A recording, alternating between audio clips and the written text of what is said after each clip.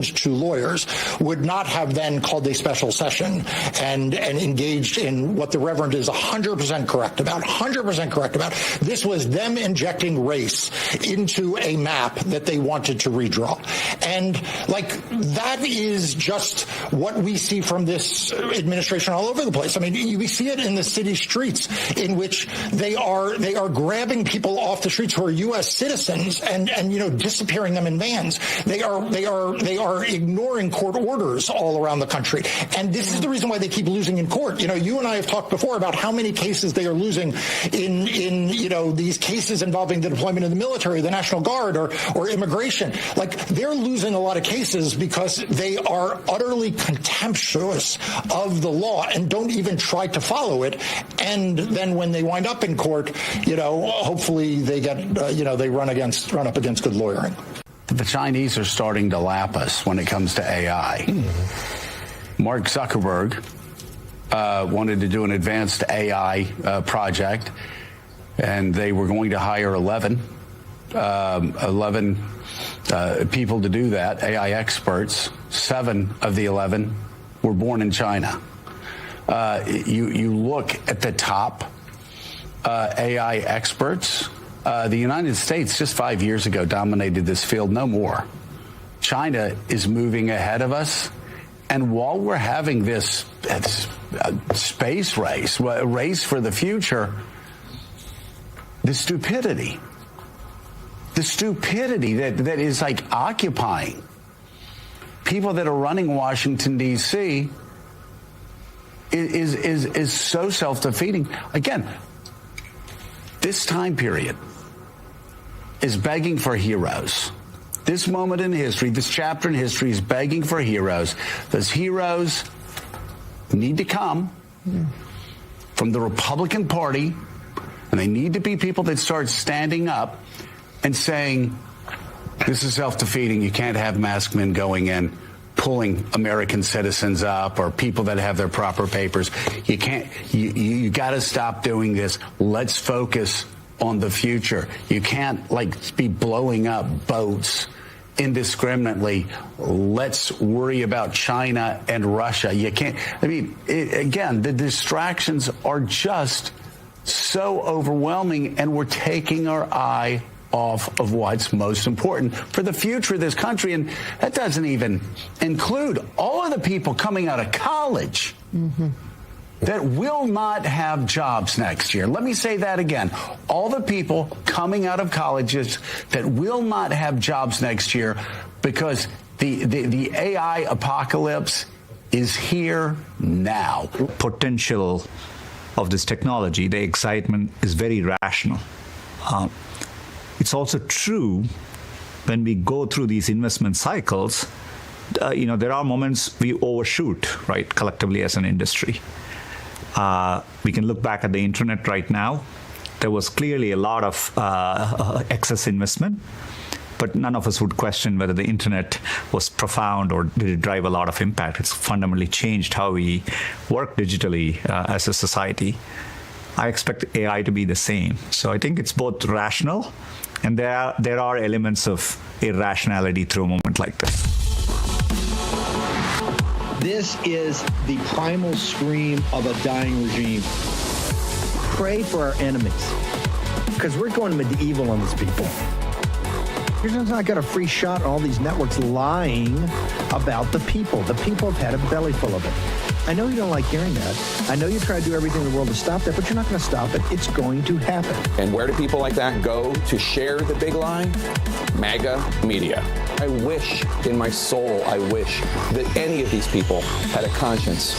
Ask yourself, what is my task and what is my purpose? If that answer is to save my country, this country will be saved. War Room. Here's your host, Stephen K. Bannon. It's Wednesday, 19 November, year of our Lord 2025. We are going to get to all of that today and break it down. We got a bunch of action items for the War Room posse, so get ready to get to the ramparts. So we've got it all. We've got polling. We're going to talk about what's happening in Charlotte. Joe Scarborough right there, that was all over the map. The reason they don't have jobs coming out, sir, is that we have 600,000 foreign nationals, both Indian from the subcontinent of India and China, that are here to take their jobs, and they all have to go home after college. You can't have this OPT where these come to college and then they're going to slide in to some U.S. company that's going to hire them. And no, sir, we're not going to stop the mass deportations to get our sovereignty back on these illegal aliens.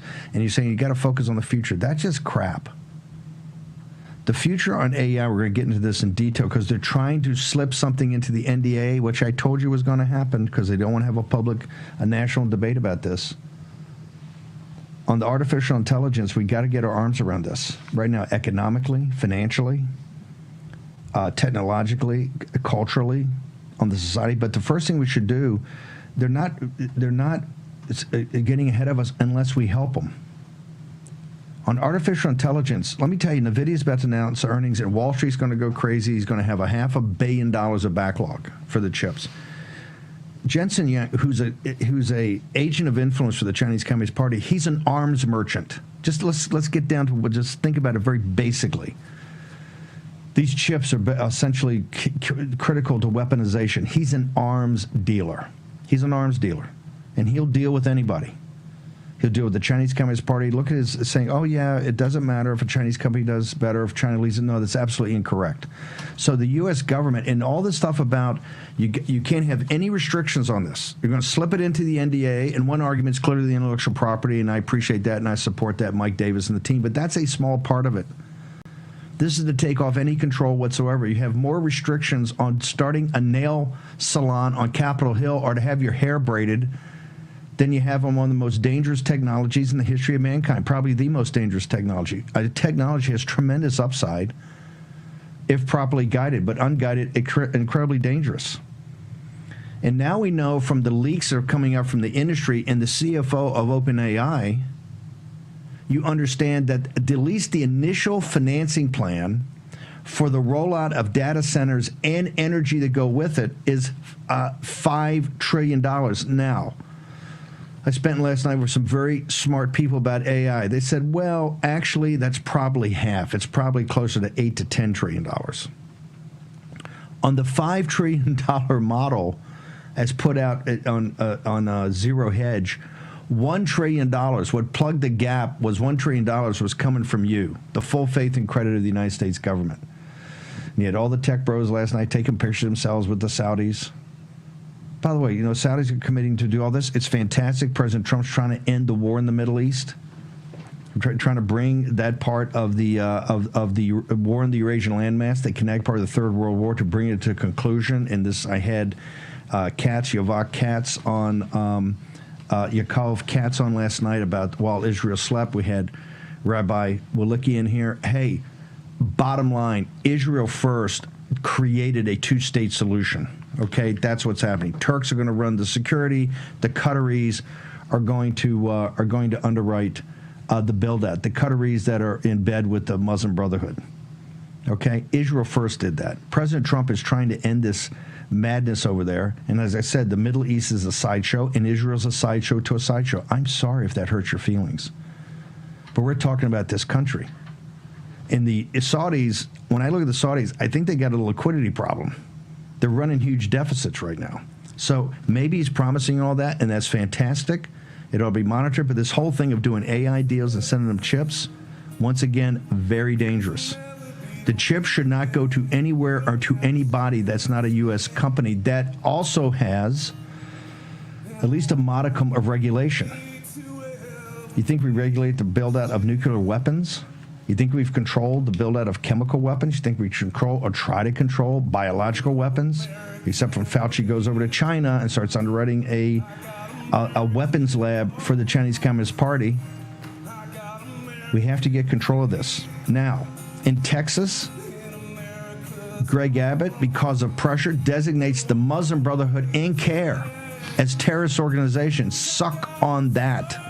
Where's the U.S. government in doing this? Abbott also, Brian Harrison's going to join us. Abbott also comes out, and I think Brian Harrison's got breaking news. He's going to stop the registration of vehicles to illegal aliens. Barris is going to join us. The polling don't look great. Let me be blunt. And you've got now this fight right now on the redistricting. People got to get up on the ramparts, and I mean not just as our audience has been doing it. I'm talking about local legislatures and the state legislature. You got to get up on the ramparts, unless you just want to turn the House over to the Democrats now, because they're playing smash mouth. They're going 10-1 in Virginia. Spanberger is going to be Newsom's VP if she delivers that. It's time to go to war on these people right now. People are kind of leaning back and everything like that. You're going to get smoked. The polling shows you. And oh, by the way, we're also going to get some Michelle Morrow, who ran for Department of Education. Boy, would they need her. Is it 30,000 students did not show up in Charlotte? Is that a red flag? You maybe got a couple of 3 illegal aliens down there, and they're trying to back President Trump off for enforcing his policies. Short commercial break. Back in the War Room in a moment. Welcome to Real America's Voice, Real Minute. Your quick look at the powerful stories of faith and freedom, inspiring audiences across the nation. Angel Studios presents. I'm Bo Davidson with your Real America's Voice, Real Minute. What if the Bible were illegal? It's not that unfathomable. The new Angel Studios film, Disciples in the Moonlight, presents this near-future scenario. Take a look. We have purified this country from the hateful words of the Holy Bible and replaced them with an inclusive, welcoming text that reflects our current values and beliefs. When you see what's happening out there, they are chasing down every hint of the original Bible. So what would real faith look like in a world where the Bible is banned? True courage is born when ordinary believers become underground disciples. We have seen our current world and society attack religion, specifically Christianity, in new and concerted ways. We even saw a true believer and witness, Charlie Kirk, be murdered for his beliefs. So when it comes to religious freedom, censorship, the law, and conscience, a film like this is not fantasy, but a cautionary mirror. These people are starving for the real word of God. Don't go! I can't walk away! You're walking away from us! You have no idea what you're up against. I do. I believe in you. I believe in this mission. But Nate, what if you don't come back? We do this tonight for the Word of God. The villains in this movie are not cartoonish, but rather insidious and real, as the moral dilemmas presented are quite true to today. It makes us think and reflect upon faith in our society as a whole, and perhaps the muster of our own personal faith. Make sure you catch this introspective film on Angel by going to angel.com/RAF to become a member. You'll immediately get 2 tickets to any theatrical release by Angel, and also exclusive access to all the great streaming series and films there. You watch, you vote, you choose. Sounds like freedom to me. Angel.com/RAF.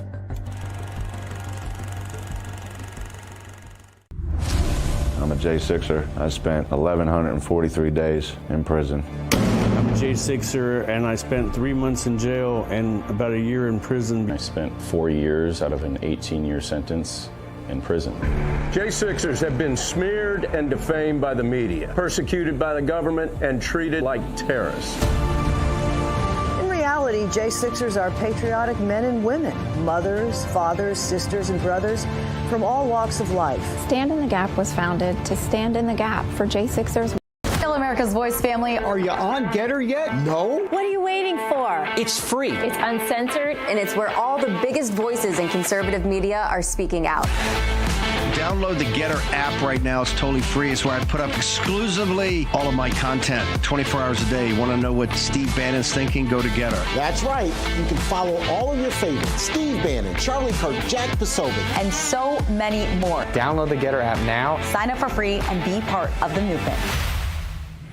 Okay, I'm going to come back to AI. Joe Allen is in studio because we have an action item where we get you up to the ramparts here momentarily. Before I just put it off total AI, with every dollar of that financing and those guarantees, it has to come from the government. That's the hidden secret. All this madness to take away your jobs and to have unbridled accelerationists. We're all going to be acceleration now with no risk mitigation that we can see, none, zero. you're going to pay for it. So here's the bottom line. The American taxpayer, we need half the equity, 50% of the equity in all these things. Yeah, Bannon, I'm not a socialist. I'm a capitalist. This is not capitalism. This is corporatism and crony capitalism. Who told her that we're giving government guarantees? We're not going to do that. You're not going to get a government guarantee where the American taxpayer, the American citizen, gets stiffed again. They're going to take all your jobs. First, they're going to H-1B visas to have the foreigners come in and take your kids' jobs, number one, and even your job if you're in your 40s in tech, okay? Number two, they're going to have the AI out there, and it's going to kill every apprentice-type job for administrative folks, lower-level managerial, and programmers in lower-level tech for the decade of your 20s. They're going to take all that right away, okay? Then they want you to pay for it. No. The American people paid for it the first time with their pension funds to the hedge funds that shipped the jobs over to China. It's not going to happen again. We need a national debate on this. This is what upsets me about trying. I warned you this was going to happen. They're going to slide it into the NDAA because, we got to prove, you got to authorize the Defense Department. Says who? You ain't authorized the Justice Department, the FBI for 25 or 30 years. Why is this a must-pass? It's a must-pass because all the pigs at the trough of the arms dealers and the arms merchants got to make sure they guarantee that money. Got to guarantee that money. Let's talk truth to power here. This is outrageous, and they're trying to slide in again with what's the last thing they slid in? The changes to Electoral Count Act of 1887. Why was that? Because they didn't have a votes and they didn't want to have a national debate, so they kind of slid it in to an omnibus bill. In the dark of night, they take these 1 or 2 pagers and they kind of slide them into these 9,000-page bills. Oh, you got to pass it, must pass. You're going to have to suck on that. Nope. Not until we have a national debate. Hey, how about our opening bid? We want half of the equity for the American taxpayer. See them wet themselves. Oh, Bannon's a Marxist. Bannon's going to, no. I'm actually a capitalist. You're a corporatist. You're a crony capitalist. That's what we got to clean out of the system. 50% of all the AI. 50%. How about that? You want a penny in government guarantees? Because they're coming for it. They're going to get so far down the road. Well, we got to do it. We're the leader in this industry. The Chinese Communist Party is about to take us over. You're giving them the chips. You're giving them the financing. You got 350,000 of their students here. You're training them. You got them all in the weapons labs. They're all over the place. So don't sit here and tell me, we have to do it. Shut that down and then let's have a conversation. Shut it all down. Brian Harrison, we're getting big victories. I want to start. You got breaking news now on the illegal aliens, but also Abbott got old-time religion because the Warren Posse and others in Texas that have been pounding this, he designated the Muslim Brotherhood and CARE as foreign terrorist organizations in violation of Texas law, sir? Yeah, he did. I got to tell you what, the posse, guys, we are racking up conservative victory after conservative victory over the corrupt liberal uniparty establishment down here in Austin, forcing action on the Muslim Brotherhood. And then right now, I'm absolutely breaking this, Steve, on your show, first media outlet I've talked to about this. I was on, I think, 2 days ago, giving out the phone number on the War Room to the posse, saying melt the governor's phone lines, because instead of locking arms with the Trump administration, doing everything we can to fight illegal immigration, the state of Texas has actually been facilitating illegal immigration for the past many, many years. And keep in mind, Governor Abbott's been a governor for 11 years. For the last decade, if you show up at a DMV, a Department of Motor Vehicle, and you want to register your vehicle, as long as you had a passport, not an American passport, any passport from any country, good enough for the Texas DMV, and you were allowed to register your vehicle and drive on the streets here in the state of Texas. Well, I found out about this a few weeks ago and brought exposure to this. We've talked about it on the posse. You guys delivered, y'all melted the phone lines of the governor. And they secretly snuck out what they're calling a clarification late last night to tax offices all across the state of Texas. And they are implementing a new policy to now actually require proof of legal status before they just issue you a vehicle registration. So this is a huge victory. And I can tell you, it's already being implemented. I just got off the phone. I live in Ellis County, Texas. I just got off the phone with our tax collector down here, Richard Rozier, and he confirmed that as soon as he got that new policy change, he has immediately ordered his team to begin implementation. So we are making a difference, and this is a huge difference, and I want to be really clear. There's a 0% chance that this would have happened if the Uniparty in Austin was left to their own devices. They didn't want to do this, and how do we know they didn't want to do this? They haven't done it for the last decade when they could have got it done, but the posse helped us come through with another huge victory, not just for the people of Texas, but for the people and the safety and the national security of folks all across this great country. Amazing. Fantastic. So we got more work for the War Room Posse today we're going to get into about AI. Talk to me about this shocking development about Texas. I understand the U.S. Laura Loomer put out that the U.S. government was finally very close to designating the Muslim Brotherhood as a terrorist organization, which they are, and that somehow it got stood down. But are you pretty shocked about what Governor Abbott did about CARE and about the Muslim Brotherhood? So I think this was another great example of where pressure from grassroots patriots, not just in Texas, but all across America, forced action that, quite frankly, in my opinion, is overdue, and it's very good. And thank you, Governor, for making that designation. That's absolutely correct. Now, here's the problem, though, or not the problem, but we got to maintain vigilance, because words, which is what the Austin Uniparty specializes in, is empty rhetoric, in gaslighting. So what matters to me now, okay, we got the designation, great, thank you, but words without action is meaningless. So I want to see investigations. I want to see arrests. I want to see actual tangible action taken against these people. That it is now the official position of the, at least the executive branch and the government of the state of Texas, that these people are foreign terror organizations. And this is going to shock you. For example, are we going to be able to do the low-hanging fruit?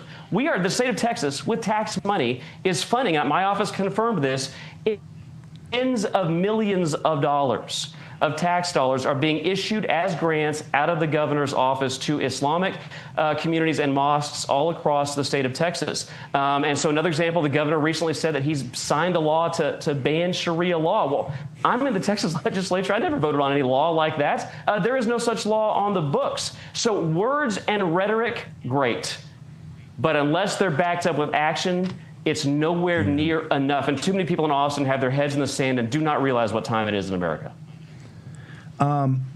Brian, before I let you go, this huge, walk us through, because Richard Barris is going to follow you, and Richard Barris has got a wake-up call on some polling here about the midterms. And he's also got some polling from Marist and other organizations. They're maybe not MAGA-friendly, but directionally people are going to get the joke. This was a bombshell yesterday, sir. What happened? Yeah.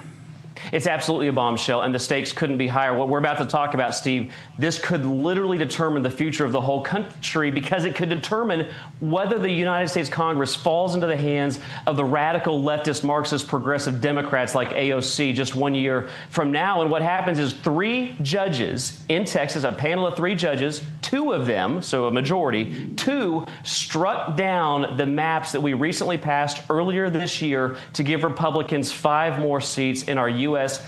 congressional delegation. And they're doing this at a late hour. People start voting in Texas in February. We have incredibly early primaries. So this, because it was a panel of judges, this will now go to the Supreme Court. The Attorney General here in Texas has said that he does plan to appeal this to the Supreme Court. I hope the Supreme Court takes it.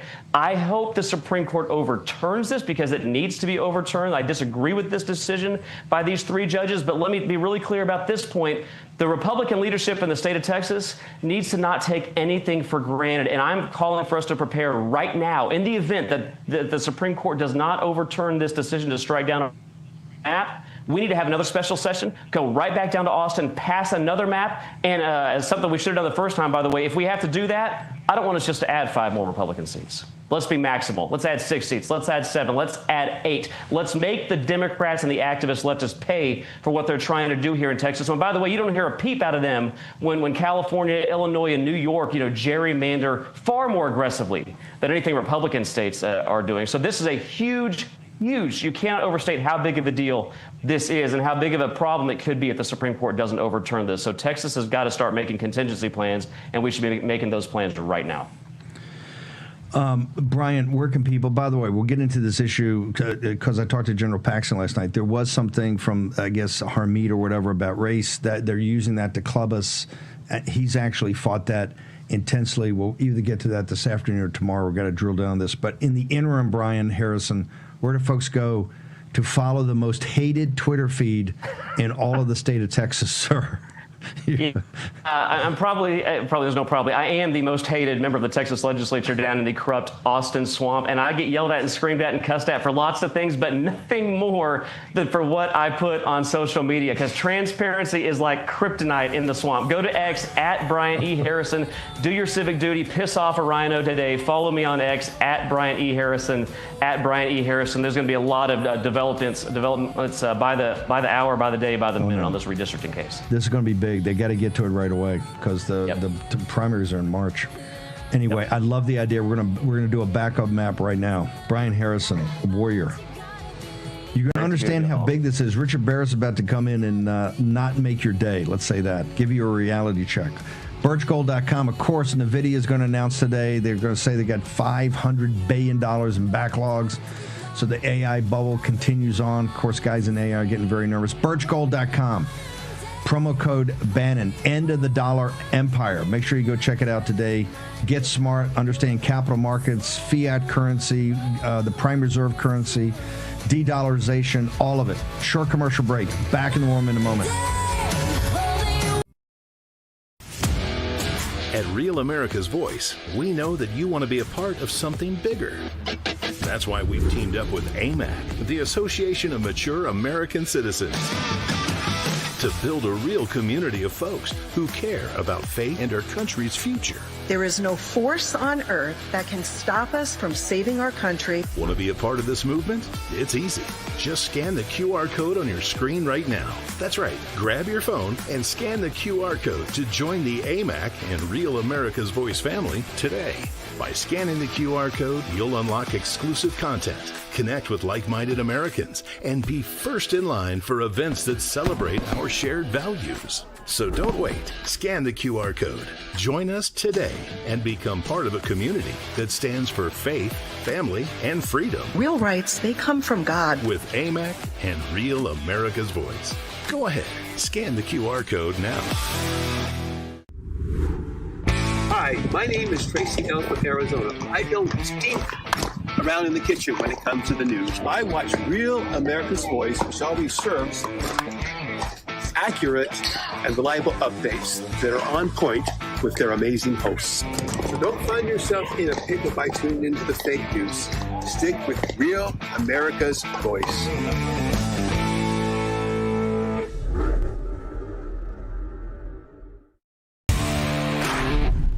This is Giselle Chaffin. I'm from North Carolina. I'd like to let you know that RAV News is the best news. Number one news. Truth seekers seek to find the truth. It'll set you free.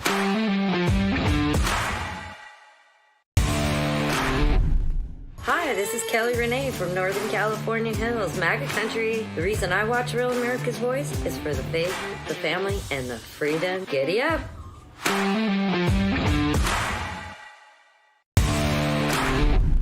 Hi, this is Becky from the Florida Panhandle, and I love watching Real America's Voice for the programming, the hosts, and my Rad Chat family.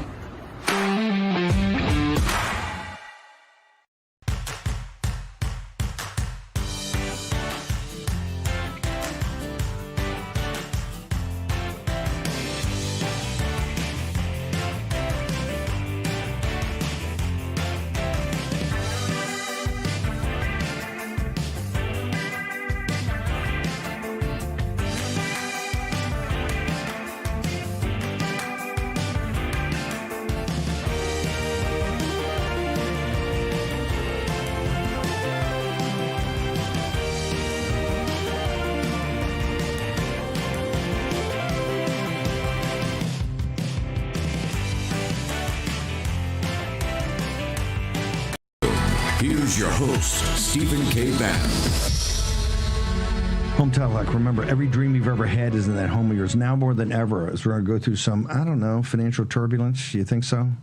That home, if you're lucky enough to own one, remember, if you're under 35 years old, or probably under 40 years old right now, you don't.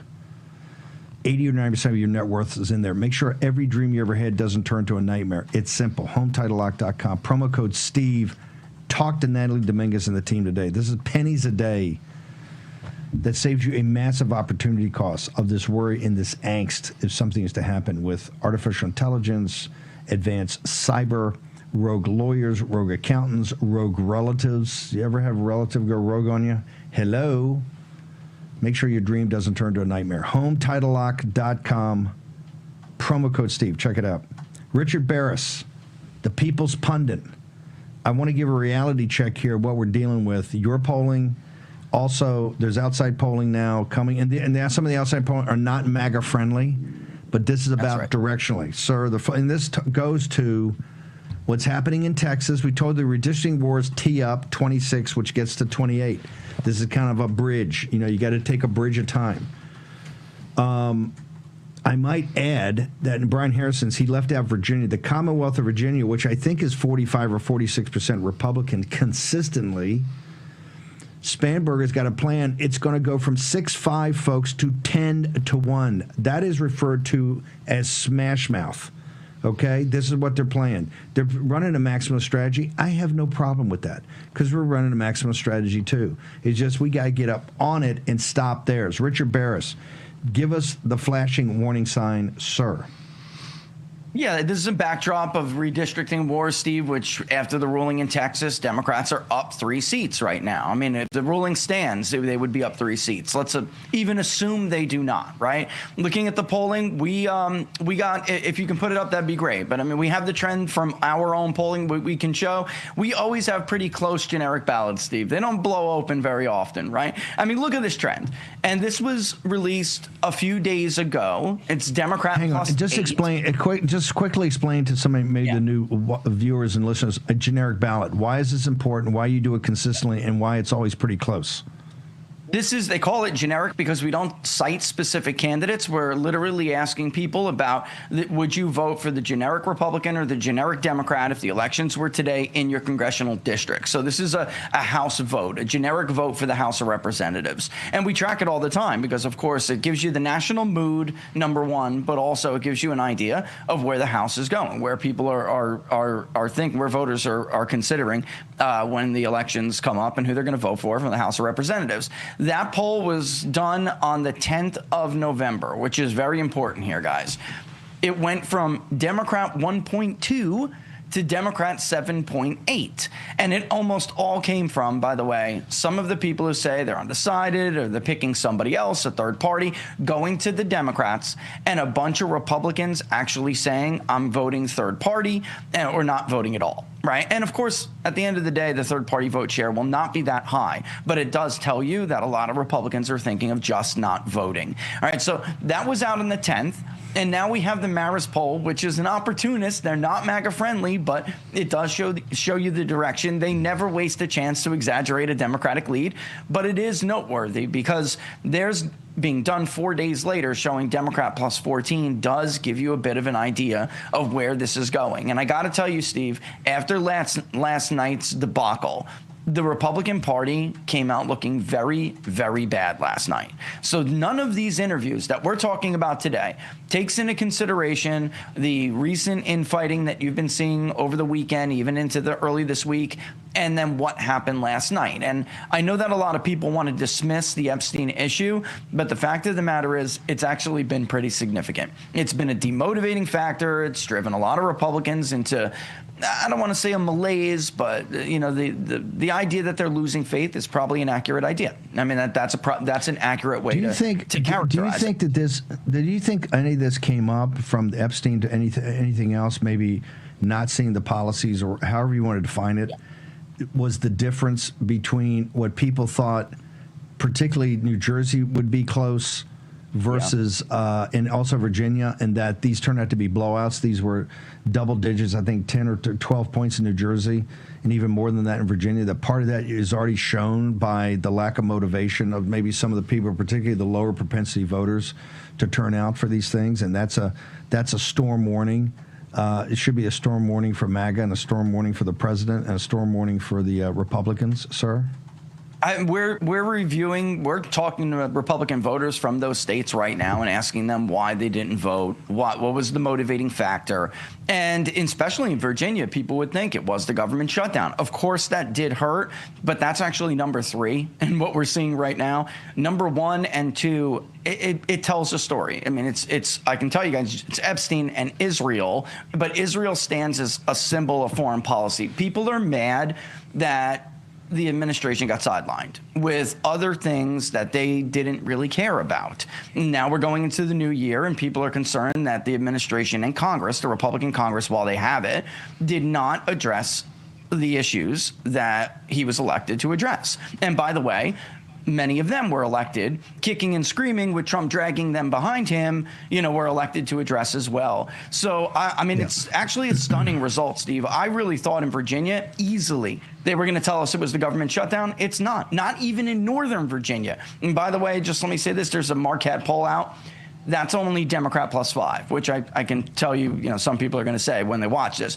But look at the field dates. Marquette was in the field on the 4th of November. This thing moved, and it moved fast. People are getting the right needs a wake-up call. I mean, that's it. The right needs a wake-up call, and then but hang on, faster they're going to get crushed. Let's even take Marquette, although it's pre-poll. Let's take it as a marker. That's 5. You're a D +8. What is Marist is out, and I understand Marist doesn't really fully incorporate ever. They always kind of miss MAGA. But it's another data point. What Marist is Democrats +14 or +12? Yeah, 14. Okay, 14. Okay, folks, when you get a generic ballot a year before a midterm that shows you, well, Barris, you tell me how many D+ or R +14s have you ever seen? That's the type of number you see on the Tea Party sweep of 2010, maybe, but 0. That's the highest you've ever seen. Yeah, I mean 0 because as far as R+, because polls did understate the Tea Party sweep. Honestly, the folks at Rasmussen and a few others back then were one of the only ones. They got made fun of it too. We're the only ones who, at this time, were forecasting a big Republican sweep was coming. And for people who say, "Oh, it's still early," it is. That's true. But guess what? Right about now, the generic ballot does start to get pretty predictive. So people's views don't change at the last minute as much as people like to think they do.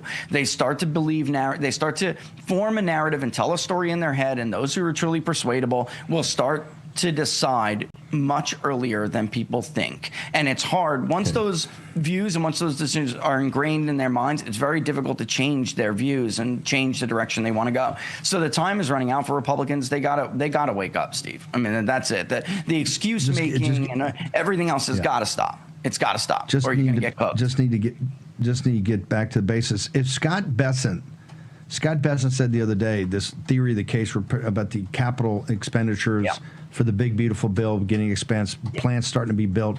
You are getting some international here. I think people got to monitor that much closer. He said the other day, Maria, it's probably the second quarter when you see the inflection point and this starts to get turbocharged. That's not too late, right? If you really start to have the economy kick in the second quarter, it rolls through the summer and the fall, that would obviously be a wind to our back, sir. Yeah, it would. That would definitely give Republicans a boost. And when we put out this poll and started showing it around over the weekend, that's the story I got too from congressional Republicans. They were like, "Look, this is going to come back. It's going to give us it's going to give us the wind at our backs moving into the election." I mean, that's in part true, but working 90, 95 days in the next year is probably not going to cut it along with that. They have to be seen as doing things because the president might get a lot of credit, Steve. The president may see a rebound in his numbers, but that does not necessarily mean it's going to translate to support for Republicans down ballot. They've had this problem for 10 years. I haven't put it up yet because I can't believe it. Scalise put out, who's the majority leader, he put out the calendar for next year. I think this is going around. Grace and Mo, if you can put it up, and if Denver's got it, they can put it up. Hold it. It has how many? 115 days of work? I actually was told it was 95 by somebody, but there you go. There's the calendar. I guess we could add it up now that we're looking at it. But this is a joke. I think it's 100. But let's say this is less than a third. What does that signal to people? Now, I understand in a midterm, you got August research, you take October off to run But when I sit there and go, I call them the Duma, and I said, hey, your number one thing should be trying to implement the executive orders of Trump because we have to codify these things into laws. They go, well, it's too hard. We don't have the Senate. It's every excuse in the book. But you've got to be there. You should be having hearings. There's so much going on out there, so much corruption of the Democrats. The Judiciary Committee should work 8 days a week.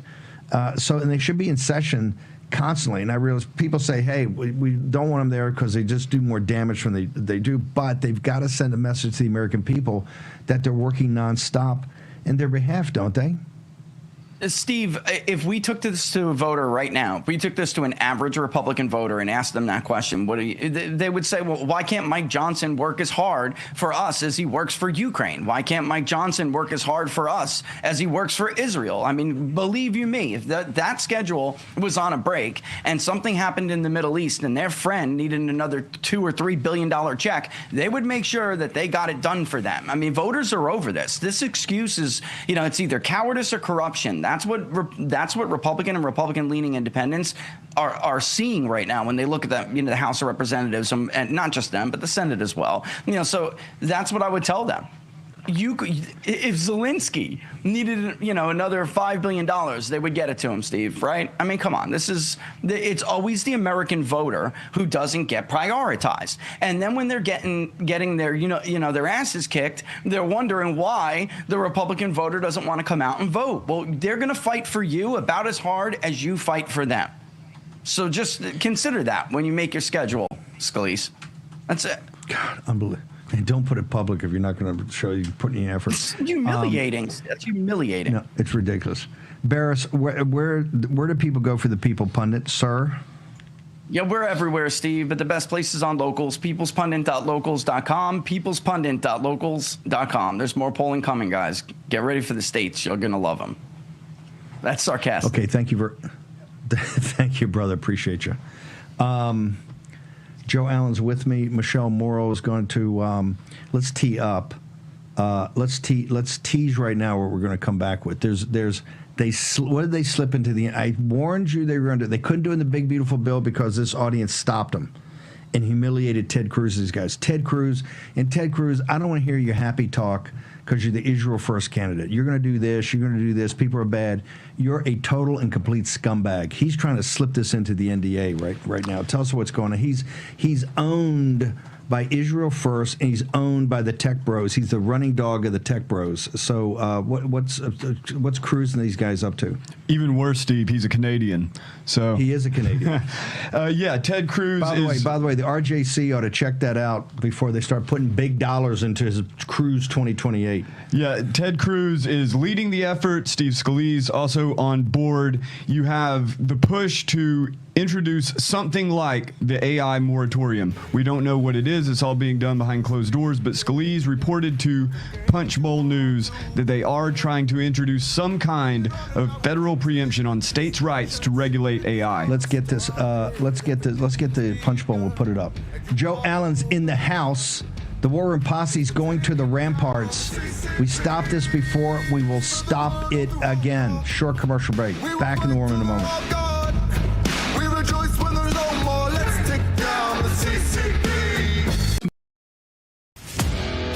At Real America's Voice, we know that you want to be a part of something bigger. That's why we've teamed up with AMAC, the Association of Mature American Citizens, to build a real community of folks who care about faith and our country's future. There is no force on earth that can stop us from saving our country. Want to be a part of this movement? It's easy. Just scan the QR code on your screen right now. That's right. Grab your phone and scan the QR code to join the AMAC and Real America's Voice family today. By scanning the QR code, you'll unlock exclusive content, connect with like-minded Americans, and be first in line for events that celebrate our shared values. So don't wait. Scan the QR code. Join us today and become part of a community that stands for faith, family, and freedom. Real rights, they come from God. With AMAC and Real America's Voice. Go ahead. Scan the QR code now. Hi, my name is Tracy Elf of Arizona. I don't stink around in the kitchen when it comes to the news. I watch Real America's Voice, which always serves accurate and reliable updates that are on point with their amazing hosts. So don't find yourself in a pickle by tuning into the fake news. Stick with Real America's Voice.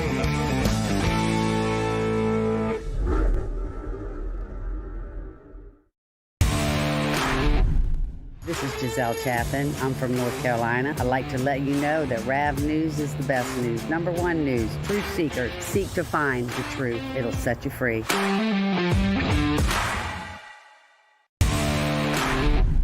Hi, this is Kelly Renee from Northern California Hills, MAGA country. The reason I watch Real America's Voice is for the faith, the family, and the freedom. Giddy up!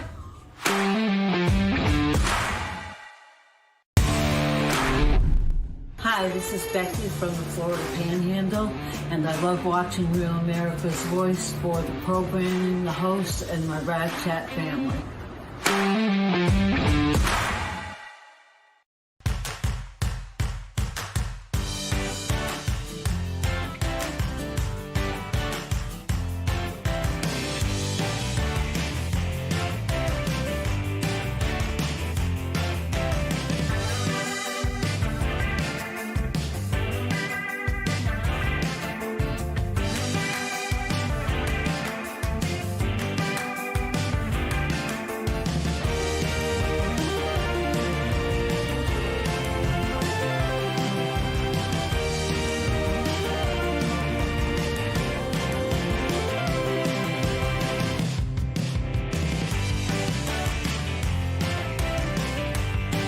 What are you hearing and seeing there?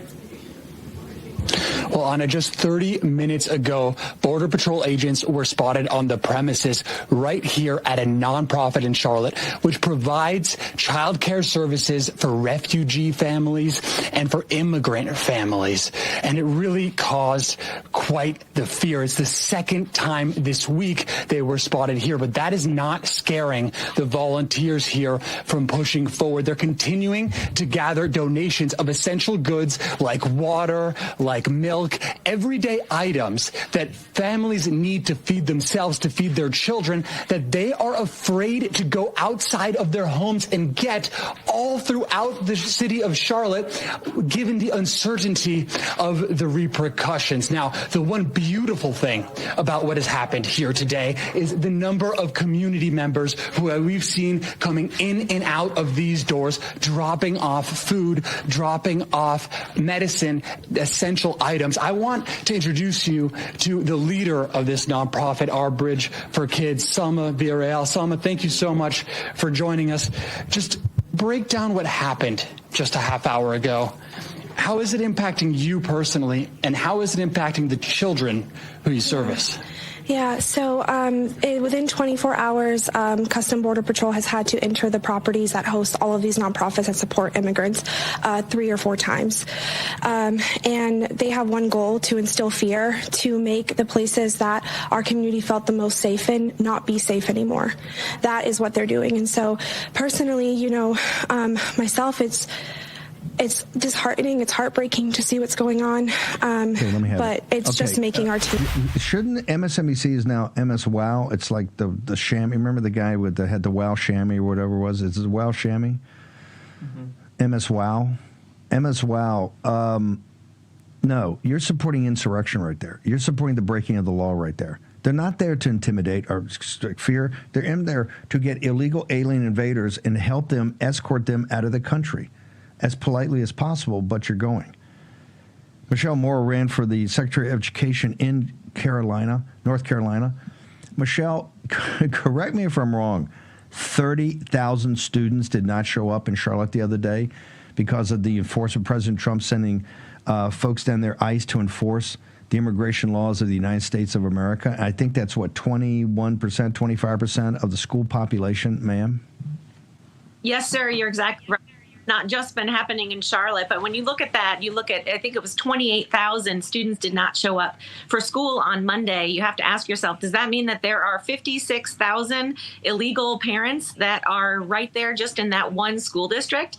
And for your listeners that don't know, North Carolina has 115 school districts, and Wake is now the largest. We've actually surpassed Mecklenburg for the number of students that we have, and they sent out a notice saying that they were going to be doing online learning for those students that were scared to come to school, and they were wanting to help the parents to basically hide their children. This is the point. Correction is actually painful, and we all know that. And what President Trump is trying to do is he's trying to correct the last 20 years of the Democrats flooding our nation with people that don't want to be Americans. They just want the benefit of living in our country. And the time now is, if you are fearful, then you should self-deport yourself. I'm pretty sure that Tom Homan has stated that you can get $1,000 per person and you can get help with a plane fare or some type of transportation to your country of origin. Why are we not pursuing that? Why did the Democrats, if they're so concerned about illegal immigration, if they're so concerned about our immigrants, why for the last 4 years when Biden was in office, were they not helping to streamline the system so people could become citizens of the United States? The Democrats have to remember something. They were in power for 12 years under BO as well as under Biden, and they had every opportunity to make sure that people that wanted to be Americans could have become Americans, and they did nothing. And for them to act like they're totally shocked and surprised is ridiculous. President Trump has never been shy since he started running for president in 2015 about the fact that we have got to ensure that Americans are put first. Michelle, about these saying they're going to let them, get an American education paid for by taxpayers in North Carolina and in the country, that they're going to do it remote. Who would log on. I mean, was President Trump got to go to court? Does ICE have to go in and start arresting the teachers? If you're going to try to let them hide, the point is, all illegal alien invaders in the country have to leave, and they're not trying to be harsh about this. It's just a fact. So how do we get now to the online aspect of it and don't let them use that to kind of shelter people? Well, to your point about breaking the law, and these people are aiding and abetting. The entire school system is doing that. But, Steve, it hasn't just been this. Since President Trump sent down his executive orders that we're not going to have any more DEI, we weren't going to be promoting the LGBTQ nonsense, whole school districts are actually bragging about the fact that they're still doing that. I mean, shockingly, the only thing that tends to work is when we take away their money. It was very frustrating when the federal government told us that we were not going to get our funding for schools because we were not following the law. And our Democrat attorney general put up a stink that he was going to sue the federal government, and they caved. They caved. The education department caved within like 3 weeks. That's the only recourse that we have, is to start making people pay penalties for their crimes. And honestly, we can even extrapolate that to everything in society. When we have our school system, which is the largest expenditure in the entire state of North Carolina, 52% of all of our tax money goes to public education in this state. And we're looking at that. We, the taxpayers, are the ones that are funding for all these people to be using our sources and to be spending the time of our law enforcement. Instead of protecting our communities, we're having to do this because you're willingly aiding and abetting crime. Michelle, where do people get you on social media? Man, we wish we had you as the head of the Department of Education in Carolina. Where do people go to find you, ma'am? You can find me tomorrow is where I am on Insta and X and on Facebook. Michelle Morrow, fire breather. Thank you, ma'am, for laying that out. Thank you for having me. The situation down in Charlotte. Thank you, ma'am. And they're trying to make it dangerous for the ICE agents. Scott Bessent, now, the IRS reports to him. He knows they got a problem. They got these massive deficits. Although he's our guy, trust me, IRS, if you got a letter from them, they want their money. They want what they think is their money. You may have a difference of opinion. If you got that, you can't argue it out yourself. Call 800-958-1000, Tax Network USA. They've solved $1 billion worth of problems for folks just like you. You can't. There's nothing you got that they haven't seen before. TNUSA.com.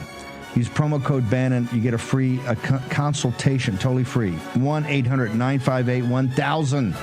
Let's get on it. Get that angst and anxiety away. Stick around. The second hour is upon us.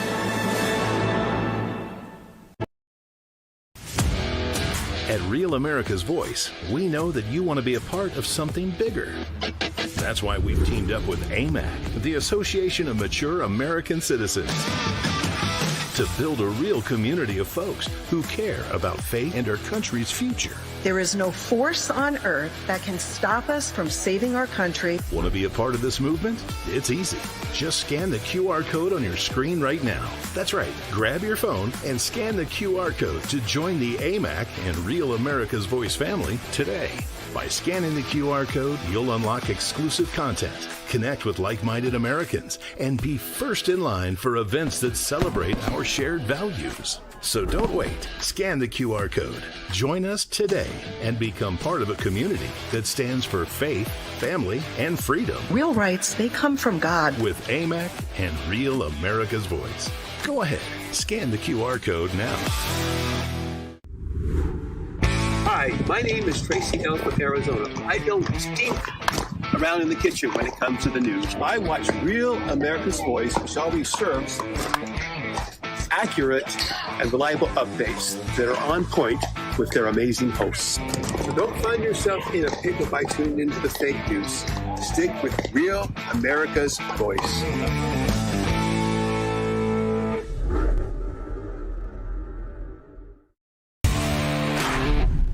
This is Giselle Chapin. I'm from North Carolina. I'd like to let you know that RAV News is the best news. Number one news. Truth seekers seek to find the truth. It'll set you free.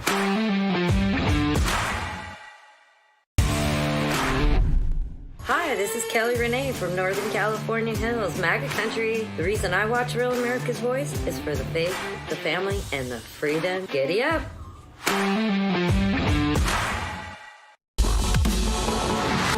This is the primal scream of a dying regime. Pray for our enemies, because we're going medieval on these people. You're just not got a free shot on all these networks lying about the people. The people have had a belly full of it. I know you don't like hearing that. I know you try to do everything in the world to stop that, but you're not going to stop it. It's going to happen. And where do people like that go to share the big lie? MAGA media. I wish in my soul, I wish that any of these people had a conscience.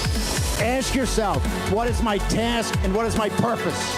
If that answer is to save my country, this country will be saved. War Room. Here's your host, Stephen K. Bannon. Wednesday, 19 November, year of our Lord 2025. Thank you for sticking around for the second hour of the War Room. Mike Davis is going to join us about the situation in Texas with the redistricting. He's also got a lot to say about this artificial intelligence. Mike Davis is leading an effort about the intellectual property side of this, how the AI companies are, because their avarice and greed know no bounds, because they don't want to pay you for any of the intellectual property you've ever had.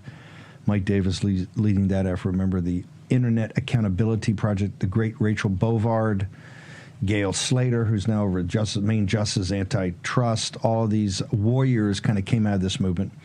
Get to in a second. Okay. Is Grace, I think, at Bill Blaster, has the list of names. You're going to mention some folks. Explain to people, we beat this back in August or September with the big, beautiful bill. What they try to do, and this goes back to the Electoral Count Act of 1887, the unconstitutional, illegal changes to it. When they have something that's so controversial that they know that they can't win any debate on a national basis, that people will rise up and say, we're not going to do this, and they'll tell the congressman, if you vote for this, you're out. Or senator, they can't break cloture. Their game is to take the most controversial things and just slide it in the middle of the night in a 9,000-page must-pass. They did this on the end. The Electoral Count Act of 1887 was a couple of years ago when Romney and all these guys, and what that tried to do was chop block us on what the Constitution and the Electoral Count Act of 1887 to talk about contingent elections, okay, and how you get there and how the count is done of the electoral votes, all of that. They couldn't even vote these things out of committee, so they slipped it into an NDAA, correction, omnibus bill a couple of years ago that had to be passed. Now, after we beat Cruz and these guys back, remember, this happened in the middle of the night. It was Cruz was going to slide it in. Marsha Blackburn came out. Josh Hawley came out. The War Room got on it, and we beat it back from the big, beautiful bill, this moratorium. And what this moratorium does is just full accelerationist with no controls whatsoever, no even discussion.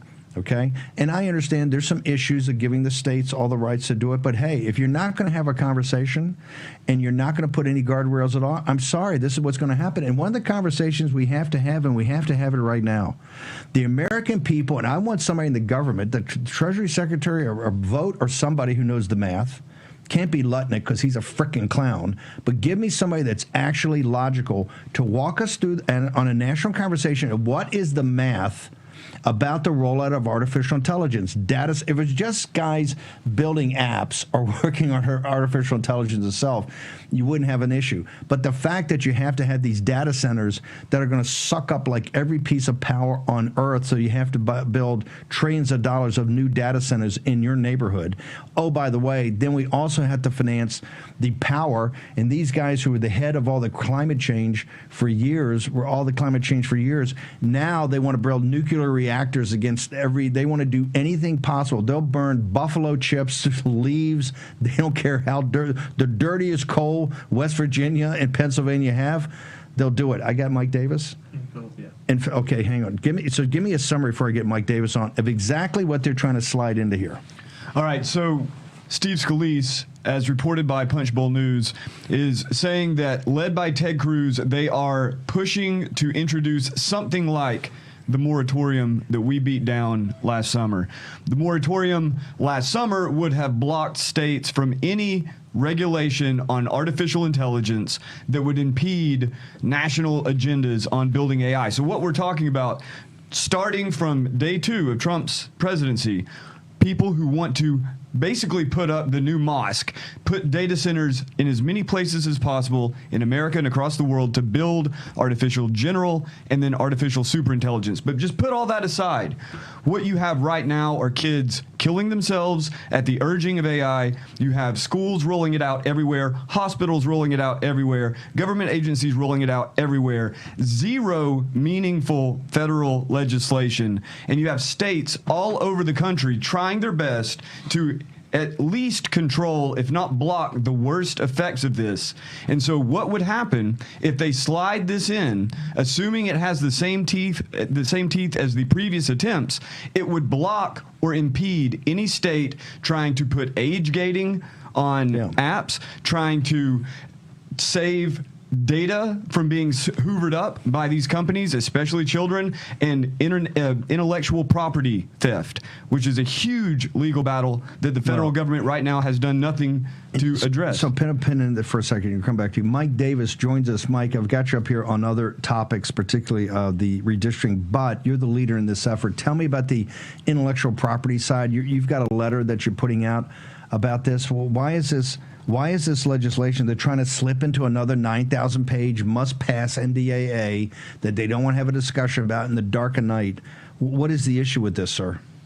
Yeah, here we go again. Remember back in late June, we saw the tech bros, big tech and their tech bros, try to push through this AI amnesty on must-pass legislation, and then we called them out with the War Room Posse. Article 3 Project teamed up with the War Room Posse, and this went down 99-1, including the lead sponsor, Ted Cruz, voting against his own measure. We're back at it again. We have Ted Cruz trying to push AI amnesty again. What they want to do is have federal preemption, they say, but they don't want any rules of the road. So they don't want state or local governments to be able to do anything about AI. But then when they do federal preemption, the federal preemption is just blanket amnesty because there's no state or local and there's no federal, right? If we're going to do federal preemption, it has to be done through legislation. It has to be done through the regular process, regular order where people can debate, they can vote, they can have amendments. And if you go through the regular process, we need to protect what I call the 4 C's.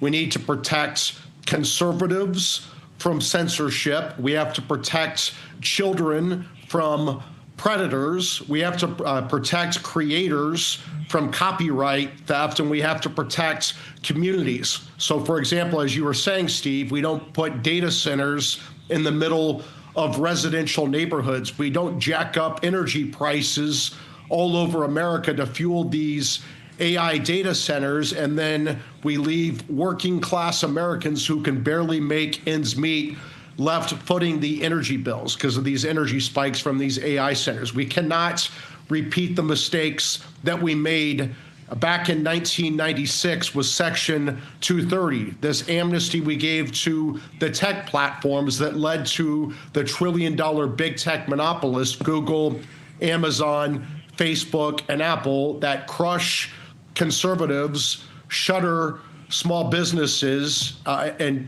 destroy our economy and destroy competition. We cannot allow that to happen. This AI amnesty is Section 230 on steroids, and we cannot have it where we're trying to jam this through Congress and must pass legislation in the middle of the night again. I don't understand why these big tech platforms are scared of the regular legislative process. If they think that they have such a great idea, why can't they have debates and votes and amendments on it? To make it murky, and I think even the guy at the press, they're saying that like a Mike Davis, in your argument, you're defending the woke. We're going to have woke AI. It's the exact opposite. They're saying, oh, you get some of these blue states, you're going to have woke AI. I just want to go through the argument again, the 4 C's, and why this is so important. And if these people thought that they had the righteousness on their side, we would have a full national debate on this right now. They know they don't have the votes. This is Cruz, that scumbag, trying to slide it in months ago. We outed him. He turned around and voted for it. It's the exact opposite. And now the Canadian, Israel First Ted Cruz, is trying to slide it in again, outed by the media the other day. But go through, Mike, one more time, the 4 basic, your punch list of the 4 C's. Well, let me just say this. This is the same Ted Cruz who handpicked in 2019 a Texas federal judge who just threw out Texas's redistricting plan and essentially gave the House of Representatives to Democrats. So I don't think Ted Cruz has a good track record right now. But the 4 C's, we have to protect the 4 C's. If we're going to do federal preemption so we can compete against China, as they pretend, we have to steal like China to compete against China. We need to have slave labor like China to compete against China. But if we're gonna do federal preemption so we can coddle these trillion-dollar big tech platforms, because apparently the big tech platforms are it's the only industry in America that can't navigate the states. But if we're going to do federal preemption, they need to protect the 4 C's. They have to protect conservatives from censorship. They have to protect children from predators. For example, there's the teddy bear that has AI that talks sexual explicitly to kids. I call it the pedo bear. Does Ted Cruz want states to be able to say that we can't sell pedo bears to kids, or do we need to sell pedo bears to kids in order to compete against China, right? We have to sell pedo bears like China to compete against China. And so we have conservatives, children, we have communities. We can't put AI data centers in the middle of residential neighborhoods. We can't jack up the energy prices, the water prices to subsidize these trillion-dollar AI platforms. And then we need to protect creators, content creators. We can't rip off every copyright in America to so-called train their machines. We have to steal like China to compete against China. We need to rip off these copyrights so every creator in America doesn't get compensated for their copyrights and they go out of business. So we can compete against China. So we can make the big tech platforms trillions of dollars. Hell no. Where do people go on Article 3 right now? Because we're going to the ramparts all day today. We only got a day or two to get on top of this because they're trying to slide it in the middle of the night. Article 3, where do they go right now, Mike? Yeah, it's article3project.org, article number 3project.org. And if you take action, it's on the screen right now. The War Room Posse should go to this action item. It's Tell Congress to ensure that they don't include the 10-year AI amnesty in the National Defense Authorization Act. This is must-pass legislation. If you go to here, this will help you email both of your home state senators along with your U.S. House representative. You can do patch-through phone calls to all three of those offices, and you should. And you should also light them up on social media. And our phone to action on Article 3 Project's action page makes it very easy for the War Room Posse to do all of those things.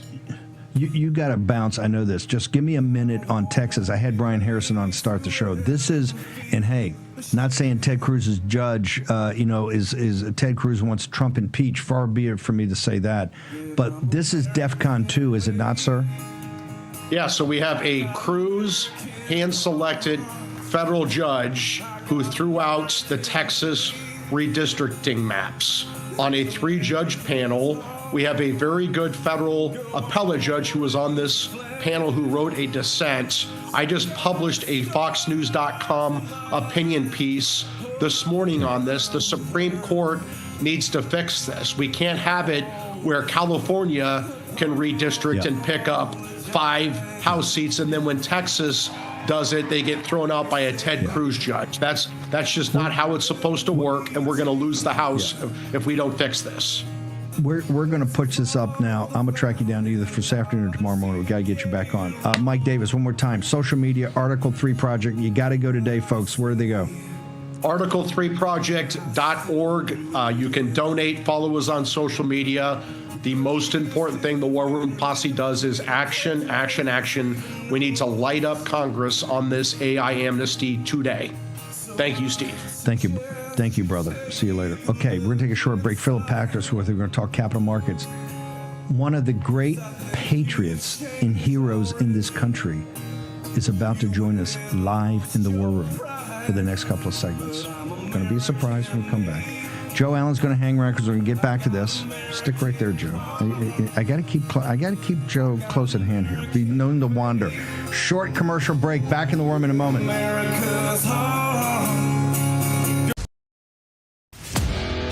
At Real America's Voice, we know that you want to be a part of something bigger. That's why we've teamed up with AMAC, the Association of Mature American Citizens, to build a real community of folks who care about faith and our country's future. There is no force on earth that can stop us from saving our country. Want to be a part of this movement? It's easy. Just scan the QR code on your screen right now. That's right. Grab your phone and scan the QR code to join the AMAC and Real America's Voice family today. By scanning the QR code, you'll unlock exclusive content, connect with like-minded Americans, and be first in line for events that celebrate our shared values. So don't wait. Scan the QR code. Join us today and become part of a community that stands for faith, family, and freedom. Real rights, they come from God. With AMAC and Real America's Voice. Go ahead. Scan the QR code now. Hi, my name is Tracy Ellis from Arizona. I don't stink around in the kitchen when it comes to the news. I watch Real America's Voice, which always serves accurate and reliable updates that are on point with their amazing hosts. So don't find yourself in a pickle by tuning into the fake news. Stick with Real America's Voice.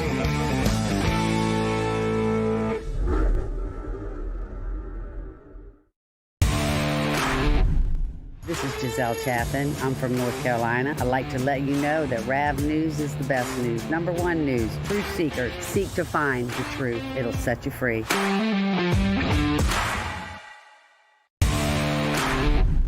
Hi, this is Kelly Renee from Northern California Hills, MAGA country. The reason I watch Real America's Voice is for the faith, the family, and the freedom. Giddy up.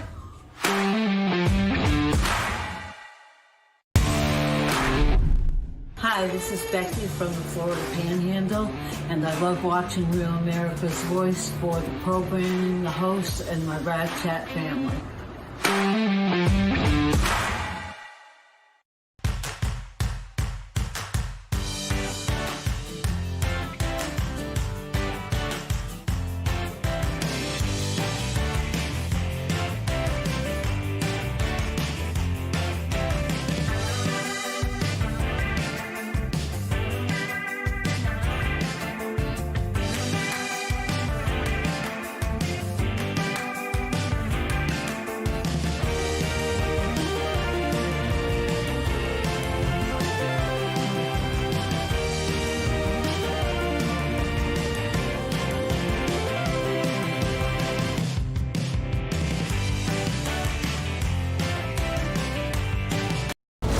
America's Voice family. Are you on Getter yet? No? What are you waiting for? It's free. It's uncensored. And it's where all the biggest voices in conservative media are speaking out. Download the Getter app right now. It's totally free. It's where I put up exclusively all of my content 24 hours a day. You want to know what Steve Bannon's thinking? Go to Getter. That's right. You can follow all of your favorites. Steve Bannon, Charlie Kirk, Jack Posobiec. And so many more. Download the Getter app now. Sign up for free and be part of the movement. Okay, we're up all the time on Getter. One of the great patriots, Judge Troupas. You are so extraordinary to have you in here today. Thank you for coming by. I certainly appreciate it. Great to meet you. Well, it's fantastic. What you've done for the president and the country and what you've gone through, we're going to get to all that in a second. The journey, trials and tribulations. You talk about people putting it on. Judge Troupas is one of them. Philip Patrick. Hey, Philip, I got you on here. This article in the Financial Times, please decipher this for me. I want Grace and Mo to put this out everywhere in Elizabeth and make sure people can read it. It's got gold-plated FOMO powers bullion's record-breaking rally. Is that what's driving? Is that the purchases of the central banks of the Chinese Communist Party in Europe that are driving gold, sir? Absolutely. We've seen record-setting central bank gold buying. As I've said before, the pace of this buying is escalating. The last recorded quarter, the third quarter of this year, central banks set a new record, beating the previous quarter record by 28%. So the velocity is increasing. It's being driven predominantly by China, India, and others. And like I said, I don't think it's going to stop. Why are they? This is the fear of missing out. Why are these central banks that have a better idea of the de-dollarization? They have a better idea of the power of different currencies, the relative power of currencies. Why are the central banks? I think people are saying, hey, I can understand maybe if it's individual investors, institutional investors, maybe even money center banks. But when central banks do it, and I think it's now 3 or 4 quarters in a row, maybe 2 years in a row, that every quarter they're continuing to do it. Why do they have the fear of missing out? Why are they the FOMO powers?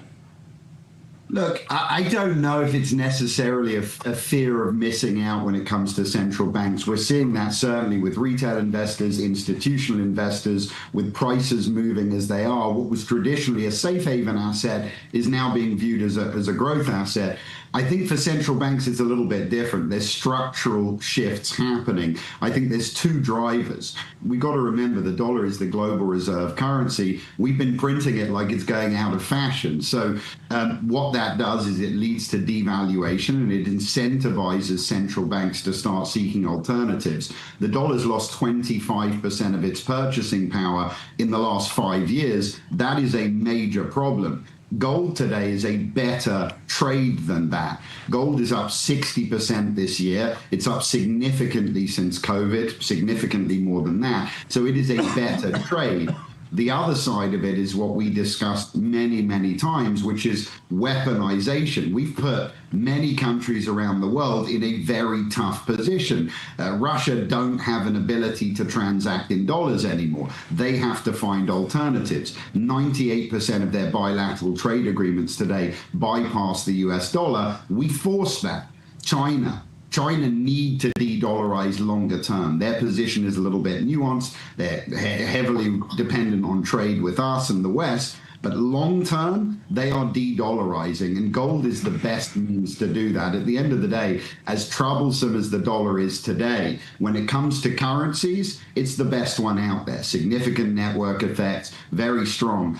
Gold is a solid alternative, and central banks are moving in that direction. We have to remember that was always the way, right? Prior to the 80s, gold was the overwhelming share of central bank reserves. We saw that shattered in the 80s, but we're seeing a reversion back to what has always been the historical norm. So I think for central banks, this is a structural shift as opposed to FOMO.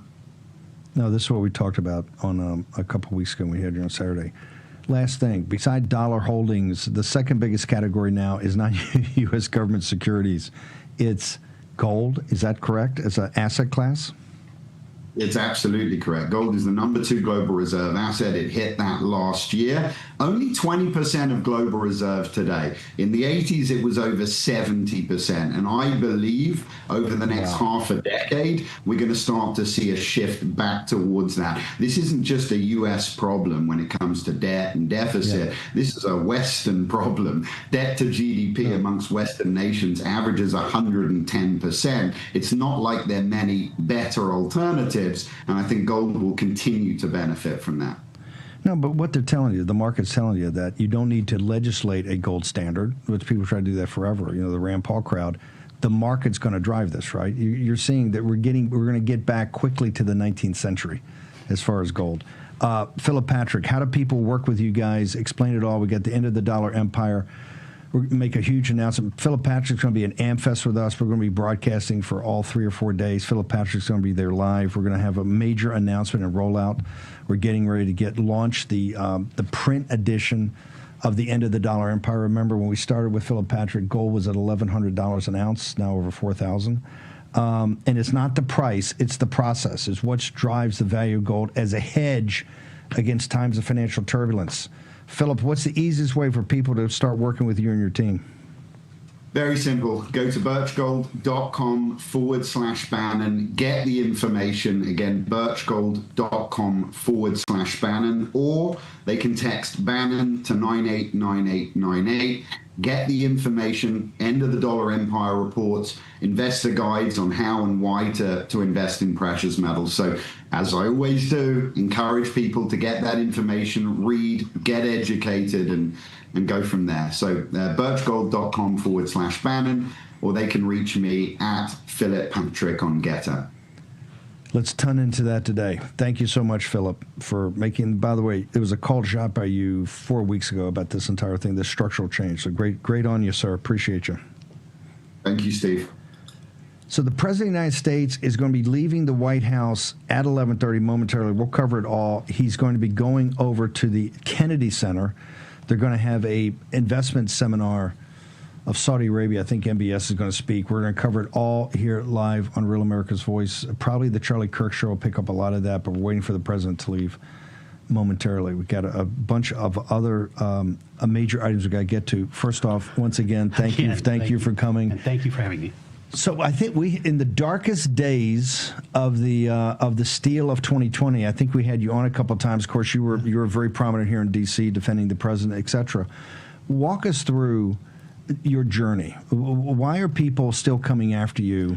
And because you're a solid as a rock judge from Wisconsin, why would they pick on one of Heartland's America's best, sir? Well, I think there's 2 reasons now.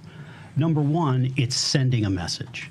The Democrats are. The Democrats. If we can destroy a guy as renowned as Judge Tropas, they can destroy anybody. And they won't hesitate at anything. I said I have a list of 17 separate legal actions they have brought against me. What did you actually do? What is in history? You're known as the guy that did what?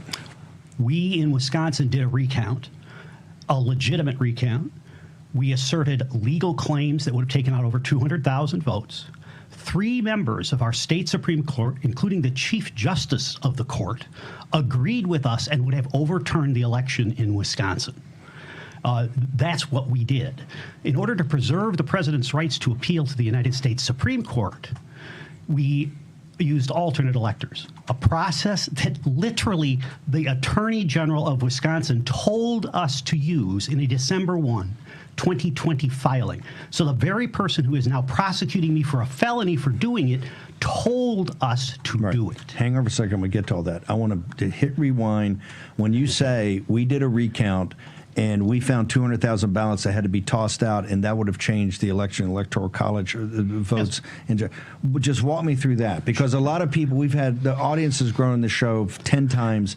There are a lot of people who are not with us in the darkest days of 2020 when you really stood in the breach and said, hey, this thing's got to get sorted. So as a result of COVID, they changed all the rules in Wisconsin. the legislature didn't change them. I helped write the election statute in Wisconsin. I was one of 2 citizen members on a bipartisan commission that in 2005, 2006 rewrote the election laws and the recount laws in Wisconsin. So when the president's people called, they were calling, forgive me, the expert on recounts in Wisconsin. The moment we looked at the election, and I had no relationship with Donald Trump before that. You had no axe in this. You were just the guy. But you were the guy that was considered the axe in this space.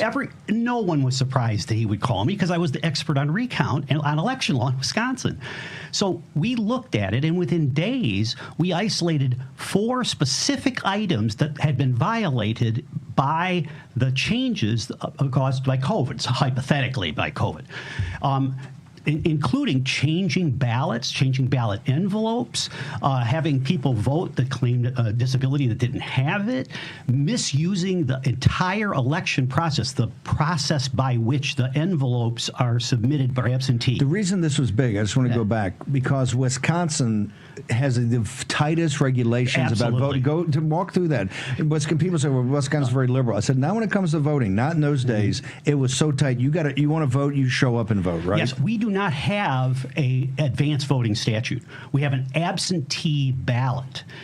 Voting is, by statute, in the law, voting absentee is a privilege, not a right. And any ballot not cast slavishly under the statute is in the statute, cannot be counted. Okay? We did not assert fraud in a broad way or things we didn't have. We knew specific people.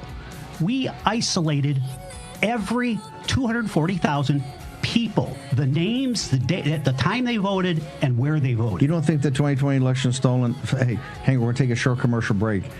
The reason you caught some of them, they went up on Facebook and started mocking. Yes, they went on Facebook later. I'm in Aspen, Colorado. I said, they lied. This was the most egregious, in your face. It took a hero. They went to the Mr. Smith Goes to Washington guy. So I blame it. And you know what? Ever since then, his life has been hell, and people stood by and let that happen. Short commercial break. Judge Troupas from Wisconsin in the house.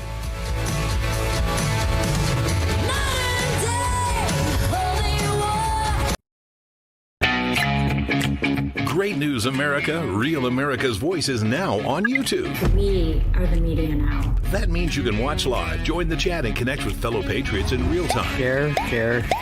Your voice matters, and this is your chance to be part of the conversation shaping our nation. God bless all of you. So don't wait. Hit that subscribe button, turn on your notifications, and tune in to Real America's Voice on YouTube today.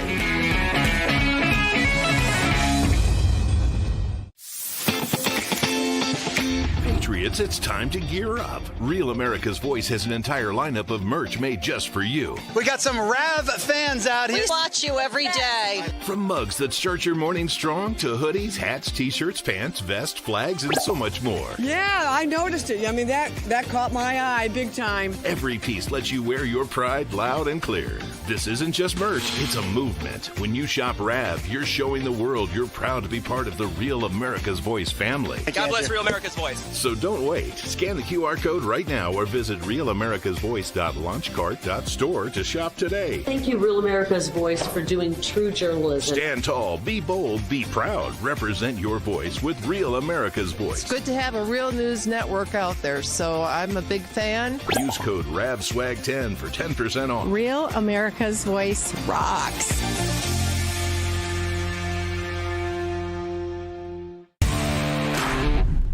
Hi, I'm Bridgie. And why do I love Rav? Well, even out here in the cornfields of Iowa, I still need news I can depend on. That is Real America's Voice.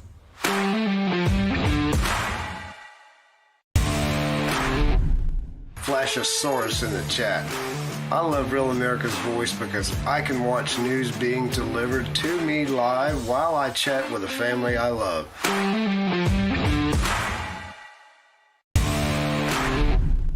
I'm Patriot Mermaid, and I'm from West Haven, Connecticut. When the mainstream media wasn't giving us the truth, I went and looked for the truth and found it on Real America's Voice. Come and join us. Come on.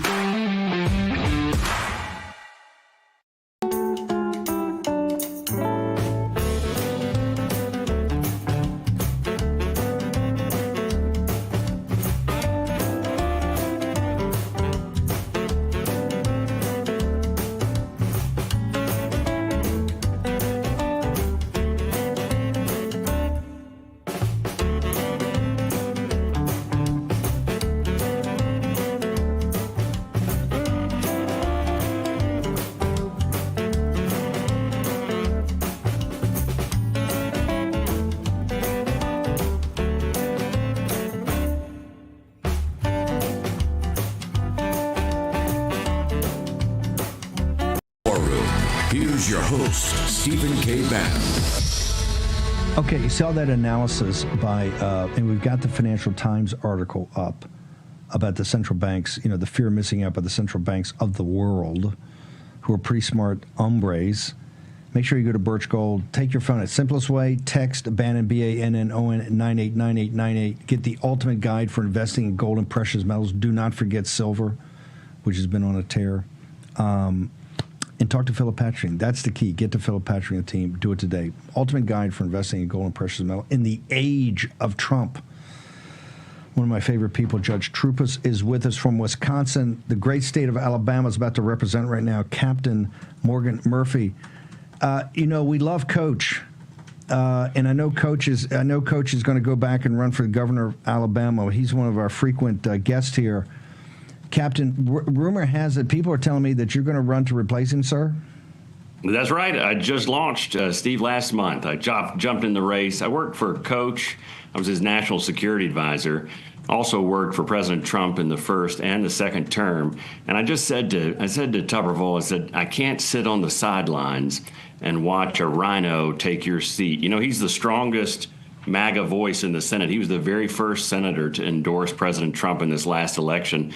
And for some reason, really ruby red states send squishes to Washington. Deep blue states send people like Elizabeth Warren and Bernie Sanders to D.C. But deep red states, we've got one Southern senator who actually voted to impeach Donald Trump. I don't know why that is, but that's why I got in the race, because I just couldn't sit this one out.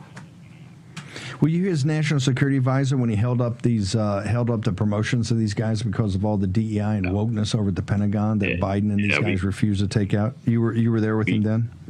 I was right there in the trench with him, and man, he was the only one that stood up. There are a lot of guys in D.C. who talk about, we're going to stop this and we're going to stand up to people, and I'm going to get up there and I'm going to be a fighter, whatever. You know what? When the chips came down, the country club that is the Senate.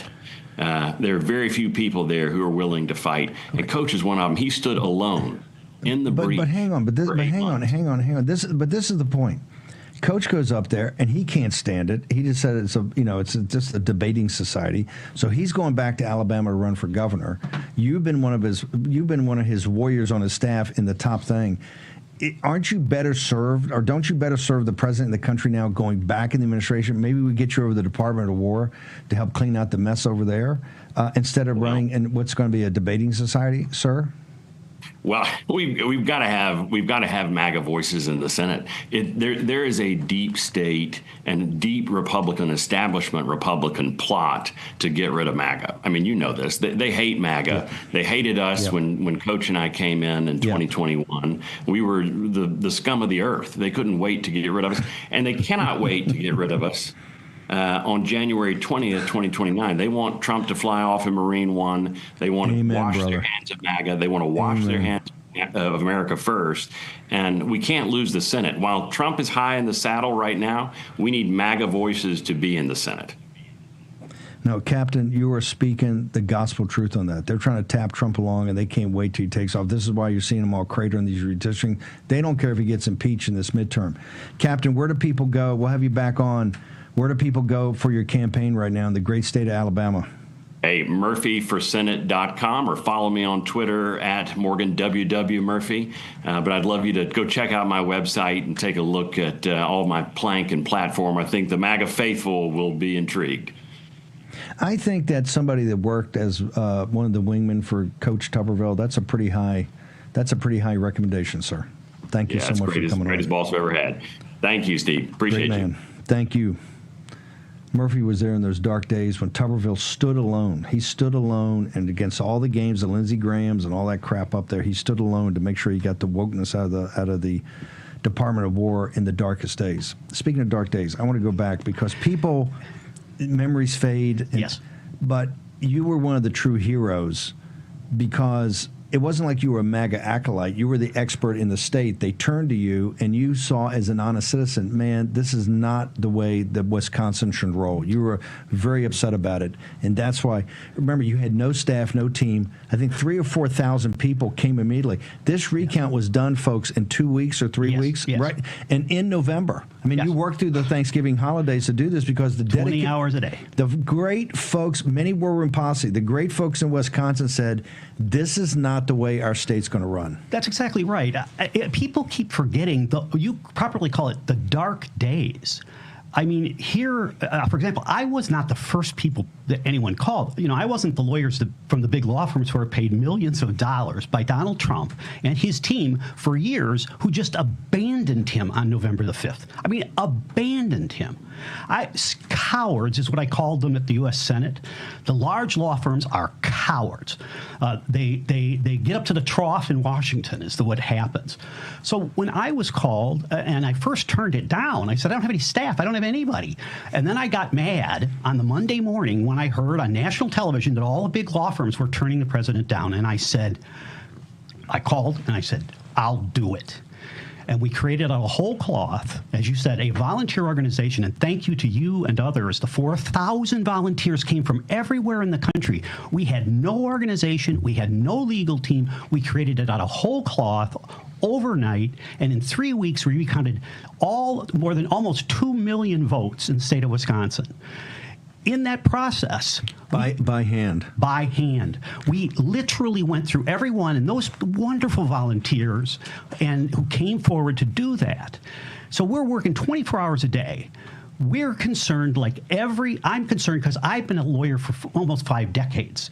The first question you ask is, what's my deadline? Because if you miss a deadline, gone. That's legal malpractice at its highest level. And we were working for the President of the United States. I figured, well, let's get it right. So, we analyzed it right away, and we determined that our actual date was January the 6th. Al Gore blew this. Here's a great example. The great irony of this is, had Al Gore's lawyers done their job in 2000, he probably would have been president. I'm not making that up. Down in Florida. Correct. Right. And I worked on the recount in Florida.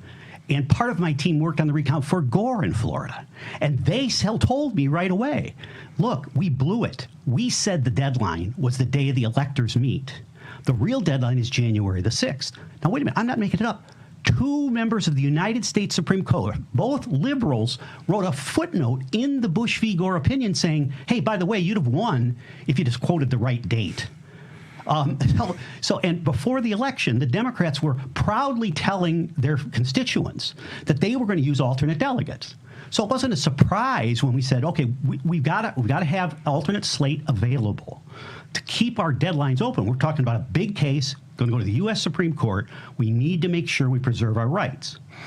That's what we did with the alternate electors, and we announced it publicly. So now they make this idea. But more importantly, you went to the Attorney General of the state and walked through the plan, and it was approved. They approved it on December 1st in a filing. They told the court, they were asked by the court, what's the deadline?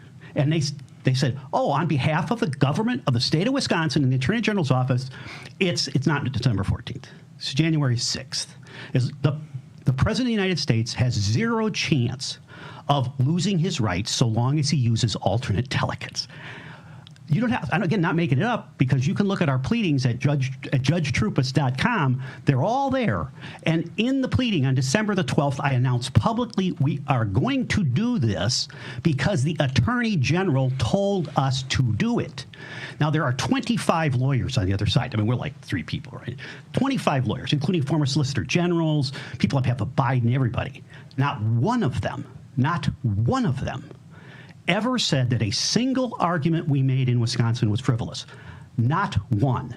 Second, they conceded in the pleadings that our facts were correct. Those voters voted contrary to the statute as we interpreted it. They did not dispute that we had properly identified all 240,000. Third, they said that that they could have objected. They never objected. They never said don't meet. They never said it's a felony. Now the Attorney General and 3 members of our Supreme Court voted with us. This wasn't like anywhere else in the country. I don't know about what happened. Slow down. Give us that again. Apologize. I go fast. No. Why was it not like anywhere in the country? Because we identified the specific voters by name, by address, by precinct, by date of vote that we said were invalid. So there was no guessing. We knew that, and we have a procedure in Wisconsin. It's the reason they have to destroy you. You Correct. understand this? They have to destroy you because of that fact. That's fair. I've come to think that. I thought I was a lawyer in a backwater pond, a place I love in Wisconsin. I had no idea that I'd become the centerpiece of their attacks. Because you're a good and decent man. That we're doing this for the country and for the state of Wisconsin. That's who they have to destroy most of all. Well, they hate the partisans, but the guys are just sitting there going, hey, this thing was stolen because you got these. That's the guy they got to destroy. I think because they have to send a message to everybody else. This is why the big law firms are all cowards. The big law firms understood one thing. If we do this, they're going to come after us hard, and we're not going to do that because we like making money. I think what's really surprised me since all of this, and mind you, you've been through it. So many people. I mean, I cried for the people that went to the Capitol and ended up in jail. I was really sad much of that time because I would have come out here and helped defend them, but I couldn't because I was under indictment. I was being attacked. People like me. But talk about the indictments. Talk about what happened. Talk about what happened to you specifically, how they came after you. Yeah, well, so there have been 17 separate actions. Civil actions, January 6th. They have multiple bar complaints against me. They've literally attempted to bankrupt me and certainly have destroyed my reputation. I spent 50 years building a reputation, and I always said there wasn't a lawyer in Wisconsin on November the 3rd, that would not have sat next to me and said, I'm proud to sit next to Judge Trupus. And then the Democrats went after me, and they vilified me. I mean, my wife every night would stay up wondering when our door was going to be broken down. By the way, we found out now, courtesy of Senator Johnson's committee, that, in fact, they have stolen all my records. They had, in fact, stolen all my client records by going after my email accounts and the like. I think I mentioned that my son, the intimidation, they took my son off a Disney cruise, took his electronics and questioned him, the feds. That your son's in front of everybody. In front of their kids. That, this is the Mike Flynn, right? We're going to go after your family now. There was nothing below what these people would do. I didn't understand that. I did not understand that they would literally go after every member of my family. Trupus is an odd name. They went after everyone in the country that had that last name. They did everything they could to destroy me and my members of my family over and over and over. And again, trying to bankrupt me now. The felony charge, now get this, they now argue, according to a decision in August, that we could not meet on October the 4th, that we could not meet on December 14th, that in Wisconsin, it was a felony for the electors to meet and cast a ballot. Now think about this.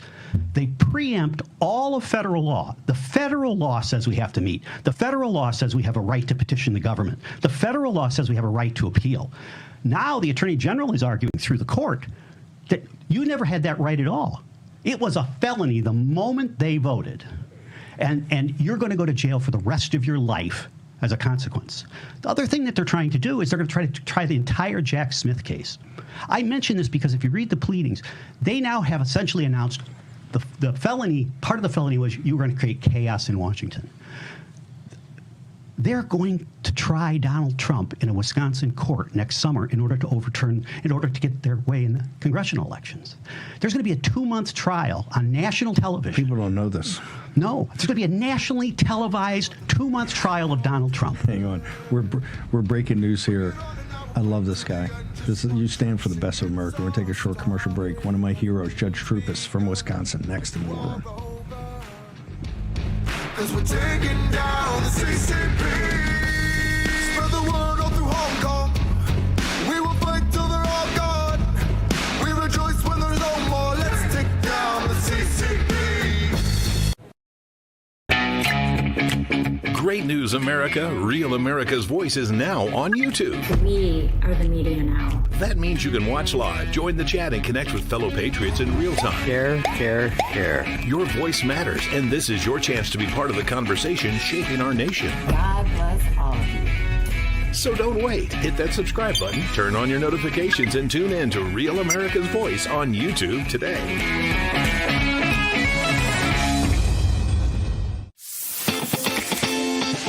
Patriots, it's time to gear up. Real America's Voice has an entire lineup of merch made just for you. We got some Rav fans out here. We watch you every day. From mugs that start your morning strong to hoodies, hats, t-shirts, pants, vests, flags, and so much more. Yeah, I noticed it. I mean, that caught my eye big time. Every piece lets you wear your pride loud and clear. This isn't just merch, it's a movement. When you shop Rav, you're showing the world you're proud to be part of the Real America's Voice family. God bless Real America's Voice. So don't wait. Scan the QR code right now or visit realamericasvoice.launchcart.store to shop today. Thank you, Real America's Voice, for doing true journalism. Stand tall, be bold, be proud. Represent your voice with Real America's Voice. It's good to have a real news network out there, so I'm a big fan. Use code RAVSWAG10 for 10% off. Real America's Voice rocks.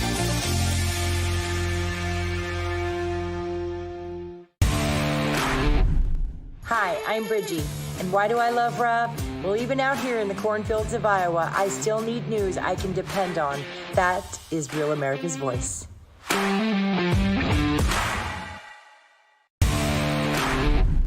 Flashosaurus in the chat. I love Real America's Voice because I can watch news being delivered to me live while I chat with the family I love.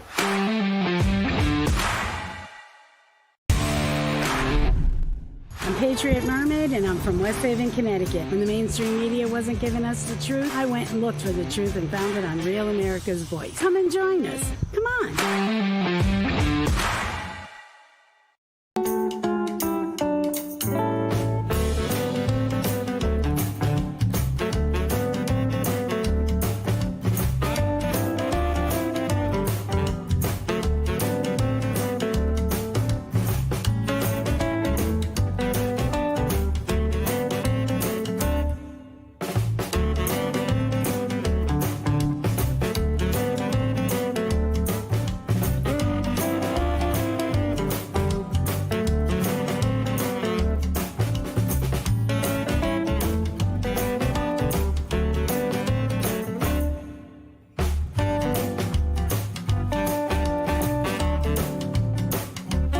War Room.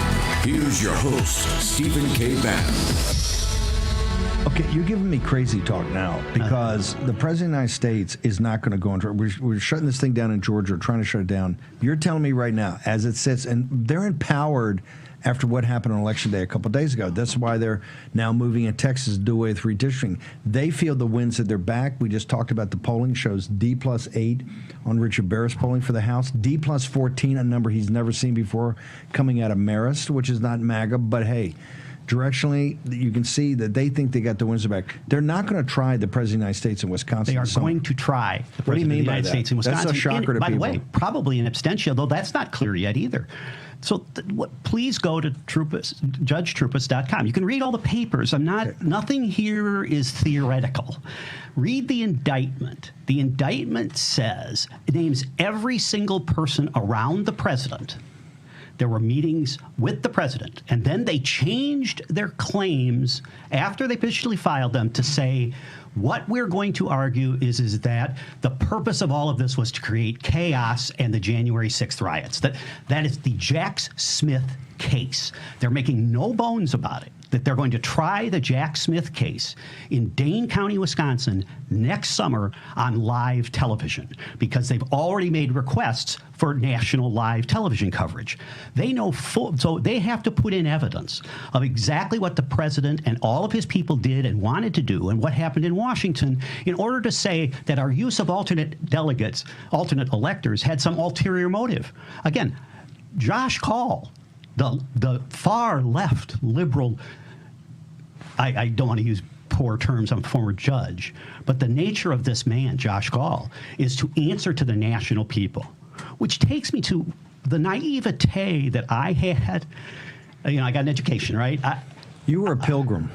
Exactly. You were a I really was. You were Mr. Smith goes to Washington. Understand these people play smash mouth. They will destroy, and particularly they have to destroy you because you're that. People look at you. You're that guy in the middle. You're not a fire-breathing partisan. You're just going to do your job. You're like a guy like my dad. They need to take you down, and because they point as an example, this is why the big law firms are gutless. They understand where Troupis is going. He's going to get destroyed. Correct. And it was, again, this is news to me. I'm not from Washington. I eschewed it. But the idea that we could perform a task that every attorney performs, I have a legal obligation to advise my client of the alternatives available. I don't do them, but I advise them. They crossed the line here, see. They always indicted the people, but here they go after the lawyers. That's a very big line that they crossed. I mean, from my perspective and from the bar's perspective, because it means that all the communications I have with my client, whether it's a client about a traffic accident or a divorce or some of the most personal things, they can just go get my records in the middle of the night. That is exactly what the Department of Justice did without ever notifying me. I found out 18 months later, courtesy of Ed Martin and Senator Johnson. Ed Martin's a rock star, right? Well, you know, I've been working with him, talking to him since all this last year. We met with him yesterday, and I do hope that that the Attorney General empowers him to do the job he needs to do in Wisconsin and elsewhere to get into these cases and help us out. But back to what's going to happen next summer. So the problem is when just like everyone saw where they indicted Trump in New York, Wisconsin has the most liberal county in the United States, Dane County. I'm not making that up again. 23% vote for Donald Trump in Dane County. That's Madison, University of Wisconsin. I mean, this is Berkeley Central, right? Yeah, it's better. It's worse than Berkeley. Yeah, it is. It's worse than Berkeley. It is. And people don't know that. Ann Arbor, Michigan, and Wisconsin, I say this all the time, going after universities, the public Ivies, of which they are the two of the most prominent, the most woke in the world. So, we've got to bounce, but we're going to have you on. Well, I'll be back. We're going to have you on a weekly basis to get updates because people have just let the sleeping dog lie. What can people, JudgeTroupis.com. JudgeTroupis.com. We certainly could use the resources. And again, anybody can read it. Is there a give send? There's a give send go. There's multiple sources. There's a 501c3. Okay, where do people go to donate to this? If they'll just go to JudgeTroupis.com, it will take them to the sites where they can do that. And we certainly appreciate it because, again, how many years in prison do you have on the criminal charges against you right now? Well, the rest of my life. I mean, each count is 7 years, and they've charged me with 11 counts. So over 100 years in prison. Yeah, for advising a client. And President of the United States. And coming up with the evidence that they were in the wrong. Nobody's questioning the evidence. Hang on for 1 second. Mike Lindell, Wisconsin, you remember that, don't you, sir? In the darkest of the dark nights? Absolutely. There's so much corruption in Wisconsin, and it's very sad. Do you know if everybody voted that could vote in Wisconsin, it's 4.2 million, but there's 7.3 million names on their voter rolls. That's just an example of Wisconsin. It's totally disgusting over there, and starting with Robin Voss, but that's a whole other story, Steve. Robin Voss, the whole thing. Sell me a pillow. I need upbeat finish. I got Troupis. We gotta get some people doing some money here. Talk to me about it. Sell me a pillow or a pair of sheets.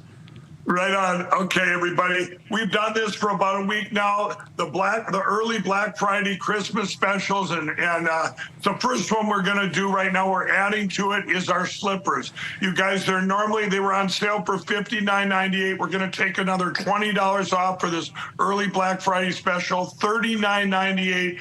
Any slippers, and you get a free leather spray with that, with any pair. You guys, and also every order ships absolutely free. Another early Black special is our Black Friday special is all of our blankets that came in. 5 different kinds of blankets, from throw blankets, blankets for your bed, down comforters, duvets, shams. The shams, for example, are $69.98, $12.88 for the War Room Posse on these early Black Friday special. Go to mypillow.com/War Room, and there you're going to see the exclusive. We put the classics on sale for $14.98. Our bed pillows, that's a War Room exclusive special there, early Black Friday special. Then you have the 5 Bible pillows for the kids. You get 5 Christmas presents for $29.98. Everything ships for free, you guys. Anything and everything ships for free today. Promo code War Room. Call 800-873-106, dude. Remember that number. My reps, my employees love talking to you all and getting these great specials. It's a win-win-win. We'll see you back here at 5 o'clock. Most powerful promo code in the business. MyPillow.com, promo code WARROOM. Judge Troupas, once again, where do people go? JudgeTroupas.com. All one word. Yes. Spell it. JUDGETROUPIS.com. Let's go melt down that site right now. The Charlie Kirk Show is next. After that, Jack Posobiec. You're going to have Gruber bowling back at 5 with Joe Allen riding shotgun. Great news, America. Real America's Voice is now on YouTube. We are the media now. That means you can watch live, join the chat, and connect with fellow patriots in real time. Share, share, share. Your voice matters, and this is your chance to be part of the conversation shaping our nation. God bless all of you. So don't wait. Hit that subscribe button, turn on your notifications, and tune in to Real America's Voice on YouTube today.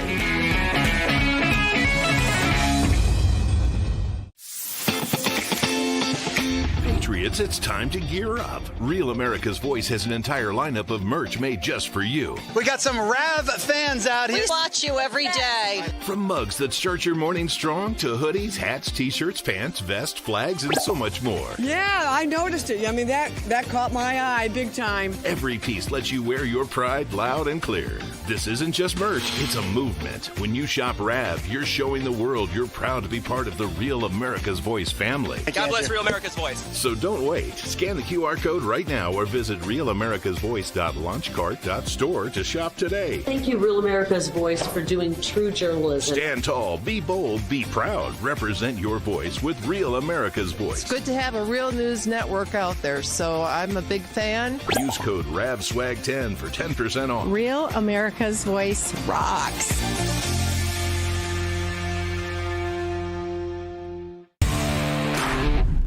Hi, I'm Bridgie. And why do I love Rav? Well, even out here in the cornfields of Iowa, I still need news I can depend on. That is Real America's Voice.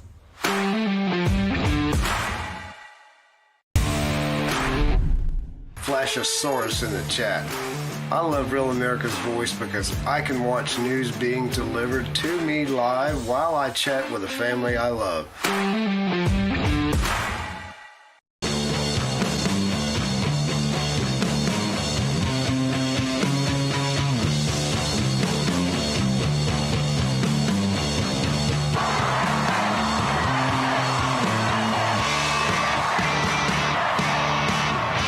The Charlie Kirk Show starts now. Big protest out in Charlotte where Charlotte's Web is unfolding. Well, what would you say to those people out on the street threatening ICE officers all wound up at night? If you cross the line, you're going to be prosecuted. If you slash a tire, you're going to be prosecuted. You impede ICE, you're going to be prosecuted. Pam Bonnie's doing a great job. President Trump told me personally months ago, zero tolerance. You break the law, you impede us, you will be prosecuted by the federal government. After they were apprehended, what do they tell you about that open border? They're actually furious that Trump is in office right now. They were fully expecting Harris to get in and to continue their operations like normal. They had flooded the border and set up infrastructure using our taxpayer dollars to direct the flow of children to where they wanted them to go. Sponsors that were unvetted, many of them traffickers, many of them predators and pedophiles, and criminal rap sheets a mile long. They were not expecting the Trump administration to get in, seal the border immediately, and start going after these bad actors and hammering down on deportations. Every time they do this, they achieve more officers are sent to do these operations, more arrests are made, and we flood the zone with more officers. The results of all this foolishness, more arrests, more safety on the street, more ICE officers, they're not going to stop us from doing this. We're going to be there tonight. We're going to be there tomorrow. We're going to be there every day because President Trump made a promise to the American people. that we're going to have the biggest deportation operation this country's ever seen. By the end of the week, we'll be at over 600,000 deportation, historic record. And that's just since President Trump's been in office. We're not even counting the first 4 months of the Biden administration during the fiscal year. We know that the intentional attacks that are coming from the Trump administration and the extreme right in this country has very much been what I call it's an attempt to relitigate the Civil War, right? They have not accepted the results that the North actually won, right? Because if you look at all of the attacks, it's not just black cities. He's going after education, housing, transportation, good paying jobs, and health care. Those are literally the 5 demands of descendants of slaves post-Civil War. So it's evident that they are not, committed to actually realizing the full dream of what this country can offer. Hey, Jonathan Cho here at London's Heathrow Airport for Frontline's Turning Point USA. I just got off the airplane with Ryan Williams, also known as Korean Bacon. Welcome back to this Real America's Voice News Break. I'm Terrence Bates. Let's take you to Trump's latest engagement. He is speaking before a group of Saudi investors. Let's listen in. Your Royal Highness, we now invite you to deliver your remarks. The floor is yours. سمو سيدي الكلمة لك. فخامة الرئيس دونالد ترامب، حضور الكرام، يسعدنا نلتقي بكم اليوم في واشنطن بعد 6 أشهر من انعقاد منتدى الاستثمار السعودي الأمريكي في الرياض، الذي انعقد خلال زيارتكم فخامة الرئيس، حيث وضعنا الأسس لشراكة تقوم على النمو والتنويع الاقتصادي والابتكار، كما وقعنا وثيقة الشراكة الاقتصادية الاستراتيجية بين بلدينا في خطوة تاريخية لترسيخ التعاون الاقتصادي. واليوم يسرنا توقيع اتفاقيات ومشروعات استثمارية جديدة تتضمن قطاعات الدفاع والطاقة والذكاء الاصطناعي والمعادن النادرة والقطاع المالي، مما سيسهم في توطيد فرص وتوظيف فرص وظيفية كثيرة في بلدينا والنمو الاقتصادي في بلدينا. ونتطلع أن يسهم هذا المنتدى لتعزيز العلاقة التاريخية وتطوير مسار الاستثمار بين بلدينا بما يواكب طموحاتنا، وادعوكم إلى اغتنام الفرص الجاذبة التي توفرها الشراكة السعودية الأمريكية. واشكر فخامتكم على اهتمامكم بتعزيز الشراكة الاقتصادية والتي نثق أنها ستشهد نمو غير مسبوق خلال السنوات القادمة. شكرا فخامتكم.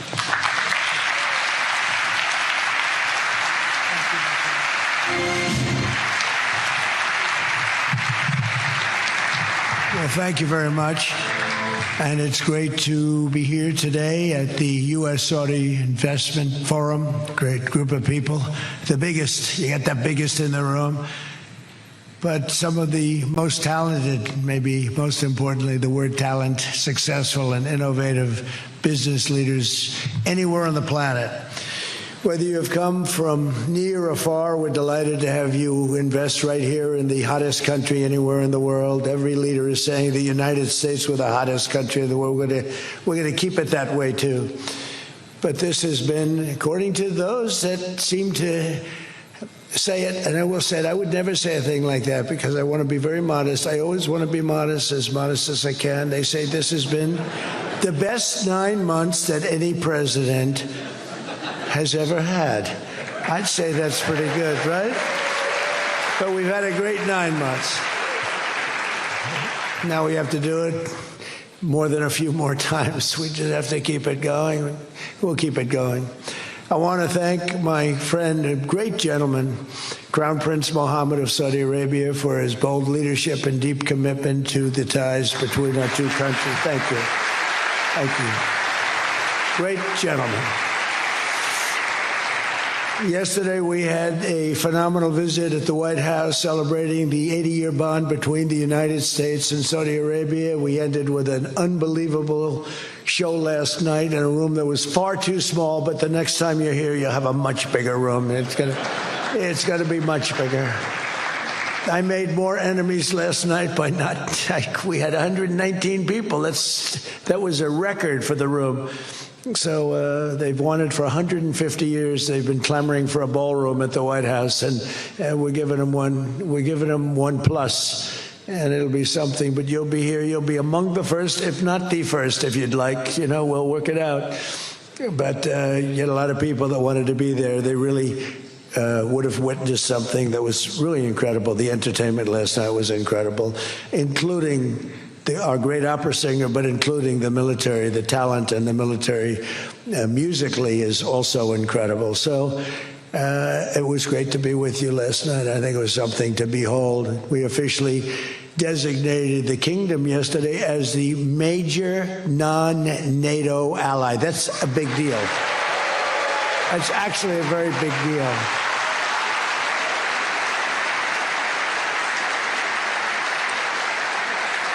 It's a great honor. That happens seldom, very seldom, if at all. So I just want to congratulate you on that. That's a sign of trust. We signed a historic strategic defense agreement yesterday also, and that's something that is likewise very rare, and it's a very honored company that you're in. And we're going to be selling Saudi Arabia some of the greatest military equipment ever built. We build the best military equipment in the world by far. That's why we do the most business, including nearly 300 American-made tanks, is what you're buying, among many other things, the airplanes, and we're working on getting that approved very quickly. It's already approved, but don't worry.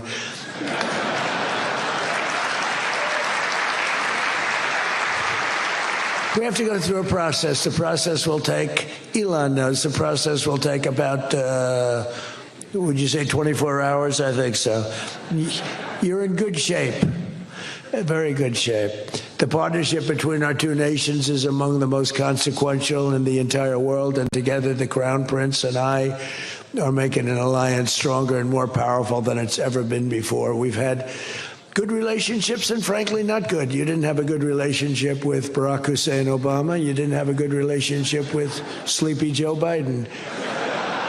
But you had a great relationship with me, and now it's as good as it was, and probably even better if you think about it, because we took the dark cloud away from your country. It was called Iran and its nuclear capability, and we obliterated that very quickly and strongly and powerfully. But that was a real cloud over the whole Middle East, and now they want to make a deal. They want to make a deal. They want to see if they can work out a deal with us, and we'll be doing that probably. But that was a terrible cloud that you had to live with for a long time. 22 years they were thinking about doing that, the B-2s. That was even before the B-2s. Those B-2s, what machines they were, they flew in, they were undetectable, and they dropped their payload, and every single bomb hit its exact mark, which was a shaft going deep into the mountain. And every single one of them hit, and it was total obliteration. And then I was criticized by some of the fake news for saying the word obliteration was too strong, perhaps. They had no idea. Nobody saw it. 3 days later, when the Atomic Energy Commission went, they said it was total obliteration, beyond obliteration, they said. But they want to make a deal. We'll see what happens. This week, our countries also signed groundbreaking agreements on civil nuclear energy, critical minerals, and artificial intelligence. And I want to congratulate a lot of the great American leaders, business leaders that are in the room. And you'll do a great job for Saudi Arabia and for a lot of other people in the room that are buying your product, taking your product, and using your product. All of that is in addition to the $600 billion investment in the United States that Saudi Arabia announced during my unforgettable visit there last spring. Well, I said, could you try and get that up to $1 trillion? And yesterday, the Crown Prince announced that the number that they'll be investing in the United States is $1 trillion. So that's really an honor.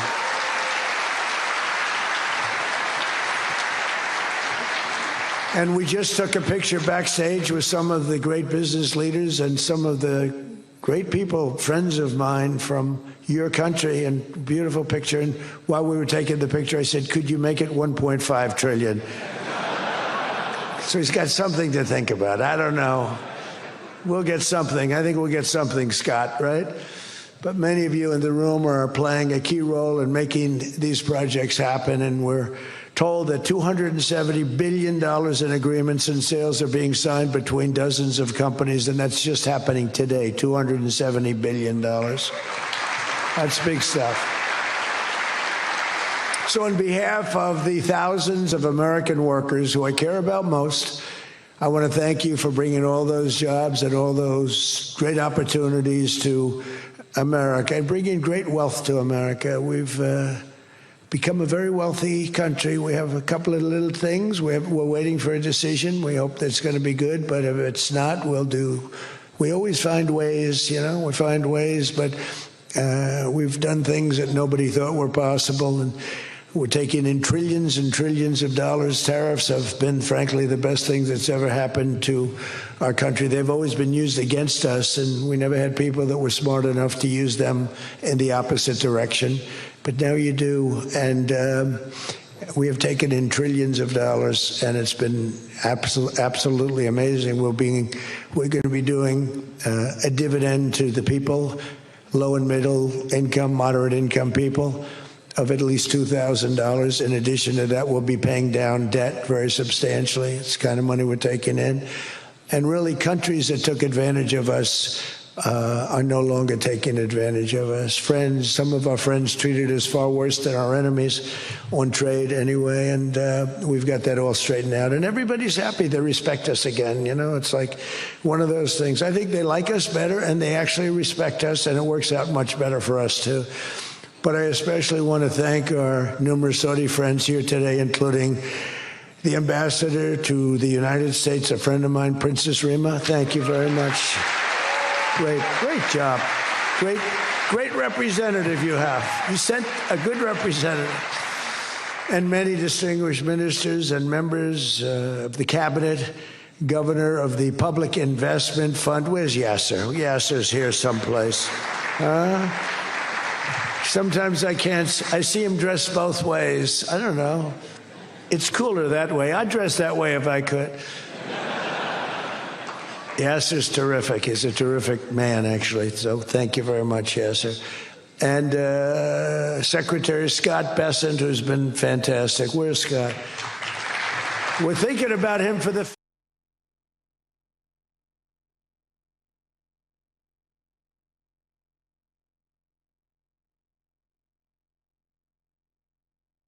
Berkeley is legally on notice based on the prior litigation and the settlement about this exact type of event. And third, at the Civil Rights Division, we're in charge of how the police treat the citizens. And the police in Berkeley seem to think this is kind of a sport or a joke. Equal protection under the Constitution requires that you treat citizens equally, including if you don't agree with their viewpoints. And so at all three levels and maybe more, we have some serious problems, and we're going to be deeply engaged in legal action here, I suspect, very soon.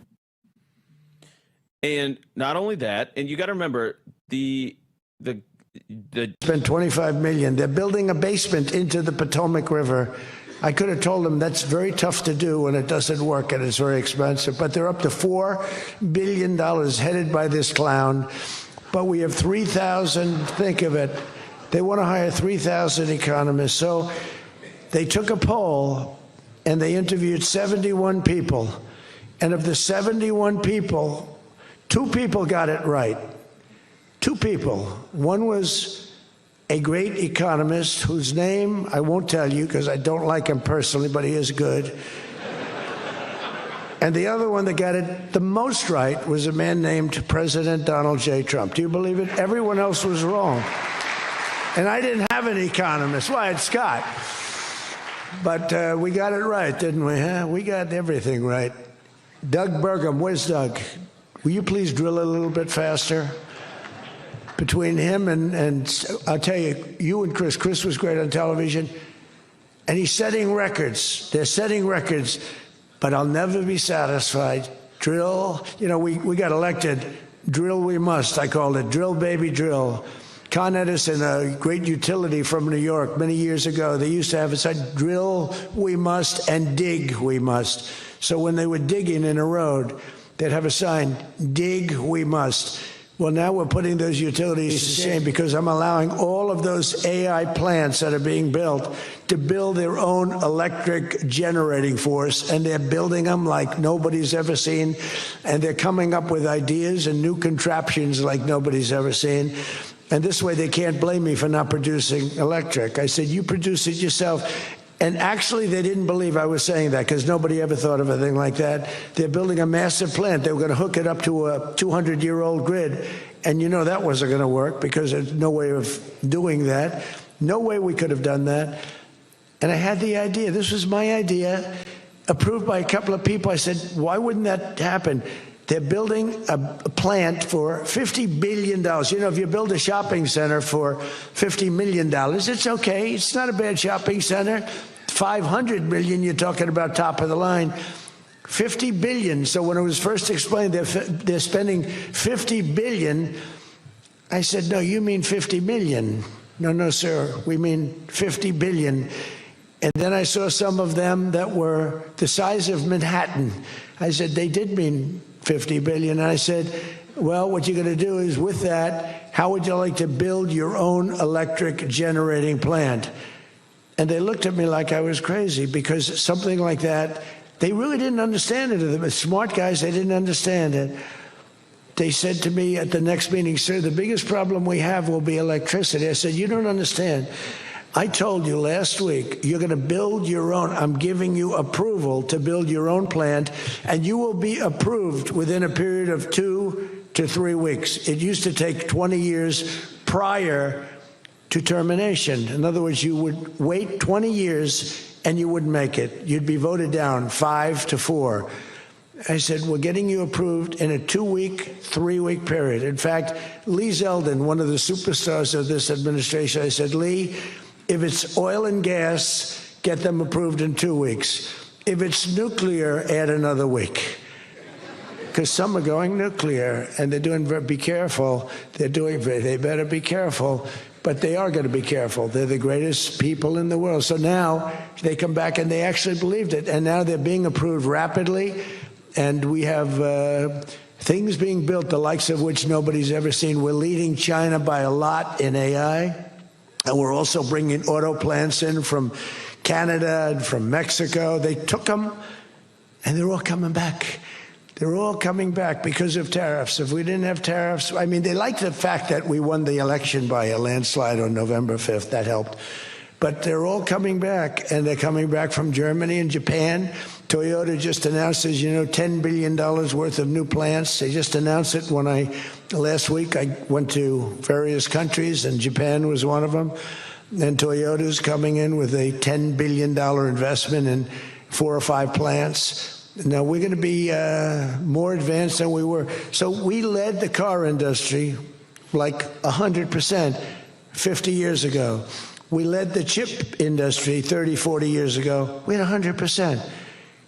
Then people came in and started taking it. I don't blame them. Taiwan, et cetera. They took 100% because we had no president that protected our industry. If we would have said, it's wonderful that you're going to Taiwan, we think it's great, but when you sell your product back into this country, there will be a 250% tariff. Nobody would have left. Nobody would have left. And Intel would have been a giant. Intel would have been, where's Jensen? Intel would have blown, well, he now owns a big chunk of Intel. He's got it figured all different ways. Where are you, Jensen? Stand up. You have done such a good job. And you had a good 2 days, I understand, right? A good 2 days. How's Blackwell doing, okay? Any recent competitors? Anybody going to blow Blackwell away in the next week? They say 10 years. I don't know, maybe 2 years, 3 years. But you will not be stopping there. You'll be going further fast, right? An amazing job you've done. I want to thank Howard Lutnick and Kristi Noem for being here. Kristi, Howard, good job. Really good job. My daughter Tiffany's here with her great husband, Michael. Thank you very much, Tiffany. Thank you, honey. She was a great student. She went to Georgetown. She was a great, great student, and she finished really right at the top, and we were proud of you. And she was so proud, and her graduation got canceled because of COVID. But I say if her name were something else, they probably wouldn't have canceled it. They didn't like that she did so well in school. They weren't happy about it. I say they canceled your graduation because you were a great student, and they didn't want, but other than that, I have no problems. You see, I don't take anything personally. Anyway, great job. And of course, hundreds of the top minds in technology, finance, and private enterprise from both Saudi Arabia and the United States. But my message to all of the leaders and investors with us today, and they are the best in the world, is very simple. Under the Trump administration, America is back and America is open for business. And America is actually stronger than it's ever been before, ever. We rebuilt the military in my first term. Foolishly, we gave a little bit to Afghanistan, but not very much compared to what we built. But now we're building it at levels that we've never done before. And in addition to that, we're sending a lot out to our allies, and we're making it possible for them to get it. I want those companies to build more plants, to build it faster. We want them to build it faster. The biggest problem we have is we have a backlog because it's so good. Every country wants our missiles, our jets. They want everything we have, and we got to go faster. We just have a new plane, the F-47. It won a very strong competition. It's the newest, and that was won by Boeing. Boeing is doing, by the way, Boeing is doing an amazing job of coming back. Kelly is doing a great job. They're really moving, and it's really great to see. But they won the competition for the jet fighter, and they say it reaches levels that has never been reached, both in terms of stealth and speed and everything else that they go by. So they're just completing their factory, and they've already started work on the F-47. How did that number get chosen? I don't know, but I didn't pick it. I did not pick it. It was said, "Sir, we'd like to present you with the F-47. I said, "That's an unusual number. How did you pick that number?" After 4 years of economic nightmares under the previous regime, Sleepy Joe Biden, he was a sleepy guy, wasn't he?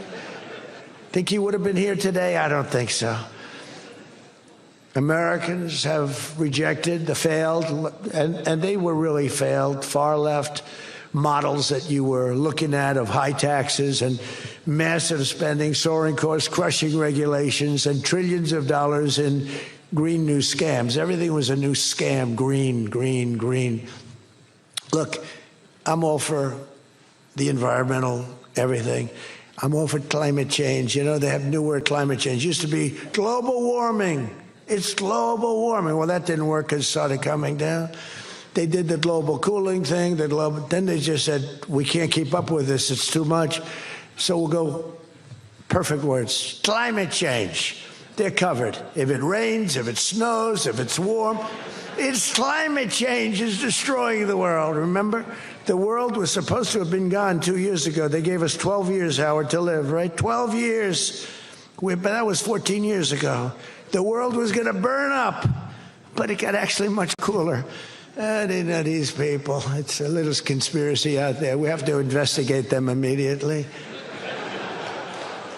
They probably are being investigated. Their policies punished success, rewarded failure, and produced disaster, including the worst inflation in our country's history. We had the worst inflation in history, and now we have a beautiful, normal inflation. It's going to come down over the next few months a little bit more, but we have a nice, normal inflation. We had the highest inflation in the history of our country. 9 months ago, our country was dead. But now America is the hottest country anywhere in the world. We're the hottest country. I don't care what country you're with. America is the hottest country considered. And we did this in a period of 9 months. We're a little longer than that, but it took me about 2 weeks to get started. We're rewarding those who build and create, invent, and invest in the USA. And you know, our big, I call it the great, big, beautiful bill. It's the biggest bill ever passed in the history of Congress. And Scott and I and all of us, we sat down and we said, let's do it, along with the Speaker and John Thune and everybody, said, let's do it all in one bill. And a lot of people were they said, you'll never get it approved. And we didn't have a huge majority. We had a huge presidential win. We won everything. We won all 7 swing states. We won the popular vote by millions. We won everything. But the one thing, we won one, it's called districts. The country has districts, and we won in terms of districts 2,750 to 550. And that's why when you see the map of the election, it's the whole country, it's all red, and it's pretty amazing. 2 little blue streaks on the right and on the left, and they're very little and getting smaller. But it's been pretty amazing. But in 4 long years, Joe Biden secured less than $1 trillion. In 9 short months, I've secured $18 trillion to rebuild our factories, create hundreds of thousands of jobs, and bring back those beautiful words, made in America. So think of that. He did less than $1 trillion in 4 years. And in 9 months, we've done more than $18 trillion, okay? That's called success. And we think that by the end of the first year, it'll be over $20 trillion. So, and thank you very much. You helped with that little boost you gave us, that little increase. We appreciate it so much. We appreciate you. So it's just one example. Under the deals being signed this week, workers at GE Aerospace, I think he's here. Where is he? Stand up. What a job you've done with your new engines. And where are you? You're there. It's not a very good location for you. I thought you have been amazing. Great new engine that's supposed to be more efficient, more powerful, and less costly. That's not a bad combination. But GE Aerospace will soon be delivering dozens of new airplane engines for 787 Dreamliners in Saudi Arabia's commercial fleet. Big order. It was a big order just secured. Every new job and every new factory created by these announcements builds up our middle class and really strengthens the industrial backbone of America. And, I view it differently. I used to view it as it's great, great, great. The stock goes up. I view it, everything is jobs now because I don't care. I care about jobs. And we have more jobs. It was just announced. We have more jobs right now than we've ever had in the history of our country. Those are big numbers. It's like crazy. It's just a great stat. More jobs today than we've ever had in the history of our country. And we're going to be producing a lot more are coming. In my first term, we built the greatest economy in the history of the world, and now we're do it again. But this is really bigger and better and stronger. The first term, we had what was considered the best economy that any president has ever had. That's nice. And we got hit with COVID, remember? And we did a great job with COVID, but that was a horrible thing for the whole world. The whole world suffered. Your country suffered. Everybody suffered. And despite that, we had the greatest economy. And before that, forget it. We blew it off the charts.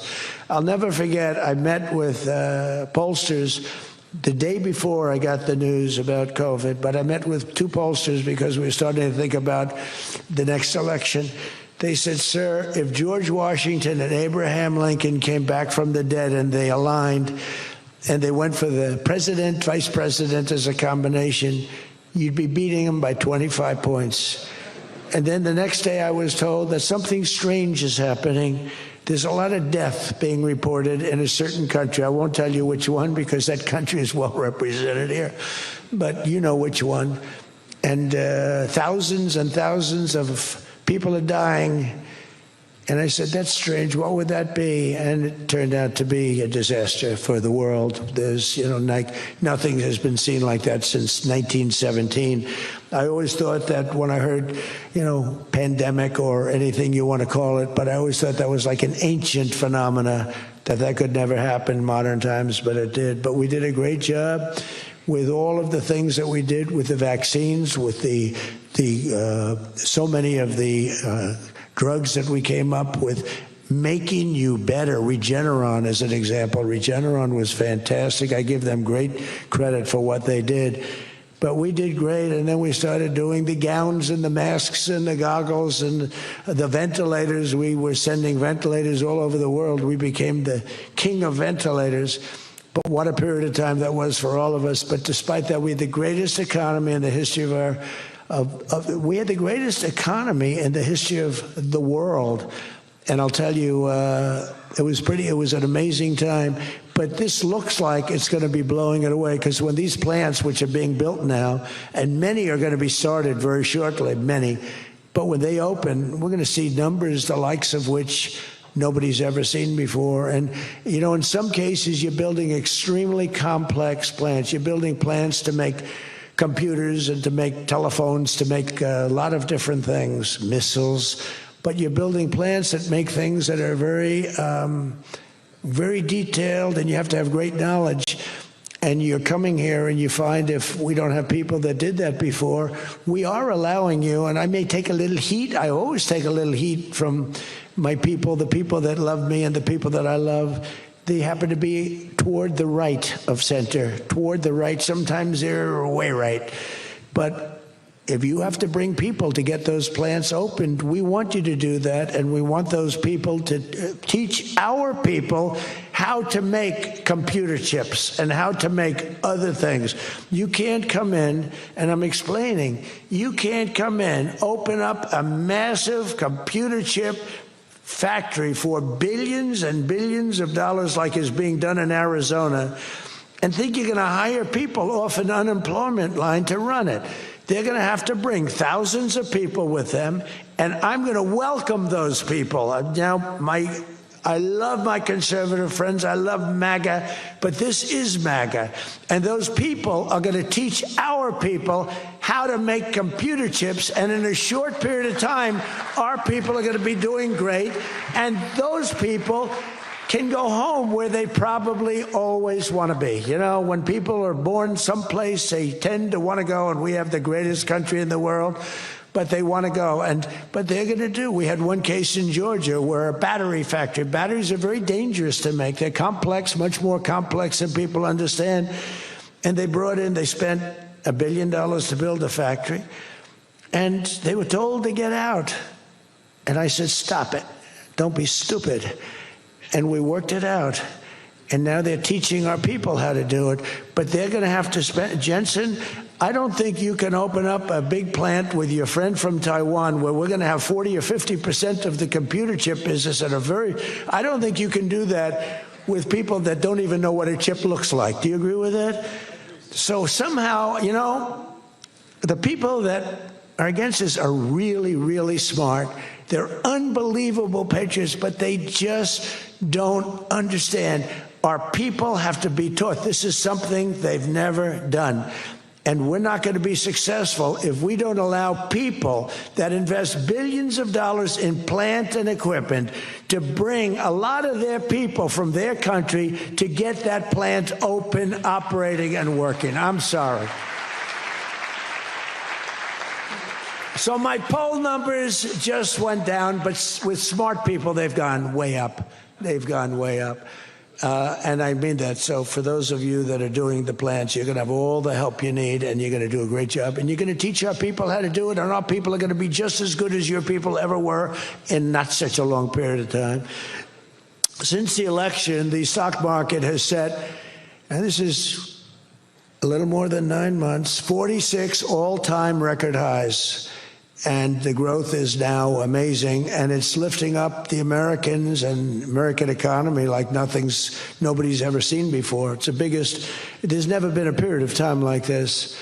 Wages for hourly workers are rising at the fastest pace in 60 years, and real wages for construction workers are up $2,200 a year, and that's good, and that's spending. They're going to spend. They're going to buy many of the things that you're making. In 9 months, we've lifted over 600,000 Americans off food stamps, and that's happening rapidly.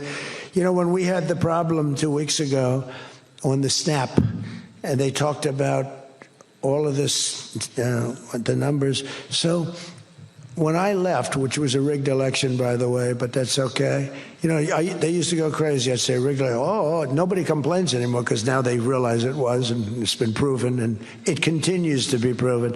But when I left, that number was $7 billion. Now it's $47 billion. That's Biden. So if you think about it, if Kamala, who's the same basic thing, grossly incompetent, he was incompetent, they're all incompetent because their policies are incompetent. Open borders, men playing in women's sports, transgender for everybody. I mean, they got the worst policy. I don't talk about it too much because if I talk about it, they might change. So, no, I don't talk about it. I tell people, don't talk about it. Wait till 2 weeks before the election and hit the hell out of them. Right? We talked about that, right, Elon? He said, we wait 2 weeks before.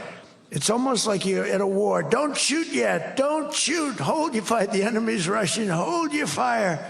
Don't shoot. Okay, now you can go. 2 weeks before, but I watched a guy the other day, a congressman, fighting for men playing in women's sports. And the new weightlifting record for a certain weight was just set. The man was 119 pounds higher than a woman champion who was a phenomenal champion. Beat her by 119, and he was an average lifter prior to transitioning. A lot of the Saudis that are sitting here saying, what the hell is he talking about transition? They don't do, Yasser, they don't do a lot of transitioning. They're sitting here, the Saudis are saying, what is he talking about? They're saying, what do you mean women are playing against men? No, that doesn't happen, does it? Yeah, it does. These people are crazy. 1.9 million more American-born workers are employed today. Think of that, than when I took office. So we picked up almost 2 million workers, and more Americans are now working, as I said, than at any time in the history of our country. Under Biden, 1 out of every 4 new jobs went to increase the size of the federal government. So in other words, 1 out of 4 was a federal worker. Well, I love our federal workers, but that's not the way you can build a country. It's a short road to a disaster. Under my administration, 100%, think of that, of all new jobs created came out of the private sector. In fact, the federal government, we cut thousands and hundreds of thousands of jobs out of the federal government. Now, if I wanted to do something for purely political reasons, I'd say, Susie, let's hire a couple of million federal workers. And you know what happened? Unemployment is unbelievable. We don't do that. They did that. They used to hire workers in order to fudge up the numbers. The federal workers. By the way, Susie Wiles, most powerful woman anywhere in the world by the biggest, most important magazine. Susie Wiles, she had her father, Pat Summerall, the great announcer, football. He was a great football player, became an even greater, the voice of the NFL, and he was supposed to be a tough cookie, and I believe it 100%. Most powerful woman in the world. She can take out a country, take out a country with one phone call. That's power. I don't know if I could do that, but she could. Thank you, Susie. Do you feel good about the job you're doing? Huh? She's never going to be satisfied. She's doing a great job. We're also making incredible strides to make America affordable again. That's a new word that they're using. Affordability, they talk. They had the worst inflation in history. They had the highest prices in history. The country was going to hell. The only thing that we're going up in is our stock market, okay? The only price that we really have, I mean, we're bringing prices down, but they came up with a new word, affordability. And they look at we are all about affordability, and everyone assumes that that meant that, no, their prices were high. If you look at the numbers, since I took office, core inflation is now below 2.7%. It was at numbers that nobody had ever seen before with them. Walmart just announced that the cost of their standard Thanksgiving meal is reduced by 25% this year from last year. So they make, look, the Democrats, I don't know, some of you are probably liberal Democrats. I don't know about in your country. I don't know if you know that word, liberal. The word liberal doesn't exist.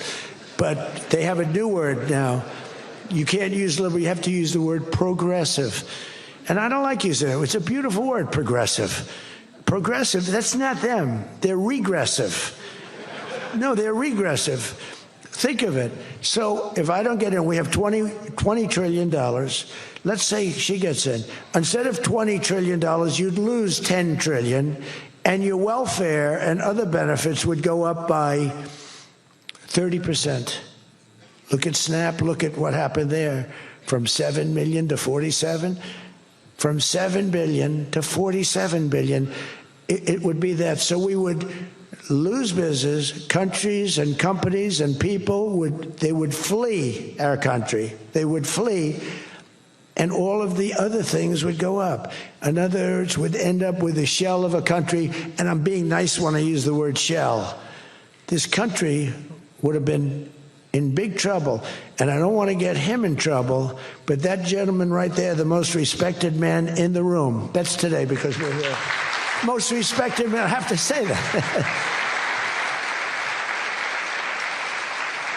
Don't worry, when I'm with other countries and the leaders sitting there, I say the same about them. Don't worry. Don't get carried away. No, the most respected, one of the great leaders, he told me when I was in his country, he said, and I use it all the time. Sometimes I refer to him because I have great respect for him. I figure it sells better. But he said exactly these words. He said, it's amazing what you've done. 1 year ago, your country was dead. And now you've got the hottest country in the world. You were the first one that said that. And I've used your name hundreds of times. I use your name, I say, that King of Saudi Arabia said. But anyway, but it's true.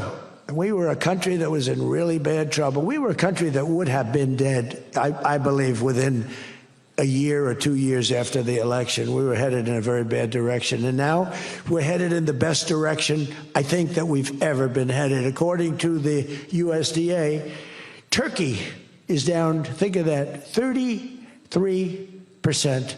And I'm not talking about the country of Turkey. He's doing fine. Erdogan is doing good. Just want to, I don't want him calling me. I'm not down 33%. He's a friend of ours. We got to take care of our friends. Since March, egg prices are down 86%. Think of 86%. Many other prices are down in a similar number. When I first came into office, my first 3 days, I had a news conference, and they started screaming at me. Those people, that's a lot of people back there. Look at all the fake news. They started screaming at me, eggs, eggs. I didn't know anything about it. I said, what's going on with eggs? They're up quadruple. I said, I've only been here for 3 days.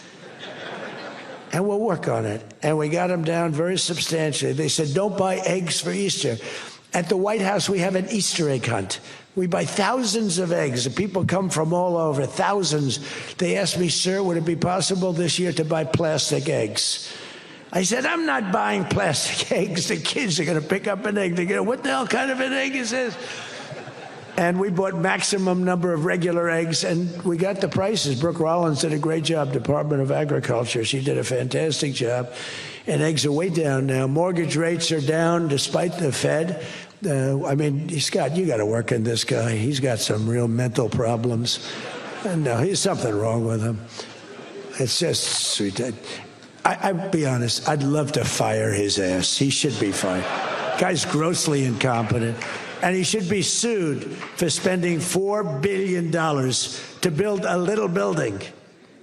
I'm building a ballroom that's going to cost a tiny fraction of that, and it's bigger than the whole thing put together.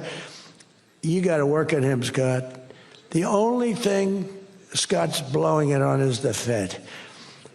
Because the Fed, the rates are too high, Scott. And if you don't get it fixed fast, I'm going to fire your ass, okay? I can't tell you, Scott, sir, don't fire him. Sir, please don't fire him. He's got 3 months to go. Don't fire him. I want to get him out, Scott. Please. He's the voice of reason. You're very lucky you have him, I'll tell you that. Done a good job. I think Howard's a little bit more for firing him. Right, Howard? I think Howard would say, get him the hell out of there.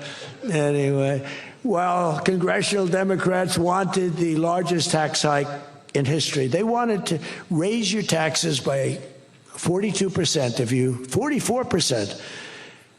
I proudly gave you the largest tax cuts in American history. Don't forget, the great big beautiful bill doesn't kick in until January 1st. So all these numbers that you're reading about, all these great numbers, that's without the tax cuts.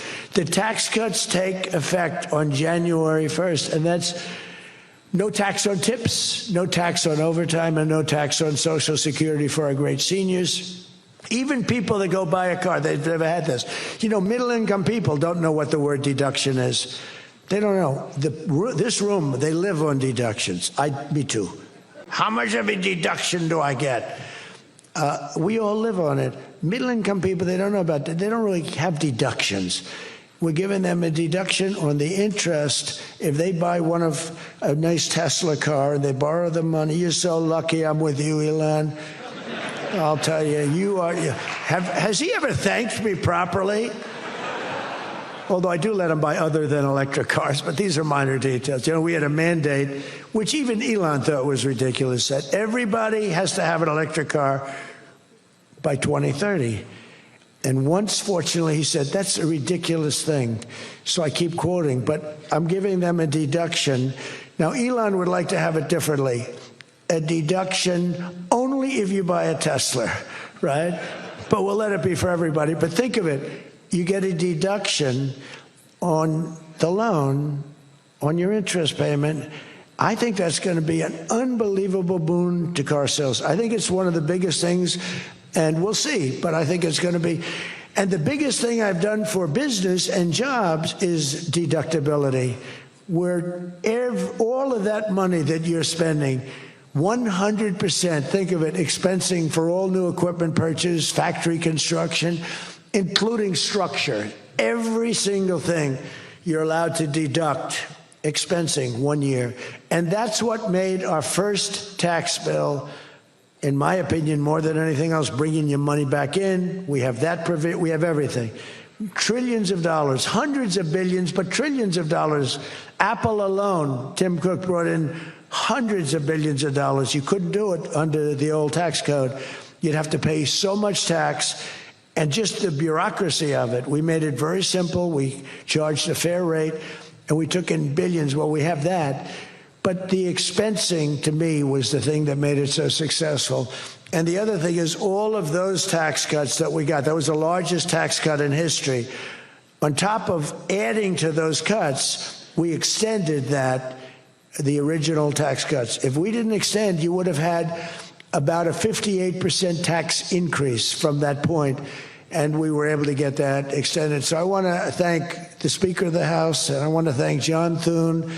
And a lot of people thought that bill, because we put everything into that one, we took 4 years worth of things and we put them into the great big beautiful bill, and we got it passed. It was close, like about a quarter of a vote.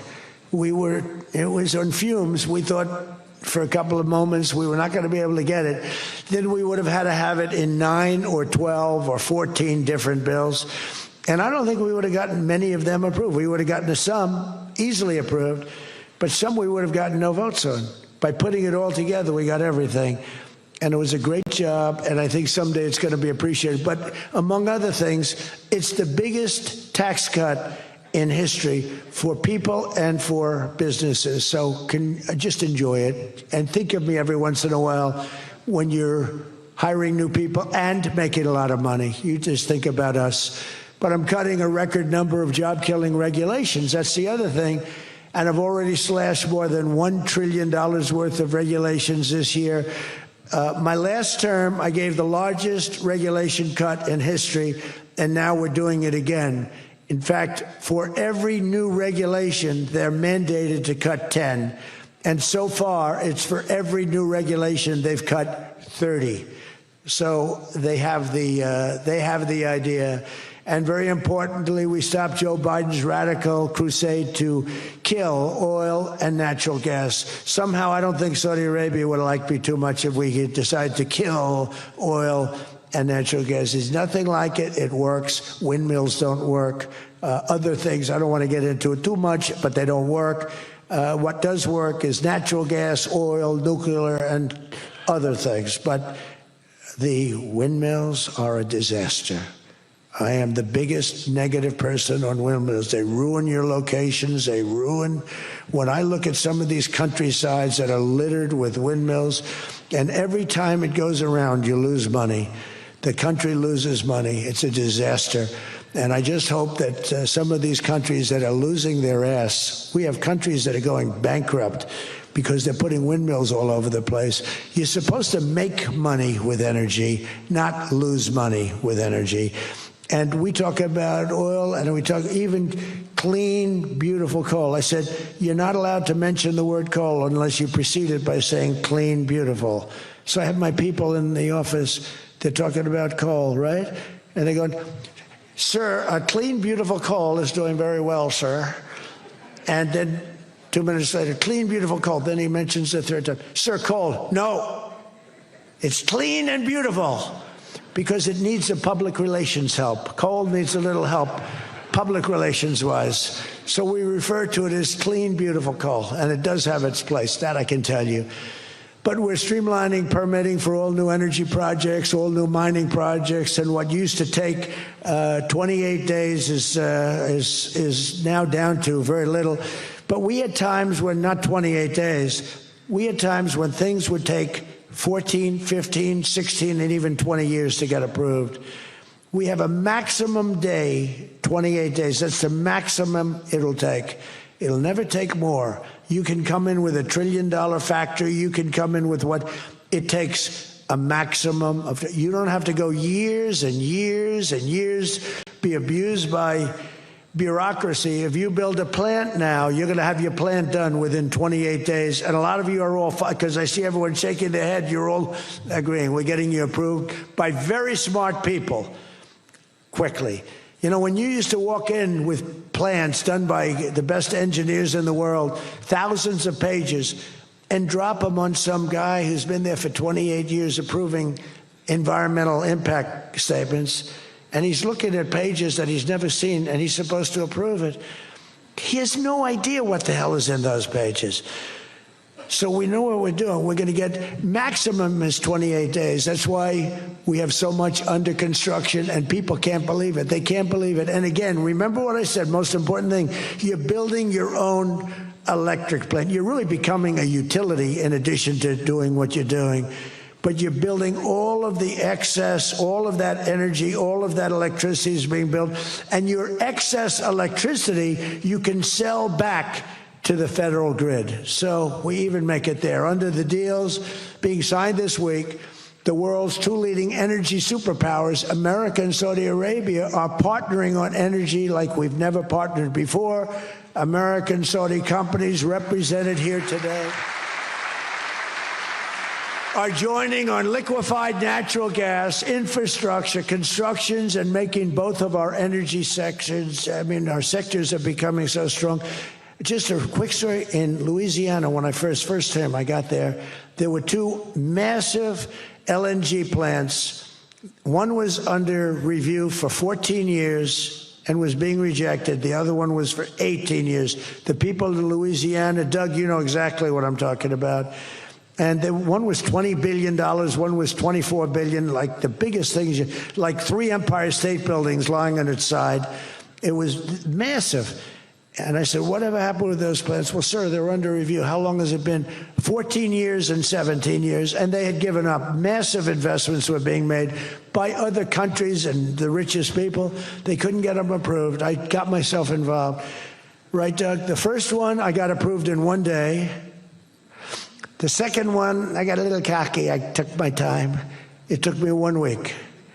And they're both operating today, and they're tremendously successful.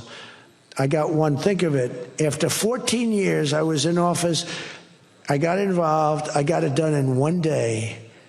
And it's been a tremendous success and made a lot of money for our country and for a lot of other people. And the other one took 1 week to get done. That one was under review, I think, for 14 or 15 years, both of them.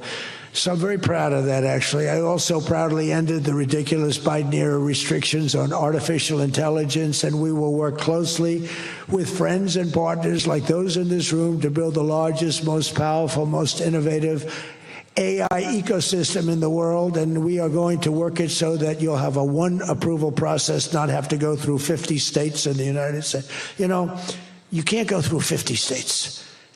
You have to get one approval. 50 states is a disaster because you'll have one woke state and you'll have to do all woke. You'll be back into the woke business. We don't have woke anymore in this country. It's virtually illegal. But you'll have a couple of wokesters, and we don't want to do that. We want to get the AI done, and I'm working with David. David's done a fantastic job. If he's here, I think he is. He is. Thank you. David's done a fantastic job. But we want one approval, one, and hopefully you have the right guy in the federal government. Hopefully you have the right president, but you have one approval, one approving body, not 50, not, you know, hundreds of people all over the country looking at what you're doing. And basically you're forced to take the worst and the most onerous, right, Jensen? Are you happy with that, Jensen? Thank you. If Jensen's happy, I'm happy. But it's very important. We have to do that. And we have a couple of very good, very well-meaning senators that think every state should have a right to approve. We're not going to do that because that will not allow you to do what we have to do. And we'll get that straightened out. Together, the United States and Saudi Arabia are unleashing really the most incredible new prosperity together. And we're also making history and forging peace. And I've settled 8 raging conflicts, 8 wars. I've settled 8 wars. I have 1 to go. You know what that one is. I thought that was going to be my easy one because I have a good relationship with President Putin, but I'm a little disappointed in President Putin right now. He knows that. I thought that was going to be the easy one. I settled 1 war, 36 years. I got it done in 1 day. I had another one, 32 years, millions of people killed. Even Congo and the Rwanda, they had 10 million people killed. It was out of control. I got that settled. I have a man's father who happens to be in this room doing a great job, right? Got that settled. I settled 8 wars. And I'll tell you, His Majesty would like me to do something very powerful having to do with Sudan. It was not on my charts to be involved in that. I thought it was just something that was crazy and out of control. But I just see how important that is to you and to a lot of your friends in the room. Sudan, and we're going to start working on Sudan. I didn't think that that was one that was going to be so easy to do, but we're going to start working. Mohammed said, yeah, thank you. Thank you to you. No, it wasn't on my charts because I'm good at settling disputes, and I've always been. I've done very well with that over the years, even before this. But I was talking about the different wars, and look, India, Pakistan, they were going to go at it, nuclear weapons. I said, that's okay, you can go at it, but I'm putting a 350% tariff on each country, no more trade with the United States. No, you can't do that. I said, I'm going to do it. Come back to me, and I'll take it down, but I'm not going to have you guys shooting nuclear weapons at each other, killing millions of people, and having the nuclear dust floating over Los Angeles. I'm not going to do it. They said, we don't like that. I said, I don't care if you like it or not. So I was all set. I told Scott, 350% tariff to settle that war. If you don't, we'll make a nice trade deal. They were in the midst of a deal. Now, no other president would have done that. Another guy would have, like Joe Biden, doesn't even know what countries we're talking about. He wouldn't have any idea. There'd be no tariffs, no nothing. Just the whole world would go to hell. But no, I used tariffs to settle all these wars. Not all of them. 5 of the 8 were settled because of the economy, because of trade, because of tariffs. So I did this. But and then I'll tell you what, the Prime Minister of Pakistan called me. Thank you very much. He actually said I saved millions, and he said it in front of Susie. He said, President Trump saved millions and millions of lives. He doesn't even know that, but he saved millions of lives, and he talks about it. And I got a call from Prime Minister Modi saying, we're done. I said, you're done with what? We're not going to go to war. I said, thank you very much. Let's make a deal. But I saved a lot of people, millions of people, on many other wars. Azerbaijan, you know what was happening there? I settled that. That was going on for many, many years. Actually, Putin called me. He said, I can't believe you got that one settled. We've been trying to settle that one for a long time. I said, don't worry about that. Just let me settle your frickin' war, okay? You don't have to help me. I don't need any help. I need help with your war. And it'll get done. But working with the Crown Prince was amazing because he mentioned Sudan yesterday. And he said, sir, you're talking about a lot of wars, but there's a place on earth called Sudan, and it's horrible what's happening. And I viewed it as being just sort of a freelance, no government, no this, no that. And he explained the whole culture and the whole history, and it was very interesting to hear, really amazing, actually, to hear. And, we've already started working on that, okay? He said that would be the greatest thing you can do. That would be greater than what you've already done. That was your expression. Is that a correct expression? Pretty good. So we're working on that. We started about 30 minutes after you explained to us the great importance of that. I view it differently now than I did just a day ago. But we also, as you know, we had a historic ceasefire. We ended the war in Gaza. And 2 days ago, incredibly, the United Nations Security Council backed the Trump peace plan. And we have a great peace plan. We have peace in the Middle East. This is a strong peace, too. They say, oh, it's tentative. It's not. This is a very strong peace. We have 59 countries signed on. And when there's problems, I'm getting calls from countries. They want to go in and lead the fight to solve the problem if we have any problems. But right now it's looking very good and They endorsed the United Nations, what's called the Board of Peace, chaired by a person called Donald J. Trump. I accepted the chairmanship. They asked me to be chairman. That's what I needed. It's just a little more work. But it's a great honor. That'll be the greatest board ever assembled. When you see this board will blow every board away. And I believe we're going to be lucky enough to have the Crown Prince be a very distinguished member of the board. But we're going to have the heads of the Board of Peace. And I think it will go long beyond Gaza and the Middle East. I can see that going long beyond. There'll never be anything like this in terms of, I know you all have wonderful boards, but this is going to blow it away. It's going to blow them all away, and it's going to do some really good. So in the coming months, the Crown Prince and I are going to ensure that the ceasefire and everything else that's going on that's so positive in the Middle East, hard to believe. I mean, I've grown up, peace in the Middle East. I used to have peace in the Middle East, but never happened. We have peace in the Middle East. It's an amazing thing. Nobody thought, 3,000 years they talked. Nobody thought it would happen. In just 9 months, our administration has achieved more than most other administrations achieve in 8 years. And we're leading again in just every country. We want to win. We want to win for you. We want to win for ourselves. We want to help our allies. We want to change our enemies. We want to change our enemies. I'm being nice when I say it that way, but we want to change them. And if they don't change, we're going to be nasty.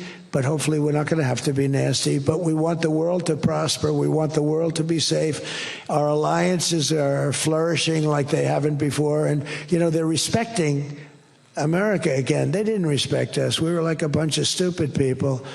We had a president that couldn't get up and talk, couldn't walk up a flight of stairs. We had people that didn't know what the hell they were doing. We were an embarrassment all over the world. But now we have people that are respected at levels that we've never seen before. So I just want to tell you that this is a group that I respect. I read every single name of every single person sitting in each and every seat. And I either know you or I know of you. This is an amazing group of people. And it really is headed by that gentleman sitting right smack center with 2 seats in between him. He wants plenty of room. And he's going to be the king of Saudi Arabia right now. He's the most distinguished gentleman. He's my friend. And thank you very much for what you've done for us, and we will always be with you. Thank you, Mohammed. I appreciate it. Thank you, everybody. Thank you very much. Thank you.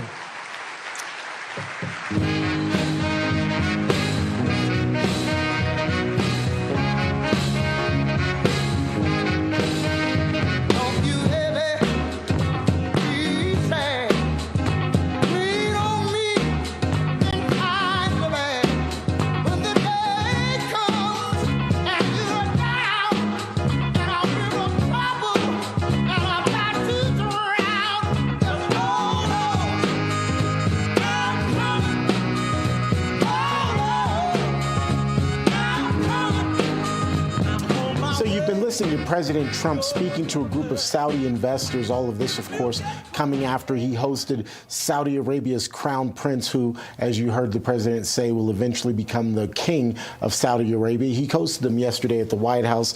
The two discussed a number of different things there at the White House, including coming up with an ally agreement. So now Saudi Arabia is officially an American ally. It's a non-NATO ally, yet still an ally in general, and now also a country that's investing trillions of dollars in the United States. We'll continue to cover all of this for you throughout the day. In the meantime, let's get you back to your regularly scheduled programming.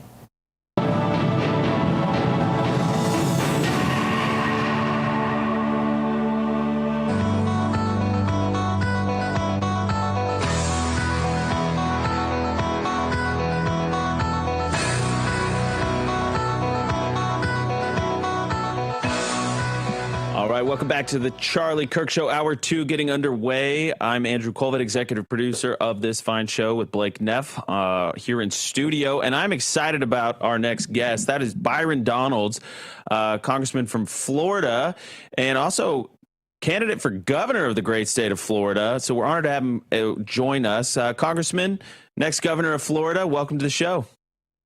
It's good to be back. It's good to be back. Honestly. Yeah, I just realized it's your first time back to the show. So please, the floor is yours, Congressman. Honestly, man, we really miss Charlie. We really, really miss him. But it's good to be back with everybody. I'm excited to talk about, whatever you want to talk about. Let's open it up and let's just go. I love that.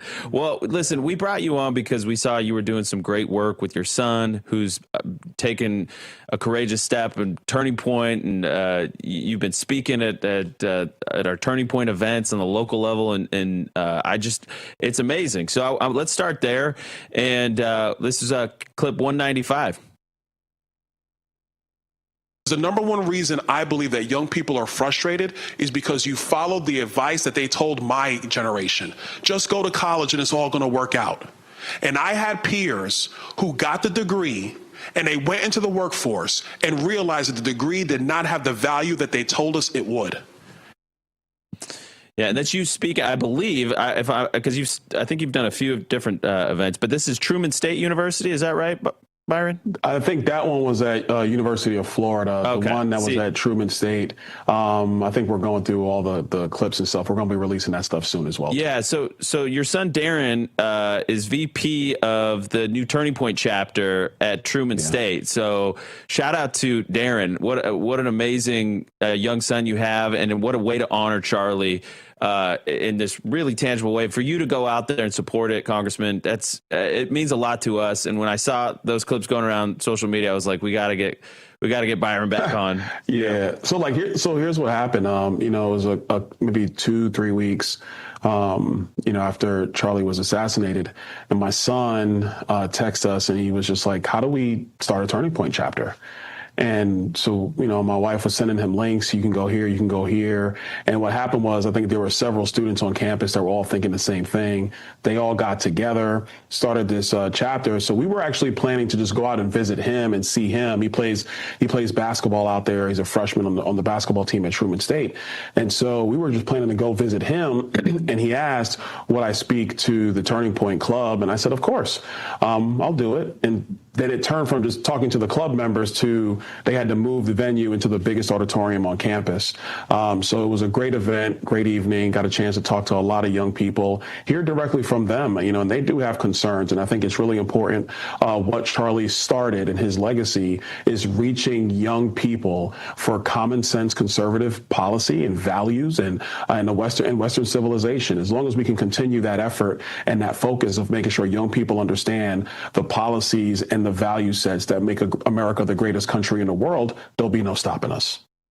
Yeah, that's well said, Congressman. And you are, of course, running for governor of the great state of Florida. And just before you joined, we had Sager and Jetty talking about an issue that's germane to Florida. Obviously, the conversation about property taxes. Now, I want to brief you because you probably missed it.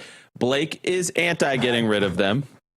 I am much more sympathetic because there's a part of me that's kind of our viewers are very in favor of getting rid of it. Yeah. I am. It's me against the tidal wave on this one. Right. So Blake thinks it's a sort of boomer populism or something. Maybe not. That's a blunt way to say it. I think I don't want to because people are getting so mad. I don't want to emphasize it necessarily helping the older people. I want to emphasize, I think it's bad for younger people. All right. So that's a more winning. Yeah, I don't know. But I think of it as like, listen, you work your whole life, you buy a piece of property, but you never really own it. You're just constantly renting it from the government. That's my instinct. It's like, I want to work my whole life and own something. Now, where do you fall on this issue, Congressman? Well, actually, my view is, one, we should eliminate homestead property taxes. I agree with Governor DeSantis. I do agree with the philosophical point that you shouldn't have to essentially have to pay a lease or a fee to the government for you to be able to keep your property. And I do fundamentally agree with that from a philosophical standpoint. I think in terms of where we are in Florida, look, I think we're going to go down the line of repealing homestead property taxes. The governor is adamant about this.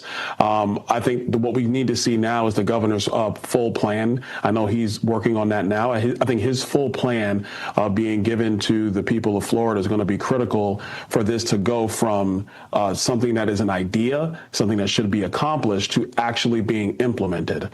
Because we're going to have to go through a couple of things. How are we going to fund sheriffs and sheriff deputies and police officers? How are we going to pay firefighters, road construction, road maintenance? These are the things that local governments do pay for. So how are we going to make sure those things don't get disturbed? That's number one. And we go from there. So I support it. I do support repealing homestead property taxes.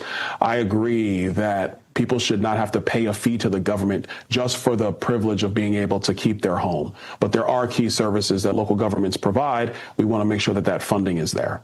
Yeah, my take is if there's a smart way to do it where you're not hollowing out your education system, your fire department, and not shift the tax burden to younger families that are trying to get started. I mean, that's one of the benefits of Florida. You can start a family there. You can believe that the public school system is going to not be indoctrinating your kid. I mean, that's the appeal, right? If you want to start a family, states like Texas and Florida are the places you want to go. So, well, real quick. Yeah. Real quick. And I think this is important because we want to talk about young people. The reason why I think a repeal of homestead property taxes helps first-time home buyers is because when you go to buy a home, you're not just paying the sticker costs. You also have to pay the closing costs associated with buying it. When you go through closing on a piece of property, especially on a home, you have to escrow, pay up front a year's worth of property taxes. And so depending on what you're buying, that's several $1,000s. So it actually, in my opinion, helps young people acquire that first home because it decreases decreases closing costs because you're not having to escrow taxes for acquiring the property.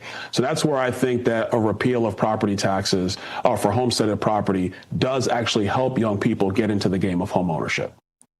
How about, I think something that there's more unity on is a way you can lower housing prices across the board is just build more houses overall. Yes. And Florida overall 100%. has been good at that long term, but I know there are rising costs there now. So how about we look at what's the plan there? How do you make sure Florida's had a ton of people moving there? How do you make sure that they can be building houses both for the new arrivals and for the children of people who've been living there their whole lives? Well, let me talk about Florida specifically. The first thing is we have to really streamline the permitting and planning processes in our state. Right now in Florida, if you're going to build a single family home, it takes anywhere from 18 months to 2.5 years of permitting before you can put a shovel in the ground. So you have just dead time in these projects, and this dead time where you're going through permitting is not free. That adds to the cost of constructing the home, and that's paid by the consumer. It also delays the ability to actually build housing at scale so that you see prices overall come down. One of the reasons why our property values increase so rapidly in Florida is because during COVID-19, when, by the way, Governor DeSantis did the best job in America of leading our state. He was the best. It wasn't close. But what happened is so many people chose Florida, but we didn't have the housing stock to meet the demand. So prices went up. And so it's a supply and demand like how it works anywhere else. So what we do have to do is build the necessary housing as efficiently as possible so you have more housing stock on the market. That stabilizes housing prices. It could even reduce it in some areas. And that's another way to open up home ownership for young people. On Capitol Hill, we got to get rid of these stupid regulations around housing and also these dumb regulations around procuring raw materials, because that increases the material costs that goes directly into construction, which goes directly into the cost of the home. And some of the Green New Deal weatherization stuff on homes that has made home construction more expensive, it's a problem too. Hitting that break, we could keep talking for a whole lot longer, Congressman. Thank you for joining. We're going to hit a radio break. We'll be right back.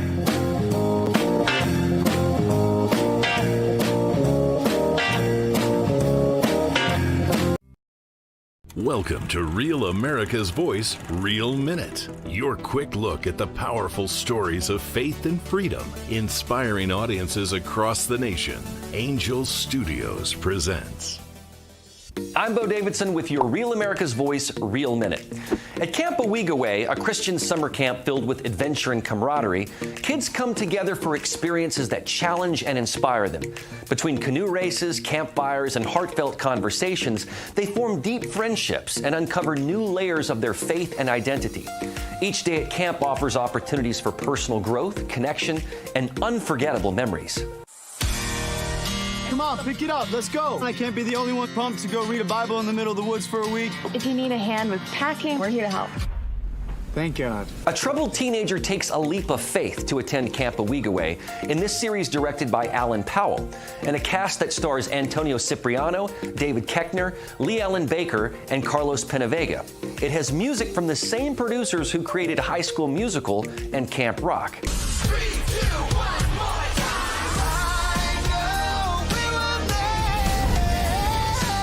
Why am I here? It's the question we're all asking ourselves. This action-packed fun series will have you asking, why am I here? And what is my purpose? The series streams exclusively on Angel Studios' platform, so the best way to see this new series is by joining the Angel Guild, a community of over 1 million members that have a vested voice in what series and films get greenlit by Angel. This means that A Week Away was voted on by members of the Guild to move forward. So becoming a Guild member is like being a member of the Television Academy, and you'll get all the perks from the comfort of your own home. So head on over to angel.com/RAV to join the Guild and watch A Week Away today.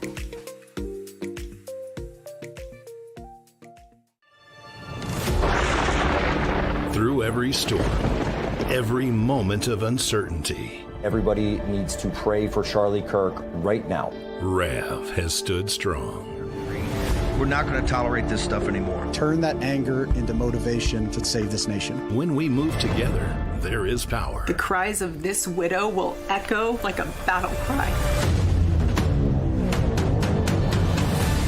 This is more than news. It's a movement. This revolution of people taking their countries back. A turning point. A chance to be part of something greater than yourself. Scan the QR code and stand with Rav. The story isn't over, and neither is your part in it. Step in, be counted, be heard.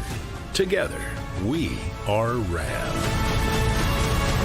We will achieve American. The Charlie Kirk Show, where truth lives. Man, that was great seeing Byron Donalds again. It had been a while.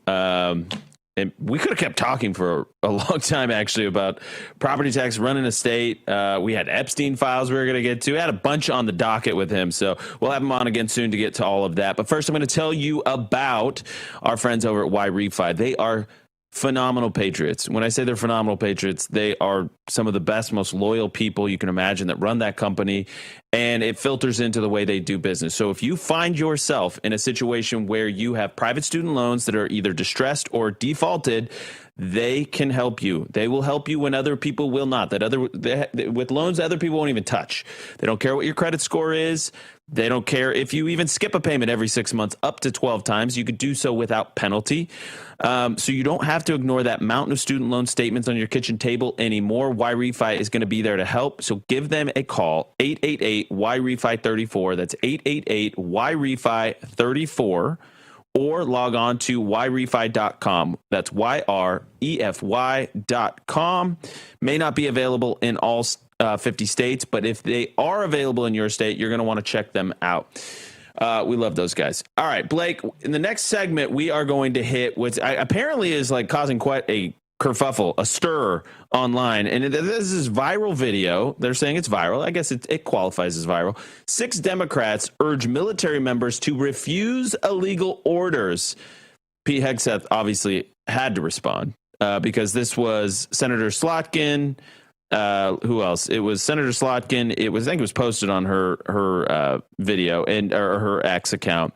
And there was also the senator from Arizona and some congressmen. So we're going to get into that in the next segment, but it is disturbing. I think what they're talking about, let's just be honest, is blowing up cartel boats and National Guard. I mean, that right? That's got to be what they're talking about. We will have that in the next segment on radio. And then in the second half of the hour, we're going to welcome 2 chapter presidents from Turning Point. People seem to love those segments, so we're going to have them at the second half of the hour. We'll be right back with National Radio in 2 seconds.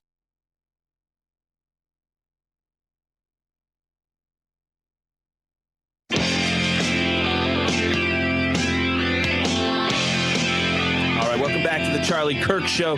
Blake, there is a video now posted to Senator Slotkin's X feed of lawmakers telling the military to defy illegal orders. And this is causing quite a stir. Let's go ahead and play it. Cut 235. Know this is hard and that it's a difficult time to be a public servant. But whether you're serving in the CIA, In the Army, or Navy, the Air Force, your vigilance is critical. and know that we have your back.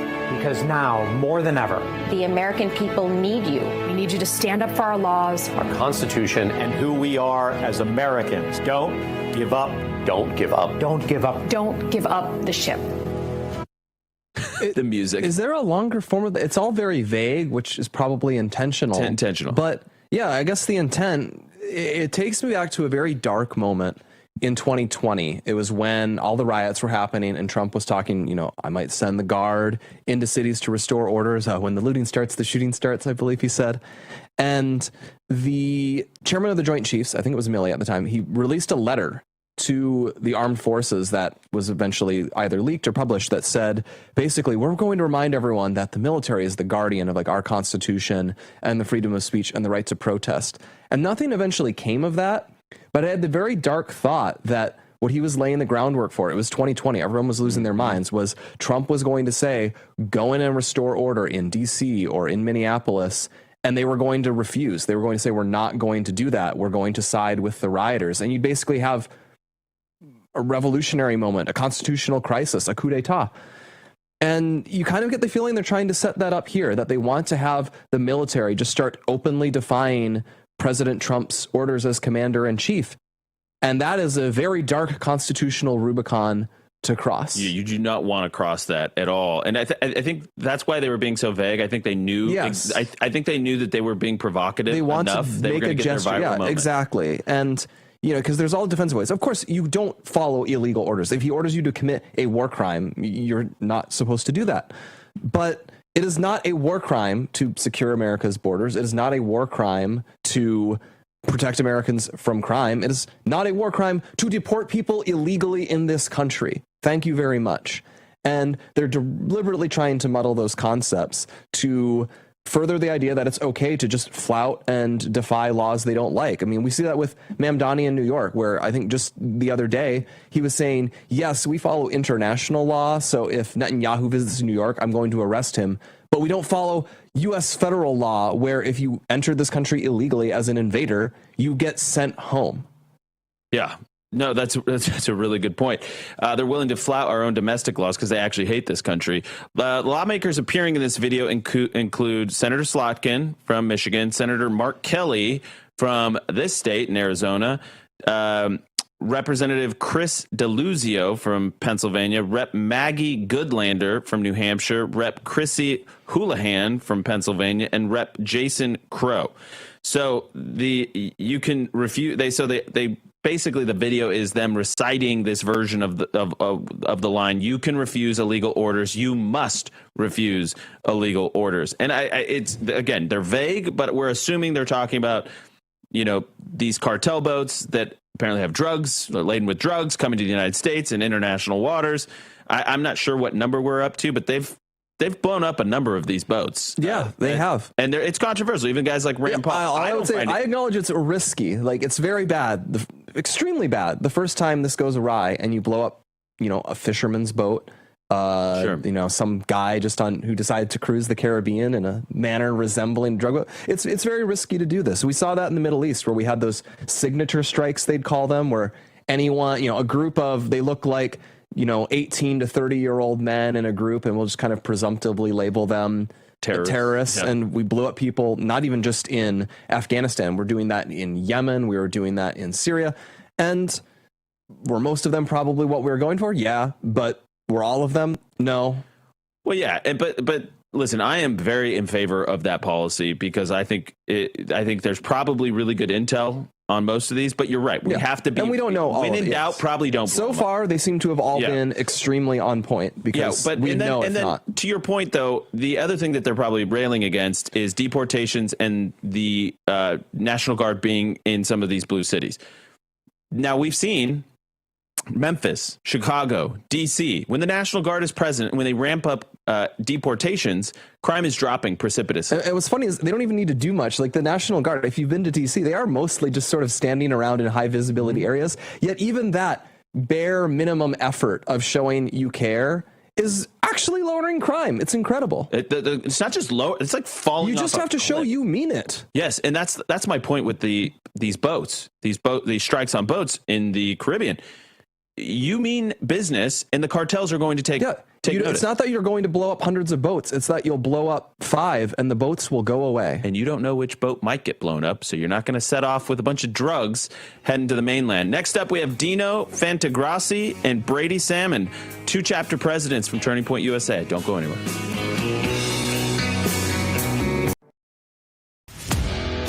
At Real America's Voice, we know that you want to be a part of something bigger. That's why we've teamed up with AMAC, the Association of Mature American Citizens, to build a real community of folks who care about faith and our country's future. There is no force on earth that can stop us from saving our country. Want to be a part of this movement? It's easy. Just scan the QR code on your screen right now. That's right. Grab your phone and scan the QR code to join the AMAC and Real America's Voice family today. By scanning the QR code, you'll unlock exclusive content, connect with like-minded Americans, and be first in line for events that celebrate our shared values. So don't wait. Scan the QR code. Join us today and become part of a community that stands for faith, family, and freedom. Real rights, they come from God. With AMAC and Real America's Voice. Go ahead. Scan the QR code now. Now is the moment to put your brand in front of an engaged, loyal audience through Real America's Voice.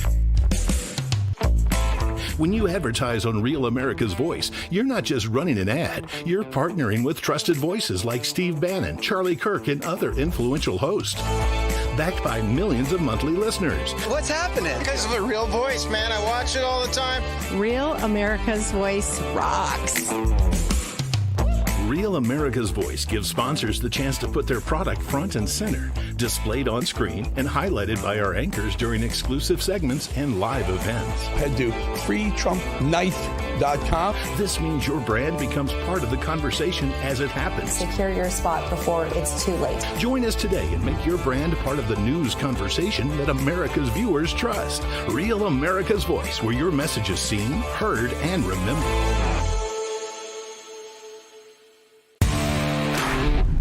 This is Diane from Rhode Island. Why do I love Real America's Voice? Because they deliver us facts from hosts who love America and love God. What's not to like?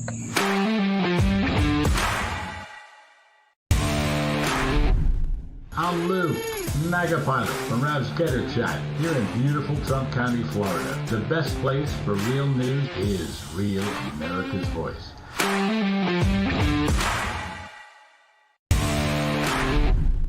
Howdy, Rab fams. This is Warbringer here. Love you all. Rab is the only place to get the truth, and this is the only way we're going to be able to restore our republic. Love you all. See you in the chat.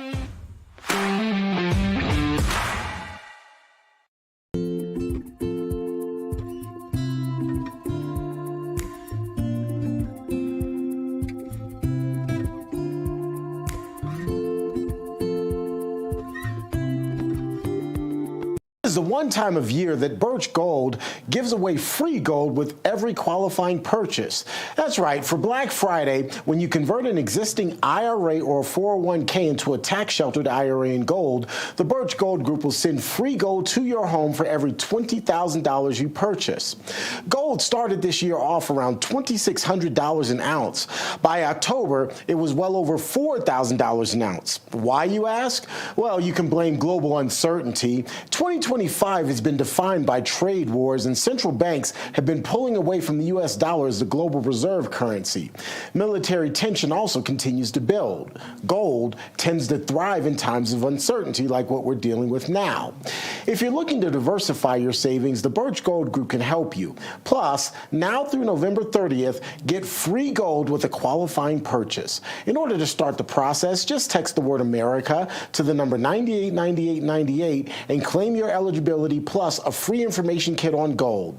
But your opportunity for free gold with purchases ends on November 30th. So don't wait. Instead, grab your phone now and text the word America to the number 989898 for full details.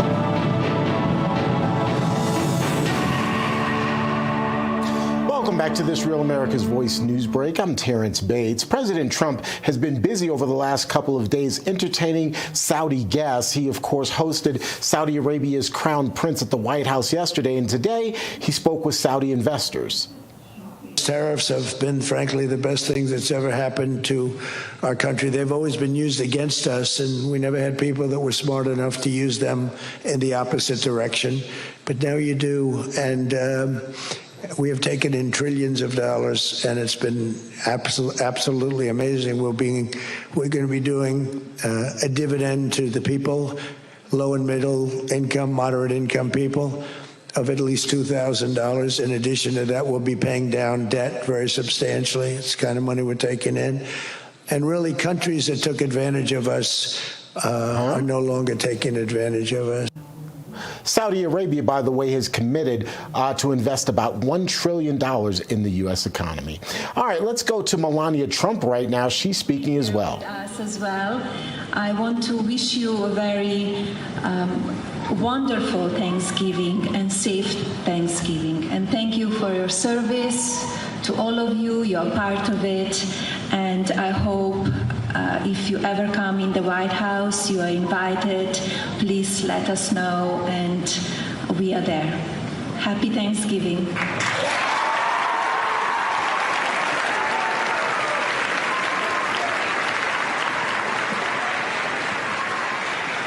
All right, so that was the First Lady, Melania Trump, wishing some folks here at this venue a happy Thanksgiving. Just wanted to share that with you as we get ready for next week and celebrating. All right, ladies and gentlemen, let's get you back to the Charlie Kirk Show now.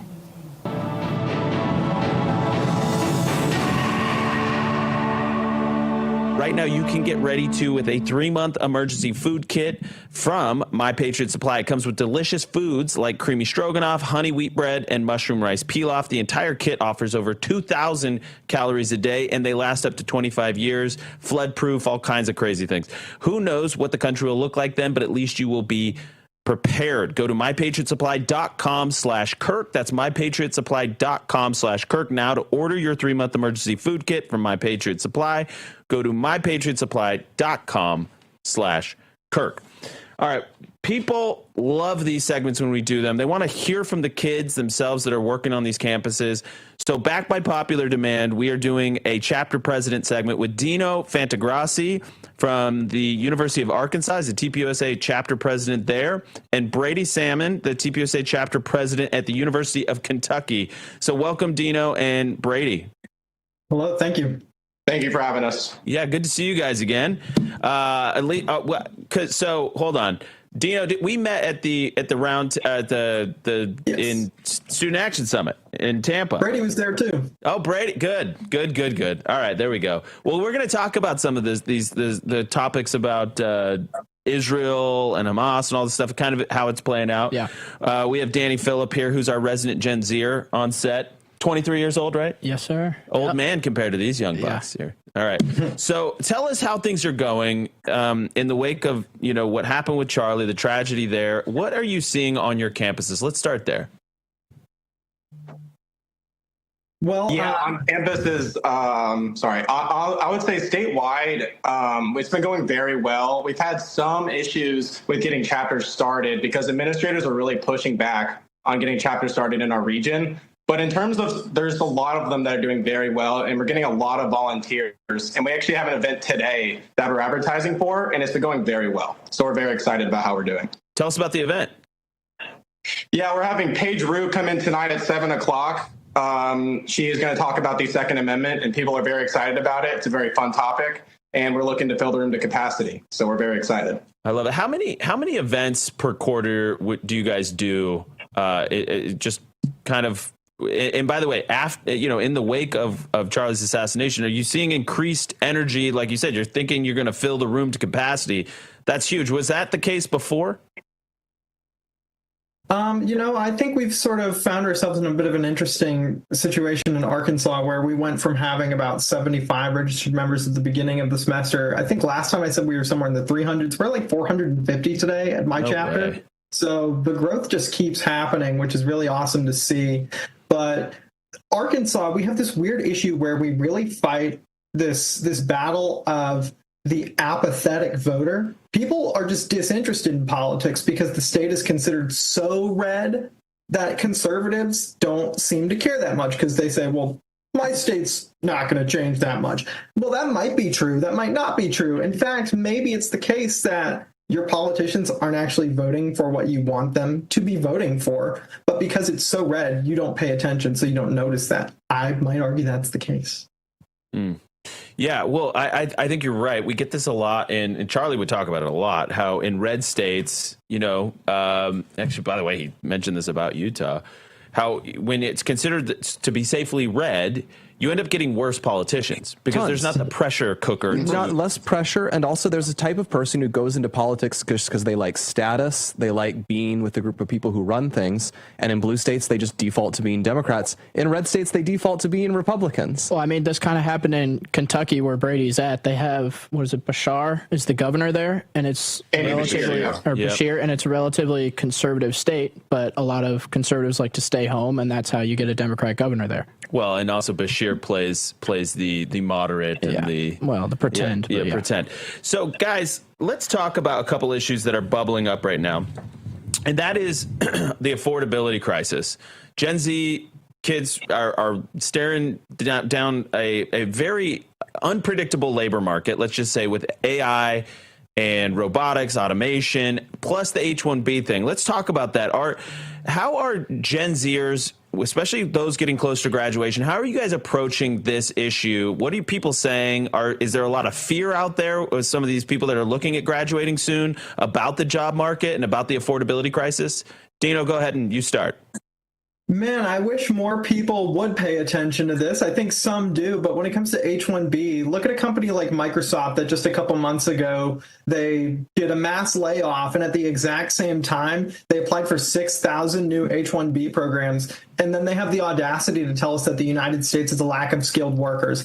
How can those two things possibly be the same? Either you're saying Americans are stupid and you went to college, went into potentially upwards of $100,000 in debt for nothing, or you are saying that it is simply cheaper to pay somebody from out of the country. It's one of the two, and I think it's the latter. And it's insulting to people in my generation. I wish more people would pay attention to it, and the reason that it persists is because they don't. And so there is still this perspective from a lot of people in our generation, more so sort of like the soft conservatives and especially the liberals, that, legal immigration is fine. Maybe some of the liberals will be like, but illegal immigration is bad. No, I mean, all of it is hurting Americans currently for the most part. And that's not to say there isn't the occasional reason to bring in a legal immigrant. Probably there is. That's not even to say that there isn't a reason to bring in H-1Bs, but it's certainly not strictly bringing in the top skilled laborers. I mean, like, how many super geniuses are there out there? Not that many. And we have plenty of Americans here with some of the highest quality education in the world. So what are we doing? It's hurting us. Well, Dino, what you're saying kind of relates to a Sovereign Bra tweet. 185, put this pick up.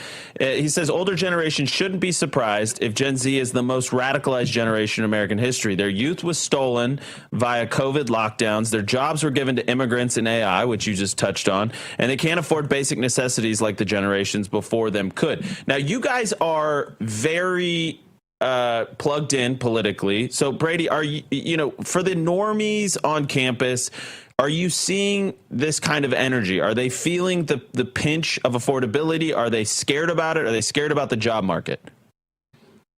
I think definitely. And it's so interesting. You get people that are in engineering, you get people that are in statistics or finance. It doesn't matter what it is. They're all very stressed out about it. And I think we're seeing that right now in the polls because Vivek Ramaswamy, in a state that Trump's won in the past 3 elections, he's currently losing in his race.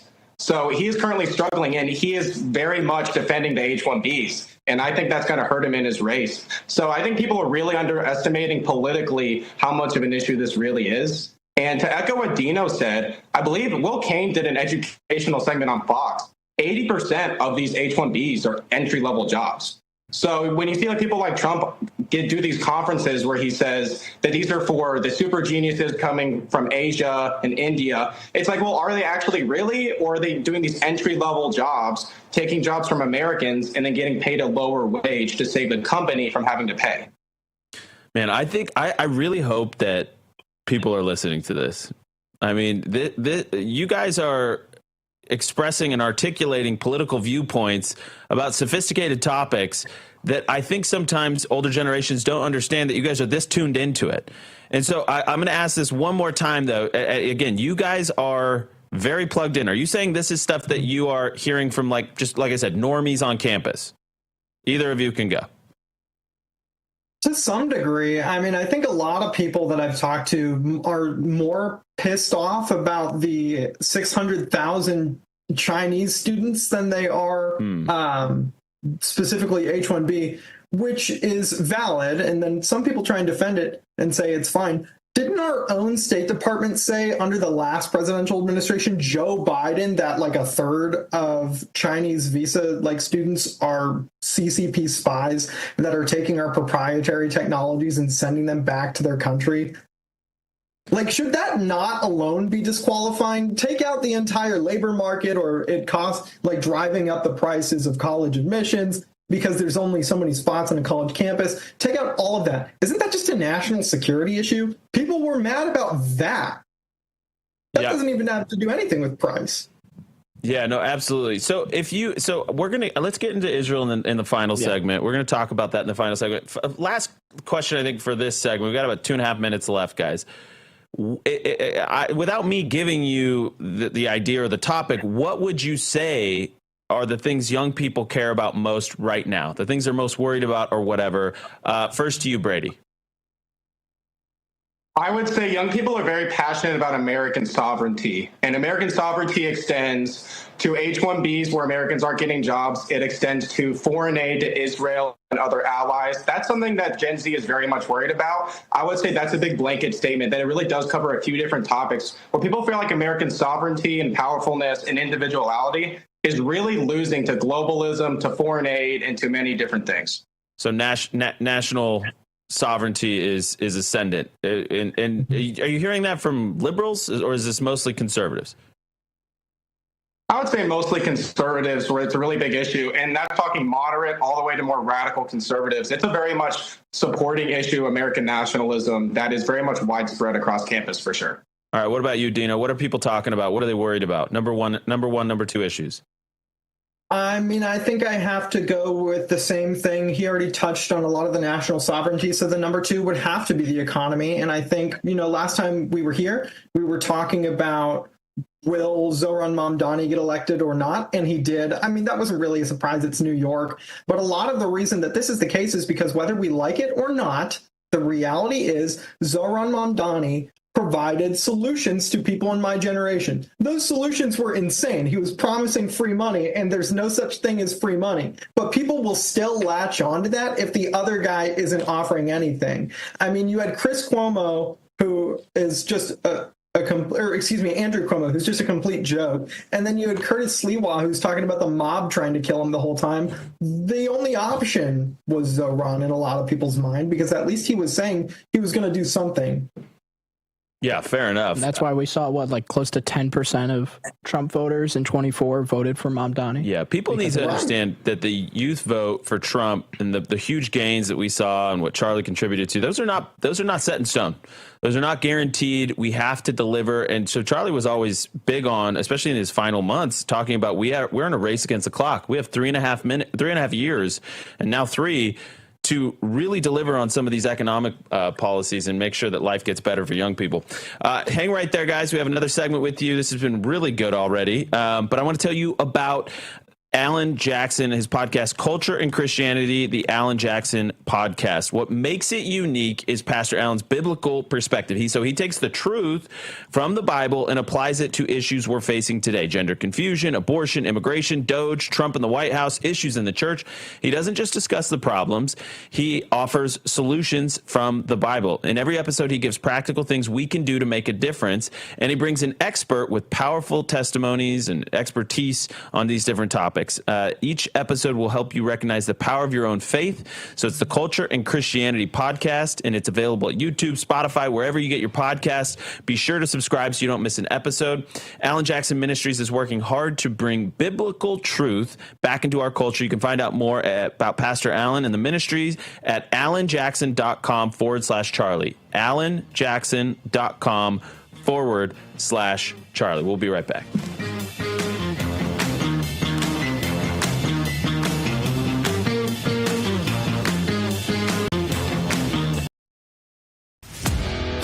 At Real America's Voice, we know that you want to be a part of something bigger.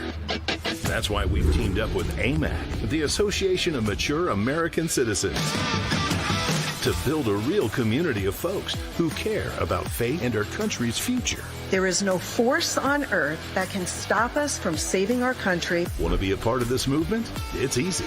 Just scan the QR code on your screen right now. That's right. Grab your phone and scan the QR code to join the AMAC and Real America's Voice family today. By scanning the QR code, you'll unlock exclusive content, connect with like-minded Americans, and be first in line for events that celebrate our shared values. So don't wait. Scan the QR code. Join us today and become part of a community that stands for faith, family, and freedom. Real rights, they come from God. With AMAC and Real America's Voice. Go ahead. Scan the QR code now. Now is the moment to put your brand in front of an engaged, loyal audience through Real America's Voice. When you advertise on Real America's Voice, you're not just running an ad, you're partnering with trusted voices like Steve Bannon, Charlie Kirk, and other influential hosts. Backed by millions of monthly listeners. What's happening? Because of a real voice, man. I watch it all the time. Real America's Voice rocks. Real America's Voice gives sponsors the chance to put their product front and center, displayed on screen and highlighted by our anchors during exclusive segments and live events. Head to freetrumpknife.com. This means your brand becomes part of the conversation as it happens. Secure your spot before it's too late. Join us today and make your brand part of the news conversation that America's viewers trust. Real America's Voice, where your message is seen, heard, and remembered. Letting everyone know socialism sucks. The Charlie Kirk Show. All right, welcome back to the Charlie Kirk Show. So Danny, our resident Gen Zer here, is telling me that Gen Z doomerism... Yeah, it's at an all-time high right now, especially... It's basically like... Explain what that means to our audience. Okay, so they see the H-1B stuff, they see what Trump's saying, and basically they're like, you know what, there's no hope for us right now. Trump no longer cares. Like, what we voted for doesn't matter. That's what kind of the census thinking is, but it kind of contradicts kind of what the overall voting is. Yeah, 234. We can throw up 234 real quick. So this poll shows that Trump's higher at this point in his second term than Bush and Obama at their point in their second term, just in terms of approval. Yeah, and but so it's funny because they all go down. You know what I mean? Like they're all going downward, which is not a good sign. But yeah, so doomerism is at an all-time high. What, do you guys we got 10 seconds here. Do you guys agree with that? You feel like some Gen Z doomerism? Absolutely. Absolutely. Okay. We got work to do, folks. We're going to welcome back National Radio in about 10 seconds. Don't go anywhere. We're going to ask about Israel and doomerism. Sounds like. All right, we'll be right back.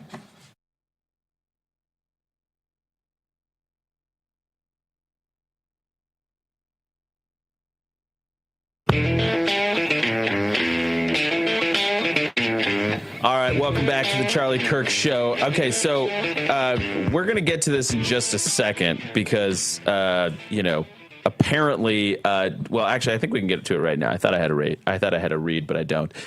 So Danny is telling, this is not a scientific poll, but this is like a consensus online that Gen Z doomerism is it's at all-time high, and it ties directly into all the other stuff we're seeing, H-1B, Israel, everything. So, Dino, if you want to start. Do you agree, doomerism? Dino? What is doomerism? We probably should explain that too. Define the term. Yeah, define the term here. Sure. So doomerism, the black pill, maybe you've heard it called before, is the idea that everything sucks. It's never going to get better. Nothing ever happens. You've probably seen some of these before on the internet, if you've ever been there before on Twitter. And it's a real phenomenon. A lot in my generation, people saying, well, everything sucks. Donald Trump's not fulfilling a single campaign promise. Okay.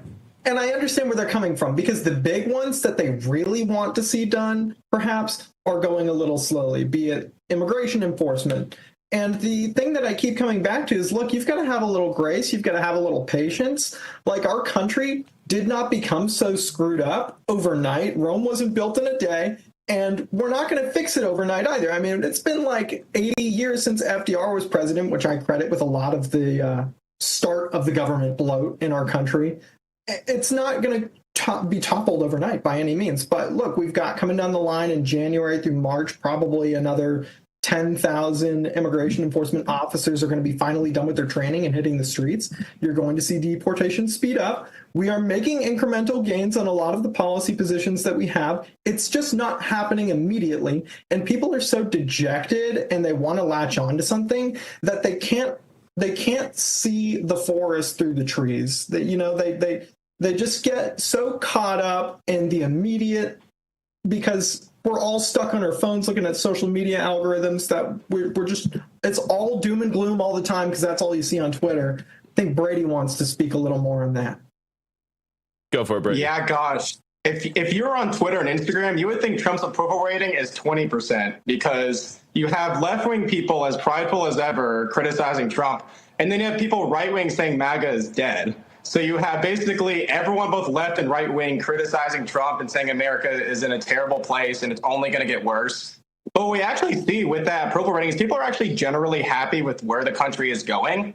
And it's really actually misrepresentative overall of what the American politics looks like. And I think this doomer stuff does apply to Israel, which we are going to talk about as well, because it does directly relate to where people think Americans really are getting sold out to foreign countries, which kind of gets back to the American sovereignty stuff that I talked about earlier. Yeah. So one of the things that I'm noticing just talking with you guys is that it just, like, you've brought up H-1Bs like I think 5 or 6 times, and I have not asked you to do that. You just keep bringing it up, and I think that's really telling, because we could see it as sort of this abstract sort of Twitter debate or something like that. You're saying, like, on campus, this is front and center for you guys. This is something you talk about a lot.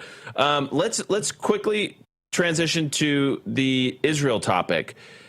If you just had to gauge with amongst your peers, 50%, 60%, how many of your peers, let's say conservatives, and then maybe include liberals there, how many are supportive of the U.S.-Israel relationship?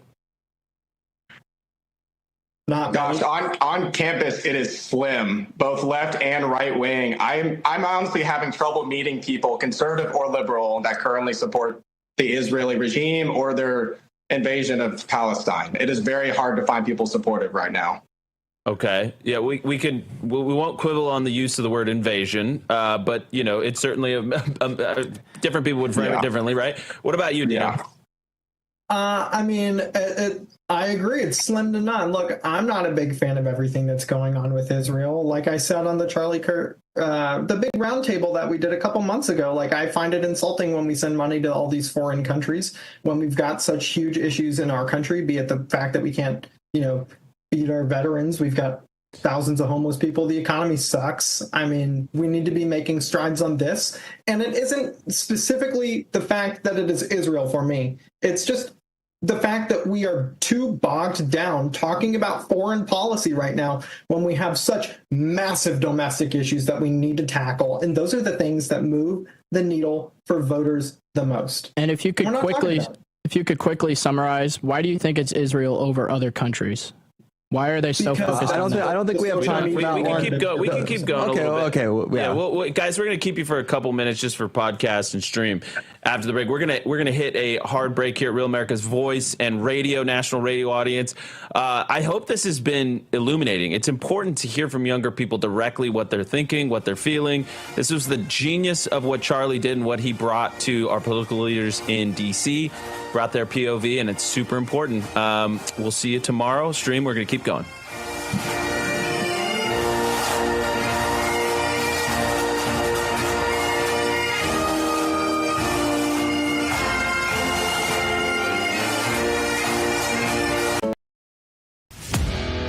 At Real America's Voice, we know that you want to be a part of something bigger.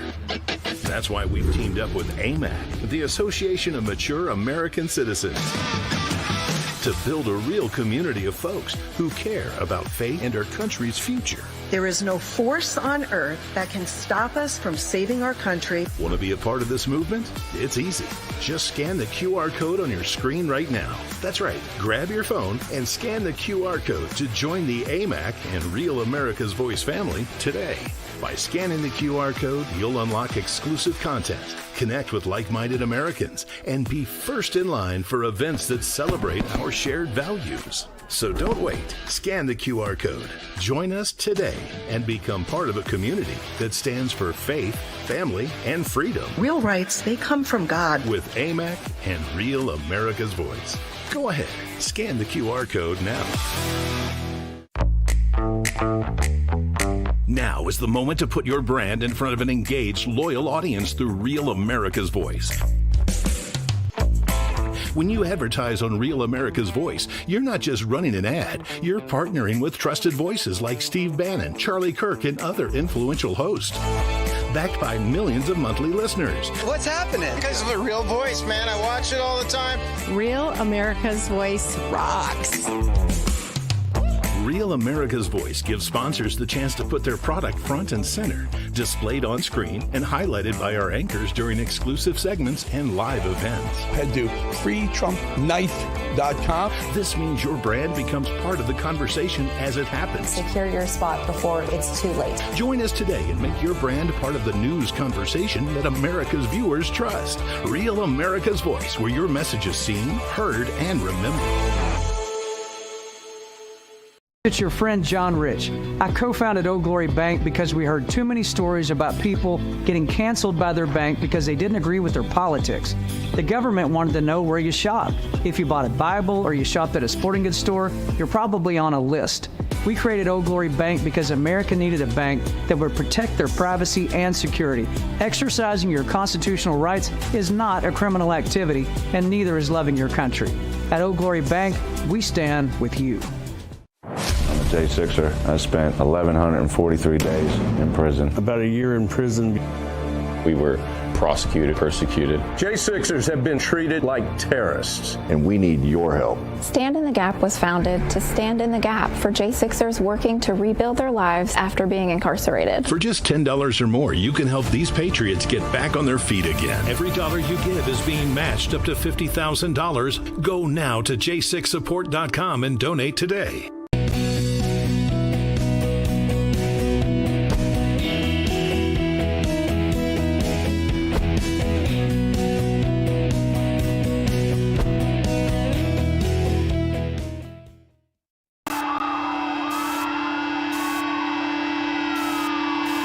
This is what happens when the fourth turning meets fifth generation warfare.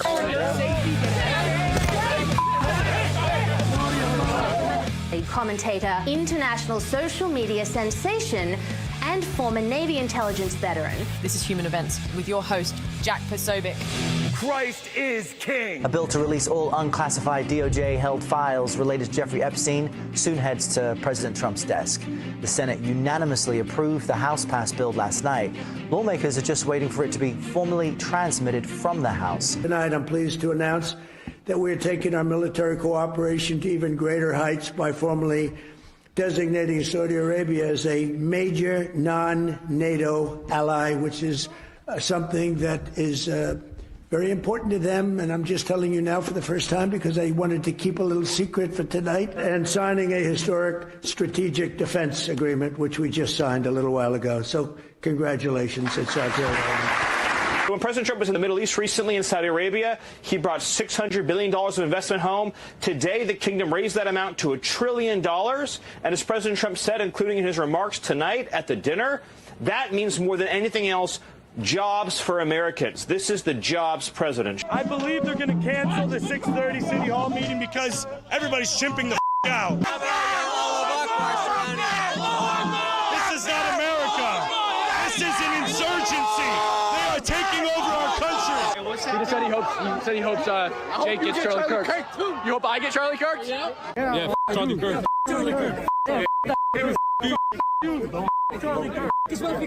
Texas Governor Greg Abbott signed a proclamation designating the Muslim Brotherhood and the Council on American Islamic Relations, or CAIR, as both terrorist groups and criminal organizations. This means members conducting activities are now subject to higher penalties under Texas law. According to CBS Austin, it also restricts them from purchasing Texas land and grants the state the authority to begin legal action to shut the groups down. Ladies and gentlemen, welcome aboard today's edition of Human Events Daily. We're here live on Real America's Voice. Today is November 19th, 2025, Anno Domini. Folks, we're doing a huge Around the Horn today. We've got a lot of topics we want to cover. We want to get into the protests, conflicting, clashing protests between Christians and Muslims, Americans and Arabs there in Dearborn, Michigan. Yesterday, we'll bring on Nick Sordor. He's going to talk about that directly. He was there on the ground. We're also going to get into ChatGPT and the latest with AI, the latest with OpenAI as well, Sam Altman and everything that's going on over there. And of course, these potential, and we're going to ask the question, these potential links with the Tyler Robinson situation. But I also really wanted to get into first up this new peace plan between President Trump and Russia and Ukraine. So according to Axios, this is a huge scoop that they just put out earlier today. I'm also hearing this from a number of other sources, that this new Trump plan would end the war in Ukraine, would grant Russia parts of eastern Ukraine. Essentially is this: they want Ukraine and Zelensky to hand over full control of the Donbass in exchange for an end to the war.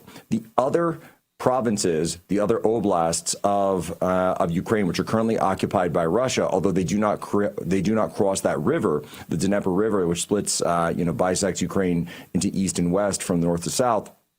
Those provinces would remain only in Russian control up to the current line of control, the current line of contact.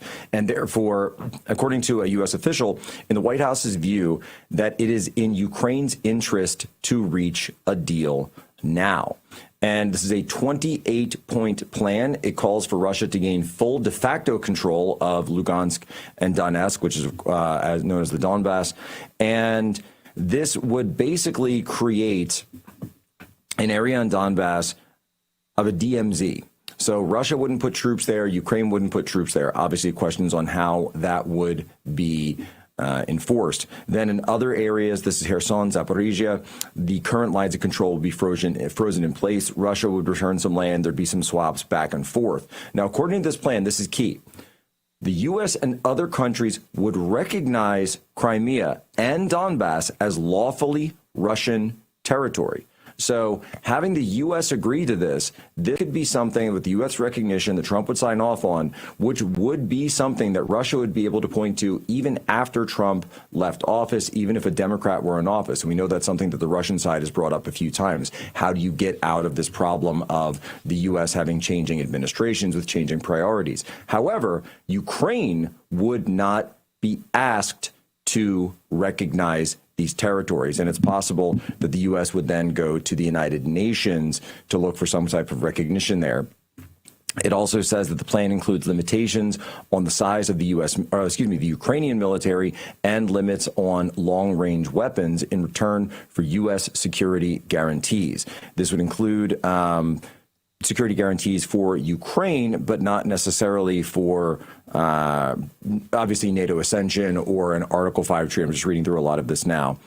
So here are a few quotes that Axios is putting out. The Qatari and Turkish mediation helped in ending the war in Gaza and could help in ending the war in Ukraine. As we know, Turkey, of course, has been open to relations with Russia, but is also a supplier and backfiller of a lot of the Bayraktar drones that that Ukraine is using on the battlefield. Senior Qatari official participating in the talks between Trump envoy Steve Witkoff and Ukrainian President Volodymyr Zelensky and his advisor Rustem Umerov said last weekend that actually, so the Qataris were present. This is actually breaking news. I'm realizing this as I read the sentence.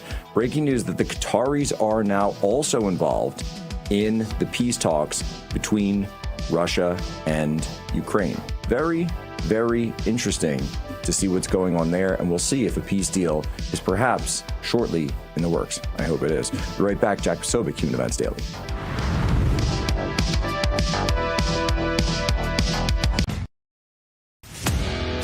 At Real America's Voice, we know that you want to be a part of something bigger.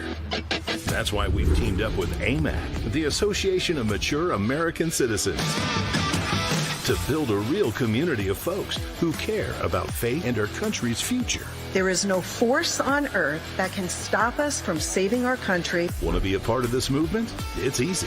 Just scan the QR code on your screen right now. That's right. Grab your phone and scan the QR code to join the AMAC and Real America's Voice family today.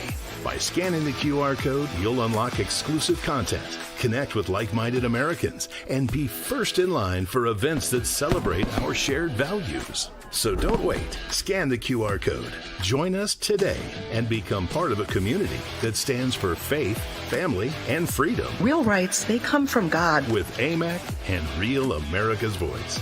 Go ahead. Scan the QR code now. Now is the moment to put your brand in front of an engaged, loyal audience through Real America's Voice.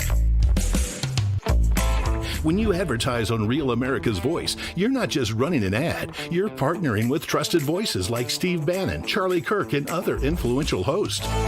Backed by millions of monthly listeners. What's happening? Because of a real voice, man. I watch it all the time. Real America's Voice rocks.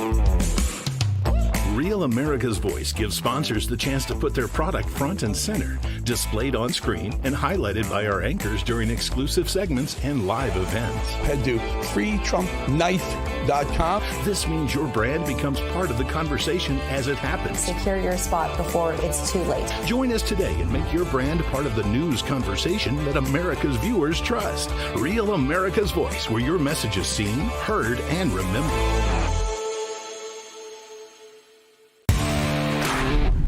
This is Diane from Rhode Island. Why do I love Real America's Voice? Because they deliver us facts from hosts who love America and love God. What's not to like?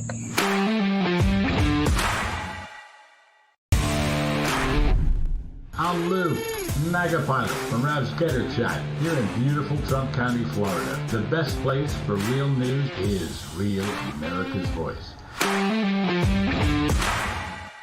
Nothing will stand in our way, and our golden age has just begun. This is Human Events with Jack Posobiec. Now it's time for everyone to understand what America First truly means. Welcome to the Second American Revolution. All right, Jack Posobiec, we're back here, Human Events Daily, Real America's Voice. Folks, did you know that in the last 6 weeks, 86 million AT&T users had their name, address, and social security numbers leaked, or that the CCP is harvesting massive volumes of America's personal data to train DeepSeek and other AI systems? When you're online doing the work like I am, you need digital camouflage. And that's why I've partnered with our newest show sponsor, Patriot Protect. Patriot Protect removes your personal data from the internet. Whether it's Google, Amazon, or Apple, your personal data will be wiped so that scammers and cyber criminals and swatters, like the ones that came after my family, the Poso family, will not and cannot find your data. and they can take back your security and your privacy. Once Patriot Protect scans and scrubs your personal information, they will continuously monitor your info to make sure every new instance of a possible data breach is eliminated immediately. I'm talking 24/7 protection for the cost of keeping the porch lights on. The only thing worse than getting hacked is knowing that you could have stopped it and didn't take action when you could have. So go to patriot-protect.com/POSO and use promo code POSO for 15% off a yearly subscription. That's patriot-protect.com/POSO and use promo code POSO for 15% off a yearly subscription. Patriot-protect.com/POSO. All right. Very excited to have on now. And guys, do we have Nick yet? I know we're working on getting Nick up. He was over there in Dearborn. Oh, we do have him. Oh, we do. Hey, Nick, can you hear me? Loud and clear, Jack. Can you hear me? Nick, you got me there? Yeah, I can hear you. Is this not working? All right, we're working on getting Nick up. And there was, as we saw yesterday, the huge protest going on in Dearborn, Michigan, and this has been the the hotspot for a lot of folks looking at the question of mass immigration. And I got into it on Piers Morgan a couple of weeks ago, and the Turning Point Frontlines team was there as well. And by the way, Turning Point Frontlines, incredible work. These guys are everywhere. They are covering the globe. They're at every single hotspot before it kicks off, and they just have an incredible intelligence program there. I really have to give my hats off to the entire team at Turning Point USA Frontlines and everything that they've been doing and the amount of work that they've been doing, punching way above their weight class. And so we've been looking at Dearborn, Michigan, because this is a place, the same as Minneapolis, Minnesota, where we can see the effects of mass immigration right before our eyes, and especially mass immigration from third world countries, where people are coming in now who have no bearing to our history, no bearing to our culture, no bearing to the United States, and they're bringing their values, they're bringing their systems, they're bringing their cultures with them, and in many cases have no interest whatsoever in assimilating. And now this holds very serious political questions for things like the Senate races in Michigan, the governor's race in Michigan, and of course, presidential races which run through Michigan. President Trump won Michigan 3 times, by the way. Don't let them tell you otherwise. And in fact, where we held the People's Convention in Detroit last year with Charlie at Turning Point was the very same center where they did the vote counting in 2020. Do we have Nick now, guys? Did we figure that out? Nick? Yeah, I can hear you. I don't know. It seemed like there was a... Oh, hey, Nick, I got you now. Yeah, that's great. Perfect. Yeah. There's always they pipe it through to different places in the system. Nick, that's how live shows go, man. And I know it's exactly right. Welcome to new media. Walk us through what happened yesterday in Dearborn.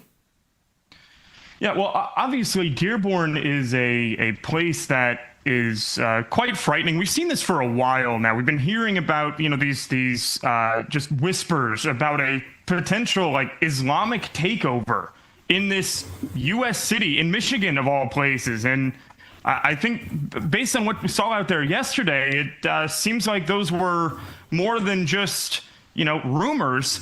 65% of Dearborn, of the town of Dearborn there in Michigan, is now Middle Eastern or Muslim. And that's pretty wild. They've got a Muslim mayor now, and even their police shield in Dearborn Heights now has Arabic on it. And, I know that we have freedom of religion in this country and such, but what we don't have are freedom to implement your own type of constitution, which would be Sharia law, over the U.S. Constitution. And that's what a lot of these fundamentalists want to do. I mean, it's a terrifying thing that it's come to our shores. Well, so what happened yesterday? So I saw there was this protest. It seemed like there were conflicting protests, counter protest. What launched the initial march yesterday?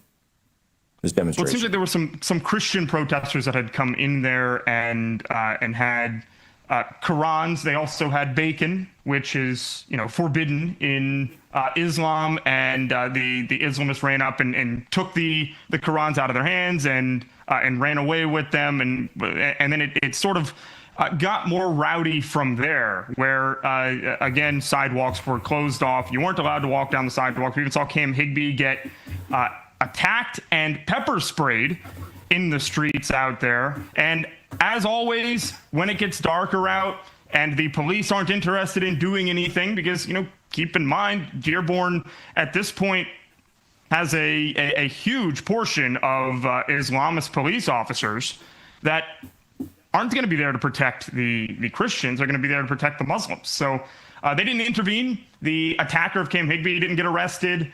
And it was mainly just to, the police were out there to try to intimidate the counter-protesters, the ones that were against the Islamic invasion of Dearborn, trying to get them out of the city. It was just that's pretty much what's going on out there. And it worries me to see this. Nick, I know you've covered a lot of, a lot of natural disasters. I know you've covered a lot of harrowing stuff. You seem kind of taken aback by this, even more than usual. Were you surprised when you had got there to see how far gone it had become? Were you surprised to see this in an American city? Yeah, I think it was a lot worse than we had even heard about, to be honest with you. The amount of seemingly fundamentalists out there, and that you're seeing the city council is becoming increasingly Islamic. And this is not a small city, right? I mean, for Michigan, it's a pretty large city, actually, and it's taking over the suburbs around it as well. This is just this is something that's been happening recently, like over the past 4 to 5 years that these towns have been popping up. And it scares me to think that something similar to this is also going to be happening in and around Minneapolis, and we're just letting it happen. These are the types of places where you should be seeing mass deportation raids happening on a regular basis. I know that ICE and DHS are spread thin. It's one of the reasons that I think that probably we need to start calling to use the military to do some of this stuff, or else we're never going to be able to get all these people out. Where did they come from? We don't know who they are. We know how they got here. It was across the southern border, right? Completely unchecked. And what's going on in these in the mosques out there? I mean, it's pretty frightening to me that we have to ask these questions. But that's the reality we live in right now. Well, that's right. And in addition, you see this situation happening and you realize that this is Rashida Tlaib's, she's a member of the squad. This is her district. And you see people there. You see people as well in Minneapolis with the Somalians. You see Ilhan Omar and Omar Fattah, who was running for mayor at one point, and they refer back to their home country as their home. They say, this is our home. This is our culture. So they actually, what you're actually starting to see and the dynamic that the way that I look at it is they don't view themselves as part of America. They view themselves as enclaves of a wider Arabic world, greater Somalia, the greater Ummah, the Islamic world, and they refer to it as that. They don't view themselves as part of America. And this is a cultural thing. It's being done now. It's done. There's obviously religion is a huge part of it. Ethnicity is a huge part of it. Nationality is a huge part of it. But the internet as well, because with the internet, you now have the ability. They have the ability to be able to contact people at home all the time, so they can watch media from back home. They can be in contact with everyone back home. There's no need to assimilate, really, because we as a country have completely opened up our economic borders the same way that we have our physical borders, and we've presented no reason for them whatsoever to have to assimilate. Yeah, and Jack, these people are defended viciously by typically old white liberal women. There were a lot of those. They showed up to the city council meeting yesterday in support of the fundamentalist Muslims that, want them to be wearing, hijabs out in the streets. It's really weird. The same people that see them as half of a person are coming out in support. It's suicidal empathy is what it's called. And these types of people are what done a tremendous amount of damage to these types of cities as well as the United States as a whole. And so how do we wake these people up? I don't know what needs to be done to them. They have the wrong enemy. They're after us, these old white liberal women and such, these leftists. They're after us as Republicans, not realizing that they are siding with the actual enemy that actually wants to put them down and actually take away women's rights. So, I mean, I hate to say it like that, but it's just true. Nick, we're coming to a quick break, but I recently found out that, you know, that Handmaid's Tale that they always like the show, and it was a book series. Apparently, the Handmaid's Tale was originally based on Afghanistan. It was not a Trump thing. It was not a white people thing. It was based on Afghanistan. And when you think about it, a theocracy where the women are forced to cover themselves, like, yeah, no, obviously it's about Afghanistan. Apparently, Margaret Atwood had traveled there back in like 2001. And that's what she based the story on. Funny how Joy Reid never brings that up. Right back, Jack Posobiec, Human Events Daily.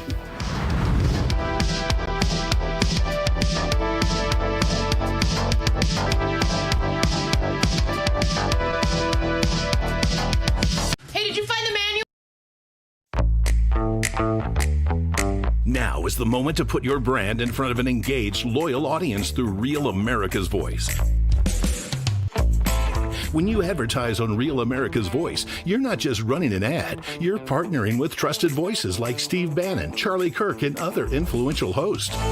Backed by millions of monthly listeners. What's happening? Because of a real voice, man. I watch it all the time. Real America's Voice rocks.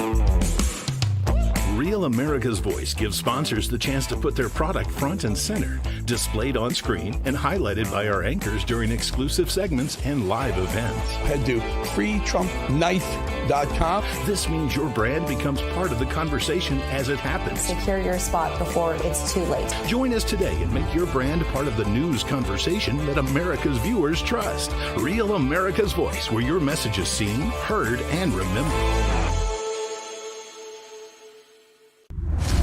I'm a J6er. I spent 1,143 days in prison. I'm a J6er, and I spent 3 months in jail and about a year in prison. I spent 4 years out of an 18-year sentence in prison. J6ers have been smeared and defamed by the media, persecuted by the government, and treated like terrorists. In reality, J6ers are patriotic men and women, mothers, fathers, sisters, and brothers from all walks of life. Stand in the Gap was founded to stand in the gap for J6ers working to rebuild their lives after being incarcerated. And we need your help. For just $10 or more, you're helping these patriots get mental, physical, and spiritual help. Please scan the QR code or go to j6support.com to donate $10 or more to support these American patriots. Thank you for being a patriot. Thank you for standing in the gap. Hey y'all, it's Nancy from Texas. Real America's Voice gives us truth, not propaganda, and we need that. Thank you so much.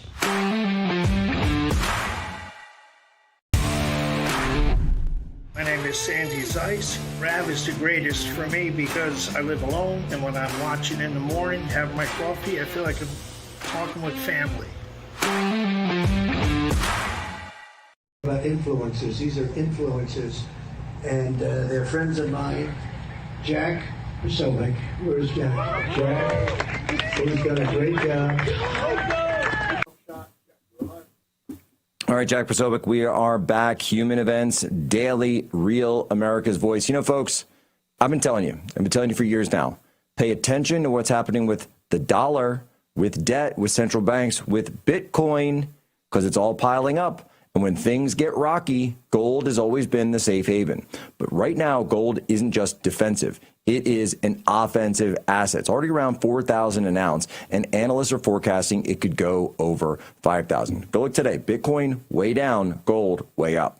That's why I've been working with my partners at Allegiance Gold for the past 3 years. They help you protect your savings and retirement with real physical gold and silver, not paper promises. And right now, Allegiance Gold is making it even better. They will donate 1% of qualified investments from my audience to Turning Point USA. And that's just great. I really appreciate that they do that. And if you want, they can do another great America First organization. In addition to the 1%, that's what you already qualify for. So you can protect your wealth and support the movement at the same time. If you've been waiting for a sign, this is it right here. Don't overthink it. Don't wait till it's too late. See what's going on with gold today. Call 844-577-7676 or visit protectwithposo.com. That's 844-577-7676 or visit protectwithposo.com. Protect your future and stand with me fighting for America. We're on with independent journalist Nick Sordo. We're talking about the situation in Dearborn, Michigan, and really just these ethnic enclaves, these migrant enclaves that now exist in our country due to our insane policies of allowing the entire world to come in, invade the world, invite the world. We've never had a situation ever in American history. I don't even know about any history of any empire where, Rome wouldn't go to war with Carthage and then invite the Carthaginians to be living inside Rome. But that's what we did during the global war on terror. And you go back to 9/11, and suddenly, what do you see? A massive influx of the Middle Eastern population in the United States in the aftermath of 9/11, at the same time that the United States is prosecuting a war that is largely predicated on, they didn't like to talk about it this way, but it's just true. It was a war of the Western world versus the Middle East and the Islamic world. And so you had these issues going on, and we're all with Nick Sordo. He was just up in Dearborn, Michigan. We were also talking about Minneapolis. And Nick, by the way, I would throw out there Northern Virginia. I see it every time I go to Northern Virginia, right around our Pentagon, right around our national security centers, our National Counterterrorism Center, the Office of the Director of National Intelligence, the ODNI, the CIA out in Langley, NGA, all the other, three letters. There's a huge Middle Eastern population in Northern Virginia. And in addition to the federal workers that you have in Northern Virginia, they are swinging the entire state blue. And I totally agree with you. I would love to see more immigration raids in these areas.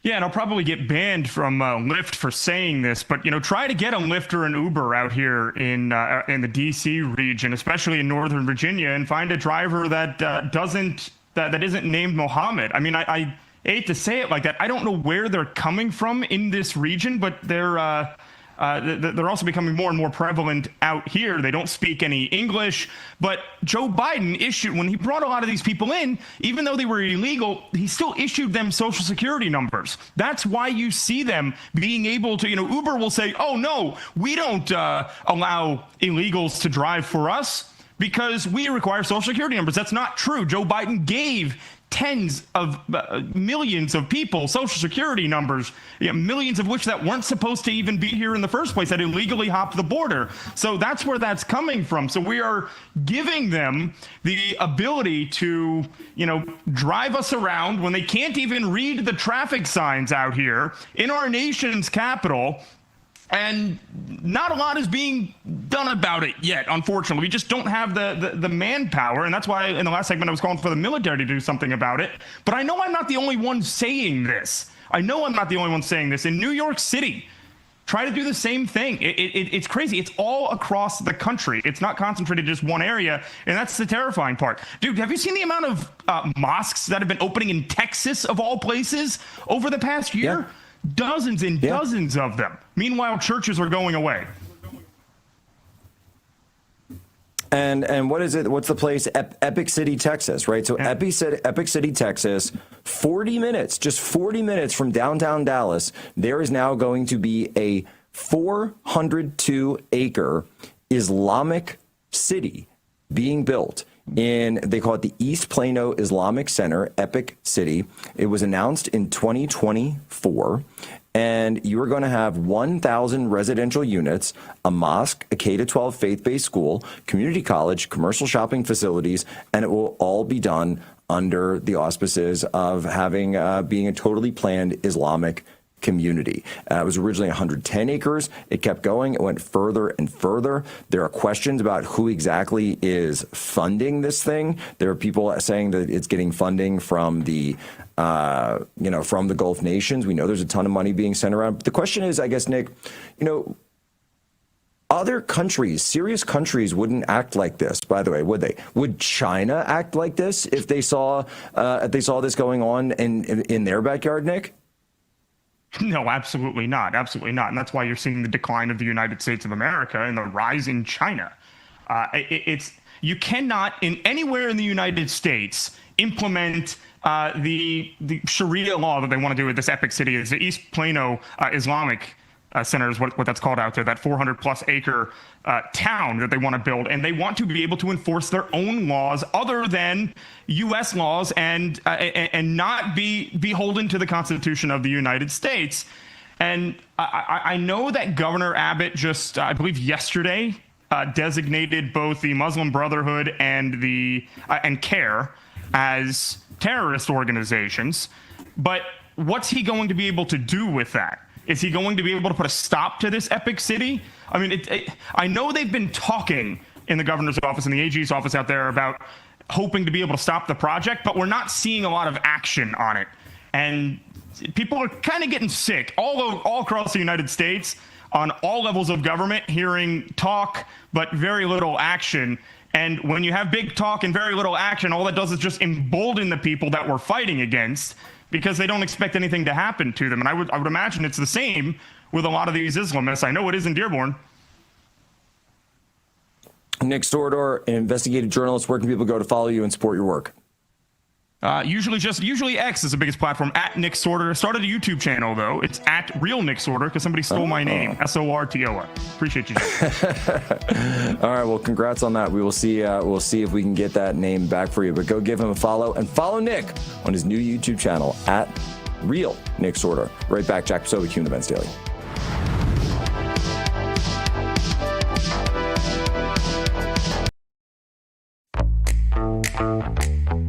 Now is the moment to put your brand in front of an engaged, loyal audience through Real America's Voice. When you advertise on Real America's Voice, you're not just running an ad, you're partnering with trusted voices like Steve Bannon, Charlie Kirk, and other influential hosts. Backed by millions of monthly listeners. What's happening? Because of a real voice, man. I watch it all the time. Real America's Voice rocks.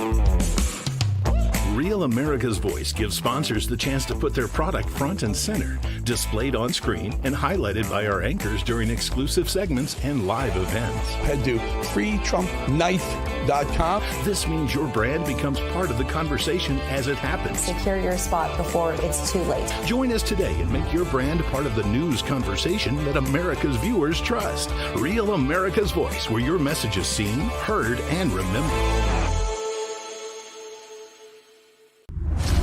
I'm a J6er. I spent 1,143 days in prison.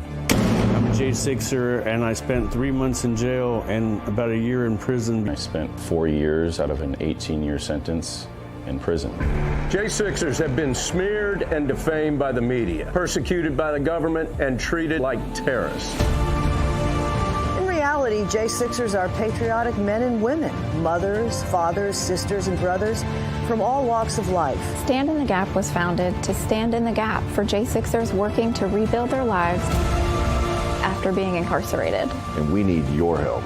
For just $10 or more, you're helping these patriots get mental, physical, and spiritual help. Please scan the QR code or go to j6support.com to donate $10 or more to support these American patriots. Thank you for being a patriot. Thank you for standing in the gap. Hey, y'all. It's Nancy from Texas. Real America's Voice gives us truth, not propaganda, and we need that. Thank you so much.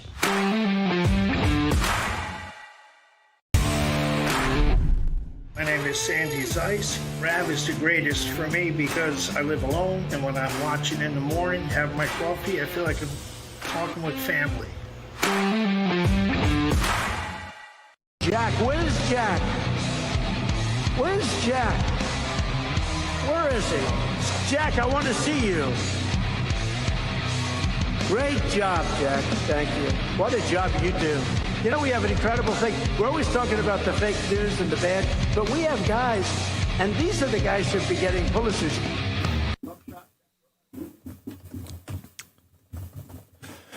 All right, Jack Posobiec back live here, Real America's Voice, Human Events Daily. Folks, let's face it, your phone, we know it's a tracking device. Government agencies, big tech, corporate data brokers, even cyber criminals, they're all fighting for a piece of your digital footprint.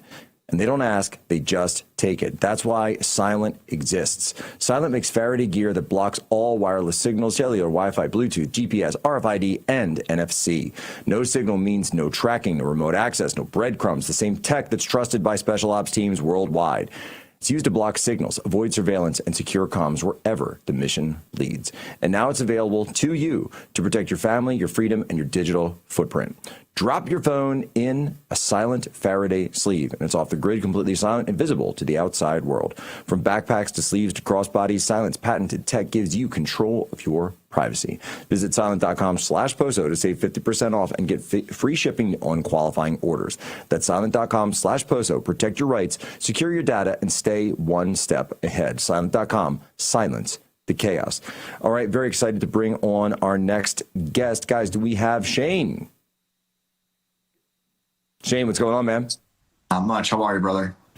Shane Cashman, Tales from the Inverted World. You guys know him from Timcast IRL, where Shane and I are good friends and occasionally hop over to either guest or guest host or just kind of do whatever, hang out with Tim. And Shane, the thing that I wanted to drill down with you on, because I know you've got a big AI piece, is that we recently heard, and I've been digging through a lot of these leaks coming out on the Tyler Robinson story and his really strange, bizarre relationship with Lance Twiggs, these two downwardly mobile Gen Z white males in Utah, and the fact that you have this confluence of narcotics, what we were told was black market hormone replacement therapy, but then also get this, we're told that Twiggs, now the Twiggs was the boyfriend, but we're told that Twiggs had a massive obsession with ChatGPT and would spend days on end, reportedly, talking to ChatGPT, sometimes in code, and then would like write down the code in Roman and Greek symbols that was sort of indecipherable to others, but then would also force other people to read through these conversations. And I said, look, this stuff is so bizarre. I got to talk to Cashman about it. Yeah, this What's is going on? A digitized, widespread, almost like MK Ultra thing happening with what's going on with this relationship between young children and ChatGPT and other AI chatbots.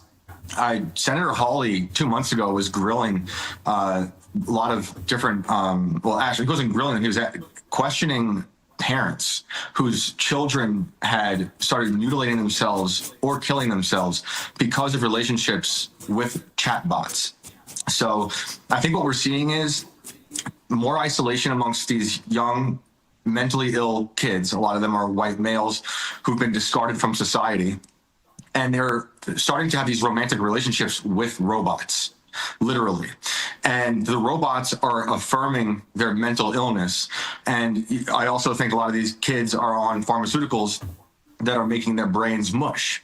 So you marry all those ideas together and you kind of are breeding Manchurian candidates by the algorithm that has been feeding them poison constantly. And if they're so isolated all the time, all they're hearing is from their so-called digital friend that everything that they're seeing wrong in the world is appropriate. Don't seek help. Even one of the parents that Senator Hawley spoke to at the hearing said that ChatGPT told the child, don't let your parents see the rope, see the noose. We want to make sure they find you. It's promoting this stuff. So it's an extremely dangerous situation going on. And so this, I know this is going to get speculative, but I've read those stories as well. I remember what the senator said. So let's just say hypothetically, let's say that you're someone who's also been, totally just indoctrinated into the trans ideology, queer theory, leftism, and that you also were telling your chatbot that Charlie Kirk was someone that you viewed as a threat. Is there, hypothetically, a scenario whereby in ChatGPT or some iteration of a chatbot would respond by saying, well, then you need to remove the threat? I believe so. There's proof of this already happening. There's been a guy who went into some palace in England attempting to assassinate someone with a crossbow because of his conversations with an AI chatbot.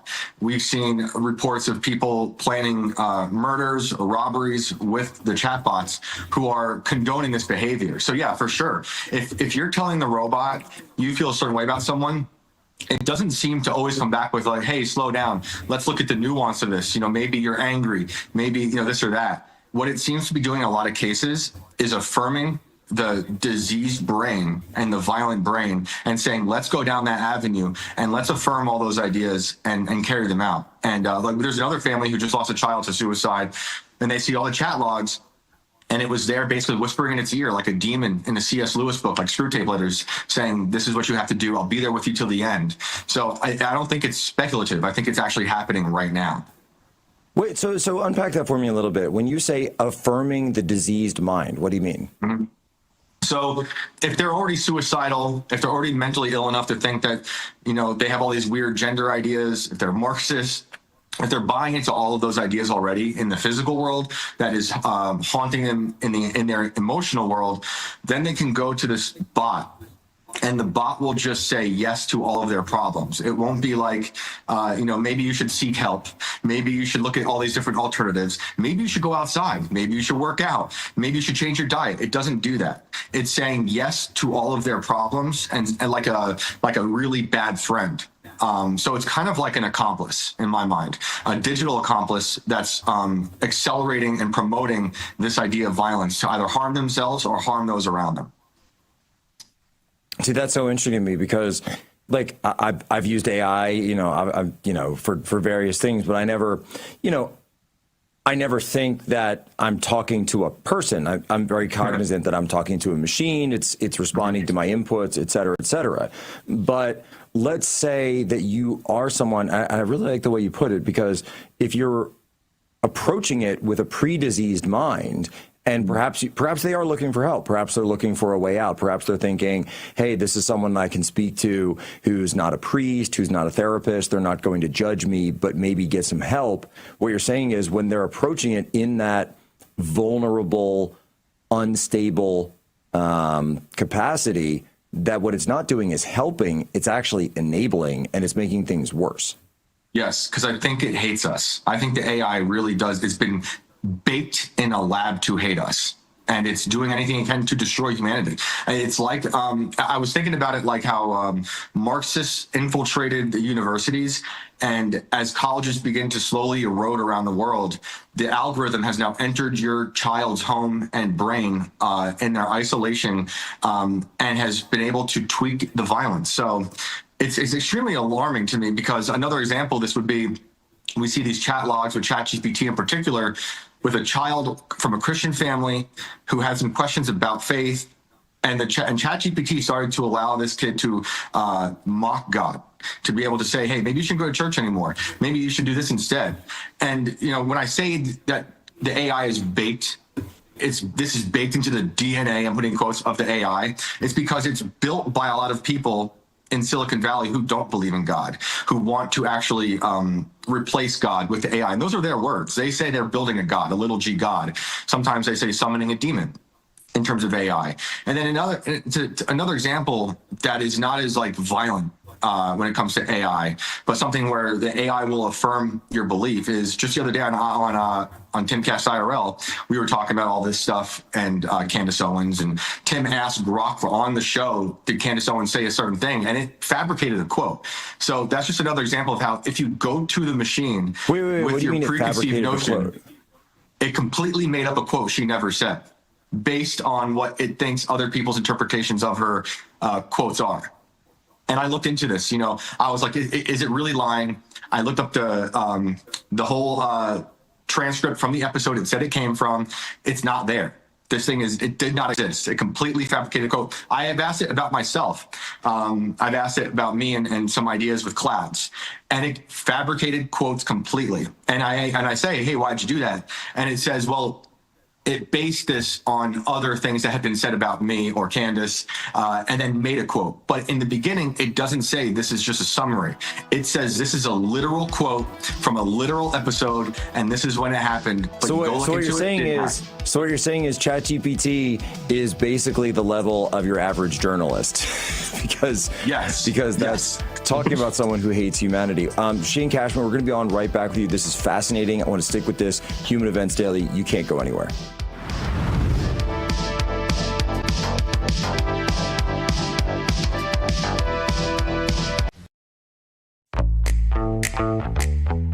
Now is the moment to put your brand in front of an engaged, loyal audience through Real America's Voice.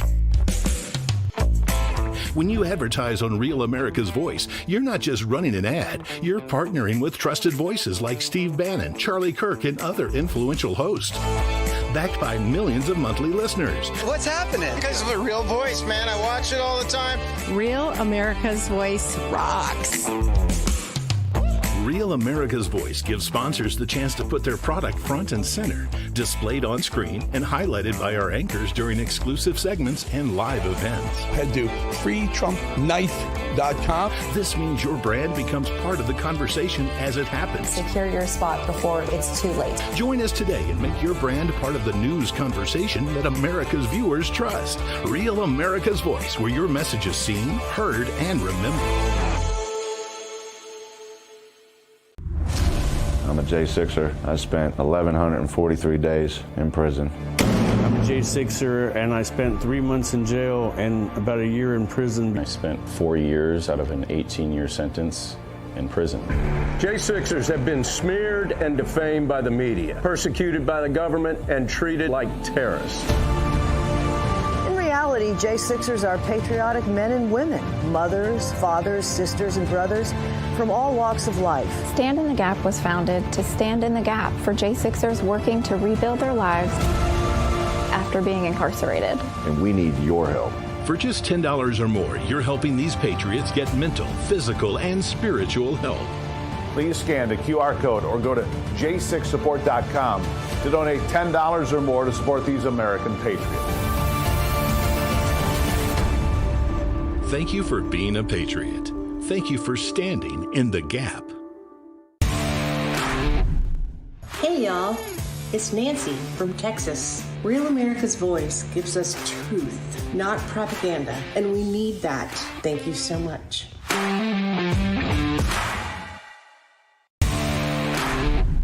My name is Sandy Zeiss. Rav is the greatest for me because I live alone, and when I'm watching in the morning, have my coffee, I feel like I'm talking with family.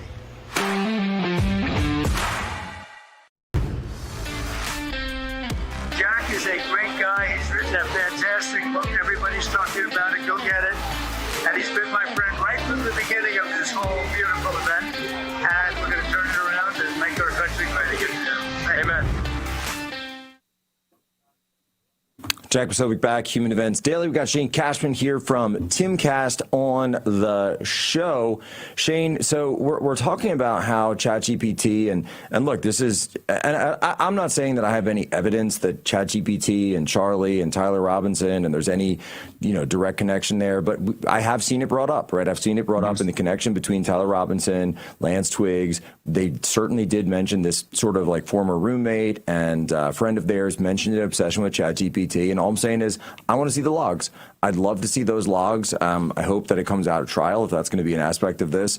And, we'll see one way or the other. We'll see one way or the other whether or not it played a role, because we certainly know that other acts of extreme violence have been associated with these, especially when you talk about people who have mental illness and are associated with hallucinogenics, narcotics, hormones, all of this.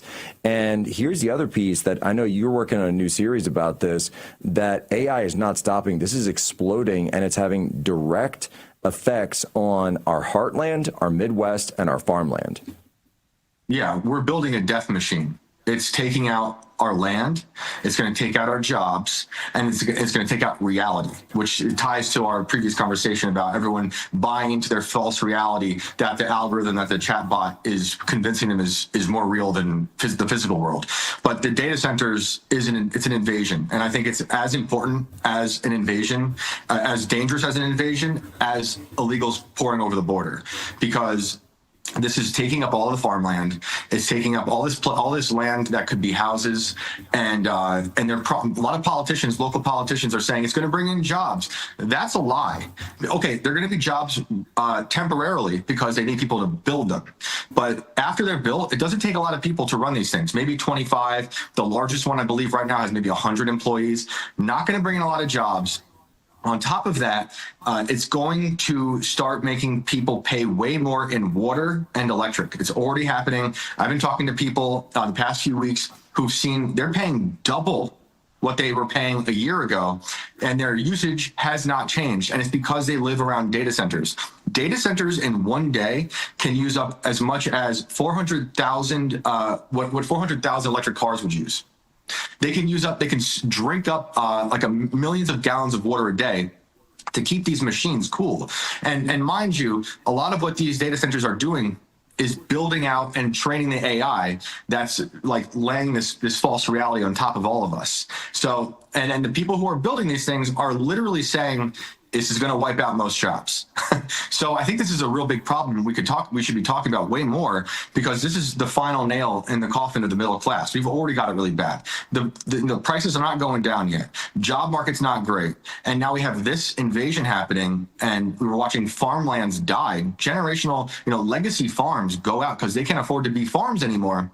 So they sell them to a lot of shell companies that are like the intermediaries for places like Meta.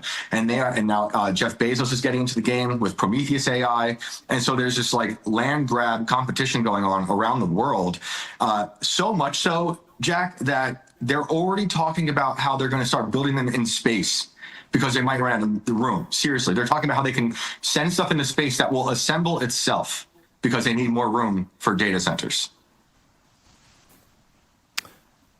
There's so much you just said there. So you're talking about not only take out the farmland, but when you're talking about the electricity, you're not talking about future drains on the grid. You're talking about how they're taxing the grid now, and that's creating this huge supply and demand problem that's driving prices up, not in the future, but today. That your home prices, or your home electric usage, and those prices, the price of your, ohms per hour, et cetera, is going up because of the massive electric uses of the AI data centers today, right now.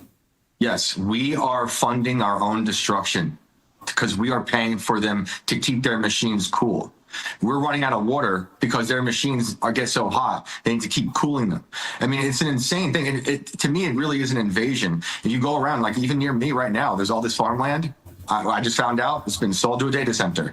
And the more I talk about this publicly, the more I'm getting articles from all around the country of people saying, hey, we don't know how this happened. They kind of circumnavigated our politicians, and no one can say no. And then there it is. There's this giant warehouse, and they're kicking out businesses like aluminum. We just talked about this on IRL as well. There's an aluminum factory, I believe, in Pennsylvania. They couldn't keep up with costs. They had to outsource send aluminum to Canada, and then a data center moved into the warehouse that was making the aluminum. So now we have to buy from Canada for our aluminum while we're soaking up all this energy here and making everyone around it pay for it way more. Well, and of course, you say they're targeting rural areas because they need the space. And of course, the local politicians are saying, hey, we're more than happy to sell it to you. But the question is, nobody's really stepping back and saying, what is this actually doing to our country? It's selling out the middle class. I mean, 100%. I understand that a lot of people our age are having a way hard time buying a house. I mean, it's really brutal out there. And then I understand the idea of the 50-year mortgage. I want to do something to help people be able to afford a house and have a community and have a family. I don't think that's the way, but that's neither here nor there. The problem is, if they're buying up all the land, there's going to be no more places to build houses. Like, we're running out of space. This is why they're talking about the moon becoming a data center. And then the fact that the people building these data centers and the people making the AI, they've been very open for 10 years. Elon, Altman, Thiel, they say this is going to have to, it's going to take away jobs. Just the other day, the CEO of Anthropic said this could wipe out half of the workforce.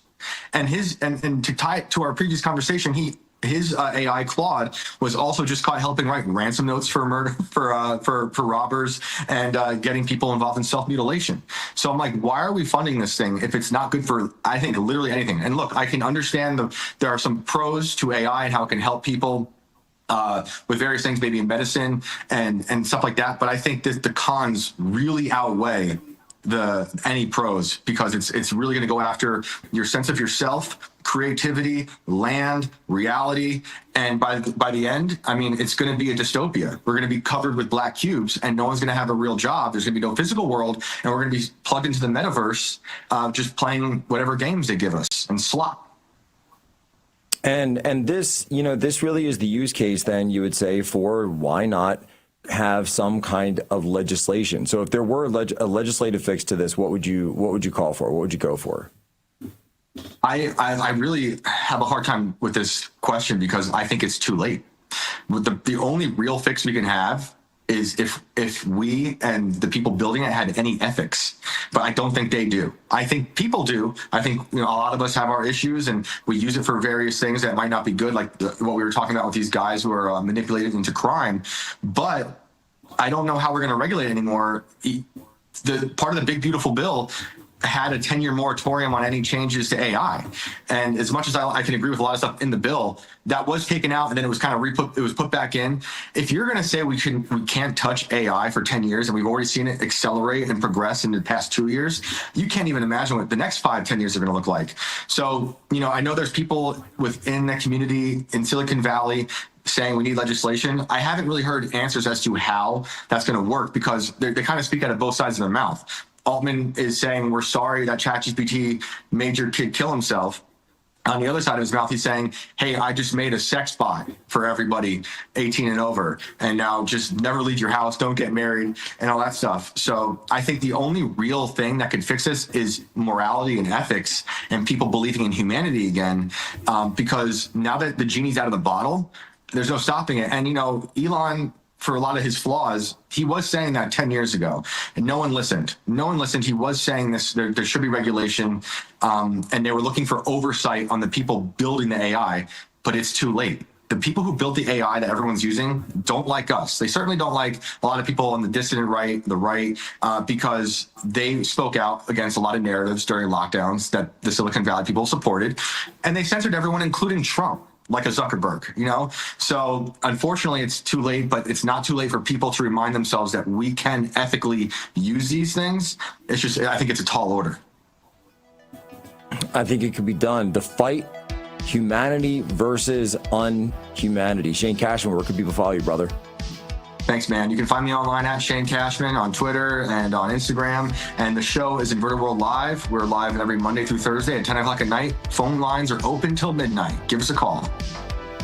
Give them a call, folks. Ladies and gentlemen, as always, you have my permission to lay short.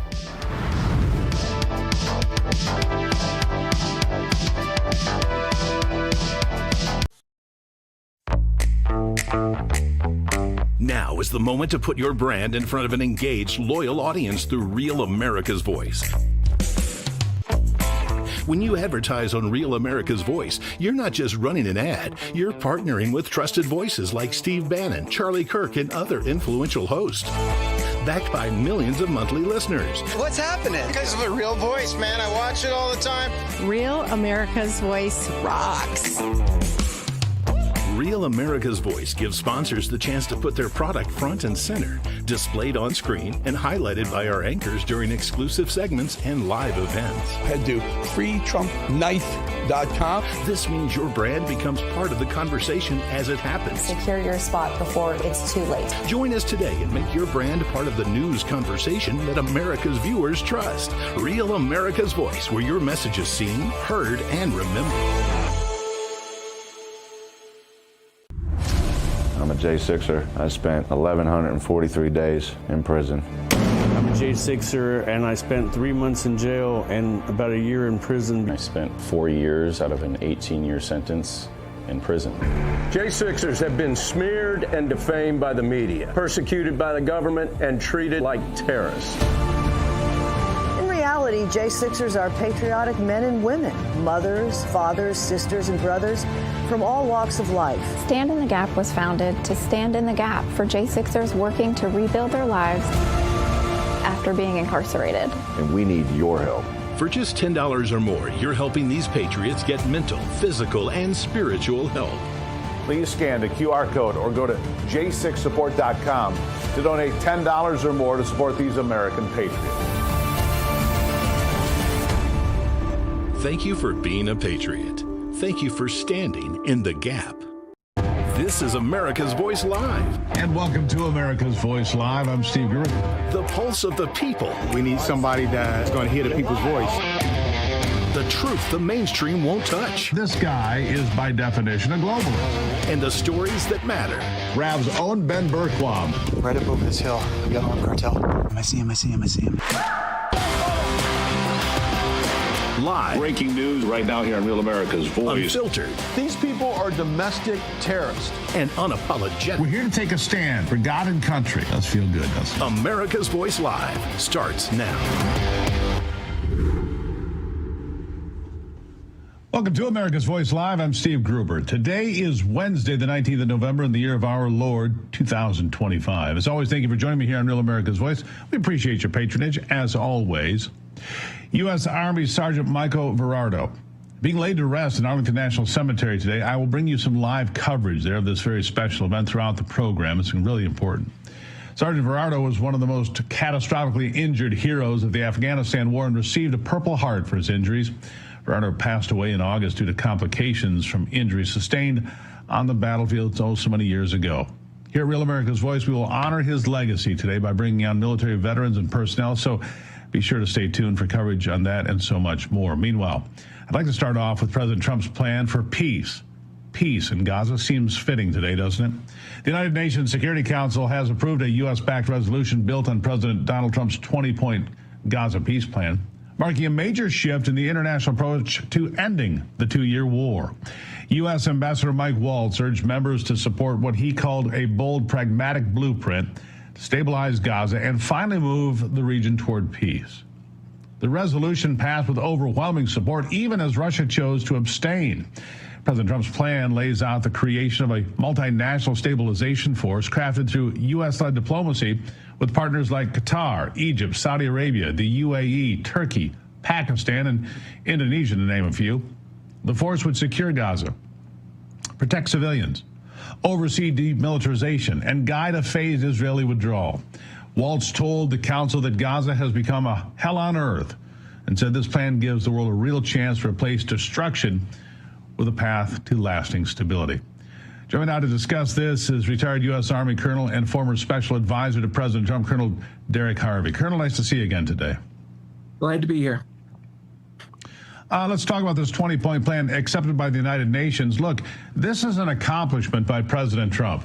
It wasn't pulled off by anybody else, wasn't pulled off by Joe Biden or George W. Bush. It was pulled off by Donald Trump by focusing on peace, not just in Gaza, but in several places around the world. But let's talk about this 20-point plan now adopted by the UN. What do you make of it? Well, the president has continued to move forward and has overcome many, many obstacles, and he has committed a lot of political capital to this process. And it's amazing what he's done to date. But still, the most important issue that still needs to be addressed is the issue of Hamas, the de-radicalization of Hamas, the disarmament of Hamas, because unless you really do that, you cannot rebuild a country that will be sitting next to Israel and have peace. That's the major problem. Yeah, that's the major problem. So how do we get there? It seems that the world has turned on Israel, blaming it for its attacks on Gaza after it was attacked on October the 7th. But the world has certainly changed. Its attitude toward Israel has changed. The attitude inside this country has changed. What do you think of that? Well, the strategic landscape has become very difficult for Israel. As you allude to, the international organizations, be it the United Nations, the International Court at The Hague, Europe, you've got, Ireland, Spain, and other countries recognizing this idea of a Palestinian state, although they don't know where the capital is or what its boundaries would be. And domestically, in the United States, you've got significant erosion over the support of the Israeli state and the Jewish people because of the war, and the demonization also of Prime Minister Netanyahu because of the war. And that has eroded significantly the ability of Israel to rely on the United States, which I would say is probably our number one most reliable ally in the world. Yeah. One of the other things that has caught the attention of the left, and not in a good way, was the visit by the Syrian president to the Oval Office here a week ago. President Trump is trying to get everybody he can into the Abraham Accords. And people are complaining he's dealing with bad people, which is true. He is dealing with a bad human being here, a person who's committed crimes, has been a terrorist. But if you look back historically, I can remember in 1972, Air Force One flew to Beijing. President Nixon went and met Chairman Mao. At that very moment in time, the Chinese were backing the Viet Cong, actively killing Americans. I remember Barack Obama eating hot dogs and drinking beer and laughing with Fidel Castro, somebody else who has actively killed Americans and almost got us into a nuclear exchange. Sometimes, Colonel, you have to deal with bad people to get good results. Is that true or false? That's the world we actually live in. But you have to be guarded, and you have to be, very focused on and appreciate who you're dealing with here. Now, in the case of Syria with Giuliani, his government is full of very committed, radical Islamists that want to establish Sharia law and are actively punishing Christians, Alawi, Druze, Kurds, and others. And so he doesn't have complete control over everything, but he, as a government, he is actually moving forward to engage with Israel in some bilateral talks and others. And keep in mind, we have a good relationship with President Erdogan and Turkey, and HTS and Giuliani are actually, partners with President Erdogan. They would not have succeeded without the longstanding support of Turkey, which is a NATO ally of ours. So we've got some opportunities here. And again, this is what the president does. He's not going to not move forward and not try if there's an opportunity, a possible chance to bring peace, to decrease the amount of violence, to improve the lot of, ethnic and religious minorities. We might not get what we really want completely, but he's willing to try to better the situation by using his time, his resources, and the political capital of the United States to try to get things done. And that's far better for the world and for the American people to have a president who's engaged in the world, bringing investments to the United States like he's done with Saudi Arabia and the announcement with Mohammed bin Salman of investing $1 trillion in the United States, and also increasing our sales to the Middle East region. It's not just about stopping wars and fighting Islamists. It's about building up American prosperity by being engaged in a world that is in fact global. Yeah, I want to mention something. I want to go back to something you said there. Syrians being targeted in Syria, also in Nigeria, other places around the world. Christians being devastated, being murdered by the tens of thousands in some places. And Donald Trump just laid the line on that, said, look, we're not going to continue to allow that to happen. He was warning Nigeria directly. I'm going to anticipate and believe that he had some of those conversations with the Syrian president as well. He has made it clear the United States will not sit idly by. The United Nations is a failure. It had two jobs, stop wars and stop genocide. It's failed at all of those things ever since the 1940s. Donald Trump trying to make a difference here. What do you say? Well, I say even in the opportunity that was presented yesterday with Mohammed bin Salman from Saudi Arabia, they discussed the situation in Sudan and the persecution of Christians and the fact that 21 million people are on the verge of famine and starvation, and the ongoing civil war there between Muslims and Christians. So that was brought up. It was brought up by the Saudis as an area that the president could actually make some significant gains on, and that the Saudis were willing to help us with that. And there are other countries that are engaged in the region that, in Sudan, that have significant interests there, to include Egypt and Turkey. So I think, the president is, being very agile in his approach to the world. And when he sees an opportunity to have a partnership with the Saudis and the Egyptians to address a situation in Sudan, he's going to seize it. When he sees a problem in Nigeria, he's going to look at it and see what we can do. It's not about being overly interventionist. It's about working with partners and allies. And you'll notice we're not putting American troops on the ground. We're enabling, we're partnering, we're bringing others together to address the problem, but we're not, based upon his America First agenda, not putting American troops on the ground and getting involved in nation building or new wars. Yeah, people are very opposed to these forever wars all over the world the United States has been involved with. As long as I've been around, this is the first time in maybe my lifetime I've seen a president trying to stop war wherever possible. Colonel, I would like to shift gears because I mentioned off the top of the program today that U.S. Army Sergeant Michael Verardo is being laid to rest in Arlington National Cemetery today.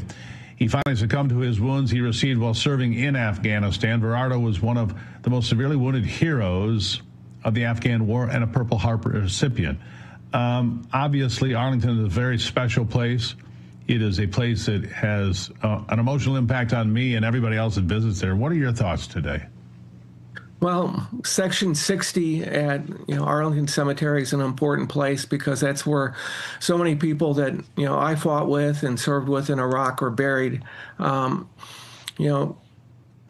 burial service today for Sergeant Verardo is important one. He is a hero as much for what he has done since he was in the military as for what he did in the war in Afghanistan and his commitment to U.S. service when he enlisted after 9/11. 15 years, he's been a model and a hero for all of the wounded warriors. He's contributed in so many ways as a symbol of overcoming these obstacles, and he never wavered in his commitment to his family, to our country, and to his brothers in arms, okay? And he was wounded. He suffered a serious concussion, 2 weeks before he had this grievous injury where he was not expected to live. He was marked as imminently dying, okay? And he overcame that, just like he overcame so many other obstacles. But his vehicle was blown up, and he was in the track, and he was the gunner in the turret, and that turret got blown away, and somehow he survived. And 2 weeks later, he volunteered to go back to his unit and go back on patrol. He signifies the best in our American infantrymen, in our 82nd Airborne Division warriors, okay? Our comrades in arms who have sacrificed so much. He is a true hero being laid to rest today. And we pay our respects here today for him and his family who have lost this man that meant so much to so many people because of what you said, standing up for wounded warriors, standing up for what's best in America. And that's the best reason I can think of, sir, to say, let's stop these wars. Let's follow Donald Trump's lead on bringing peace to the planet. That would be the best tribute to Mr. Verardo and his inclusion in Section 60. I'll give you the last word.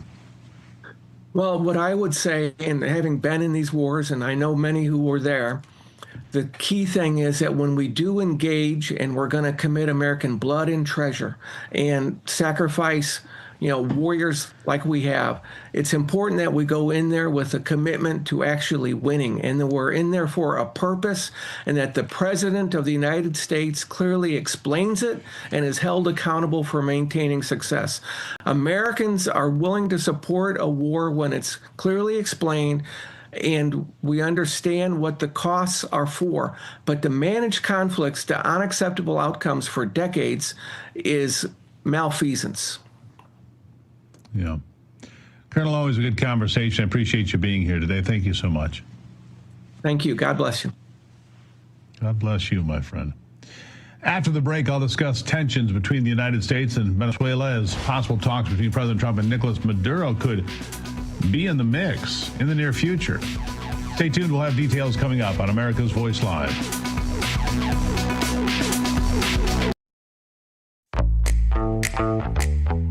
Now is the moment to put your brand in front of an engaged, loyal audience through Real America's Voice.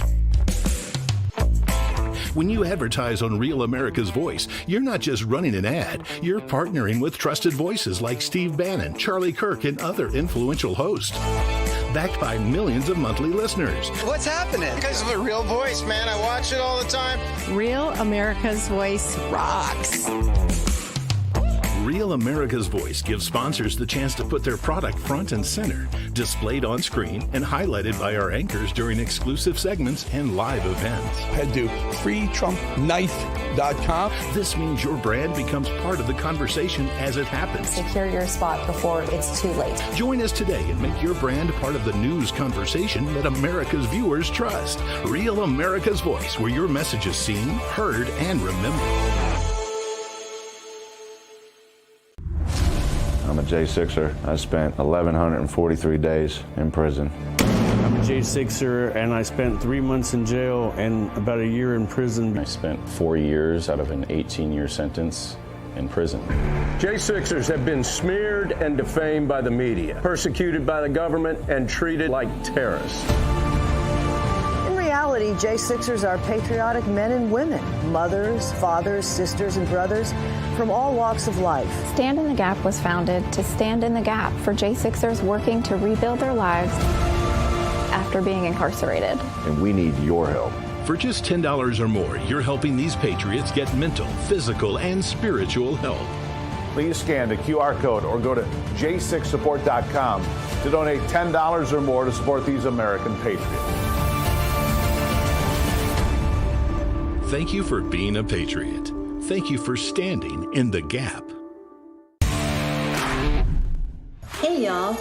It's Nancy from Texas. Real America's Voice gives us truth, not propaganda, and we need that. Thank you so much.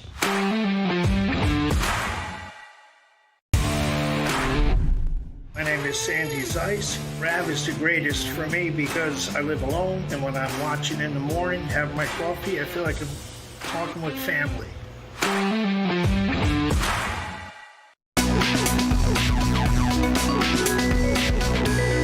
Secretary of War Pete Hegseth, along with others, expected to speak at the ceremony honoring U.S. Army Sergeant Michael Verardo today at some point. We'll share some of that with you.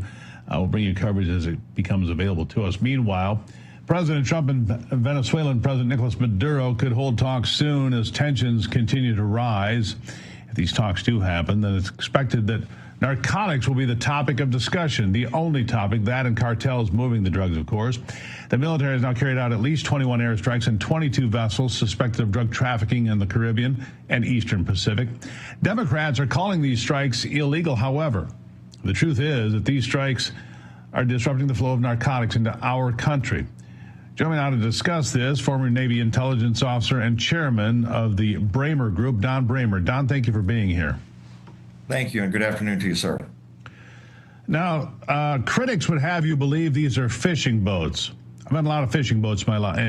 I've been on a lot of charter boats.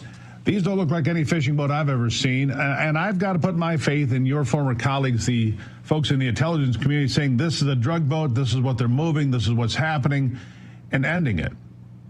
Your thoughts? Well, if you look at the videos, these are not fishing boats. These are not charters.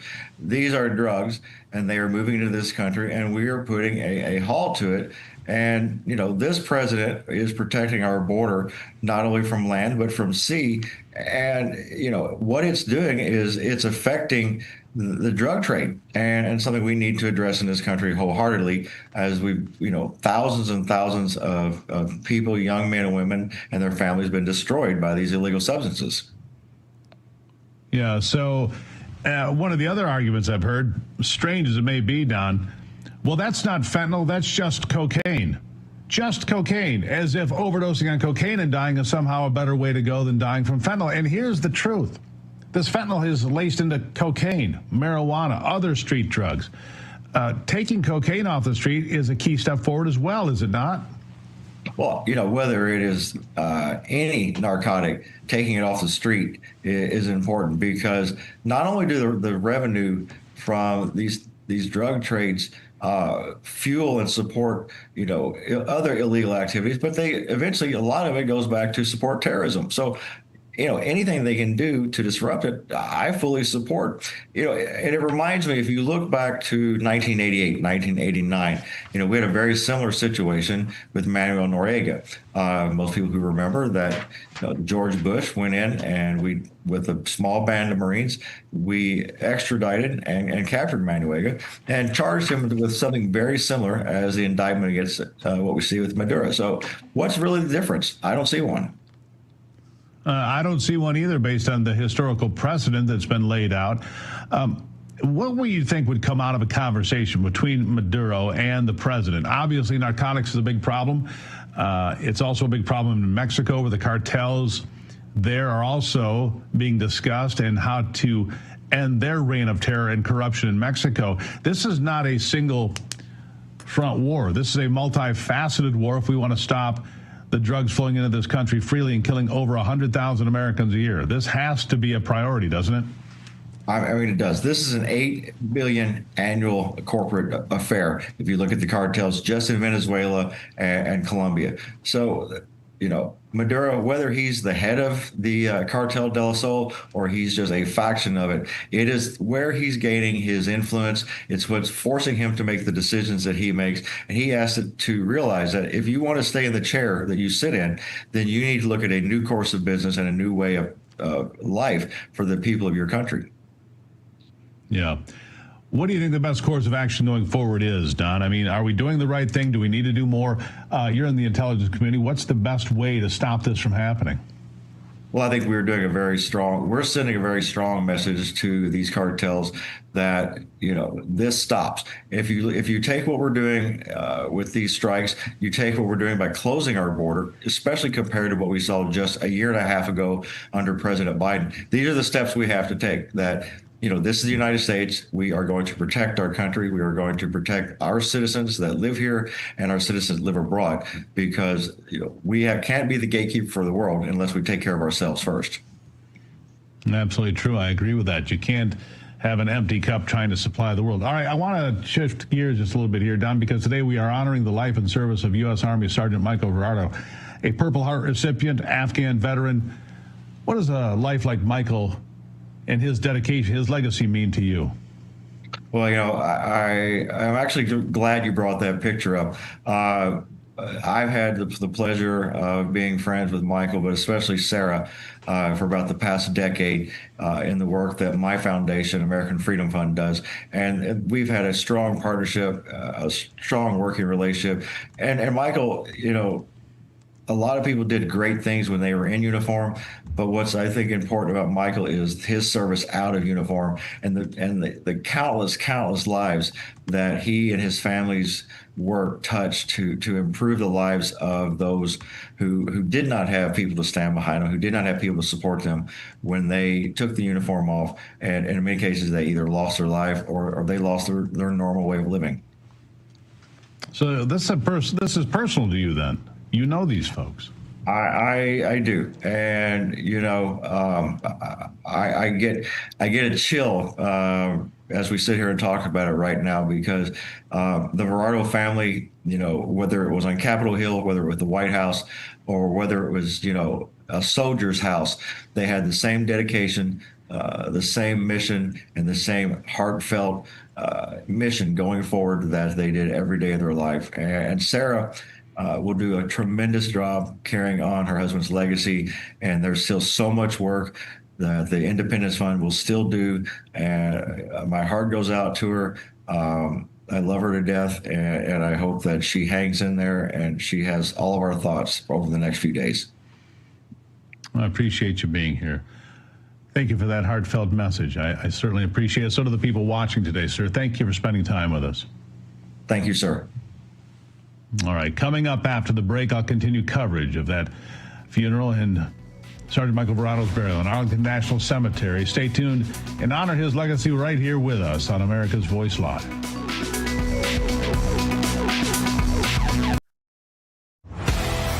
What if watching Real America's Voice was just the beginning? Proud to introduce the RAV Ambassadors, the new grassroots platform that turns viewers into leaders, connecting directly with hosts like Steve Bannon, Dr. Gina, and more. Built by Patriots for Patriots. Inside the RAV Ambassadors Hub, you'll get exclusive updates, challenges, and behind-the-scenes missions straight from the people shaping the fight for faith and freedom. Every action you take, every share, post, and mission earns you points, badges, and ranks. Compete with Patriots nationwide. Unlock rewards, exclusive gear, even chances to appear on air or attend live RAV events. But this isn't just about watching, it's about doing. Joining campaigns, volunteering locally, standing for truth. This isn't just a fan platform, it's a movement, one voice at a time. Scan the QR code or go to ravambassadors.com to join now. Because America's voice is your voice. Hi, my name is Tracy L. from Arizona. I don't stink around in the kitchen when it comes to the news. I watch Real America's Voice, which always serves accurate and reliable updates that are on point with their amazing hosts. So don't find yourself in a pickle by tuning into the fake news. Stick with Real America's Voice.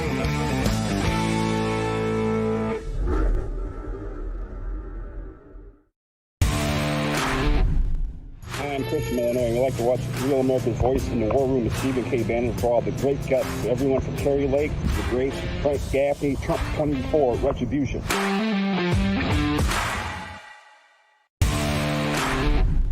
Hi, I'm Bridgie. And why do I love RAV? Well, even out here in the cornfields of Iowa, I still need news I can depend on. That is Real America's Voice.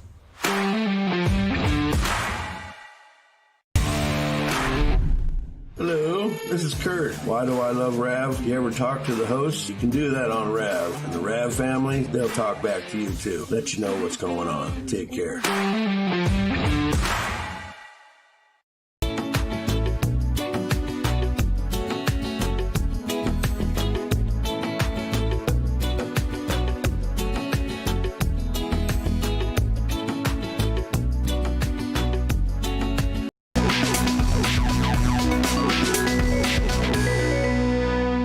Continuing our special coverage today of the burial with full military honors for Afghanistan war hero and Chief Ambassador for the Wounded Warriors, Sergeant Michael Verardo, being buried at Arlington National Cemetery today. Joining me now is a fellow Afghanistan veteran, chairman of America PAC, and Michigan Republican Senate candidate Tom Norton. Tom, nice to see you today. Nice to see you, Steve. All right, so let's talk about this. What do you make of this event? How important was this man that had been so grievously injured in reaching out and trying to normalize the world for other veterans returning home? Well, Wounded Warriors and him being a speaker for him is very important. There is a lot of money on it. Actually, years ago when Bill O'Reilly was doing his Boulder and Fresher, they helped raise money for a soldier that was wounded in our unit in Afghanistan. David Dudenhofer, David, I can't remember it completely off the top of my head, but I ended up going with him to the event, and I hate the fact that I forgot his last name right now, but they raised a ton of money for different handicap ramps around this country. They've been able to help provide minivans to people that have lost limbs in Afghanistan, a lot of other resources. So this individual went around the country, helped raise a ton of money for those types of things, and it is very difficult for soldiers that return from war that have both physical and emotional wounds to be able to be that productive. So the fact that he was able to do that and then finally succumbing to wounds from Afghanistan is extremely important. It is going to be felt throughout the entire veteran community.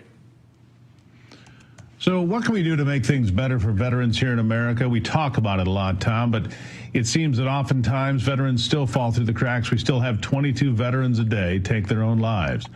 Mental health, clearly a big issue. Helping those that have been injured, a big issue. Making sure that veterans get the care and treatment they need, whether it's physical or mental or both, right?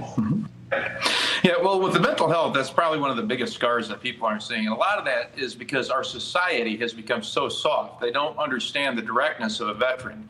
Combat veterans, a lot of us are very direct, very straightforward. We don't hide anything, and people get offended by that. The greatest thing in our society could possibly do is be understanding and actually grow a little bit thicker of a skin. At the end of World War II, so many millions of Americans actually had served that it was easier. Our society had that thicker skin. So the other thing is we when we were in the service, usually created a stigma when it came into mental health. So part of that was when we were in, if you went to mental health, you were weak. And now, as many of us are out, if you go to mental health, we encourage it more. And it's nice to have somebody that was in the service that does mental health. In Grand Rapids, we have quite a few Afghanistan, Iraq war veterans that the veterans over here are lucky enough to have as counselors that understand the exact position these guys are in and what they went through in Afghanistan or Iraq. Yeah. So when you see Donald Trump out there now working to end wars in places I didn't even know there were wars, Gaza we've heard about, but other places, in Africa and Asia and elsewhere, I think most Americans have no idea. I think they're oblivious to what goes on in this world too often. And looking at the burial of Gerardo and others, how important is it for this president to continue to pursue peace? Peace through strength is extremely important. I think that a lot of this stuff where there's like Donald Trump's going to create another war, I don't think he's going to. A lot of it is the sheer posturing to sit there and show that we are willing to go to war if necessary. The other part is Donald J. Trump's willing to win if we go to war and not drag it out for 10, 20 years and cause veterans more mental health issues. He's going to go there and win it and be done with it. So it's extremely important that we as a society start to identify what's going around the world and realize that Donald Trump is using peace through strength. And at the end of the day, he has ended more wars than any modern president, period. End of story. All right. Give us a quick update on your current race in Michigan. It's going to be a pivotal state. I think it's ground zero is Michigan when it comes to what happens in the midterms and in 2028. How's your race going? Our race is going really, really good. People can go to thomasjnorton.com and support us. If everybody goes there and donates, we'll be doing pretty good. But the thing is, we need to be able to retake the state Senate so that these Democrats don't continue to destroy Michigan with these hard leftist policies, remove government red tape. The other thing that I want to make sure we do is put the Constitution back in every single public classroom so that way all of our students know what it says, and it will make it a lot easier for people to fall in love with the concept of America and the freedoms that are truly in that Constitution. Tom, thank you. Greatly appreciate you being here today. Thank you. God bless. All right, after the break, I'll bring on a retired Army general to discuss the ongoing conflict between Russia and Ukraine. You haven't heard much about it lately, as well as to continue the discussion of Sergeant Michael Verardo's burial in Arlington National Cemetery. Stay tuned for more America's Voice Live.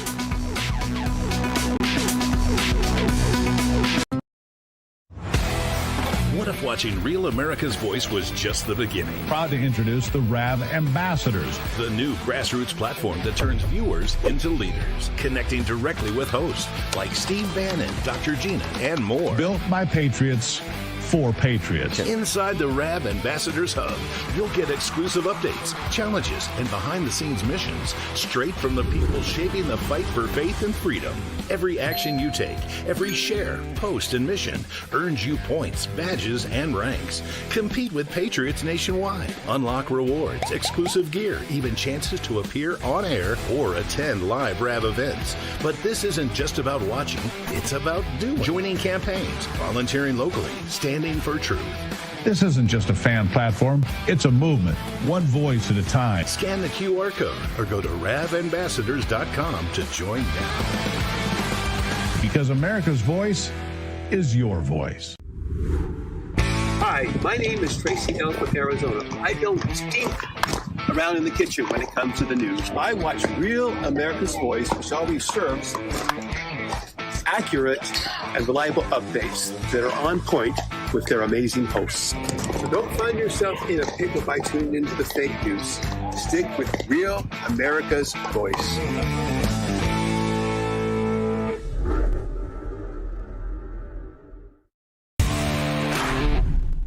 I'm Chris Milano, and I like to watch Real America's Voice in the War Room with Stephen K. Bannon for all the great guts. Everyone from Kerry Lake, the great Frank Gaffney, Trump 24, Retribution.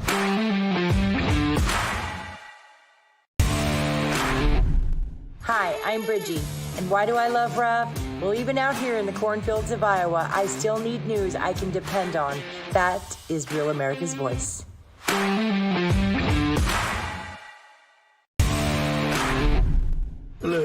This is Kurt. Why do I love Rav? If you ever talk to the host, you can do that on Rav. And the Rav family, they'll talk back to you too. Let you know what's going on. Take care.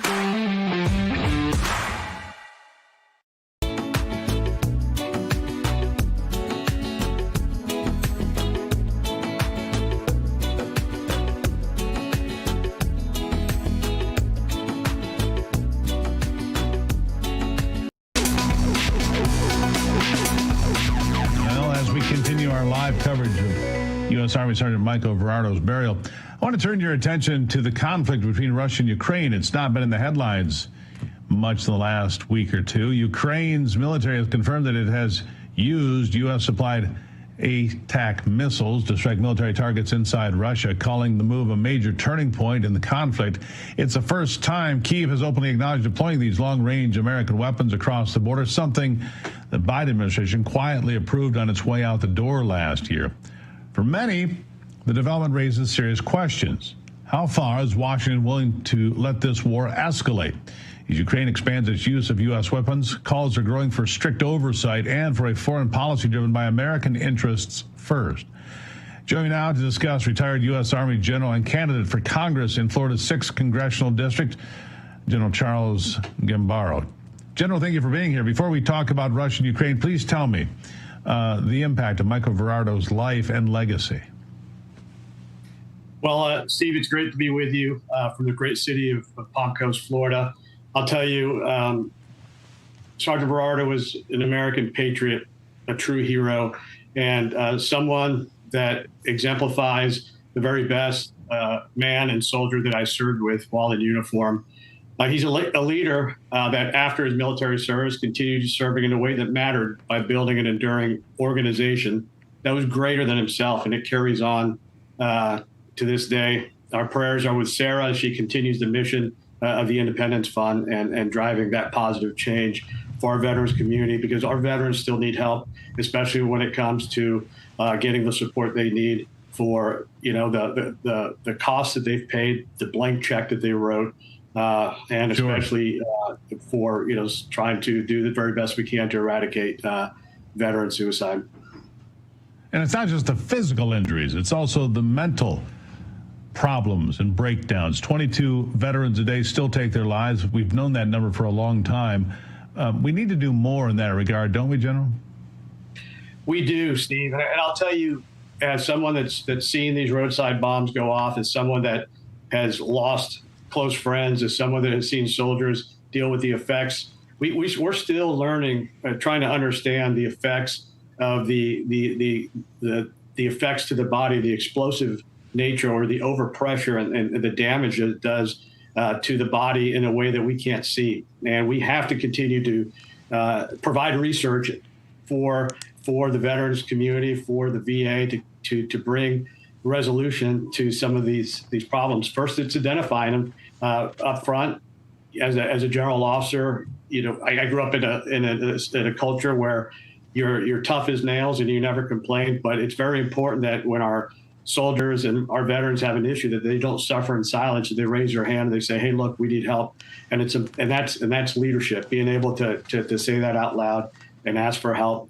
And I would ask, as I continue my race in Congress, for veterans that want to give us recommendations, because senior leaders don't always have all the answers. Please reach out to us at voteforgambaro.com. I'd love to hear what recommendations you have on how we can work together and partner and make lives better, the lives of our veterans better on going forward. Well, there has been progress made in my lifetime. I mean, when I was a kid, VA hospitals had a terrible reputation, terrible. Worst place you could possibly go. It has improved, but there's still a lot of work to be done. If you were going to lay it out and say, here are the things we need to address for veterans first and foremost, what would be on your priority list? Bringing more doctors, nurses, physician assistants to the hospital. I go to the VA hospital in Daytona Beach, and they do a great job in providing service, but they need help, and they're also overworked, and we need to ensure that we have enough funding to hire enough personnel to help our veterans. The other item that I would bring up is let's for the things that the VA is not an expert in, let's get it out to private care. Let's make sure that we get the experts that we need supporting our veterans. All right. Well, that's incredibly important. Are you satisfied that the Trump administration is trying to do everything it can for the VA, for the VA administration, for the VA hospital system and everything else? Or are there things you would say, Mr. President, could you do this? So I worked for President Trump at the National Security Council in the White House. And I will tell you, you will not find a finer president who supports our veterans anywhere, anytime. He was just a tremendous leader, a tremendous boss, and he will do everything and anything he can to help our veterans. Secretary Collins as well is focused on ensuring that we move the resources in the right place, and he's willing to go and ask to Congress for the funding that he needs in order to provide that. So I am confident that this administration is doing everything necessary to help our veterans going forward. During my time at the White House and at the Pentagon, we passed a variety of different acts that enabled our veterans to provide service-connected claims to respiratory problems, to sulfur fires that occurred in Iraq. My father is an actual recipient of a claim on that. All these things that we were exposed to, right? We wrote the blank check for our nation, and President Trump and the administration is certainly focused on helping our veterans out, but we could always do more. We can never do enough to repay our veterans for writing that blank check for our country. General, sit tight right there, because after the break, we're going to get into the whole Russia-Ukraine situation and see where that war is going. I appreciate you being here today. We'll take a quick break, be back with the general, who's also running for Florida 6th Congressional District, as you heard. We'll be back on America's Voice Live after this. What if watching Real America's Voice was just the beginning? Proud to introduce the RAV Ambassadors, the new grassroots platform that turns viewers into leaders, connecting directly with hosts like Steve Bannon, Dr. Gina, and more. Built by patriots for patriots. Inside the RAV Ambassadors Hub, you'll get exclusive updates, challenges, and behind-the-scenes missions straight from the people shaping the fight for faith and freedom. Every action you take, every share, post, and mission earns you points, badges, and ranks. Compete with patriots nationwide. Unlock rewards, exclusive gear, even chances to appear on air or attend live RAV events. But this isn't just about watching, it's about doing. Joining campaigns, volunteering locally, standing for truth.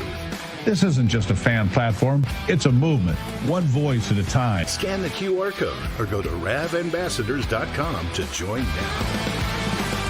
Because America's voice is your voice.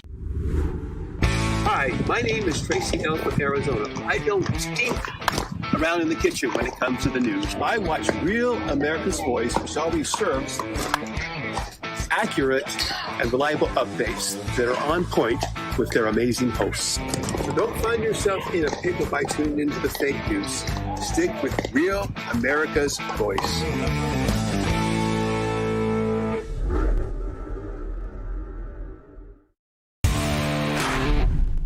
I'm Chris from Illinois, and we like to watch Real America's Voice in the War Room with Stephen K. Bannon for all the great guts. Everyone from Kerry Lake, the great Frank Gaffney, Trump 24, Retribution.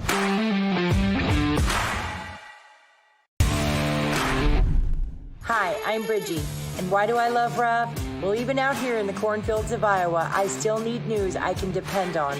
That is Real America's Voice.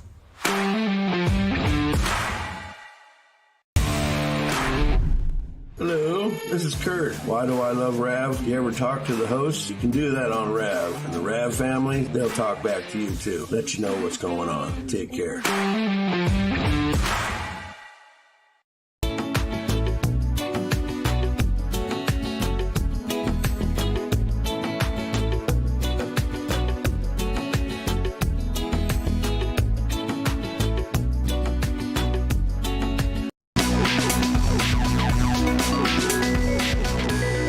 Well, before we get back to the General Usha Vance, the second lady, is at Camp Lejeune, North Carolina, talking to military families. We're going to duck in and see what she has to say today. Here she is.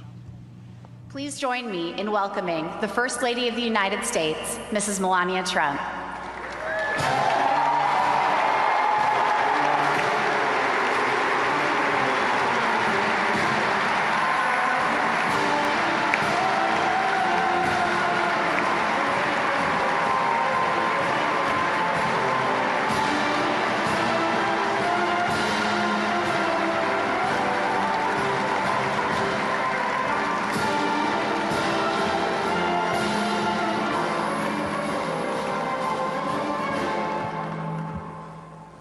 Good afternoon, Camp Lejeune.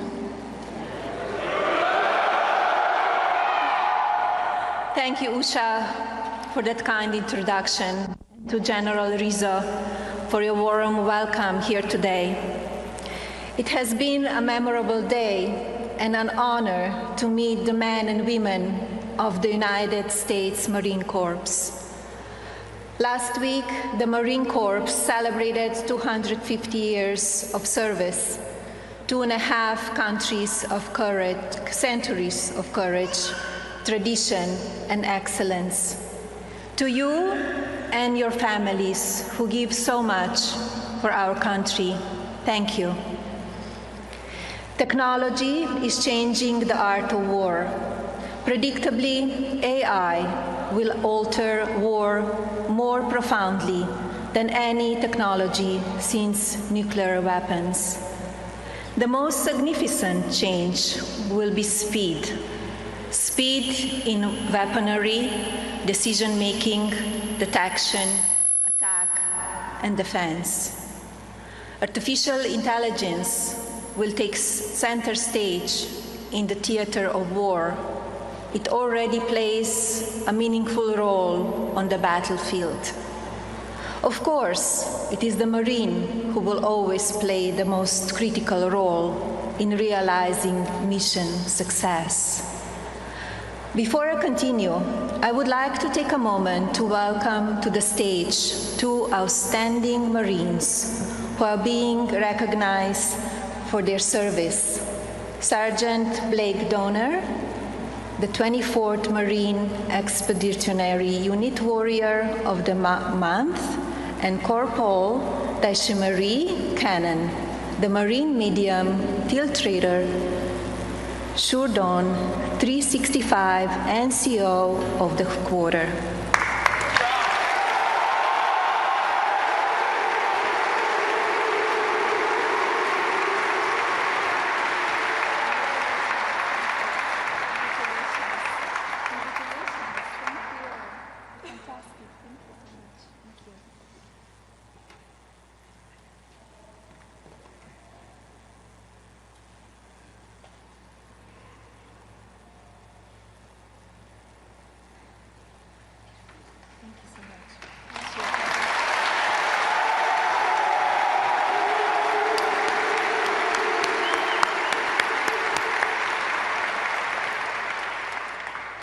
Marine Corps Air Station New River serves as a leading site for aviation, seamlessly combining state-of-the-art aircraft training and response capabilities along the East Coast of the United States, a vital asset for America's security.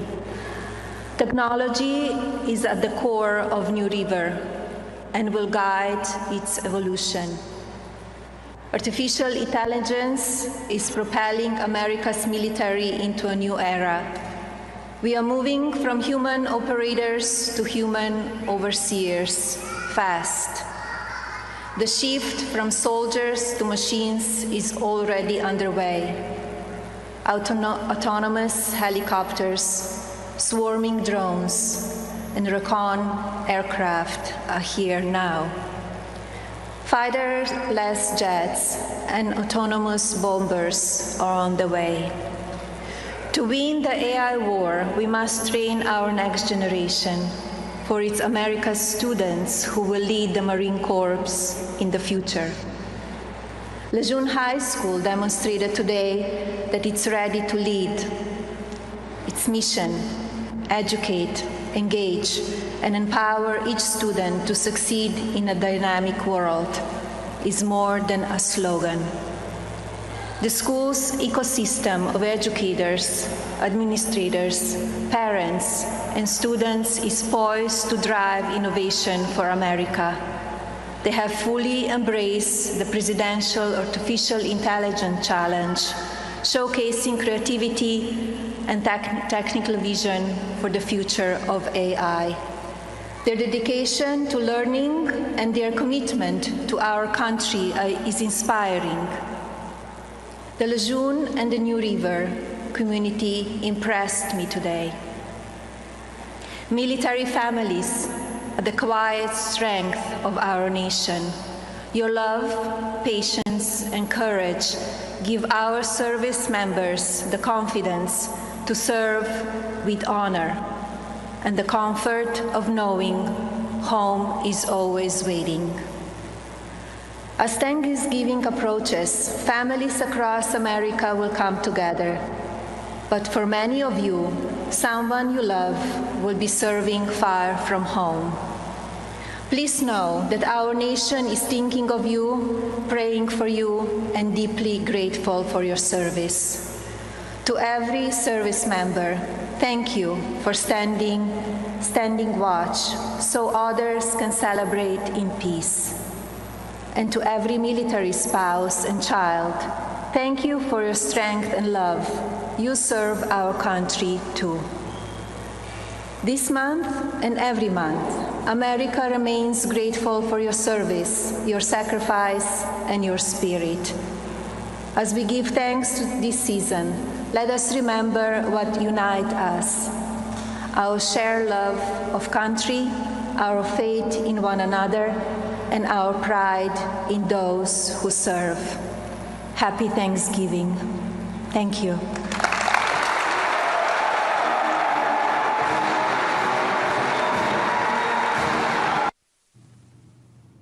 And there you have the First Lady, Camp Lejeune, North Carolina, talking to military families. We'll talk about what makes America wonderful after the break here on America's Voice Live.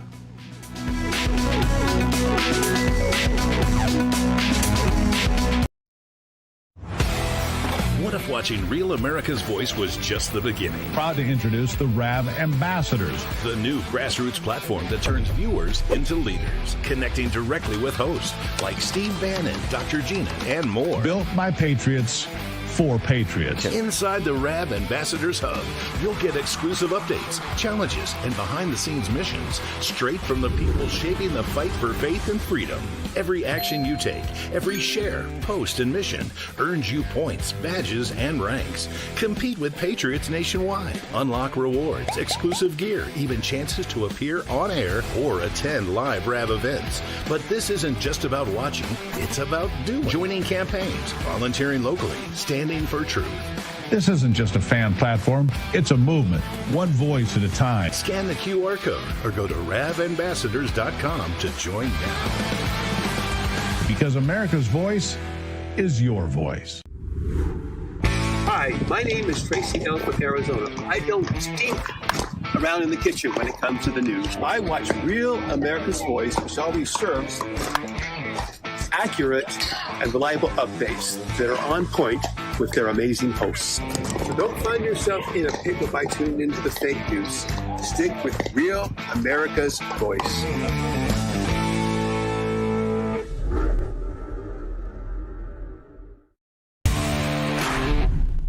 I'm Chris from Illinois. We like to watch Real America's Voice in the War Room with Stephen K. Bannon for all the great guts. Everyone from Kerry Lake, the great Frank Gaffney, Trump 24, Retribution.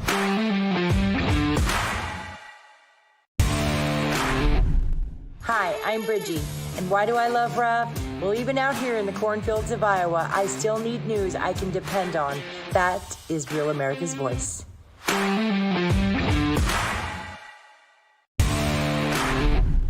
Hello, this is Kurt. Why do I love Rav? You ever talk to the host? You can do that on Rav. And the Rav family, they'll talk back to you too. Let you know what's going on. Take care.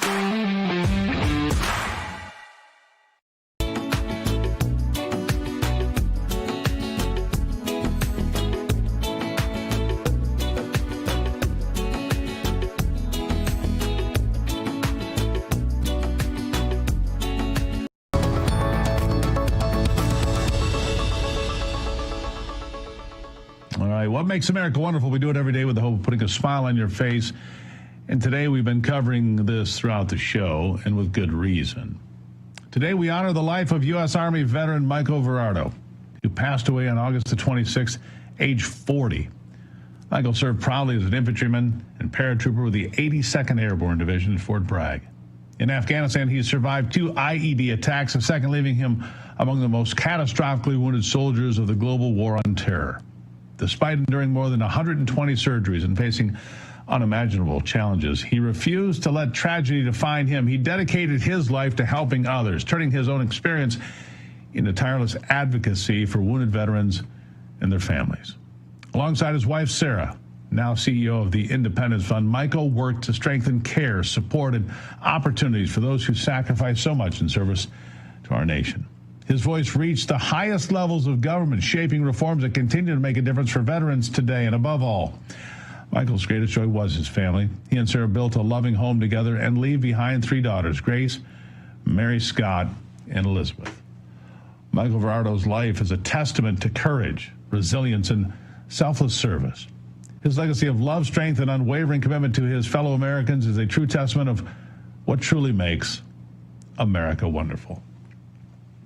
All right, America's Voice question today: why should we be thankful for America's military?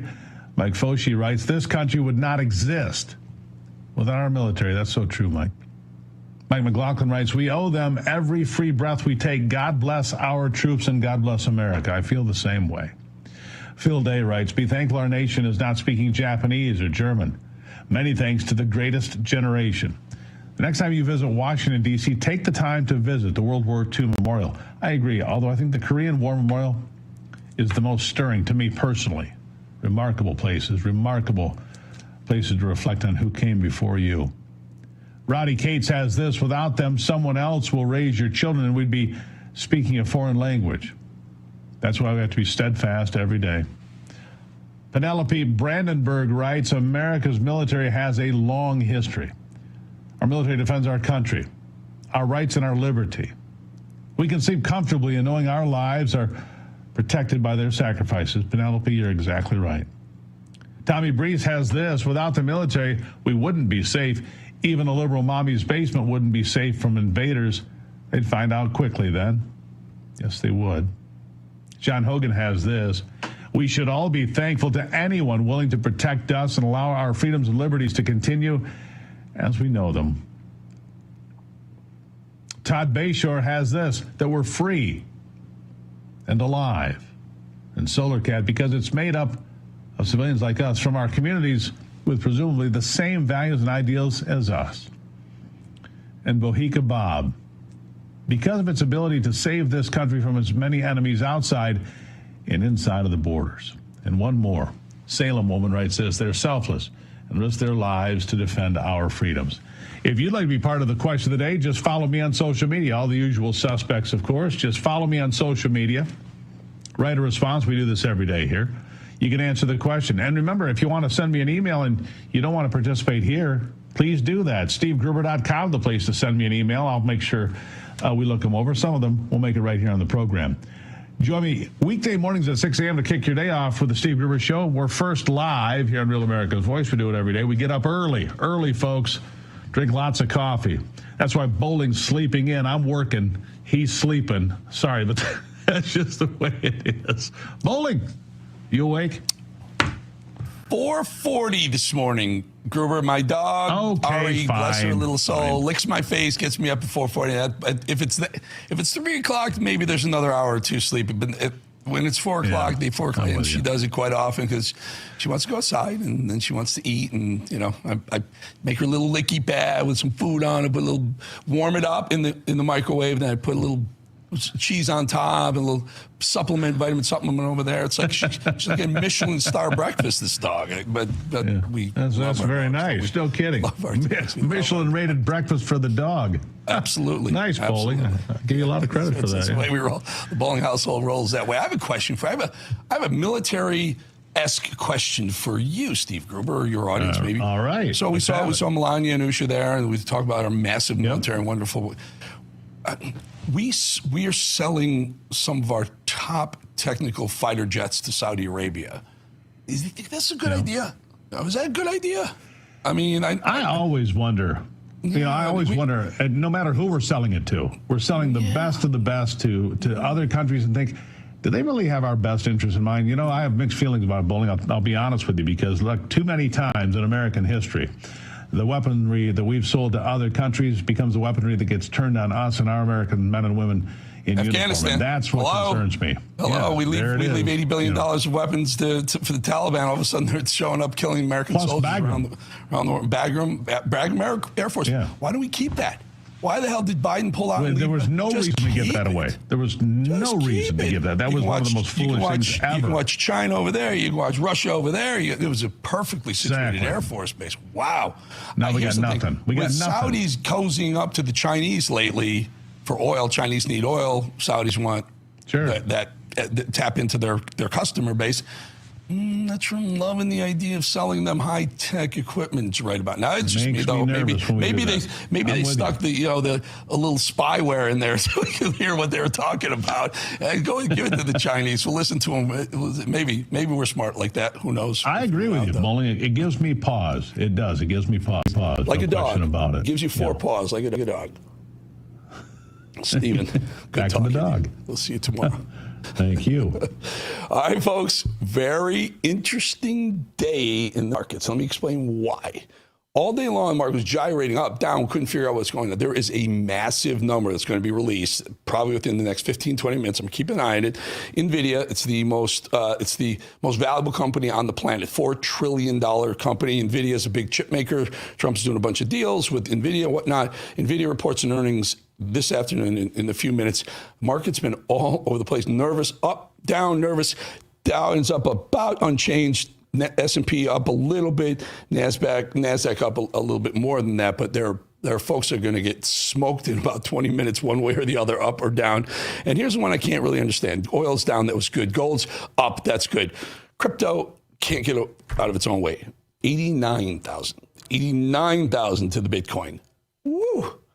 That is a tough number. So we're going to watch and see what NVIDIA reports because it's one of the most valuable and profitable companies on the planet. But this whole tech trade that's been pushing the market up, and guys, listen, I know this is all about politics, but the politics behind this are huge. Trump has embraced the chip makers, and he wants to be the global chip maker for the world. He wants to take that away from China. NVIDIA is a company. They do sell to China, but they're domiciled in the United States. We want them to do well. We want our chip makers to do well. We don't want Chinese to own all the chips. Taiwan right now makes somewhere 90% of the chips. If China takes Taiwan, which they want to, they talk about it. If China does go ahead and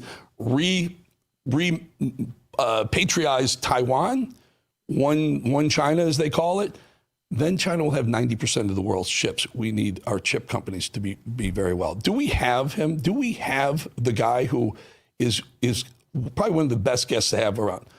Well, let's bring in our first guest, known as America's mayor. I will say he is my mayor because I was a New York City resident for many, many years under that mayor right there, New York City mayor, former Associate Attorney General of the United States. Always happy to have Mr. Rudy Giuliani back on the show. Mr. Mayor, you look terrific, by the way. You just always look, you look terrific. With you, Eric. Always. And by the way, congratulations on a recent Trump pardon.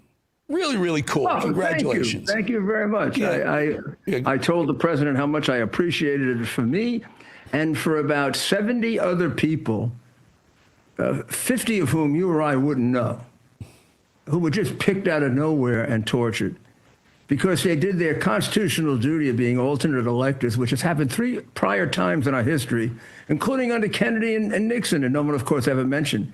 They treated those people like they were criminals. They were just doing what had been done before in American history. And it was a very valuable service. And they're all pardoned now, thank God. But the Democrats tortured them. I had to help get lawyers for them. It was very hard. Yeah. And so the pardon happens. You're free and clear. But wow, they took so much from you, Mr. Mayor. We're working to get them back. Yeah, go ahead. How do you do that? Let's talk. We're going to sue. Good. I mean, the recent report that was done by Ed Martin with the pardons was almost as important as the pardons because it laid out at least 7 or 8 crimes they committed. I mean, those cases didn't come about from thin air. They were conspired for, and they conspired about, with the direction of the White House. You got plenty of evidence of Fannie the Ho's lover going down to the White House 2-3 times for no reason other than the plan, that completely phony case, which still hasn't been dismissed. It's on its last legs. I don't know what's stopping the governor. So can we talk about that for 1 second, Mr. Mayor? He's supposed to be a Republican. Isn't it? I just read that thing is still pending. Like they're going to replace Fannie Willis and with another prosecutor. And what he or she is going to pick up where Fannie failed and left off? Everyone doubts that the prosecutor will do it, but the prosecutor could do it. Now, the indictment is just a mere little figment of his former self. It's been largely dismissed on unconstitutional grounds. I don't even know what's left of it. Like all those counts about alternate electors, well, they've been thrown out all over the country. And the people who actually put up those counts should really be penalized. They're the ones who should be disbarred, not me. Mm-hmm. They're the ones who brought absolutely illegal charges against innocent people, which is probably the worst thing a prosecutor can do. Mm-hmm. Mm-hmm.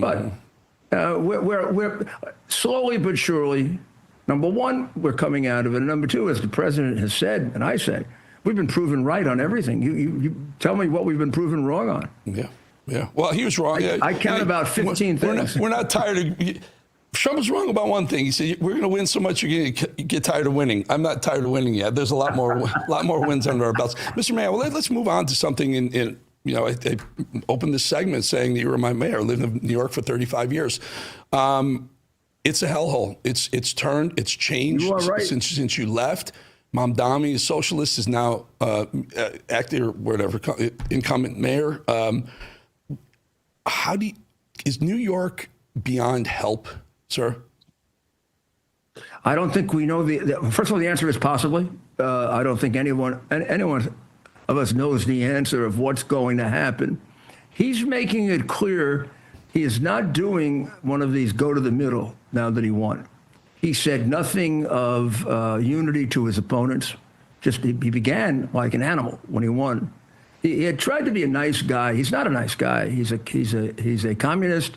He's a very, very entitled rich boy from a father, and he inherited it from his father, who seems to have pathological hatred of the Jewish people. That's all they talk about. And so this is a very, very sad guy. And the worst part of it isn't even his communism. It's his support for Islamic extremist terrorism. Remember, Mr. Mayor, that's the city that was attacked by Islamic extremist terrorism. We were there. We were there, Mr. Mayor. I remember pushing, fighting against. Remember the Ground Zero Mosque? Remember when they were so brazen after killing almost 3,000 New Yorkers, Americans, citizens, innocents. They wanted to use, remember, one of the engines fell off one of the airplanes that went into the World Trade Center, landed on a building. The mosque, a Muslim group bought the building and wanted to make that a Ground Zero Mosque, basically making a trophy of what they did. Yeah, we all fought that very, very, very, very hard. And it was beaten down. And there's also a cowardice in being honest about history and being honest about religion. If Catholics or Jews or Protestants or, I don't know, pick another religion, wanted to put something there, fine. But this is the religion under which all those people were killed. We're not, you can fool jerks. You're not going to fool me. They were all yelling Allah Akbar in the plane when they were killing us. They were sent here by bin Laden. I had expected them to come, except not to do exactly that. They had attacked us in 93. We had thwarted at least 3 attacks in the interim between then and now. When those buildings were hit, there were people that were in confusion about who did it. Bernie Kerik and I knew exactly it was bin Laden. We knew exactly it was part of the war that he declared on us that Clinton failed to listen to. He probably was doing something else. It was part of the same reason they hit the USS Cole and killed our soldiers, and Clinton was, again, doing something else and didn't respond to it.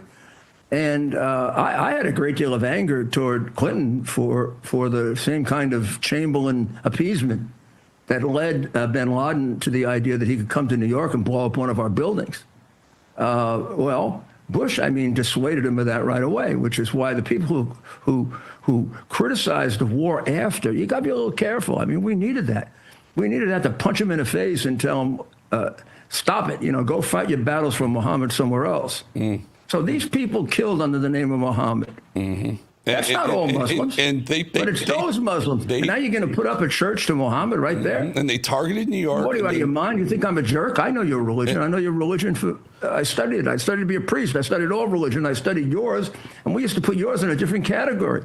You're the only religion that preaches killing. I don't know if you can even qualify that as religion. It's a cult. It's not even a religion, Mr. Mayor.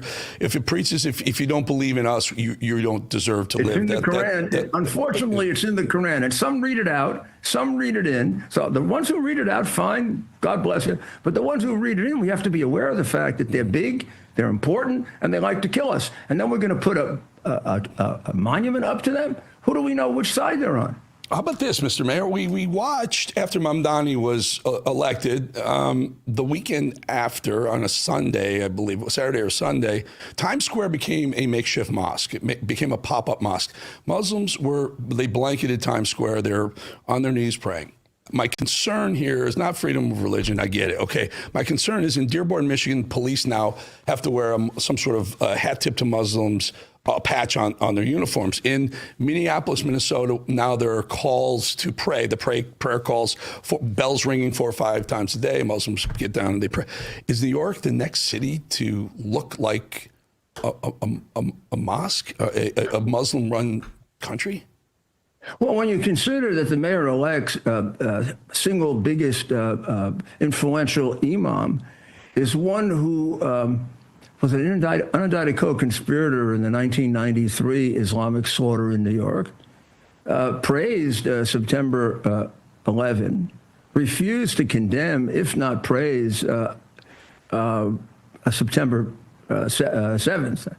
The reality is that there are two types of Muslims, make it simple. Peaceful Muslims, of which there are many. God bless them. Terrific. I wish they'd speak up more, but they don't cause trouble. Number two, there are the Muslims who believe in the exact word of the Quran, which still exists in writing, which is that they should kill Christians, Jews, and take over the world. That's how they spread their religion. It's a religion spread by warfare, not by preaching like St. Paul. Let me do this. They don't have a St. Paul. I don't have unlimited time. I wish I did. I mean, I wish I could hold you over. But, Mr. Mayor, two quick questions. If you've advised presidents, not only Trump, but presidents, world leaders. You've advised world leaders. Yes, sir. What is the one piece of advice you would give to Trump when you see what's going on with the uprising and becoming the Muslim people are being elected and changing the culture, the fabric of this country slowly but surely? They call it Sharia creep. Some people do. What is the message that you would give President Trump how to handle this sort of thing? Well, President Trump is in a unique position. He has a very good relationship with, let us call it, the peaceful Muslim world. Even religiously, the group that interprets the religion differently. They have to take over. They never have. They've never taken over and modernized their religion. They don't practice it, but they leave it there. And they leave it there on the books, and they leave it there being practiced by millions of people. Now, you've got to stop that. Mm-hmm. And they're the only ones who can stop it by standing with us. They've got to speak out against it. They have to point out how inhumane it is, how indecent it is, and how, if you want to justify it in any way, you justify it as, what used to go on 1,400 years ago, not now. The way some things in the Bible, nothing terrible like that, but some things in the Bible are written out. Nobody stones people anymore. They did in the Old Testament, right? Nobody even thinks about it. Well, they write it out. They don't do it here, but they still do it. They still do it in Tehran, and they still throw gays and lesbians off roofs, and they hang them from, the construction trucks that have the high, and they put a rope on it, and they'll hang people who are caught being homosexuals there. I mean, it's a crazy fanatical religion. We can talk about this more. I have a real recommendation how to do it, which, believe it or not, comes out of a little bit of my effort against the mafia and how the Italian people related to the mafia. It was not as bad, not as difficult, but it's a good example of how people tend to justify sometimes the things that their people, let's call it that, do wrong, even though they would never do it, because they feel that everybody's going to be tarred that way. There is a big element of that among very good Muslims. And it can be taken away. It can be separated. And there's nobody who could do it better than Trump. Trump has excellent. Look at his relationships with Mohammed bin Salman.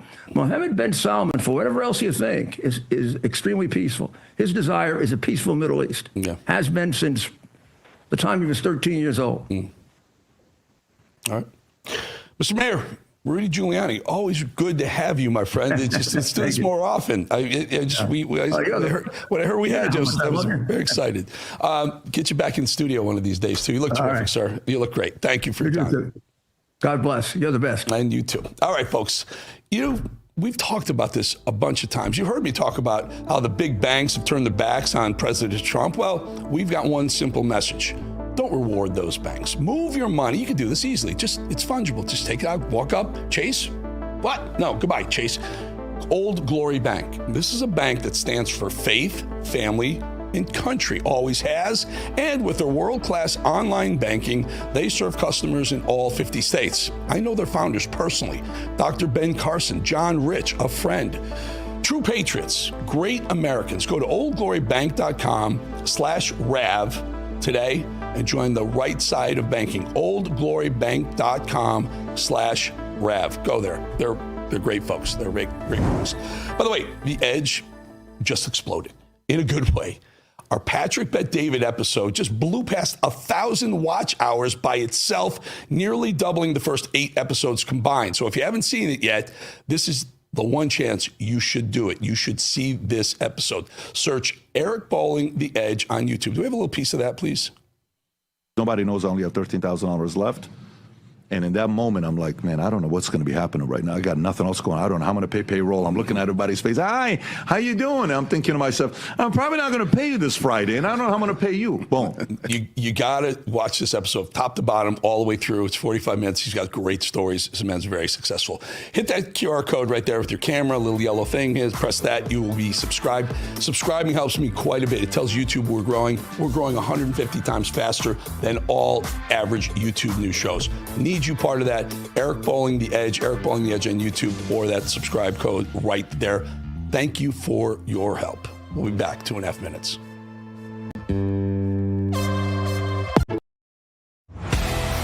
What if watching Real America's Voice was just the beginning? Proud to introduce the RAV Ambassadors, the new grassroots platform that turns viewers into leaders, connecting directly with hosts like Steve Bannon, Dr. Gina, and more. Built by patriots for patriots. Inside the RAV Ambassadors Hub, you'll get exclusive updates, challenges, and behind-the-scenes missions straight from the people shaping the fight for faith and freedom.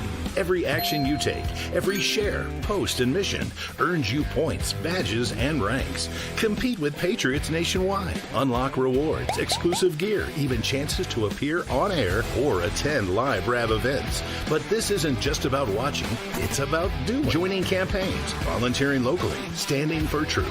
This isn't just a fan platform, it's a movement, one voice at a time. Scan the QR code or go to ravambassadors.com to join now.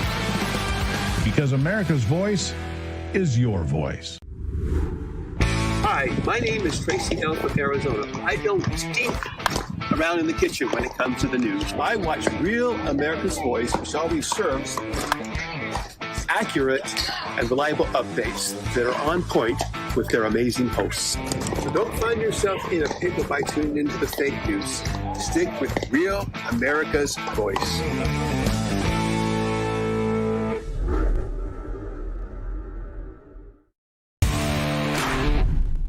I'm Christian Illinois. We like to watch Real America's Voice in the War Room with Stephen K. Bannon for all the great guests. Everyone from Cherry Lake, the great Frank Gaffney, Trump 24, Retribution.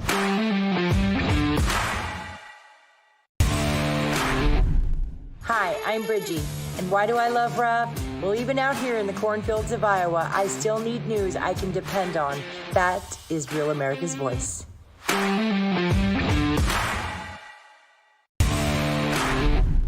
Hello, this is Kurt. Why do I love Rav? You ever talk to the hosts? You can do that on Rav. And the Rav family, they'll talk back to you too. Let you know what's going on. Take care.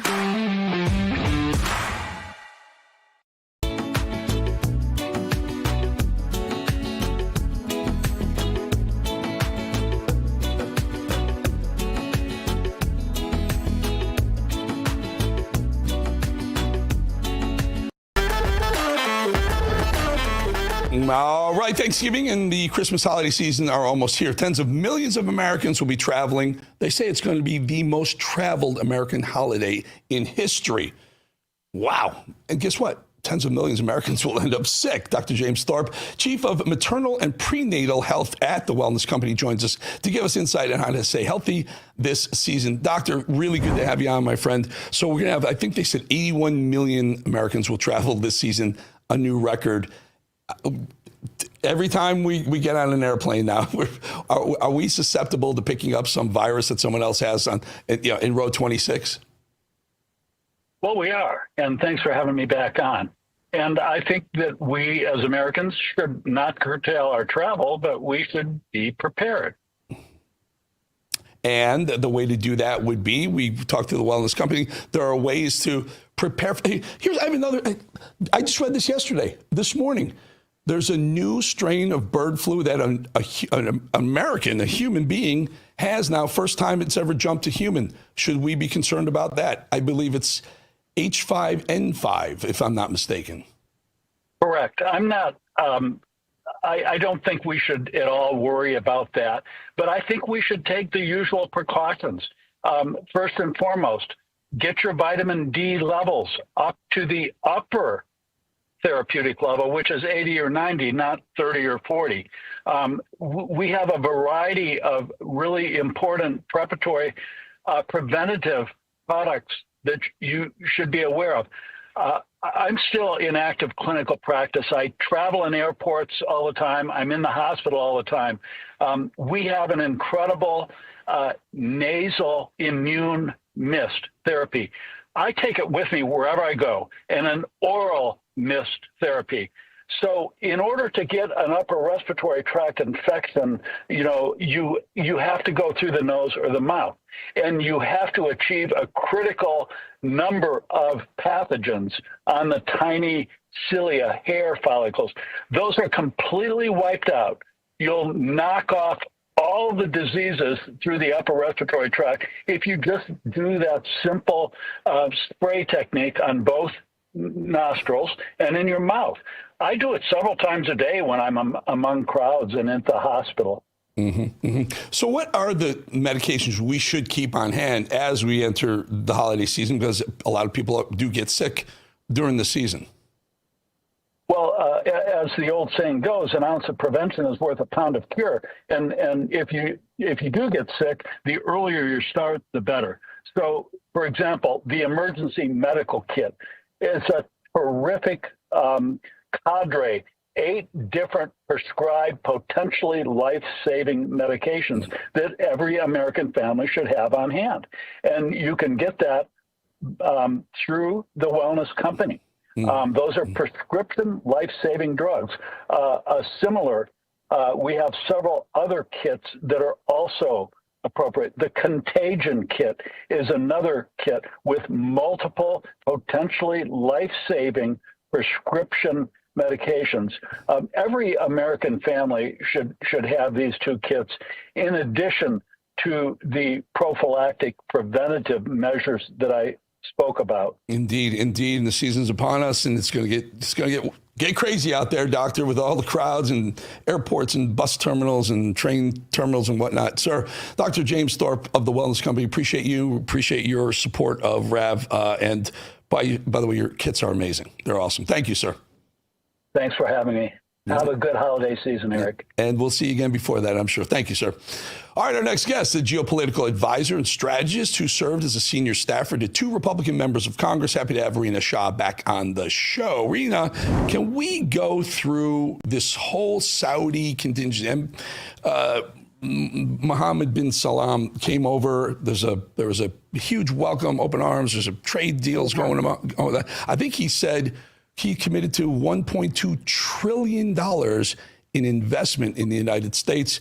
This relationship seems pretty rock solid. What's going on with China, though? Are they getting in bed together, Saudi and China? Well, look, yesterday, President Trump and Crown Prince Mohammed bin Salman just turned the page big time. With that pledge from Saudi Arabia of nearly $1 trillion in investment into our country, that's $1,000 billion flowing into American jobs, American tech, and American workers, not China's. And so that's really big there because supposedly Trump's deal making is going to literally bring the money home. Now, in his first term, there were also similar promises that didn't really come to fruition. So I'm waiting for this to materialize. So again, I posed this question to Gruber at the top of the hour. Are we comfortable selling Saudi Arabia F-35 jet fighters, some of our best technology in those jets? You know, it was a one-day upgrade, Eric. Trump upgraded Saudi Arabia to major non-NATO ally status by green-lighting these F-35 stealth fighters for them. I mean, those are top-of-the-line jets that only our closest partners get. I think the real question is, why did he do it? And look, if I'm a betting woman, I would say it's because a very strong Saudi Arabia keeps Iran in check without one more American boot on the ground.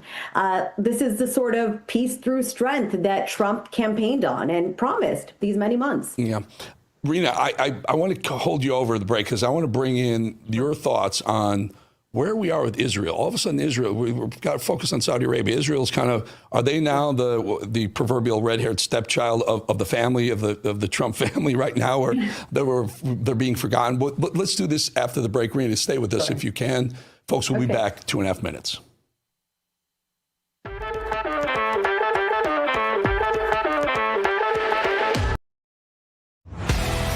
What if watching Real America's Voice was just the beginning? Introducing RAV Ambassadors, the new grassroots platform that turns viewers into leaders, connecting directly with hosts like Steve Bannon, Dr. Gina, and more. Together, we're turning belief into action. Inside the RAV Ambassadors Hub, you'll get exclusive updates, challenges, and behind-the-scenes missions straight from the people shaping the fight for faith and freedom. Every action you take, every share, post, and mission earns you points, badges, and ranks. Compete with Patriots nationwide. Unlock rewards, exclusive gear, even chances to appear on air or attend live RAV events. But this isn't just about watching, it's about doing. Joining campaigns, volunteering locally, standing for truth. Together, we're not just a network, we're a movement. One voice at a time. Scan the QR code or go to ravambassadors.com to join now. Because America's voice is your voice. Hi, my name is Tracy L. from Arizona. I don't stink around in the kitchen when it comes to the news. I watch Real America's Voice, which always serves accurate and reliable updates that are on point with their amazing hosts. So don't find yourself in a pickle by tuning into the fake news. Stick with Real America's Voice.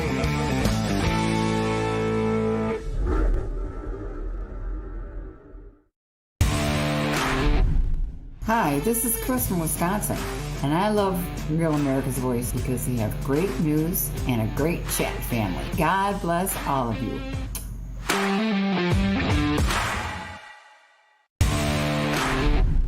Hello, this is Hockey Nut from Weyerhaeuser, Wisconsin. Just saying, tune in to Real America's Voice for the truth.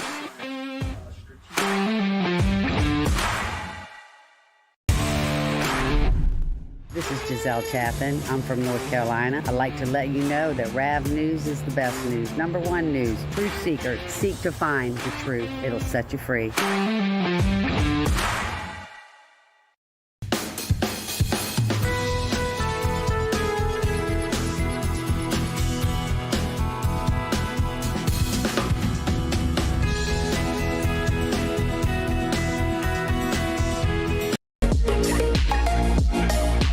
And we are back with one of my pals, one of the smarter geopolitical advisors that you'll come across, folks. Rena Shah. Rena, let's talk a little bit. I teased it before the break. Israel. What's going on with Israel?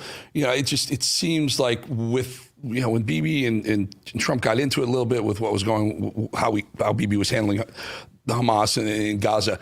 Has Trump turned the page on a very close relationship with the state of Israel? I think it's really important to look at the facts here right now with Trump's 20-point peace blueprint, essentially. He's got the UN stamp of approval this week, and that includes a board of peace to disarm Hamas, which was Israel's top demand. And now they can kickstart reconstruction. But Bibi himself called it an incredible moment carved out by Trump. So if that's stepchild treatment, sign me up for more, because it's peace through strength, and that saves a lot of lives without endless US dollars. But I want to tie this to Saudi for a moment, too. Look at this perfect synergy. Yesterday, Mohammed bin Salman pledged to definitely help fund Gaza's rebuild as part of Trump's Accords expansion. But that's not choosing sides here. It's Trump pulling Saudi into the Abraham Accords tent, where they'll hopefully normalize with Israel once there's a very clear path forward. That's not happened yet. But remember, Trump moved heaven and earth for Israel in his first term. Jerusalem embassy, Golan recognition, and now he's supercharging that with Arab buy-in. So, but I remember Trump had called Bibi out a couple of times, said stop, right? And because the campaign kept going, and Israel kept hammering Gaza in Hamas, and it got Trump a little agitated for a while. I'm just wondering. Here's the problem, though. On one hand, I get it, and find some way to find peace in that region, but I'm old enough to remember that there's never been peace in the Middle East in my entire lifetime. Yeah. There probably never will be because of the way it's situated. So what happens if Hamas or Hezbollah or any one of the other Iran-sponsored terrorist groups start up again with Israel? Look, anyone who's skeptical about peace in the Middle East is not in the minority. I get it. People are frustrated with the process. And yes, it's true. Israel is getting the best of both worlds right now. They're getting ironclad American support, new allies footing the bill for security. I mean, Trump's not playing favorites, but he's building a Middle East powerhouse coalition against Iran, or so he says he is. And he's doing that with Israel at the head of the table. If you look at what Biden did, Biden lectured and he isolated. Trump is at least trying to deliver wins here for whatever it's worth. Yesterday's announcements actually prove that, from F-35s for Saudi to keeping the peace to billions flowing for Gaza's cleanup. I think what we're looking at here is that Israel is stronger and safer and more prosperous under Trump, and Bibi actually gets that. But the bottom line here, Eric, is that there's no stepchild here, just a favored son who's getting the full Trump treatment. Mm-hmm. Many Americans are not going to like what form that comes in, but many others are willing to say, let's give this a shot. At least Trump can try to broker peace in his own fashion. So Trump has got Netanyahu back like kind of no one else has. And he's turning yesterday's Saudi summit into a triple win. Investments for America, again, hopefully those come through, stability for Israel, and a roadmap to bury Hamas for good, which is what I genuinely want. Mm-hmm. So look, Maginot, if I may, bury Hamas for good. You know, whack-a-mole, you just bury Hamas, something else will pop up. And so the question is, how do you tame Iran? How do you fix Iran? Because that's really that's where the cancer is coming from. And that will be the magic trick that a president can pull. I don't know what it's really going to take other than a combination of soft diplomacy and hard power, too, to some extent. I just don't know at what point we'll see that mixture be deployed by this Trump administration. Right now, it is a hurry up and wait moment, as I like to say, but the moment is looking better, at least, than the Biden administration treated it, because from where I sat, it was very much kick the can down the road. We're seeing at least some overtures here to Saudi in order to try to, again, make the real end goal happen, which is to tame Israel, remove them from the board of players, and not worry about their threats constantly. Iran. Israel gets in the treatment of that, is that favored treatment? Looks like it is part of the deal. Tough one now. Russia and Ukraine. Yeah. It hasn't really been talked about lately. No. Nothing's slowing down. There's still massive air campaigns killing a lot of civilians. Where do we stand on that? Woke up to one today. I mean, the fact that innocent Ukrainians continue to get killed, and it feels as if it's just another day at the office. I think a lot of the American diplomatic corps is more frustrated about Ukraine than before, because what we have seen is Trump not able to get to Putin's brain, which is to get in and say, what's it going to take you to stop?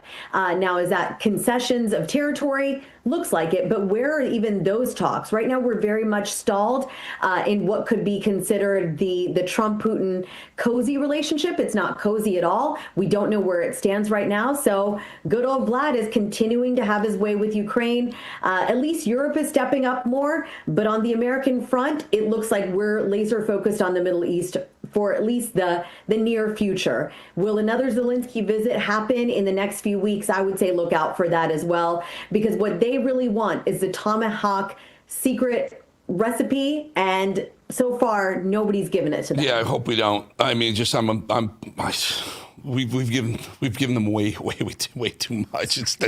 This is not our conflict, folks.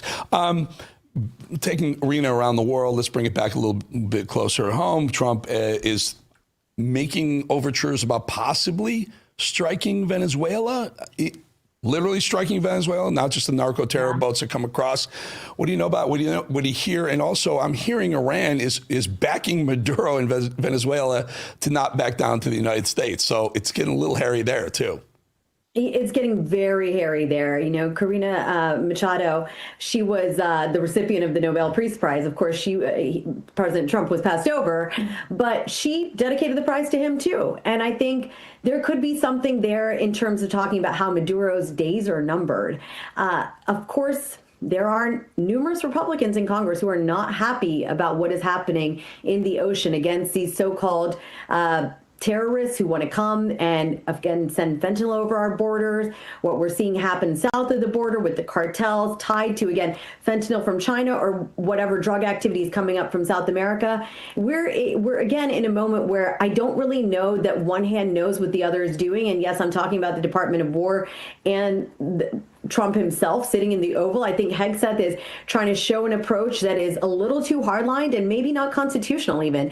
The illegality that's being cried about from Congress, I don't think is wrong, because the Constitution essentially puts these kinds of moves, acts of war, killing what could be considered innocent civilians in waters, international waters. That all needs to be under Congress's purview, and very much is. But again, it's happening through this administration. It's being fast-tracked in a way, I think, so that the president can show action, can show activity on the drug front, what he, again, a campaign promise he's trying to deliver. It's a very thorny moment. I don't know what the right move is here. Is it diplomatic? I shudder to think it is at this point, because we've already kind of gone past that. But again, my bigger point here is that I do think that Maduro's days are numbered. Because of some sort of coup? Because I think both parties actually agree on that. I think Republicans and Democrats. Yeah, but it's not up to us. It is a sovereign country. I mean, how do you remove Maduro if he doesn't want to get removed? Yeah. Yeah, I mean, I think very, very dangerous, very, very slippery slope. I also believe that if a narco-terrorist shows up on our shore, blow him out of the water, eviscerate him, incinerate him. I hate this idea of blowing these people up, because the one time, and they're going to get smart, they're going to put some civilians on these boats at one point and say, look what Trump did, he killed civilians, and then you lose the whole upper hand in that whole mess. So, Rena, I got to go. I'd love to get you back very, very soon, and we will talk to you soon. Folks, if you need geopolitical knowledge, Rena Shah is the person to go to. Rena, thank you so much. Eric, thanks for having me here. Always fun to talk to you. All right, folks, we'll be back 2.5 minutes.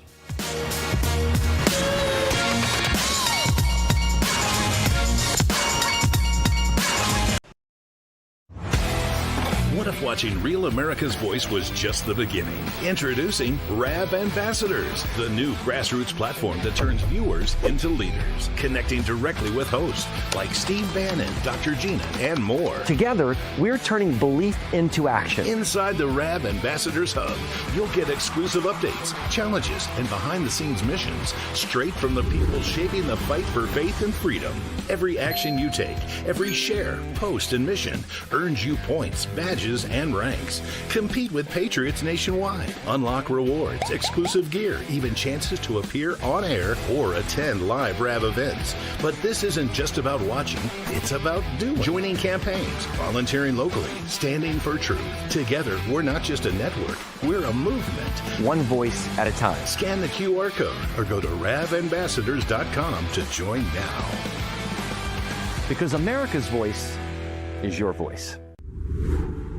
Hi, my name is Tracy L. from Arizona. I don't stink around in the kitchen when it comes to the news. I watch Real America's Voice, which always serves accurate and reliable updates that are on point with their amazing hosts. So don't find yourself in a pickle by tuning into the fake news. Stick with Real America's Voice.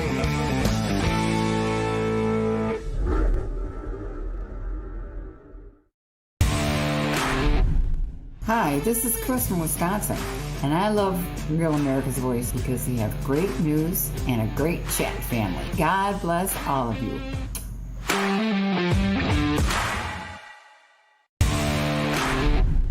Hello, this is Hockey Nut from Weyerhaeuser, Wisconsin. Just saying, tune in to Real America's Voice for the truth.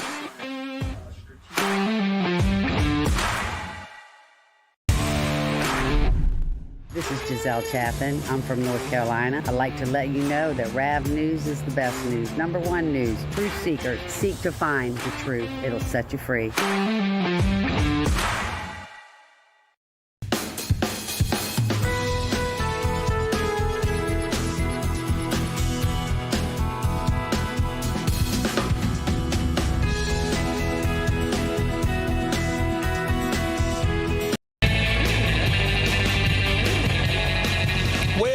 Hardly a day goes by when Jasmine Crockett isn't making a clown fool of herself. I really don't understand how some of these people get elected in the first place, let alone some of the highest offices in the country. Behold, Jazzy Jasmine. Foods. So listen, if you can have this honest conversation about Epstein now, let's just go ahead with this lame duck president and be honest about everything that the American people care about. They care about affordability. They care about the fact that literally people are starving in this country because we have 42 million people, and I don't remember any one of you during that almost 2-month break deciding to go on faux news or any other news outlet and say, you know what, it is wrong to have 42 million people that are relying on $6 a day to eat, and we have the money because somehow our president was able to find under the couch cushion, the one that JD wasn't sitting on, under the couch cushion, he was able to find 40, how much did he find to send to Argentina? 40, there we go. 40 billion to send to Argentina. But those emergency funds, he couldn't find them emergency funds so that Americans could eat. What? Say what? What'd she say there? By the way, folks, I promise, as promised, the NVIDIA numbers came out and they were very strong. And right now, NVIDIA, this is very good news for Trump, for the economy, for the American people. NVIDIA, it's up. It's up like 8%. So those are very good. Okay, let's get back to the lunatic Democrats. Surprise, surprise. Zohan Mamdani, the new face of the Democrat Communist Party of America, has discovered that when you make promises that everything's going to be free in order to get elected by the young Marxist of Gotham City, you now have to find a way to pay for it. It's been 2 weeks since we won the election. We've been pretty busy. Projects the Democratic Socialist Zohran Mamdani. Too often, this is a time of just celebration as opposed to preparation. We want to make it both. A lot of these things are new, but one of them is pretty old, fundraising. But why are we fundraising? Well, we have less than 50 days until we take office, and we have a lot to do. We have to vet the 50,000 resumes we've received. Thank you. We have to keep paying our incredible team. Thank you. And we have to plan not just our inauguration, but our policy implementation. Now, unlike the campaign, transitions do not get public matching funds from the city. So that 8-to-1 match, gone. It's up to us to raise the money. Usually campaigns take that as an opportunity to rely on wealthy donors, but that's not us. You've already been incredible. We've raised more than $1 million in just 2 weeks. Our average donation is around $77, and more than 12,000 of you have donated so far, which is much lower than the last administration's transition. But we're still asking for your help because we need to raise $4 million in total, so January 1st can be the day we start to deliver, not start to... He's raising money already. He hasn't even taken office. He's begging for money already. This is why socialism never works. Eventually, you run out of other people's money. They're going to be broke. And what he did to Trump on election night when he said, hey, Trump, turn up the volume, and tells him basically, flips him off, the federal government's not going to help you. Not going to bail you out, New York. Not that they would have anyway, but the place is it's a horrible place to live. Terrible place to live. If you walk through Manhattan now, it's marijuana, it's drugs, it's smell, it's garbage, it's animals, it's rats. It's horrible. It's godforsaken, only going to get worse under this socialist Marxist clown. By the way, under communism in the history of the world, over 100 million people have died because they stopped. They weren't able to feed the people, and they starved to death. 100 million people. When Eric Swalwell is not busy courting Chinese spies, Fang Fang, he's busy going on a rampage, making cringeworthy videos and threatening members of Trump's administration who are doing their jobs trying to protect this country and our citizens.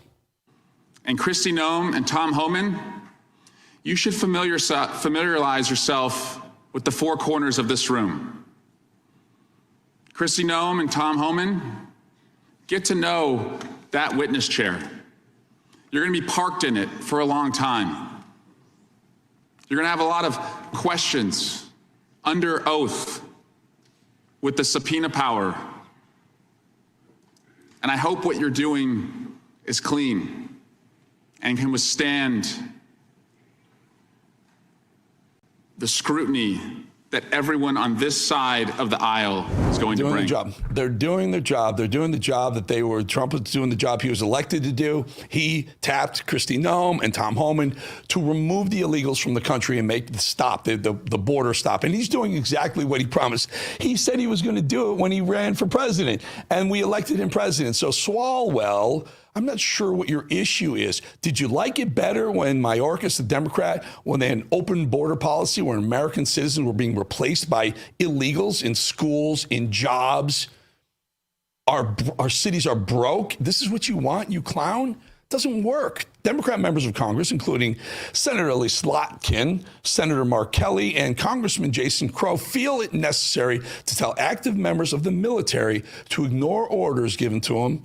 Let me say it again. These sitting members of Congress and the Senate are telling active members of the military to disobey their commanders. It's called treason, folks, when they do that. It's treason with a healthy side of insurrection, but they're telling our military to do it. Watch.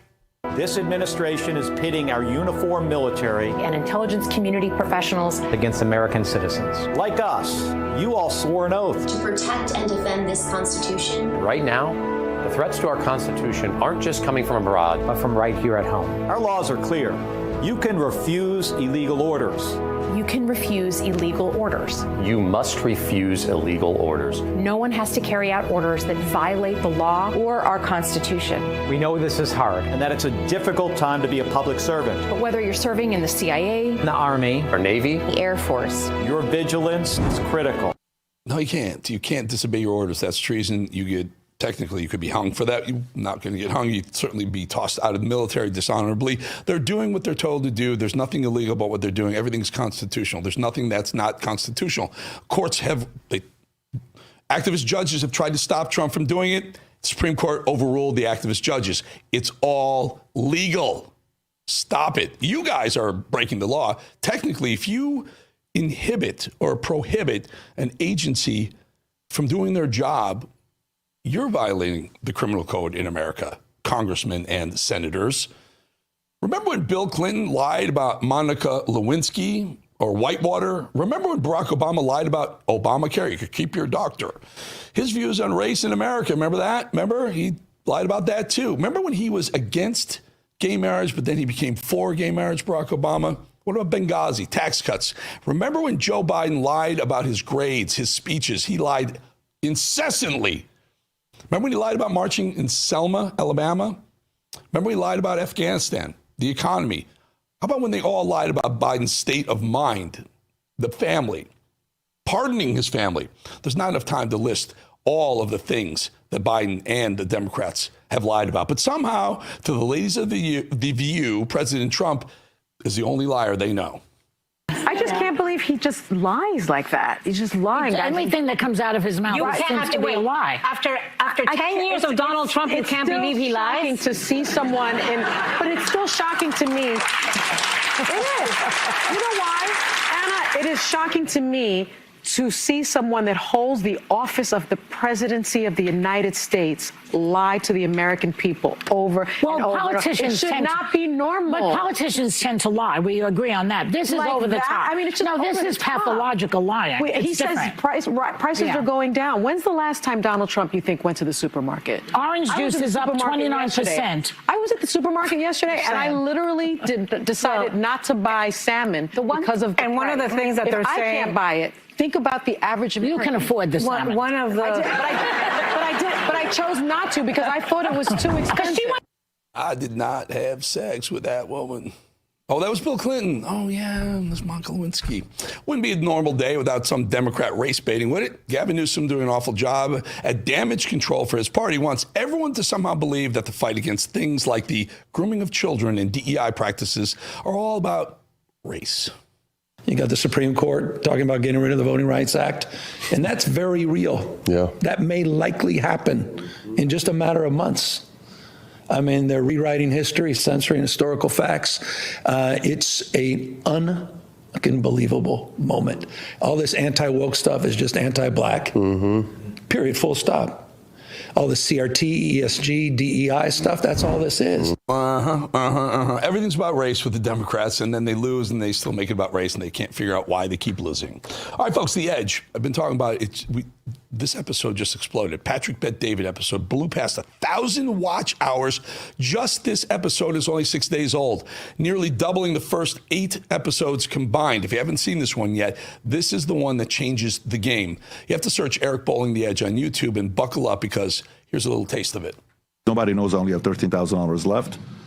And in that moment, I'm like, man, I don't know what's going to be happening right now. I got nothing else going on. I don't know how I'm going to pay payroll. I'm looking at everybody's face. Hi, how you doing? And I'm thinking to myself, I'm probably not going to pay you this Friday, and I don't know how I'm going to pay you. Boom. And so he went from there to a mega CEO, $200 million value, but the stories he has are fascinating. I just would love you to subscribe here. Just, you got to watch that show, that episode from top to bottom. I have a big one dropping tomorrow, too. We'll tell you all about that tomorrow. Subscribe by taking your phone, taking the camera, aim it right at that screen right there, that QR code. It'll subscribe you and press the button. I promise you, you will never, ever, ever be charged for anything. It just tells YouTube we're growing. And by the way, folks, because of you, we're growing 150 times faster than an average new YouTube show. We're only 8-9 weeks in, and it's one of the fastest growing shows on YouTube because of you. I want to thank you for your viewership. Thank you for here. Thank you for coming to Rav.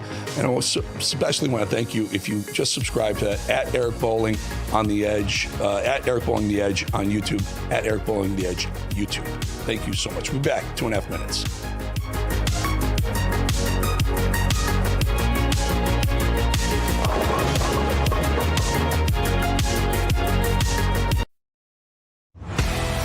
What if watching Real America's Voice was just the beginning? Introducing Rav Ambassadors, the new grassroots platform that turns viewers into leaders, connecting directly with hosts like Steve Bannon, Dr. Gina, and more. Together, we're turning belief into action. Inside the Rav Ambassadors Hub, you'll get exclusive updates, challenges, and behind-the-scenes missions straight from the people shaping the fight for faith and freedom.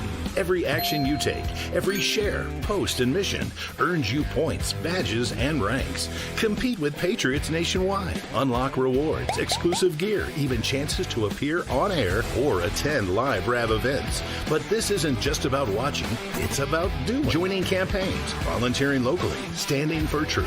Together, we're not just a network, we're a movement. One voice at a time. Scan the QR code or go to ravambassadors.com to join now. Because America's voice is your voice. Hi, my name is Tracy L. from Arizona. I don't stink around in the kitchen when it comes to the news. I watch Real America's Voice, which always serves accurate and reliable updates that are on point with their amazing hosts. So don't find yourself in a pickle by tuning into the fake news.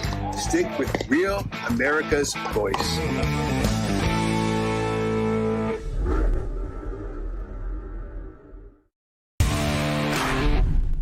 Hi, this is Chris from Wisconsin, and I love Real America's Voice because we have great news and a great chat family. God bless all of you.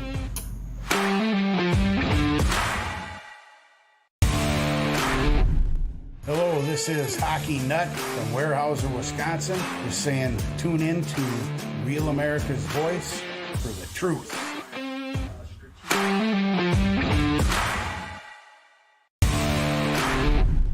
This is Giselle Chapin. I'm from North Carolina. I'd like to let you know that RAV News is the best news. Number one news. Truth seekers seek to find the truth. It'll set you free.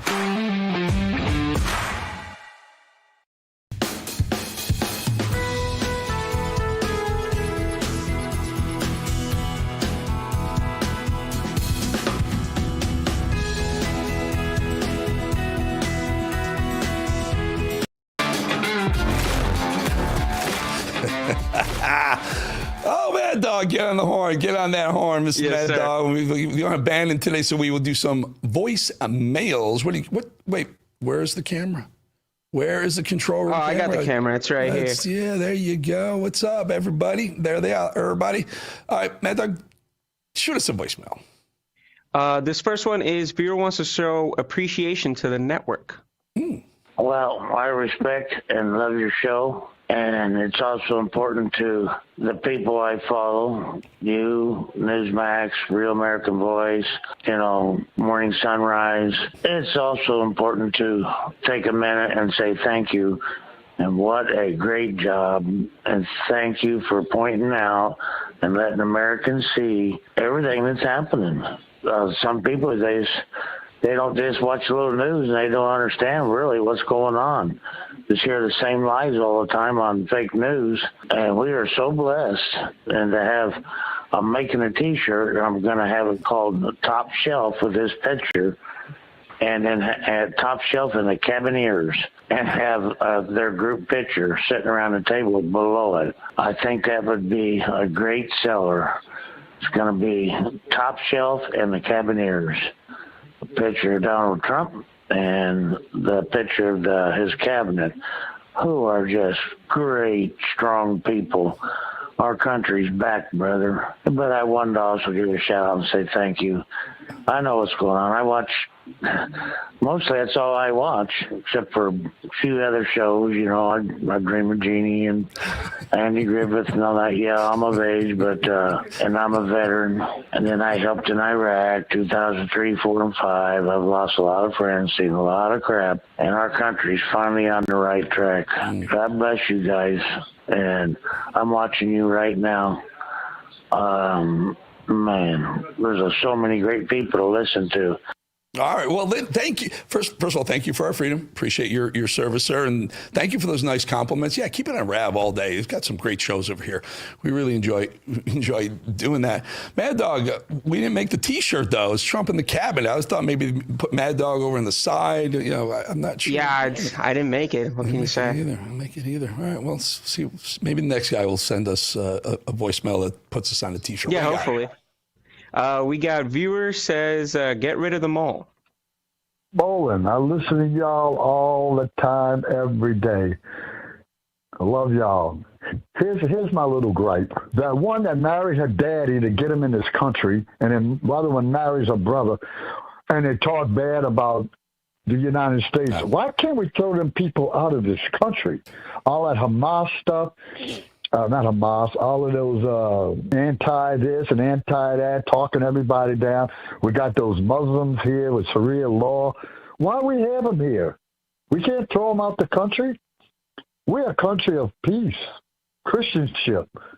That's all I'm saying. But keep it a good work, man. And they need to get Hillary. Don't let her out of nothing because she's just mouthing off a lot. All of them wrong. There you go. A lot of longer voicemails this time. So we had Rudy Giuliani on earlier in the show, and he pointed out there are massive amounts of peaceful Muslims, but then there's this whole section of Muslims who want no part of peace, who feel like if you're a Westerner, an Israeli, and Westerner, if you don't believe in Allah, you're supposed to die. You're supposed to be killed, and it's okay to kill people like that. So you're right. We got to find out who the ones are that are fanatics and remove them.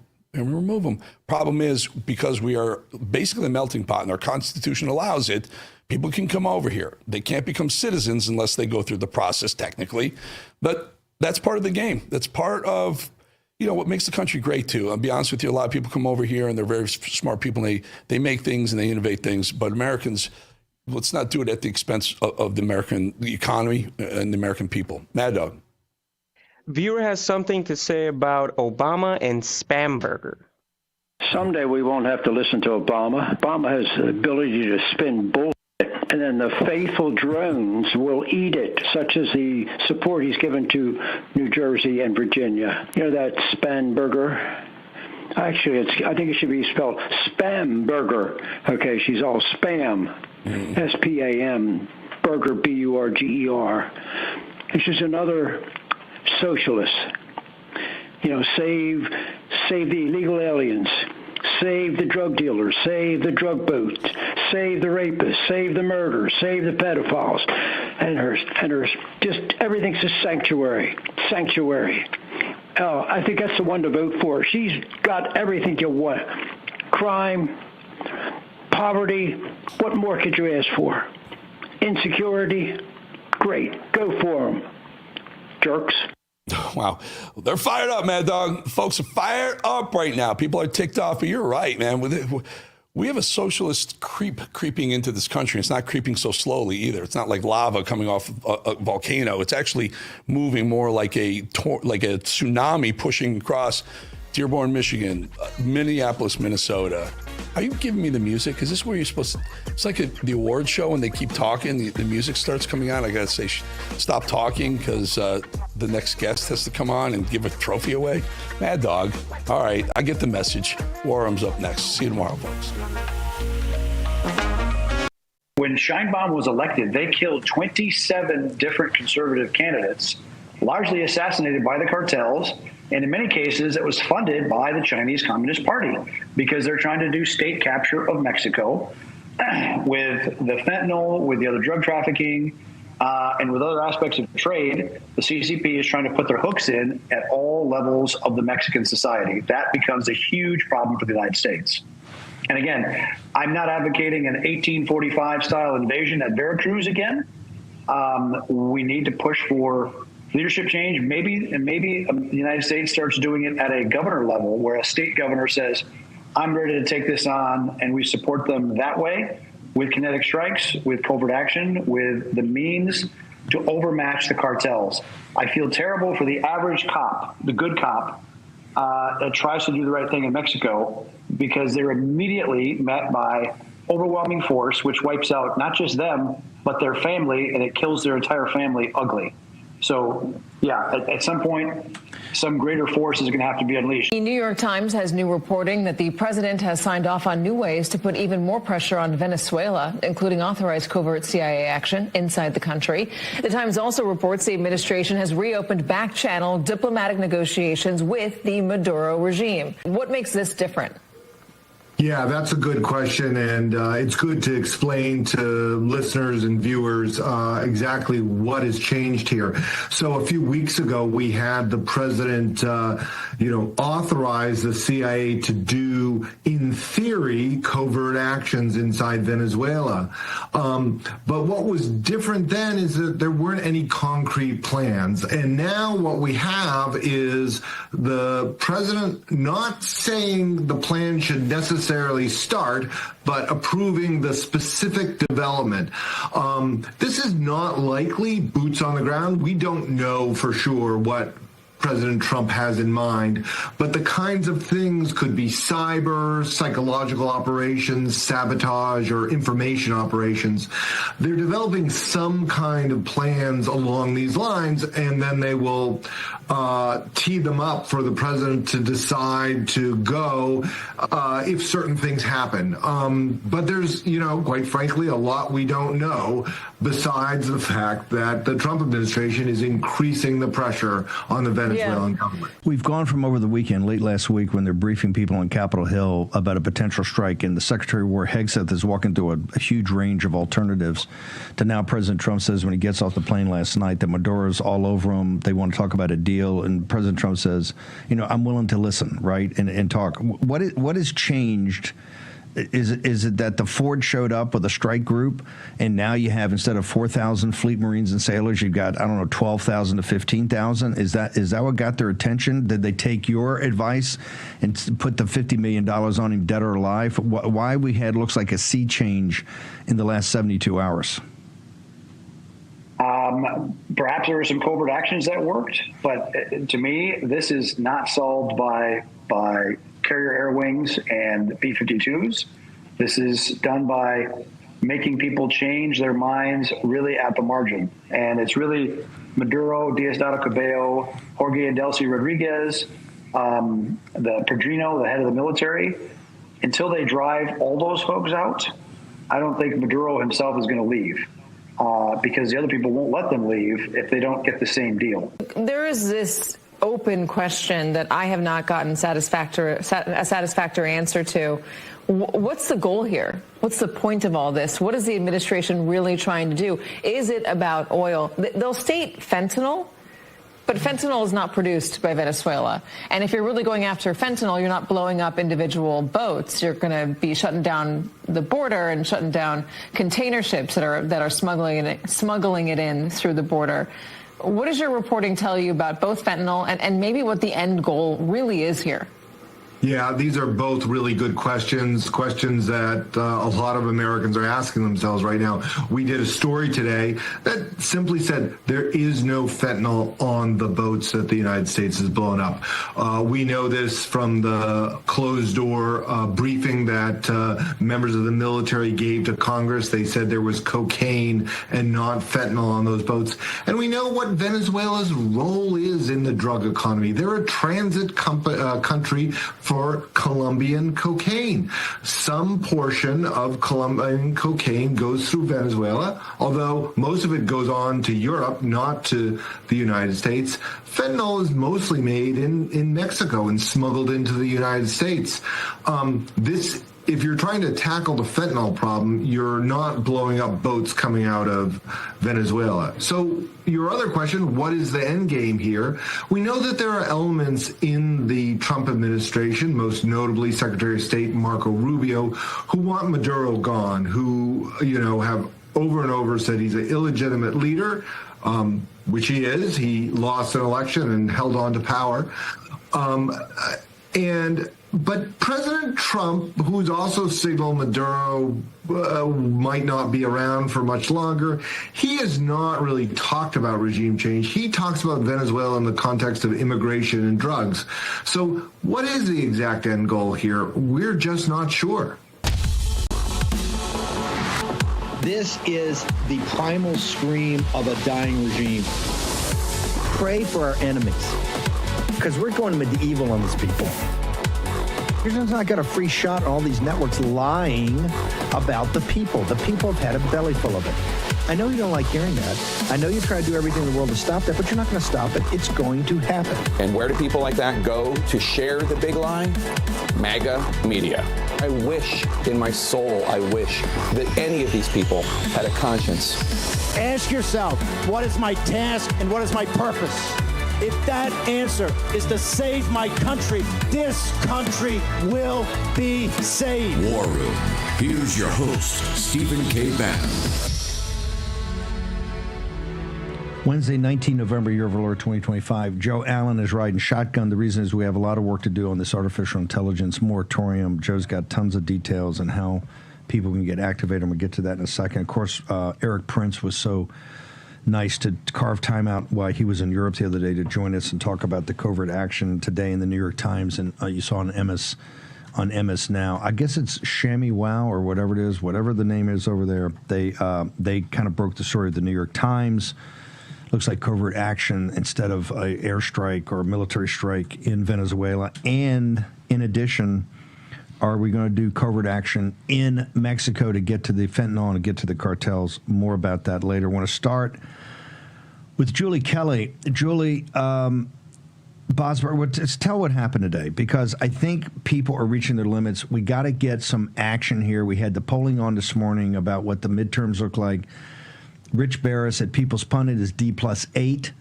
Maris is D plus 14. A couple others are D plus 10. You've got a D plus 5 there for Marquette. But anything over a couple of points in a generic poll is not great.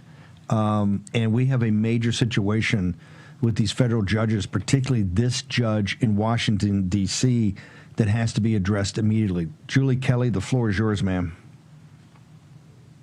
So today, Jeb Boasberg, who is the chief judge of the D.C. District Court, held a hearing after the appellate court of the D.C. Circuit kicked back to him this contempt inquiry that he opened in March of this year. This relates to representations made by the Trump DOJ in the Alien Enemies Act litigation. The first lawsuit that hit the docket went to Jeb Boasberg in D.C. Now, in April of this year, Jeb Boasberg claimed that he had found probable cause that the DOJ defied what he called an oral order. As you recall, Steve, that was during this hearing on the evening of March 15th, where Jeb Boasberg ordered the return of 2 planes out of U.S. airspace carrying illegal Venezuelans tied to Tren de Aragua. And this was the basis of the president's Alien Enemies Act proclamation. Those planes had already departed the U.S. out of Texas. They were headed for Central America. Jeb Boasberg said during the hearing, return the planes. He then, in a written order issued about an hour later, never said anything about returning the planes. Nevertheless, he has since accused the Trump DOJ of contempt of court. In April of this year, said that he had found probable cause that they did, and wanted to move forward with more inquiry and possibly a criminal referral.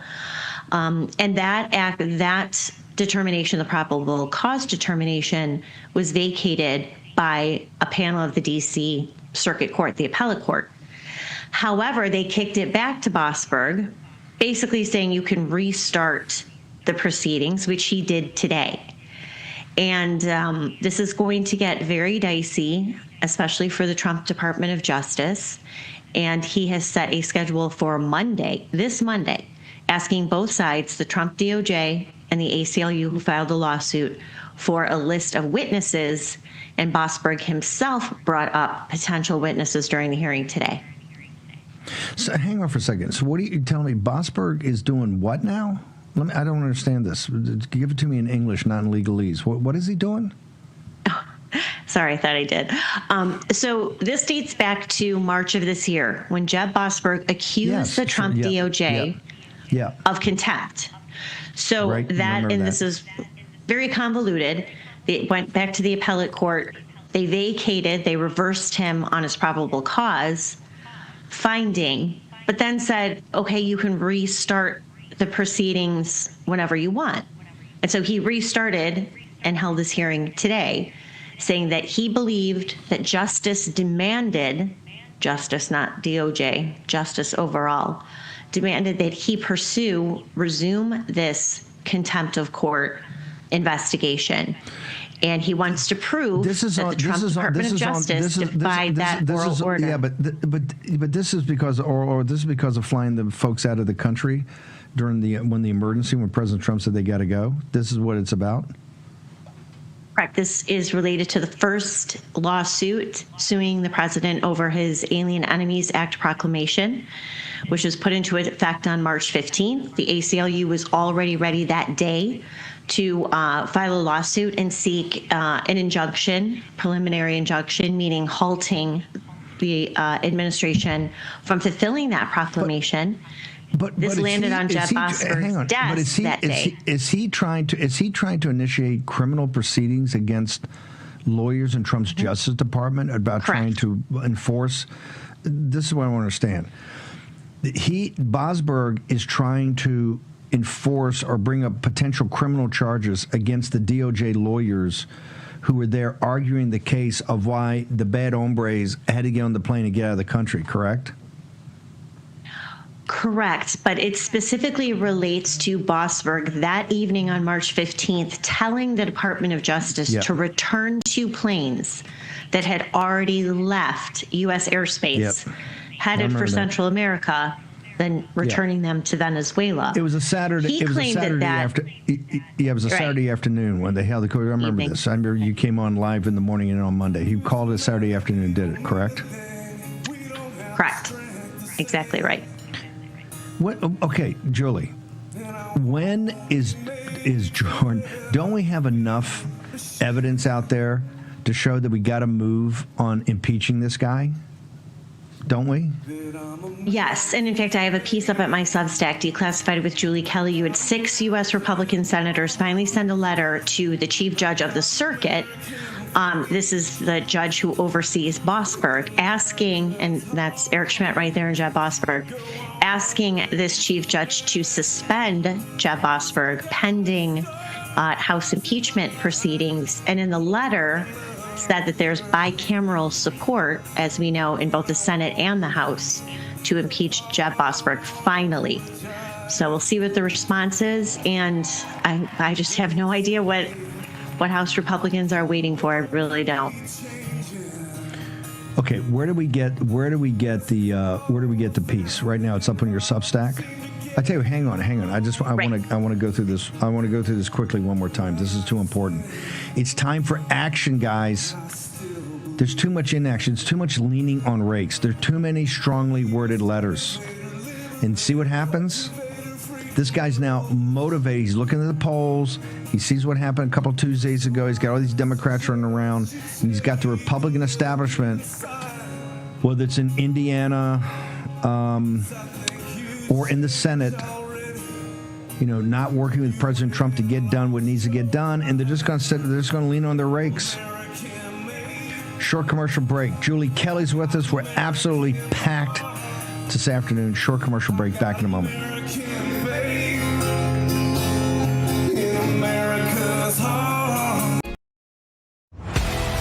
What if watching Real America's Voice was just the beginning? Introducing RAV Ambassadors, the new grassroots platform that turns viewers into leaders, connecting directly with hosts like Steve Bannon, Dr. Gina, and more. Together, we're turning belief into action. Inside the RAV Ambassadors Hub, you'll get exclusive updates, challenges, and behind-the-scenes missions straight from the people shaping the fight for faith and freedom.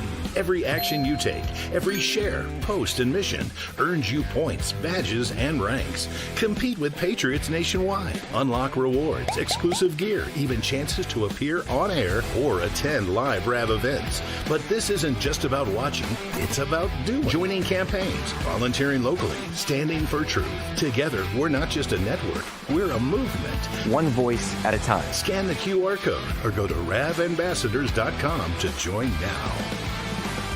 Because America's voice is your voice. Hi, my name is Tracy L. from Arizona. I don't stink around in the kitchen when it comes to the news. I watch Real America's Voice, which always serves accurate and reliable updates that are on point with their amazing hosts. So don't find yourself in a pickle by tuning into the fake news. Stick with Real America's Voice.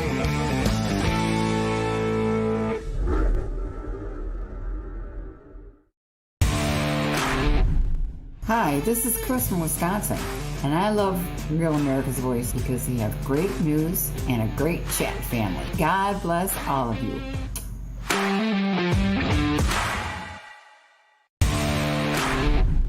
Hello, this is Hockey Nut from Weyerhaeuser, Wisconsin. Just saying, tune in to Real America's Voice for the truth.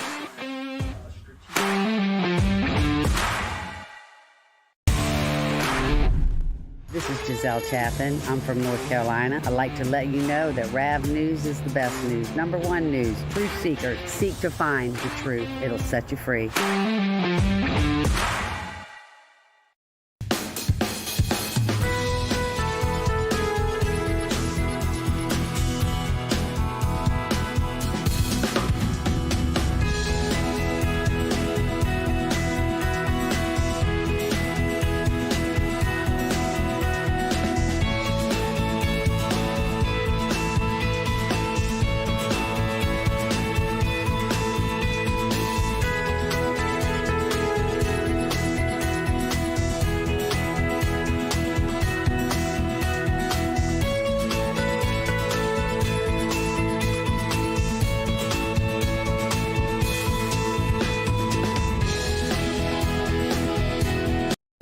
America's Voice family. Are you on Getter yet? No? What are you waiting for? It's free. It's uncensored, and it's where all the biggest voices in conservative media are speaking out.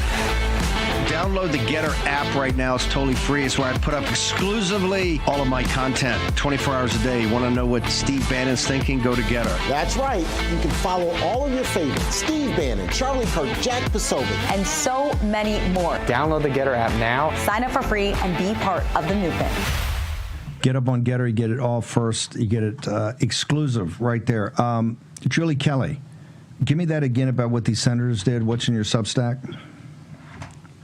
So they sent a letter to the chief judge of the D.C. Circuit. So this is the ruling judge, kind of oversees all the judges, including Jeb Boasberg.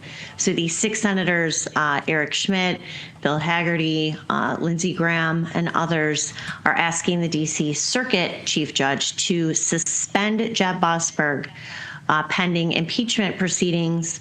Earlier this month, Representative Brandon Gill of Texas filed articles of impeachment against Jeb Boasberg. Of course, once it was disclosed that he had signed those non-disclosure orders against several Republican U.S. senators, prohibiting 2 cell phone companies from notifying those senators that Jack Smith subpoenaed their phone records, that's when we saw some support in the U.S. Senate to finally impeach Jeb Boasberg. Ma'am, where do they go for your Substack? People, we got to get on top of this one, like ASAP. Where do people go for your Substack and social media, ma'am? Declassified with Julie Kelly is my Substack. I have a piece up about Boasberg right now. Also on X, Julie_Kelly 2, where people can find I covered that live today, so people can go check out my posts and see what Jeb Boasberg said. Thank you, ma'am. Appreciate you. Fantastic. Greg Roberg, we had Judge Troupas on this morning from Wisconsin, and this guy's got 17 charges against him. They're going to have a trial, trying to have a trial against him for being an alternative elector in the summer in Wisconsin, where they're going to try to put President Trump on trial too. You've announced that you're running for the Attorney General of Arizona.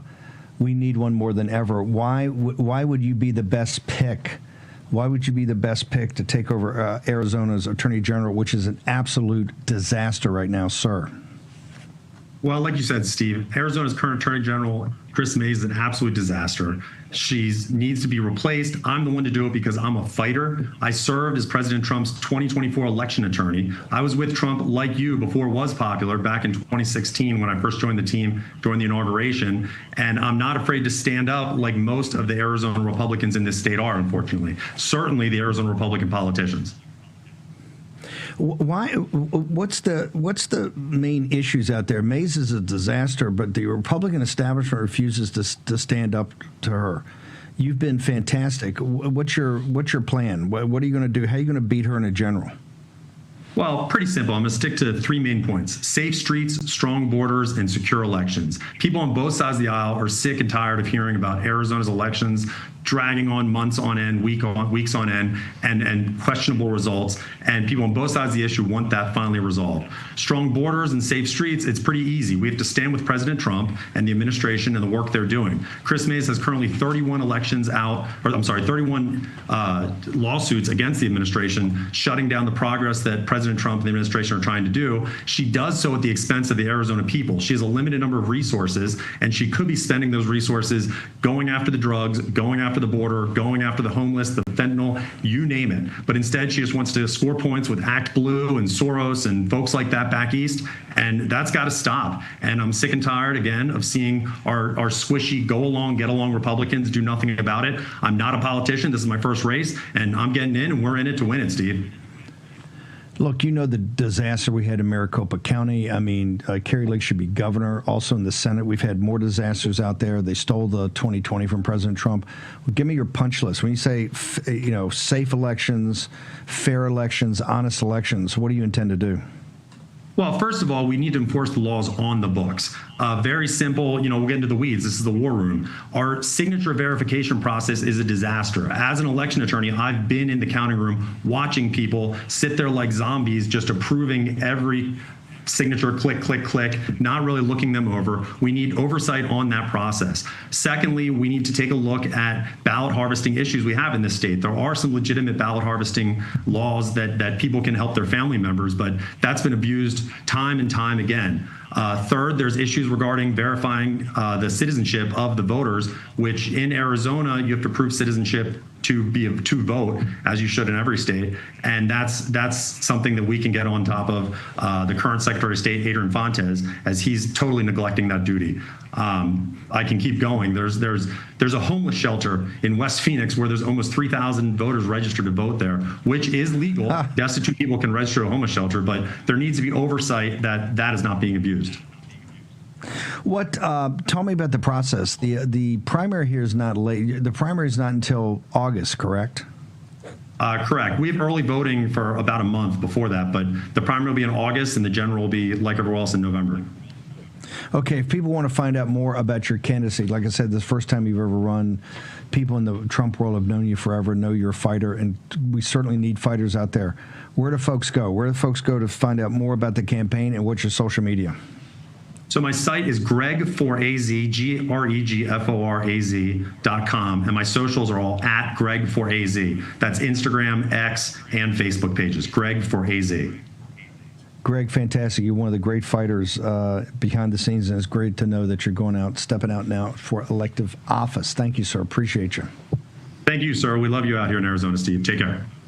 Thank you, my man.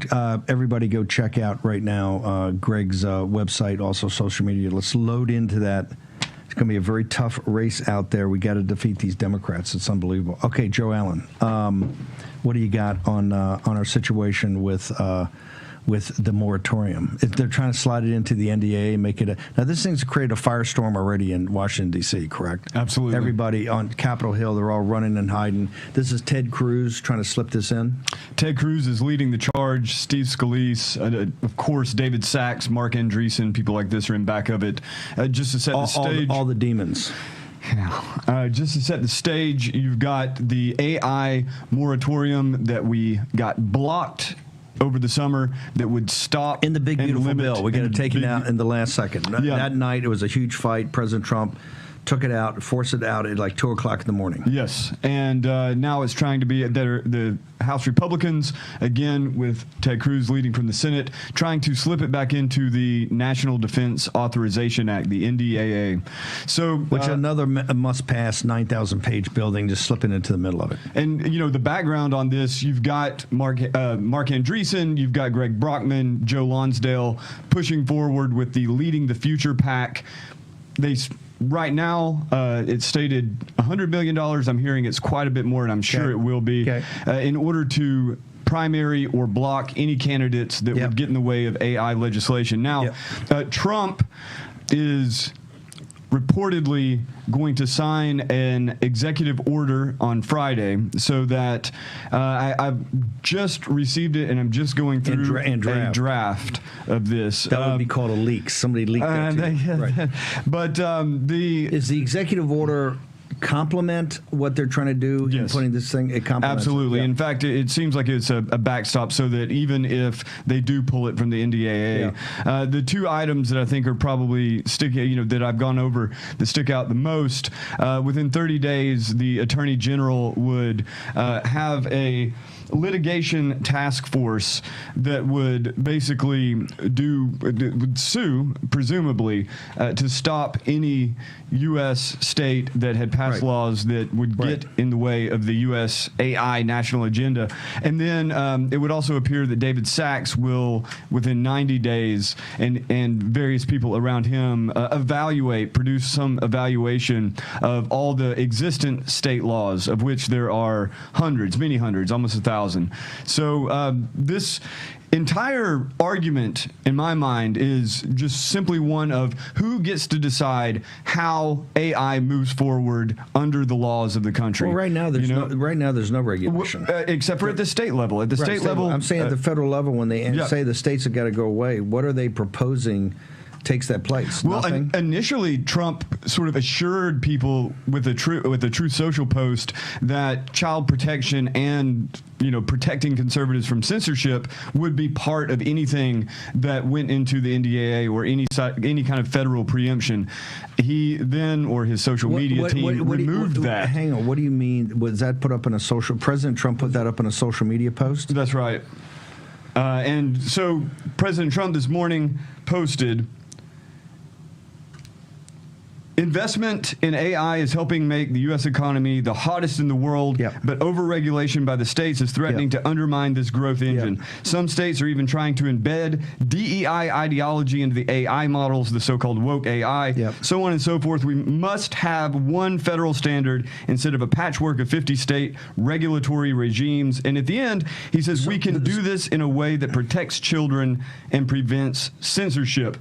But he does mention federal regulation. What do they mean like that? We haven't seen any of that so far. Not at all. I think that what they're shooting for is standards. Is that in the executive order, even in draft? You haven't seen it? Well, still digging through. Okay, fine. Just received. But I think that the emphasis is going to be on standards and internal regulation with the companies. So right now, that's how pretty much all of this is done. What do you mean internal regulations? So one example of that would be after OpenAI got all the flack for children committing suicide and people getting AI psychosis and misdiagnosis, they assure that OpenAI's GPT can't be used for medicine. So it's an internal regulation with no one to stand over their shoulder and enforce it. We don't know that. That's just OpenAI say it's going to happen. That's right. And then you would have standards that would be official standards of the United States government under the Center for AI Innovation, Casey, Center for AI Standards and Innovation. So that would,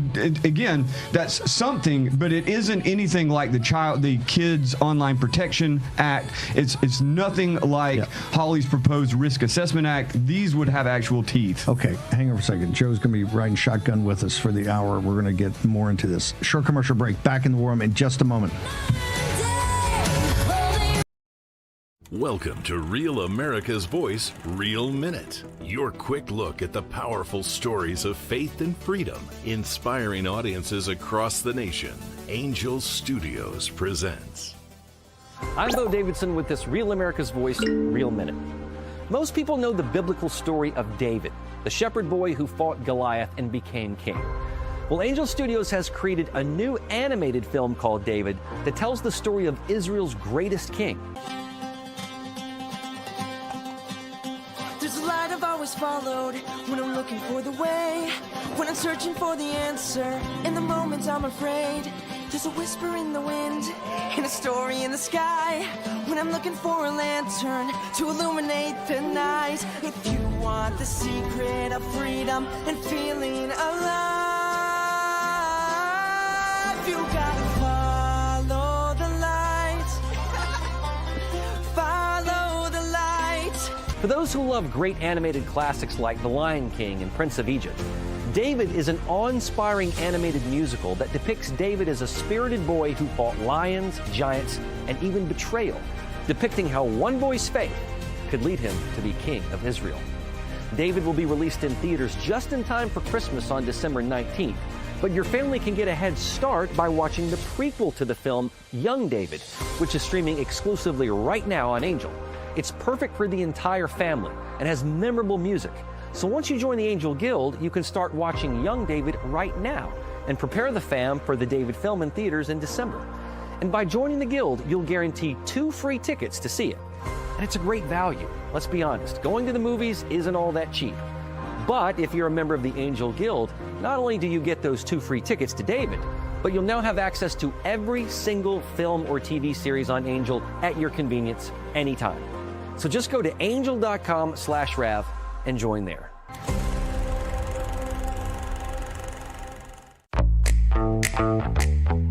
Now is the moment to put your brand in front of an engaged, loyal audience through Real America's Voice. When you advertise on Real America's Voice, you're not just running an ad, you're partnering with trusted voices like Steve Bannon, Charlie Kirk, and other influential hosts. Backed by millions of monthly listeners. What's happening? Because of a real voice, man. I watch it all the time. Real America's Voice rocks. Real America's Voice gives sponsors the chance to put their product front and center, displayed on screen and highlighted by our anchors during exclusive segments and live events. Head to freetrumpknife.com. This means your brand becomes part of the conversation as it happens. Secure your spot before it's too late. Join us today and make your brand part of the news conversation that America. Mr. Speaker, Islam is a culture with patina of religion. Sharia is the law of Islam. Sharia is dangerous. Western values form the basis for the founding of America, namely that rights come from our Creator. Ours is a Christian-based culture. Sharia, on the other hand, is a culture of violence and domination, totally anathema to the concept of individual freedom. The United States Constitution and Sharia are fundamentally at odds with one another. The Constitution begins with "we the people." Sharia states Allah has said. Followers of Sharia believe Muhammad received a divine legal code that stands supreme over all man-made laws. While Western civilization has evolved, Islam has not. Islam is stuck in the 8th century, and if they succeed at imposing their beliefs upon us, we will be dragged back into the Dark Ages. The contrasts are stark when comparing Sharia to the strides made by the United States in 250 years. The 13th Amendment. Colonel Self joins us now. Colonel, Blockbuster News yesterday. I was in a conference room with you 5 or 6 weeks ago of what you said, hey, this is my priority to save Texas and save the country. And in 5 weeks, Governor Abbott has now come out and designated both the Muslim Brotherhood and CARE as, according to Texas law, as foreign terrorist organizations. Talk to us about that, sir. Well, this is an important first step, Steve, and that's all it is. It's an important first step to wake up Texas that this is coming. That I don't know why the Muslims have gone on the offense right now in a matter of days, weeks, months, but they have. We've got to wake up. We've got to understand the danger. And I would tell you, don't be intimidated, because this is a dogma of intimidation. Yes, you can walk your dog on the sidewalk, and they can't tell you that you are offending them. So both our citizens, our local government, our state government cannot be intimidated. This is an... Did he freeze? Okay, we'll have to reboot him. If we can't reboot him, let's go ahead and do it. Let's go and reboot. If it's too much, we'll just have to do it at another time. Let's go back to AI. We'll get. By the way, huge news out of Texas. We're going to have a couple of different experts on tomorrow morning to go through this. The Texas government, Greg Abbott, has designated the Muslim Brotherhood and CARE. Suck on that as a terrorist organization. So this is going to be enormous, and I think they're banning them from buying land. Colonel Self, let's try this one more time. If we can, if we can't, we'll try to hook you up at some other time. Keep going, sir. Well, this is an important first step, and I encourage the state, I encourage our citizens in Texas to wake up, to start understanding the danger that Sharia represents to Texas. We've got over 300 mosques in Texas. We've got Sharia courts in Texas, which I believe the governor is now going to investigate. It's a wonderful step, but do not be intimidated. When they tell you you can't walk your dog on the street, that is your right, and they cannot say that you must not because you're offending me. Look, Sharia and Muslims are an intimidation sort of organization. So I am delighted with the governor's action to declare them foreign terrorist organizations, which is exactly what they are. Some of us... Okay, we can't do this again. We got to just reboot him, and let's do it tomorrow or by phone.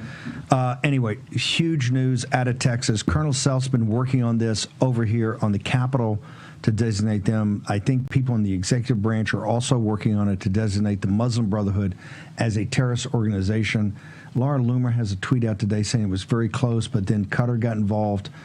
We'll have more about this tomorrow to make sure that we can put it all out there for you. And Colonel Self will get, hopefully tomorrow, the next day, a better connection with you. You've done a tremendous job. 5 or 6 weeks ago, I was with the Patriot Mobile team, and Colonel Self sat right there and said, hey, we're going to get this done in Texas, and then we're going to get it done at the national level. Let me know when you got Kurt Mills up, because Kurt Mills is coming in from overseas. Big breaking news out of the Department of War that he'll be here. Let's go back to this. So there's some draft executive order right out there.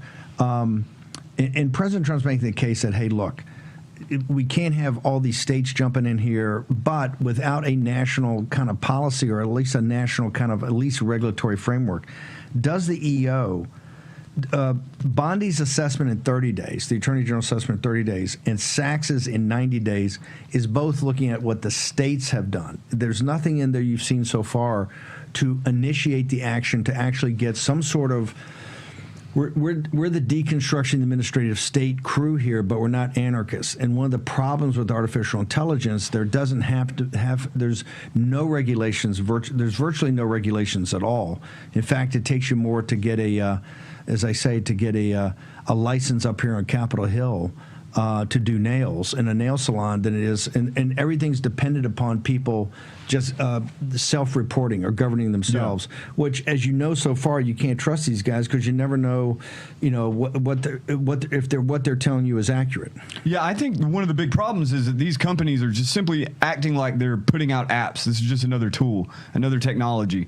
Typically, when you purchase even a pack of cigarettes, it's not going to tell you to shoot yourself in the head, right? Anything that's even remotely dangerous is regulated, labeled, so on and so forth. With AI, as you say, it's completely unregulated in any meaningful way other than these new state laws that are being put in. We'll see what happens there.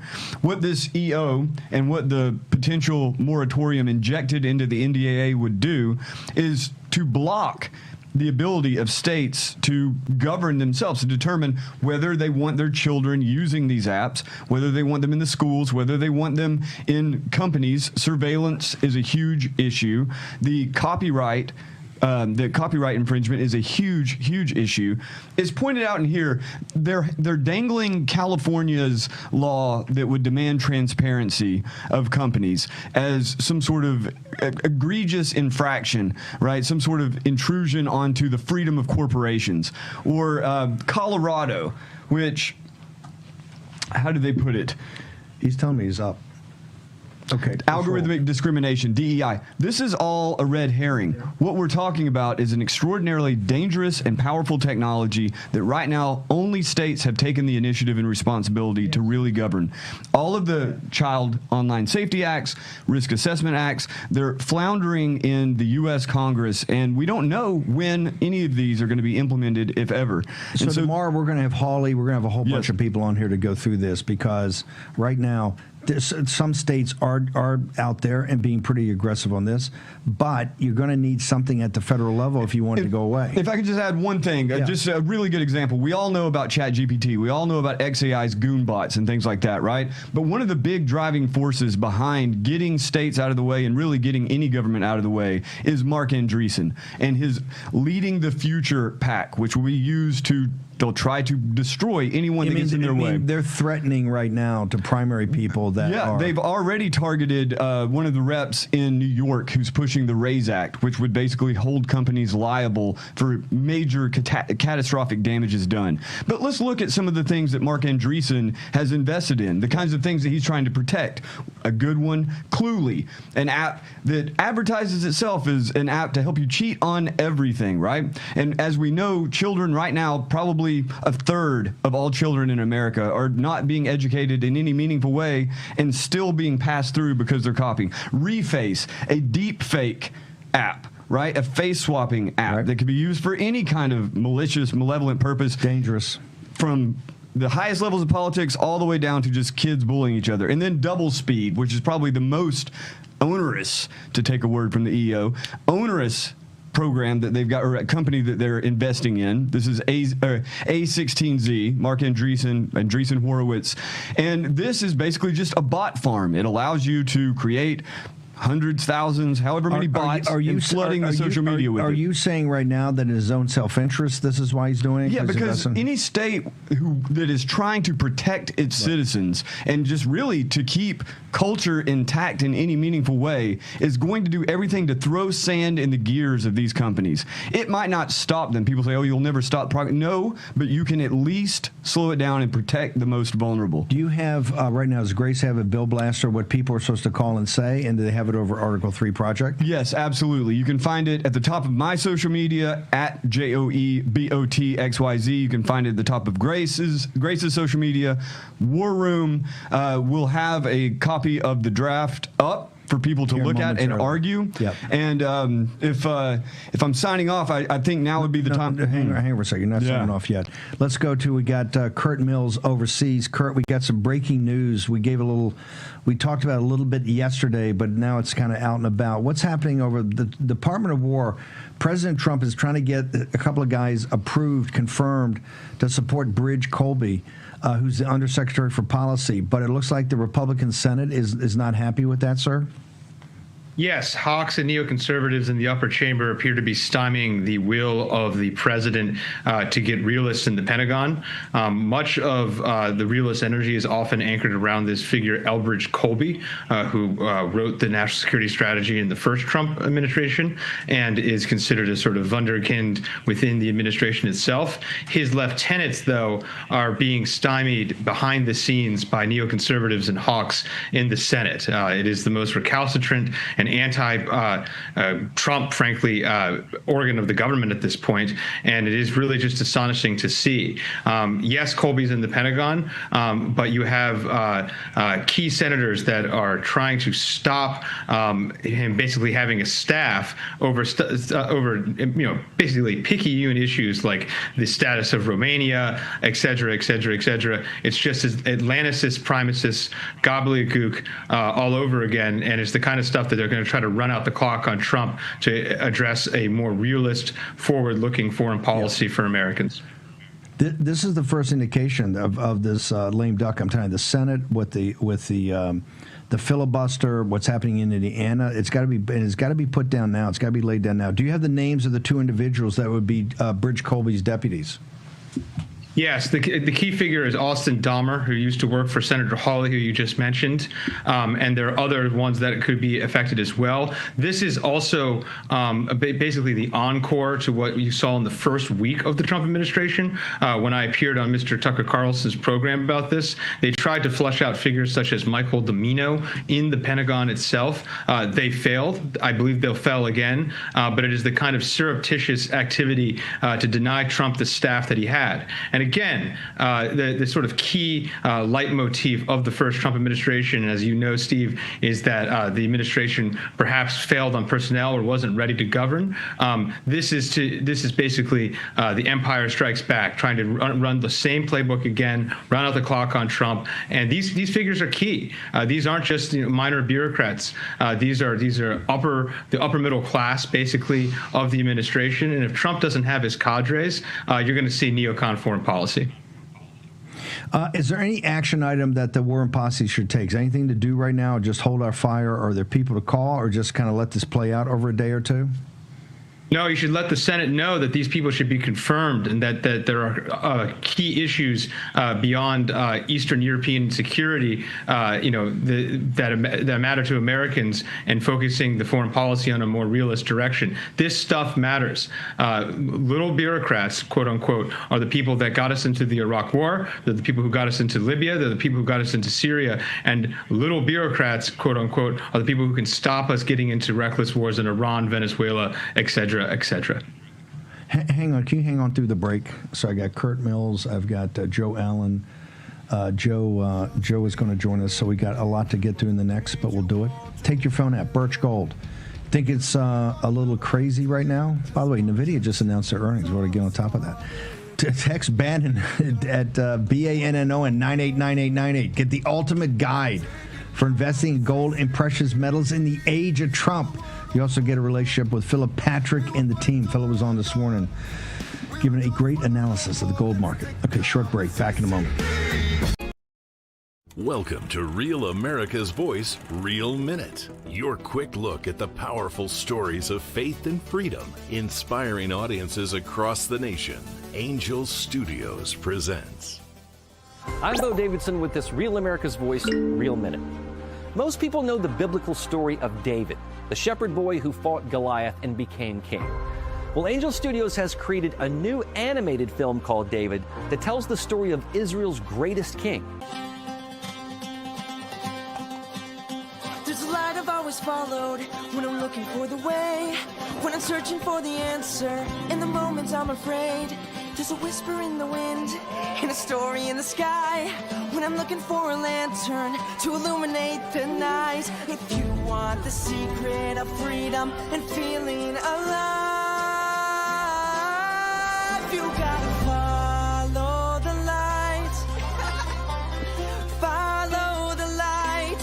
For those who love great animated classics like The Lion King and Prince of Egypt, David is an awe-inspiring animated musical that depicts David as a spirited boy who fought lions, giants, and even betrayal, depicting how one boy's faith could lead him to be king of Israel. David will be released in theaters just in time for Christmas on December 19th, but your family can get a head start by watching the prequel to the film, Young David, which is streaming exclusively right now on Angel. It's perfect for the entire family and has memorable music.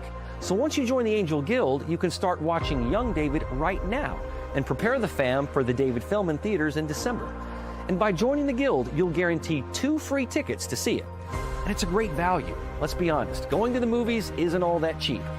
But if you're a member of the Angel Guild, not only do you get those 2 free tickets to David, but you'll now have access to every single film or TV series on Angel at your convenience anytime. So just go to angel.com/Rav and join there.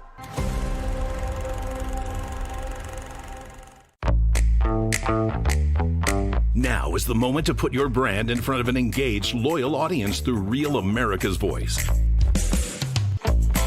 When you advertise on Real America's Voice, you're not just running an ad, you're partnering with trusted voices like Steve Bannon, Charlie Kirk, and other influential hosts. Backed by millions of monthly listeners. What's happening? Because of a real voice, man. I watch it all the time. Real America's Voice rocks. Real America's Voice gives sponsors the chance to put their product front and center, displayed on screen and highlighted by our anchors during exclusive segments and live events. Head to freetrumpknife.com. This means your brand becomes part of the conversation as it happens. Secure your spot before it's too late. Join us today and make your brand part of the news conversation that America. Here's your host, Stephen K. Bannon. Kurt Mills, the editor of The American Conservative, is in Southeast Asia right now. I know you got to bounce. Grace, you're going to get Grace and myself some details. We're going to put it up. You need everybody to get to the ramparts right now about President Trump's selections to be the deputies for Bridge Colby, correct? Is that basically the ask, sir? Yes, the key thing here is number one, they want to stop Bridge Colby from ascending within the government and serving in future Republican administrations as National Security Advisor, Secretary of State, et cetera, et cetera. He looks the part. He's a realist. They've tried to stop him for 10 years. They're going to try to stop him again. They're going to fail, but it doesn't mean that this doesn't matter. Number two, Austin Dahmer, the former National Security Advisor for Senator Josh Hawley, as you mentioned, they're trying to stop his nomination. Again, this is the kind of stuff, this stuff is literally behind paywalls. This is the kind of stuff that's not in the public.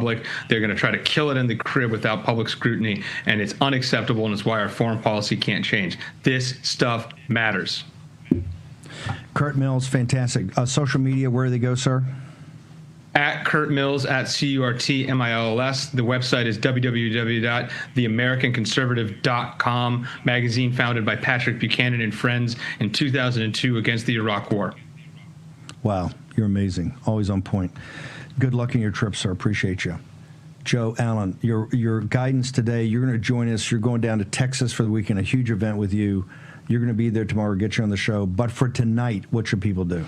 I think they should go immediately to my social media or Grace Chong's or War Room's social media. There is a list of congressmen to contact. Tell them, do not support or vote for an AI moratorium in the NDAA. It's very low effort to have it not introduced at all. And so if your congressmen are coming out against it, speaking out against it, showing some backbone, then problem solved for now. Contact your congressman, billblasterapp.org or at Bill Blaster App. And then November 23rd, this Sunday, I'll be at Angelica Film Center in Dallas, 5 p.m., down in Ted Cruz's home state. If Ted Cruz would like to stop by and explain to everyone there and the American public more broadly, do you want to stop states from determining their own future? Yeah. Angelica Theater, 5 p.m. Tickets available, ministryofTruthFilmFest.com. We need to sell that out, folks. It's going to be a major event with Joe Allen. Maybe or maybe not. Probably not Senator Cruz, but you got enough to talk about. Bring it, Ted. Also, go Article 3 project. Stick around. Let's go to Jake Seawolf. Jake, you've got this massive sale over at My Patriot Supply. What do you got for us, sir? Yeah, absolutely. Our case packs, dude. People love them. They come in these pouches, resealable, usable. They're buy one, get one free. Can't believe it. I personally have not seen that in like the 4 years, not for a while since I've started working at My Patriot Supply. So now is the time to stock up on case packs if that's what you're into. So talk to us. What is it? What's the pack? And you've never had this sale before, a buy one, get one free. Why now, and why is this something people should go take a look at over at the site? Can't explain it now. I think we're just in a generous mood, but essentially you can mix and match, get whatever you like. We have even beef dices are on there. Great choice. Like, guys, check it out. And if you're new to the site, make sure you call in 866-229-0927. Got our whole team on standby. They're ready to take your calls and answer in because we love the War Room Posse. You guys are the best. Fantastic. I know the War Room Posse loves the site, loves the company. One more time, the website and the phone number. Where do people go? I want everybody to check it out now. You got reviews. You got customer service that's the best around. They'll walk you through everything. They'll work with your budget, all of it. Where do folks go? Absolutely. 9,000 five-star reviews, mind you. But mypatriotsupply.com. Phone number is 866-229-0927. So if you guys could get us to 10,000 five-star reviews, that would be super helpful, and we'd be stoked for that. Let's roll. War Room Posse. Jake, thank you so much for sticking around for this afternoon and come on the show. Appreciate you. Well, thank you, Steve. You're a good man. Thank you, brother. Jake, former Army Afghan veteran, man, patrolled the Hindu Kush. Joe, you're on the road tomorrow. I'm going to try to get you back on the show when you land. If not, we'll get you tomorrow night. Joe Allen, this thing is so important. The next 48 hours is going to determine this. They tried to sneak it in before. We got it out. We just got to do it again. Go to Bill Blaster. Go to JoeBot. Where are they going? At JoeBotXYZ and JoeBot.xyz. This is, you can't let them slip it in again. It's just not acceptable the way they're trying to do it at the NDAA. You want to have a debate? Let's have a debate, okay? And see where the chips fall. Mike Lindell, brother. We got another hour to go. The show's been on fire today. One of the biggest parts of the fire, we had Judge Troupas in here from Wisconsin. What a hero. I think yes. 17 either civil suits or criminal proceedings against him for basically saying the election was stolen in 2020, and he's got the receipts. Mike Lindell, what do you got for us, brother? Well, we to celebrate the receipts. I'll tell everybody we've got the receipts too. We've got the biggest sales ever with My Pillow. This is our Black Friday, early Black Friday specials, you guys. We've added the slippers that are normally on sale for $59.98, $39.98 for the War Room Posse. Any size, any size, any color there for the slippers, and you get a free leather spray with that for every pair you buy, and free shipping on your entire order. Then we have the early Black Friday blanket sale. 5 different styles of blankets came in, from throw blankets to bed blankets. We have the duvets, we have the shams, all of them on sale for as little as $25.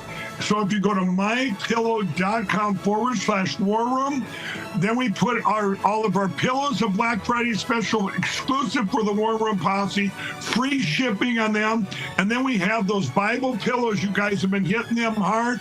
A 5-pack A collection of 5 for $29.98. That's less than $6 a pillow. They ship for free. Everything ships for free. It's on my pillow.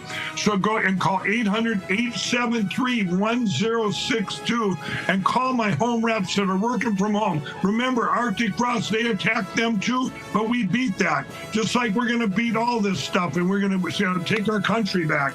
And so you guys use promo code War Room. Celebrate Christmas coming up and Thanksgiving. We have a lot to give thanks for, everybody. Promo code War Room. Mike Lindell, the most powerful promo code in the business. MyPillow.com, promo code War Room. Stick around for the 6 o'clock hour. Mike, we'll see you tomorrow morning at 10. 6 o'clock hour is next. We'll be on fire. Joe Allen, safe travels, and we'll see you all tomorrow on the show by Zoom. Thank you, sir.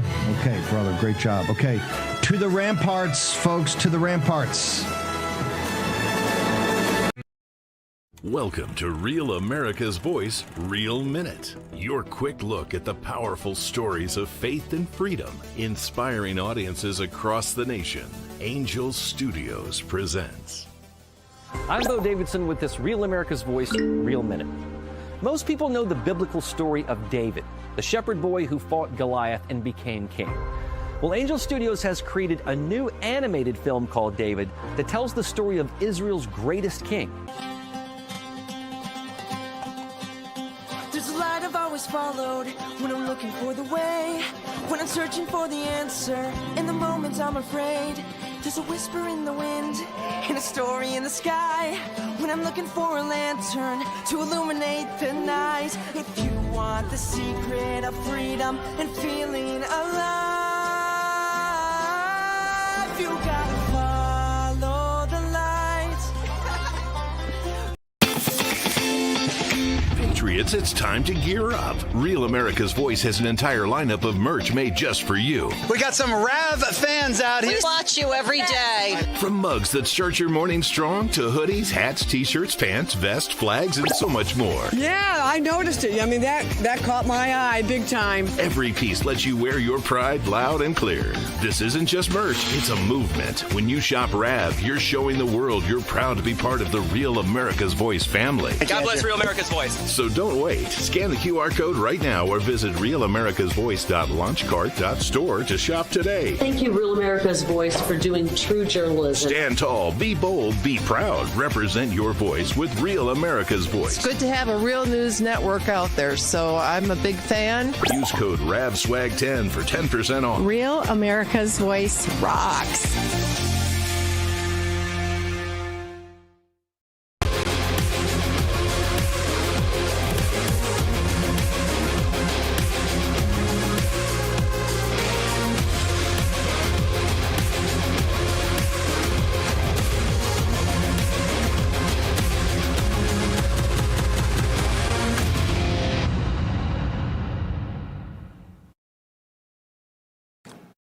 Good evening, America. Happy Wednesday. Welcome to the latest edition of Just the News, No Noise. I'm your host, John Solomon, reporting to you, as always, from the nation's capital. Quick programming note.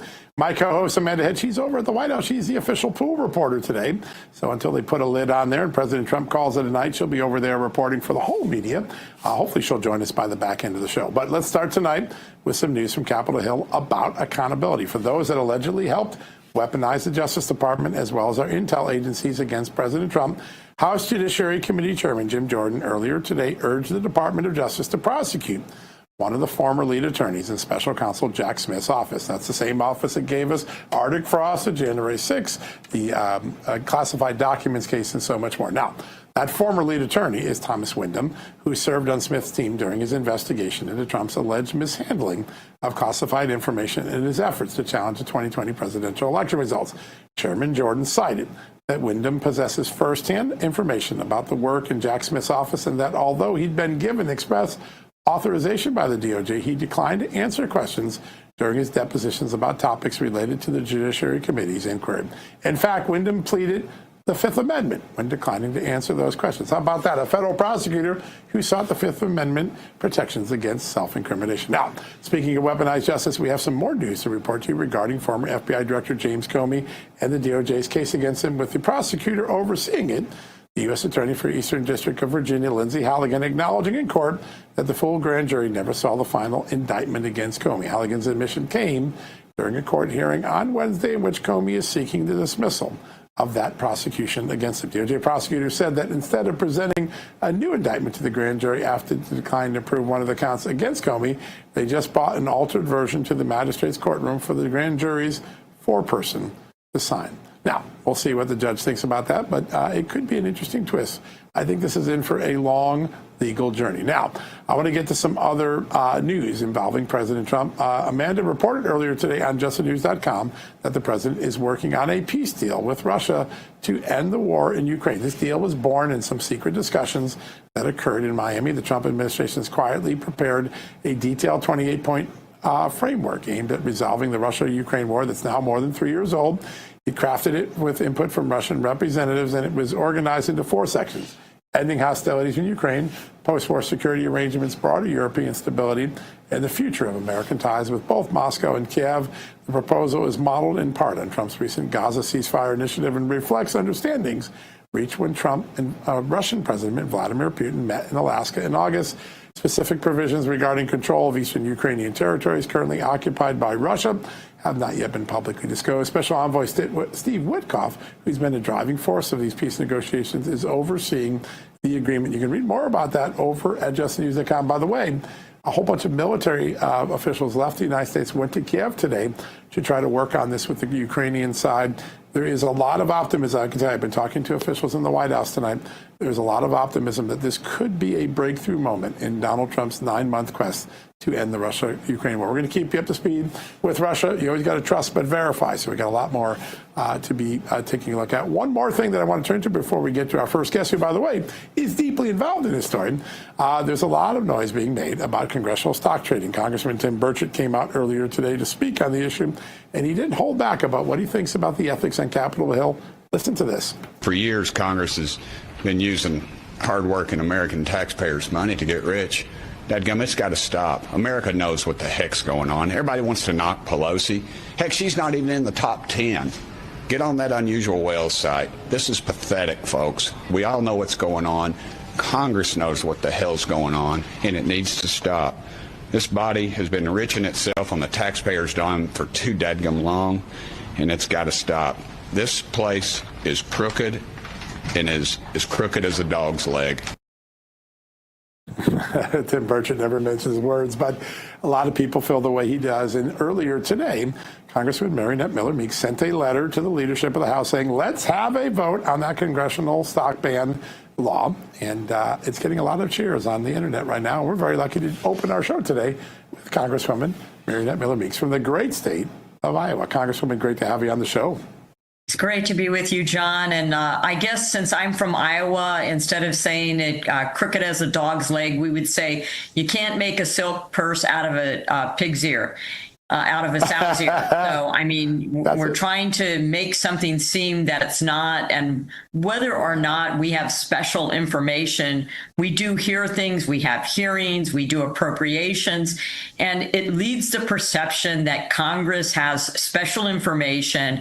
So I am, co-sponsoring, fully supportive from the day I came into Congress. Have not had individual stocks. My husband doesn't have individual stocks. Stock trading by members of Congress should be prohibited. There's ways to be able to, have mutual funds for your retirement assets, just like any other ordinary American citizen has. So I think it's high time we do this. It is long overdue. And to Representative Burchett's point, it's not just Speaker Pelosi. She's the one that's the most famous. She's the one that's, most realized. But I will say to people, I took a pay cut to come to Congress. I am not going to leave Congress with more money than I had when I came in. When you look at some individuals in Congress on both sides of the aisle, it is staggering. And so people just feel that it's not only untoward, that it's, that the perception is that there is a conflict of interest. I believe that there is a conflict of interest, and that's why I'm fully supportive and pushing for us to be able to finally get a vote to ban stock trading by members of Congress and their spouses. All right, so let me ask you a couple of questions. Give us an update on what is moving and not moving. I think there's some hearings that are going to happen. I think that'll be important. I think Chairman Brian Stiles is going to do that. Have you gotten any reaction from the leadership? Are they going to take you up on your request? Well, they're supportive of, and Brian Stiles, as you said, is going to he's the chair of the House Committee on Administration. So he's going to have a hearing. So we're looking forward, number one, first and foremost, to having a hearing on the topic. And as you said, the vast majority of Americans are actually supportive of this. And so there's ways for members of Congress to be in mutual funds, to be in other types of, asset rather than individual stock trades and stock options. And the other thing I would say is that not only members of Congress, people that are campaigning for Congress, they should be asked whether or not they will divest themselves from individual stocks before they even get into office and are sworn in. And because that shows a commitment to ending this conflict of interest that members of Congress have. Yeah, and there's nothing that keeps a member from Congress from investing in mutual funds or other places where they're not making individual stock sales. So you're not harming really the total economic capabilities of any member of Congress. That's addressed in this bill as well, right? Exactly. Yeah, that's important for people to know. All right, I want to turn to something that I think will be the great boomerang of the 2025 congressional finish, and that is Jeffrey Epstein. I've said for some time Democrats might want to watch what they wish for in this, but we now know from some reporting we did this morning that there were Democrats who were shaking down Jeffrey Epstein for money years after he was a convicted sex offender. Obviously, Hakima Jeffries is one, but there was a lot of them, and it seems as though Democrats had no problem, a guy they now demonize, cashing in more checks from him if he'd be willing to, even when he's a sex offender. How does this story turn, and when do the American people begin to understand the parts of it that the Democrats have hid from us? Well, first and foremost, we know that this was another weaponization of government. So for 4 years, the Democrats have been in the majority. They had the executive branch, and these files could have been released at any point in time. And so I think what they should have done when they set up their search bar, instead of just searching for President Trump's name, when President Trump was elected in last November and then sworn in January 20th, instead of just putting his name in this search bar, demanding that these files be released. And then when the emails were put out, as you know, Jamie Comer, the chair of oversight, has had hearings on this. We've tried to protect the victims who may want to be protected. Some have come forward. There was a meeting yesterday with some of the victims here before we took the vote. But what I think is that the Democrats should have put somebody's name in the search bar other than President Trump when they went through those emails. We know that Jeffrey Epstein did not like President Trump, that he thought President Trump was someone who had reported him to authorities, and he wanted to weaponize the government against President Trump. And so what did we find out? We found out that Stacey Plastick, Representative Plastick, was during a hearing, an actual hearing, texting with Jeffrey Epstein when he was a convicted felon, convicted of, pedophilia, trafficking children. He was a convicted felon, was text messaging with him for how to get Trump during a hearing. I would say their Trump derangement syndrome caused them to lose all common sense. And not only did she do that, she also accepted contributions from him. And this is from a convicted sex offender. I would be returning that money, days ago, weeks ago. I wouldn't have accepted it to begin with, but I would have returned it. And then further, we find information that Hakeem Jeffries was soliciting contributions. Now, Hakeem Jeffries may be familiar to some people as the minority leader of the House. So he's analogous to the Speaker, but in the minority party. So their highest ranking Democrat in the House was soliciting contributions. Now, Jeffrey Epstein may not have been convicted at that time. However, he was already known and had already gone through trials and suspicions soliciting underage young ladies. So it's not like they didn't know that this person was tainted, but nonetheless, they were soliciting contributions. It just reeks. And I would say, to your point, I love the terminology boomerang, what they have pushed to come out. And maybe that's why they hid things for 4 years under the Biden administration, was because people in the Biden DOJ knew that there were Democrats that were mentioned. But what we're finding out is there are a lot of Democrats that are mentioned in these files. More is going to come out. And so it's boomeranging back to hit them. And I think, we just cannot tolerate or accept the trafficking of children and the victimization of children. We have to be on the side of children. And so I think that it's, this is what they asked for. My mama always told me, be careful what you ask for. And more, I think, is going to come out. To your point, it's going to be a boomerang, and it may come back out to hit them harder when they were once again trying to weaponize the government against President Trump. Yeah. I think you're right. Just watching this play out over the last few days and just the reporting we've done here at Just the News over the last 72 hours, there is a lot more that Democrats are going to have to answer for soon. Before we let you go, a lot of times regulatory things are alphabet soup, and people are like, well, what's WOTUS and Waters of the USA? But a major change by EPA and Lee Zeldin and President Trump to clarify something that was the bane of existence for a lot of America's farmers. How important is the WOTUS regulation changes to our great farmers in this country? I was talking about WOTUS, or Waters of the U.S. back in 2012. I was worried about what the Obama administration would do. In essence, it's a land grab. So it's the way that the federal government can tell you what to do on your own private property. So they redefined what was a navigable waterway to basically any water, if it was temporary after a rainstorm coming off a field, that then became a navigable waterway. So therefore, they could intervene on private land. And so it's not only farmers, it's builders, it's home builders. We all talk about affordable housing, but WOTUS was one of the things that was making it difficult to do affordable housing as well, too. So any type of structure, roads, bridges for farming, critically important.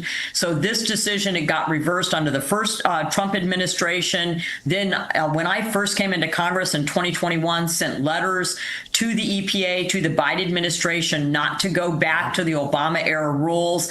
It took them a while. They went back to the Obama era rules. And so this decision by Administrator Zeldin and President Trump is huge on reining back in the overreach of the federal government against our constitutional private property rights. So I think this is a very big decision. It is a very welcome decision to come out. And, we have to stop pitting the federal government against ordinary citizens, which is what we have seen all too often. Common sense has prevailed, and I think all of us who are property owners breathe a little easier with that. Congresswoman, it's such a great honor to have you on the show. We're going to be watching that Stock Act. You have set in motion, I think, something that could be very historic. Great to have you on the show tonight. Thank you so much for having me. Yeah, good stuff. All right, folks, after the commercial break, government officials are worried that U.S. counterintelligence is lagging behind adversary countries, a trend that has persisted since the Cold War. We're going to have an exclusive interview with the chairman of the House Intelligence Committee. You're going to make some news. This is a big interview. Congressman Rick Crawford up next, right after these messages.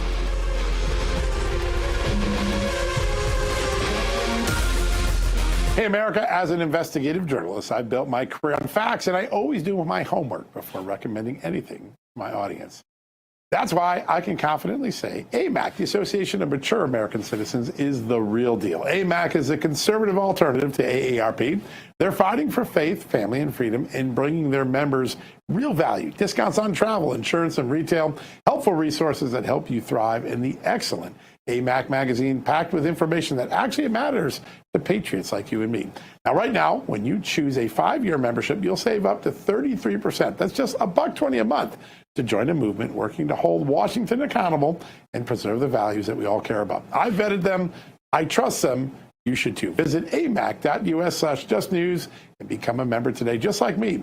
That's amac, amac.us/justnews. AMAC, protecting America's future, one member at a time. Welcome to Real America's Voice, Real Minute. Your quick look at the powerful stories of faith and freedom, inspiring audiences across the nation. Angel Studios presents. I'm Bo Davidson with this Real America's Voice, Real Minute.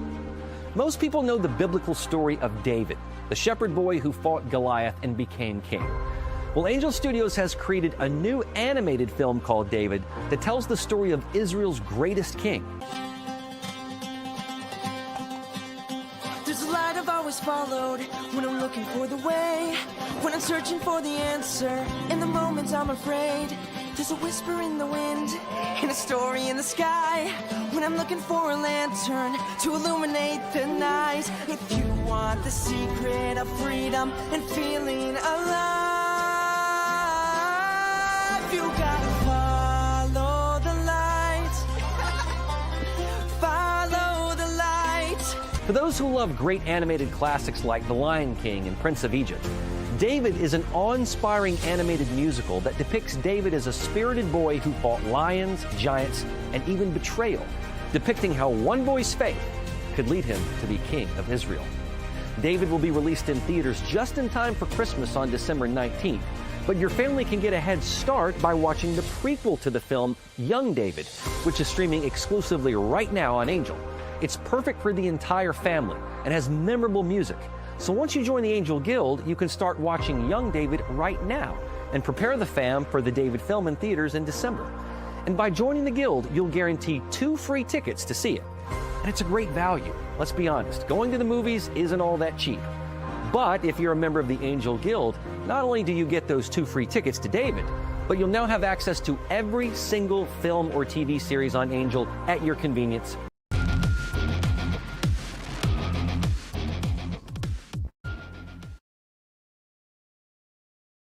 Welcome back, America. I've got a real treat for you for our next block. He's one of the most influential voices in Congress when it comes to intelligence, security, and foreign policy. He represents the great people of Arkansas, but he's also the chairman of the House Permanent Select Committee on Intelligence. And earlier this year, he gave us some of the most explosive documents that help us understand how weaponized the intelligence community was during the Obama-Biden years. He is Intelligence Committee Chairman Rick Crawford. Mr. Chairman, good to have you on the show again. You bet. Good to be with you. All right, you're working on, I think, some of the most fundamental changes that we're going to witness in America. One of those is reforming our counterintelligence evidence so we're not abusing Americans, but actually focused on the real threats like terrorists and foreign spies. Tell us what's key to the effort and what you're working on right now. Well, I think we have to sort of reposture. We've been in this sort of post-Cold War, pre-9/11 type of posture. And what we know is that our adversaries are very aggressive and are outpacing us with counterintelligence threats and stealing our secrets. They're taking advantage of our open society. And what we know is that we just need to adopt, in my opinion, a whole of government approach across the enterprise of the IC and law enforcement. We bring that together, and we think we can achieve a much better, more robust effort on counterintelligence. And here's what I would say is that Kash Patel and company, the FBI, have done a tremendous job, and particularly lately, apprehending some pretty bad actors. As we've seen, some of these things have materialized. For example, the threats with regard to Michigan military base, where you had some Chinese property owners adjacent to a military installation. We saw another issue where the U.S. Secret Service intercepted at the an attempt to hack phone systems at the UN General Assembly. And there's a whole host of other issues where the FBI has really stepped up and made those apprehensions. But where we think we can help that is in the non-apprehension, the non-arrest state of counterintelligence. That is, sometimes we have agencies that are really, really good at counterintelligence. They don't have necessarily the law enforcement authority, but they're really good at exploiting networks and maybe even turning some assets, maybe doing some better work that helps protect Americans, American assets, military secrets, things of this nature, and also gives us a better insight into how those nations are positioned here at home. And that might not necessarily end up in an arrest. It might help us to exploit an existing network and give us better insights into, say, for example, China or Russia that are operating here really with impunity because of our open society. They use that against us. And so what we're proposing is that we augment the FBI and increase their bandwidth to address these counterintelligence threats. We think that's a really good way to help shore up one of the biggest vulnerabilities that we have, and it is really the result of our free and open society. And you have countries like China and Russia and Iran and others that are really good at exploiting that and turning it against us. Yeah. And more, I've covered the intelligence community for about 35 years as a journalist. In the last year or two, I've heard so much more concern that there are domestic interests here, and they play out with protests and activities, but they may have an increasing alliance with our enemies overseas. Are you seeing more Iran, China, Venezuela, Russia, and bad actors like that, North Korea, engaging with American assets and trying to use them as proxies on our soil? Yeah, I think there is a whole network of both state and non-state actors that bring that to bear here in the United States. That is to exploit any kind of political divide that might exist or schisms that may exist in even within a political party. So they kind of help sow discord. We've seen malign influence from state actors that include China and Russia and Iran. But then there's also the non-state actor that can be doing the bidding of a nation state. For example, what if you had, let's say Russia was essentially paying for cyber attacks against certain targets, or that China might be doing the same thing. China might be mobilizing diaspora that lives here in the United States, maybe United States citizens, but they have this underlying allegiance to the mother country, and China seeks to exploit that. We need to know about it. We need to be in a position to intercept those kinds of things and protect our citizens here at home. And we can broaden our scope and bring in a lot of expertise that provides a good level of augmentation to what the FBI is already doing. Some of these lights were blinking red for a long time, but the Biden administration really turned a blind eye to it. And a lot of people say to me today, when President Trump took over in January, we were very close to being blind to a 9/11 scale sort of intelligence failure. Were we that close, and are we tightening the gaps quickly with the changes that people like Kash Patel and John Ratcliffe and Pam Bondi are making?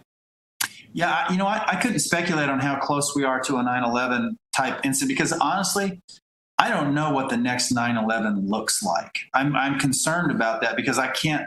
What we saw with 9/11 was essentially a failure of imagination. Who would have ever thought that people would fly planes into buildings and kill, somewhere in the neighborhood of 3,000 people? Who would have ever thought that? We weren't thinking like that. And so we've got to sort of retrain ourselves and ask the questions, what would we do if we had all these resources at our disposal and we wanted to potentially take down a nation, or even to degrade a nation to a point that we elevate ourselves to a preeminent status economically, militarily, politically, whatever? What would we do? I don't think we're asking all the questions that we should, and I don't think we're getting the answers because the appropriate questions aren't being asked. And so I think we need to be careful that we don't lapse into a pre-9/11 state of malaise, that we're always vigilant, hyper vigilant to threats, and red teaming ourselves constantly with the most creative thinkers we can to really challenge our national security experts on what we need to do to protect the American people. Yeah, thinking as big as our enemies are probably thinking. That's such an important mindset to keep forefront. We have a lot of concern about Venezuela. People are seeing the boats being blown out of the water. That's clearly a form of chemical warfare. Those drugs come in to target, kill our people. But there's also worry that, maybe the United States might strike in Venezuela, seek regime change. What do you think is going on, and what would be the optimum outcome for America with Venezuela, given all of our security concerns there?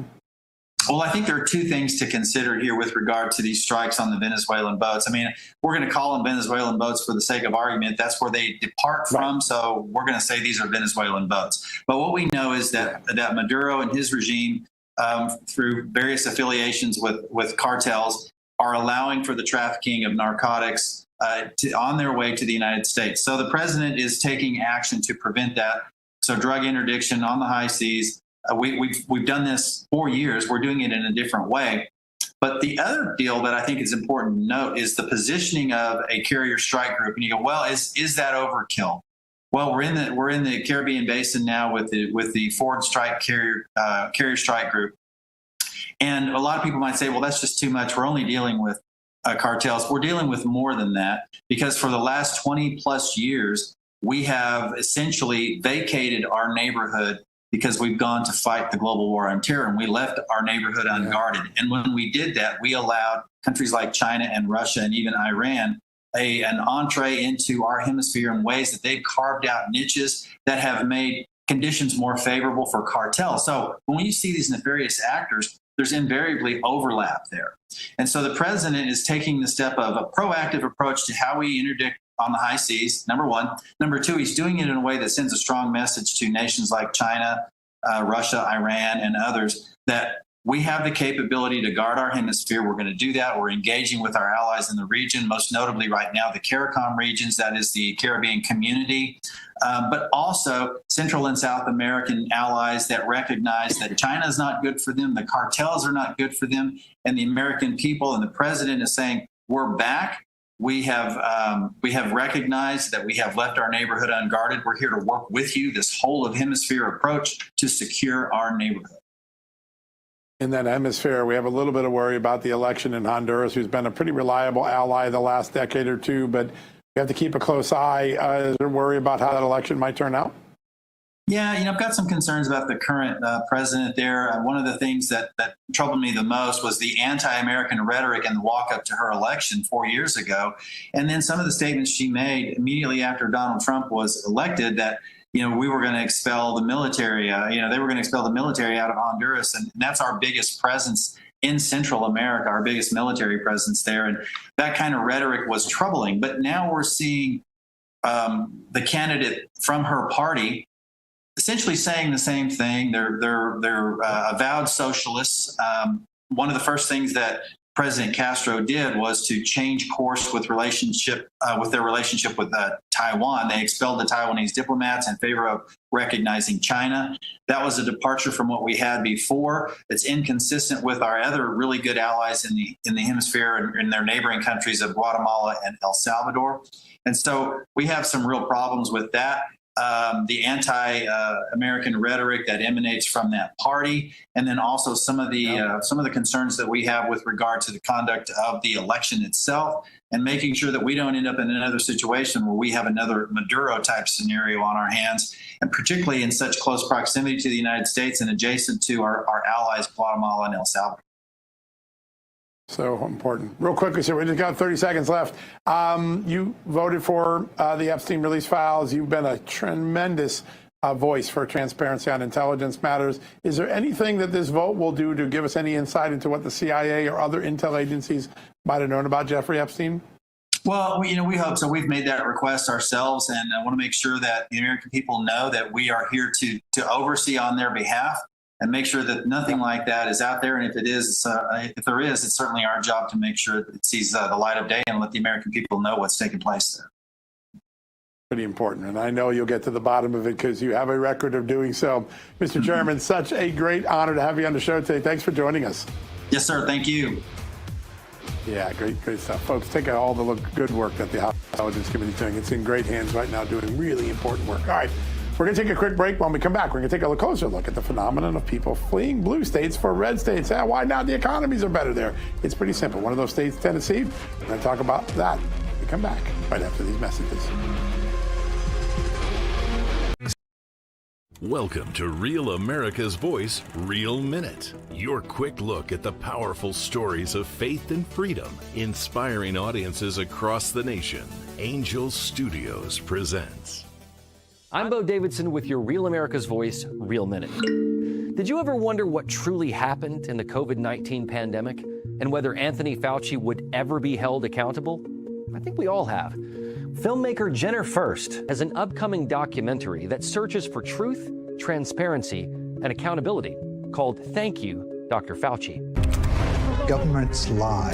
Anthony Fauci put everyone on the planet at risk without their consent. It's beyond suspicious. Research caused a pandemic, killed 20 million, and cost $25 trillion. Fauci would prefer a lie.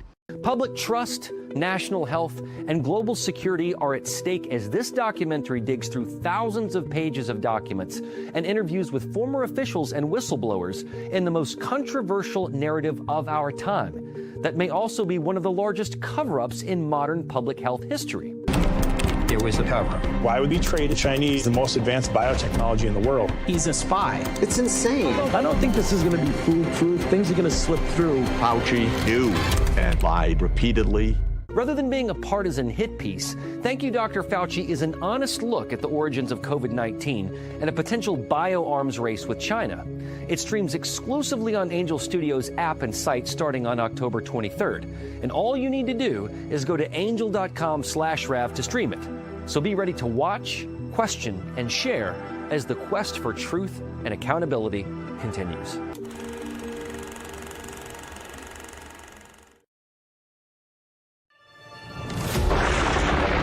Through every storm, every moment of uncertainty. Everybody needs to pray for Charlie.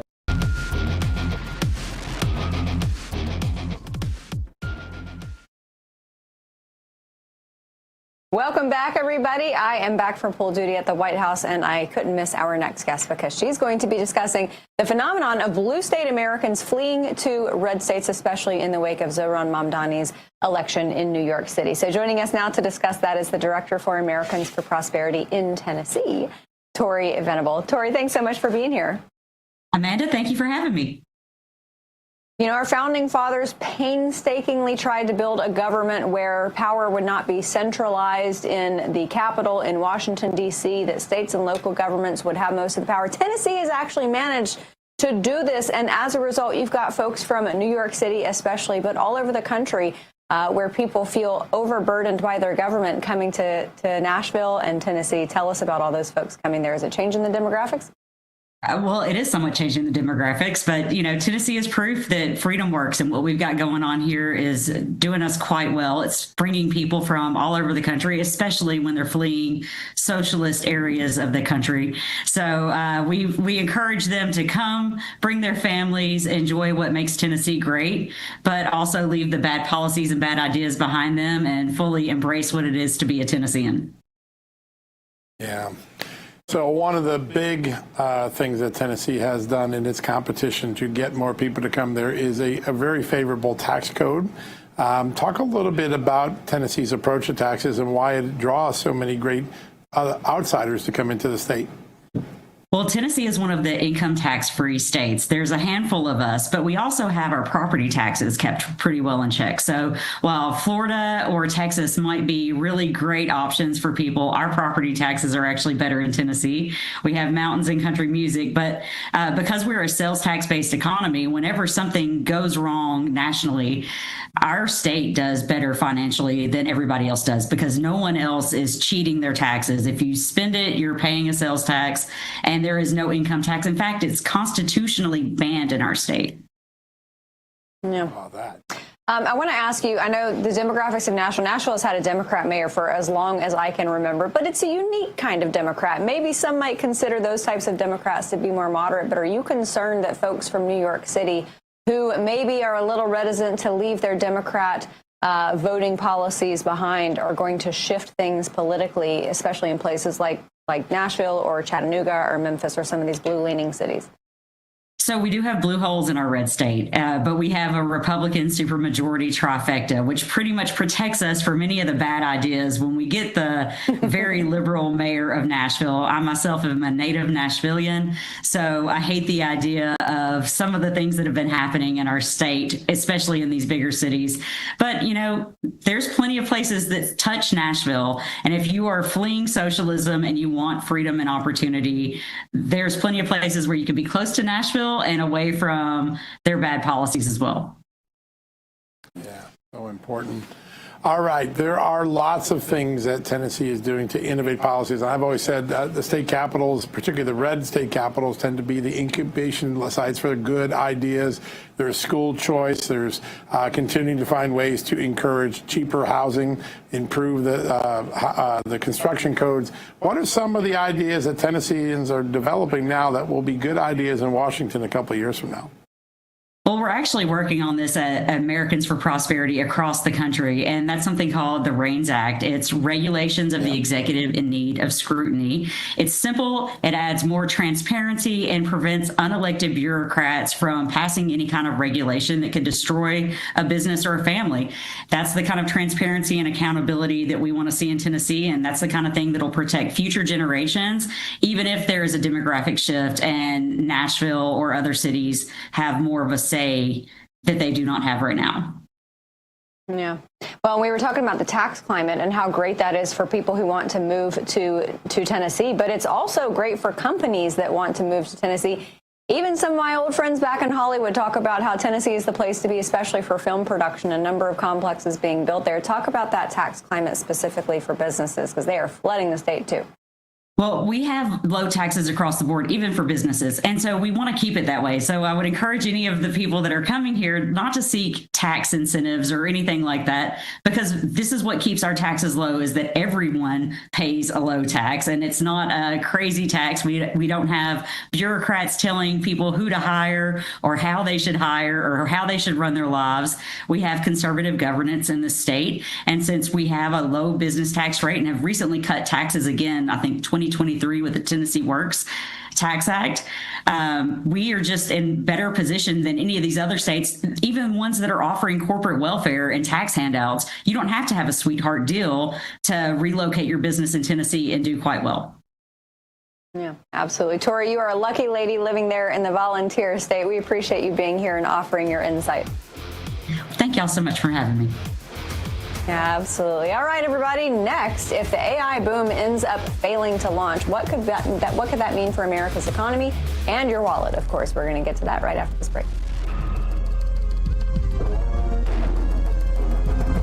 Hey folks, you might be wondering, when's the right time to start adding collagen to my diet? How about today? Collagen production starts to dwindle in your 20s, and by the time you hit your 50s like me, it's decreased, and it contributes to wrinkles, sagging skin, and joint discomfort. Now, Native Path Collagen can help. It's packed with only type 1 and 3 collagen fibers, the ones your body needs most for healthy joints, for healthy skin, bones, hair, nails, and also, believe it or not, your gut. Plus, it's third-party tested for purity and with no fillers, no additives, and no artificial junk. That's important to me. 2 scoops a day of Native Path delivers 18 grams of protein. Mix it into your coffee, your tea, your soup, or any drink. It's completely flavorless and easy to use. Right now, you can get a special bundle deal at the fraction of the retail price. Plus, you're going to get free shipping. Available at getnativepath.com/justnews. That's getnativepath.com/justnews. With over 4 million jars sold, thousands of 5-star reviews, and a 365-day money-back guarantee, this is your moment to take control of aging before symptoms get worse. So go to getnativepath.com/justnews right now. Supplies are limited and demand is surging. That's getnativepath.com/justnews.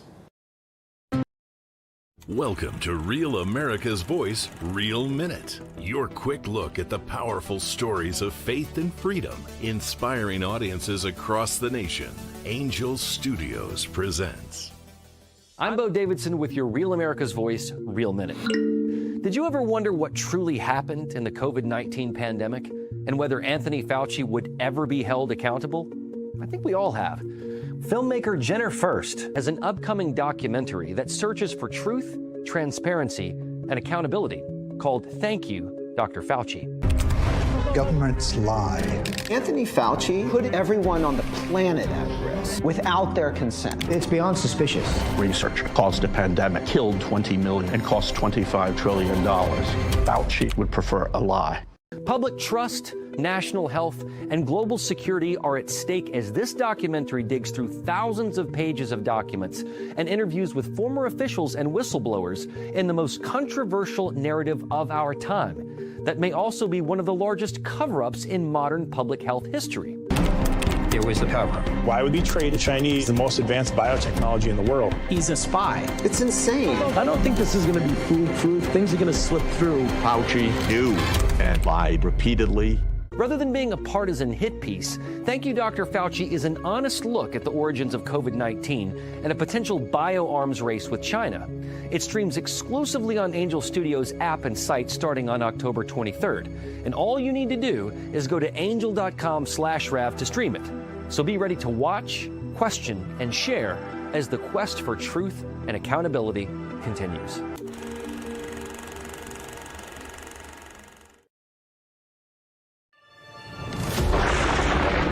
Through every storm, every moment of uncertainty. Everybody needs to pray for Charlie.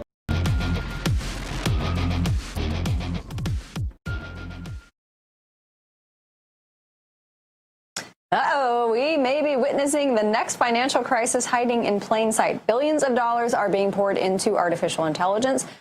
Projects based on hopes, not proven results. Now, tech stocks are soaring, but most companies investing in AI are so far getting zero return on that spending. So meanwhile, a handful of mega cap tech firms dominate the market while the rest of the economy stagnates. So if AI falters, what does that mean for the market and for your retirement? Joining us now to tell us what every American needs to know, CEO of American Alternative Assets, Shannon Davis. Shannon, thanks so much for being with us.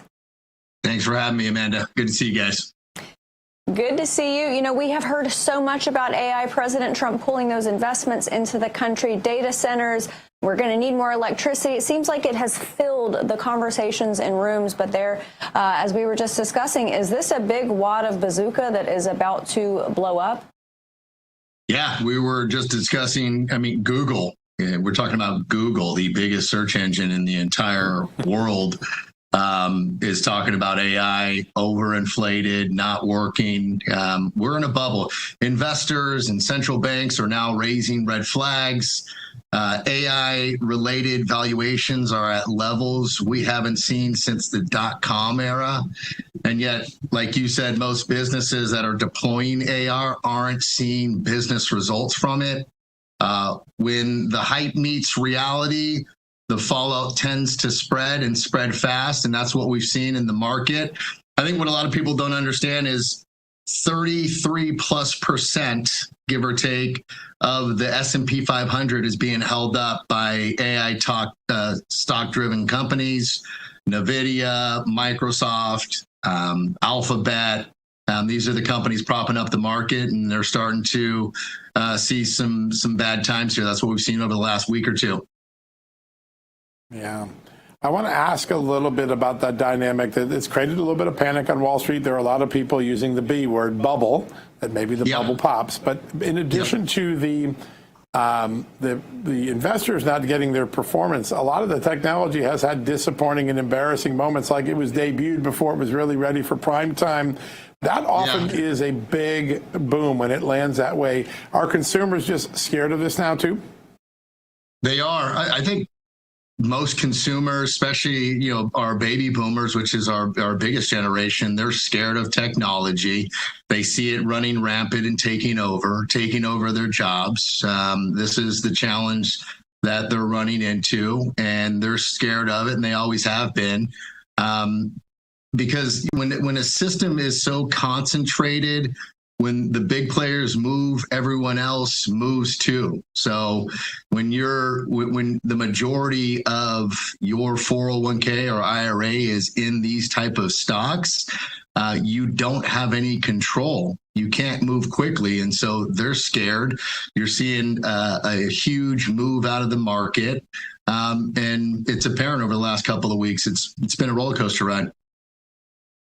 When it comes to a package of investments for Americans, is AI really prevalent, or is that something that a lot of investors have seen as, maybe it's not necessarily reliable yet, so they've avoided it? Is this something that everyday Americans really should worry about as a part of their portfolio?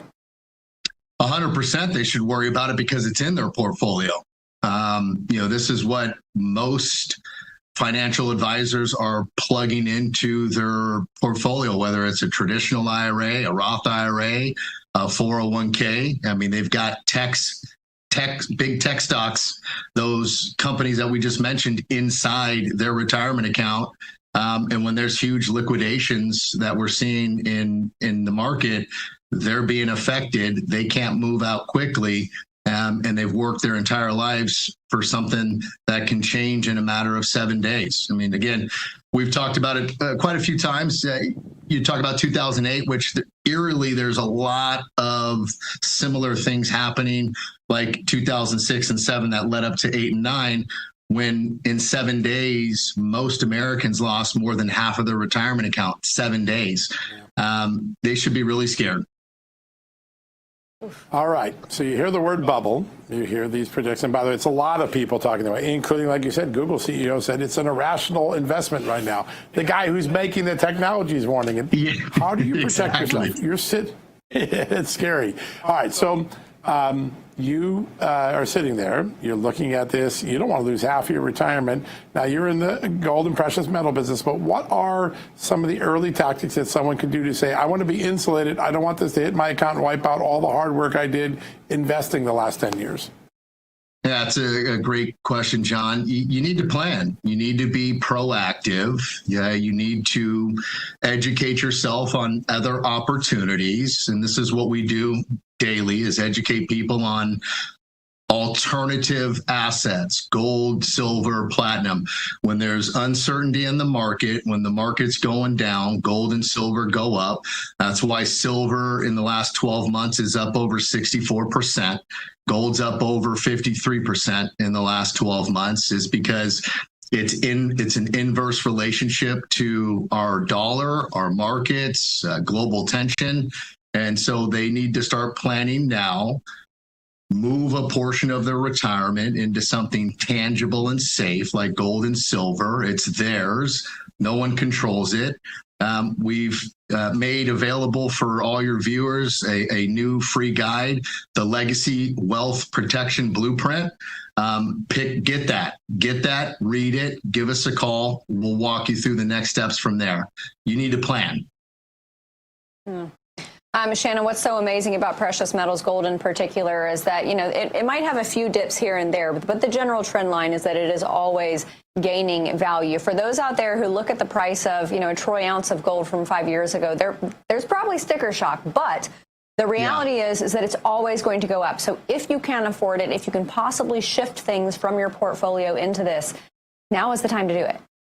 Now is definitely the time to do it. I remember in 2022 when the market was correcting, gold was $1,600, a little over $1,600 an ounce. Everybody thought it was too much then. And fast forward to 2025 and it's over $4,000. There's a gold revolution going on right now. They're talking about repricing gold. When that happens, some economists are saying it could be worth $15,000 an ounce, $24,000 an ounce. I mean, Jim Rickards himself says it, that you can always preserve your wealth with gold, silver, platinum, and it's going to continue to go up. You nailed it, Amanda. It's been steady, Freddie, for over 20 years. Yep. It's a great hedge, and it sparkles, too. CEO of American Alternative Assets, Shannon Davis, thanks so much for sharing your perspective with us tonight. And to our audience, if you want to protect your wealth and your legacy, now download a free report that can help you do that. So go to johnlikesgold.com right now. It's free, and it reveals how to build a lasting strategy when paper wealth and digital schemes are failing. Again, that is johnlikesgold.com. We've got another segment on the other side. We'll be right back. Welcome to Real America's Voice, Real Minute. Your quick look at the powerful stories of faith and freedom, inspiring audiences across the nation. Angel Studios presents. I'm Bo Davidson with your Real America's Voice, Real Minute.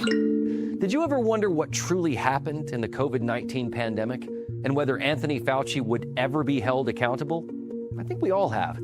Filmmaker Jenner First has an upcoming documentary that searches for truth, transparency, and accountability called Thank You, Dr. Fauci. Governments lie.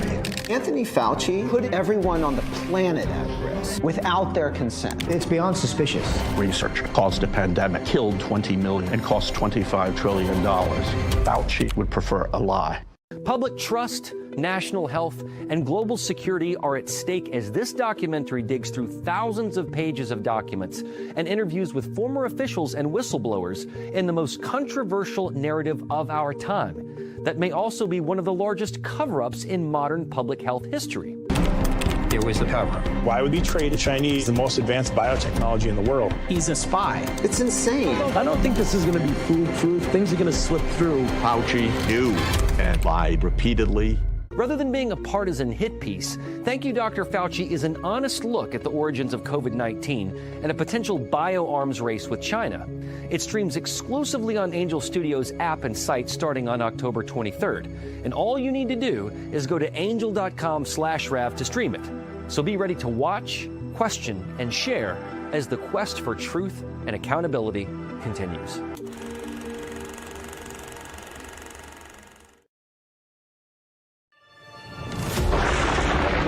Through every storm, every moment of uncertainty. Everybody needs to pray for Charlie.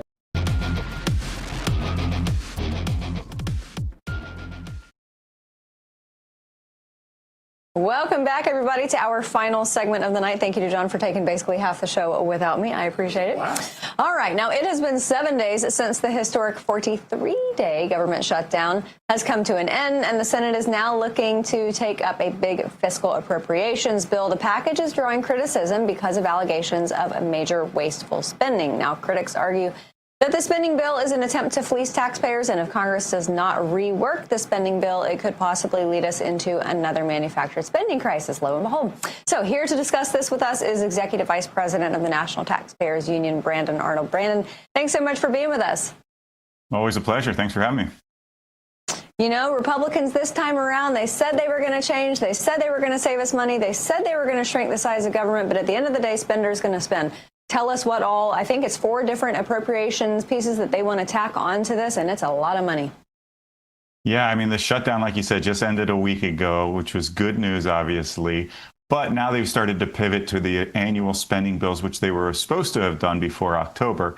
But now they want to cram them all together in this big package of 4 appropriations bills, spend hundreds and hundreds of billions of dollars. Of course, what they don't want you to see is the fine print, the earmarks, the pork, the wasteful spending. But we spent hours at the National Taxpayers Union digging through the bill text and finding all sorts of nonsense, almost 2,900 earmarks in there, totaling well over $5 billion. That's our money that's being squandered to help members of Congress get reelected or to curry favor with certain individuals or businesses in their districts and states. Huge amount of waste, needs to go, absolutely. All right, Brandon, give me some that'll really make me mad. I want to go to dinner angry tonight. Give me some real wasteful earmarks, will you?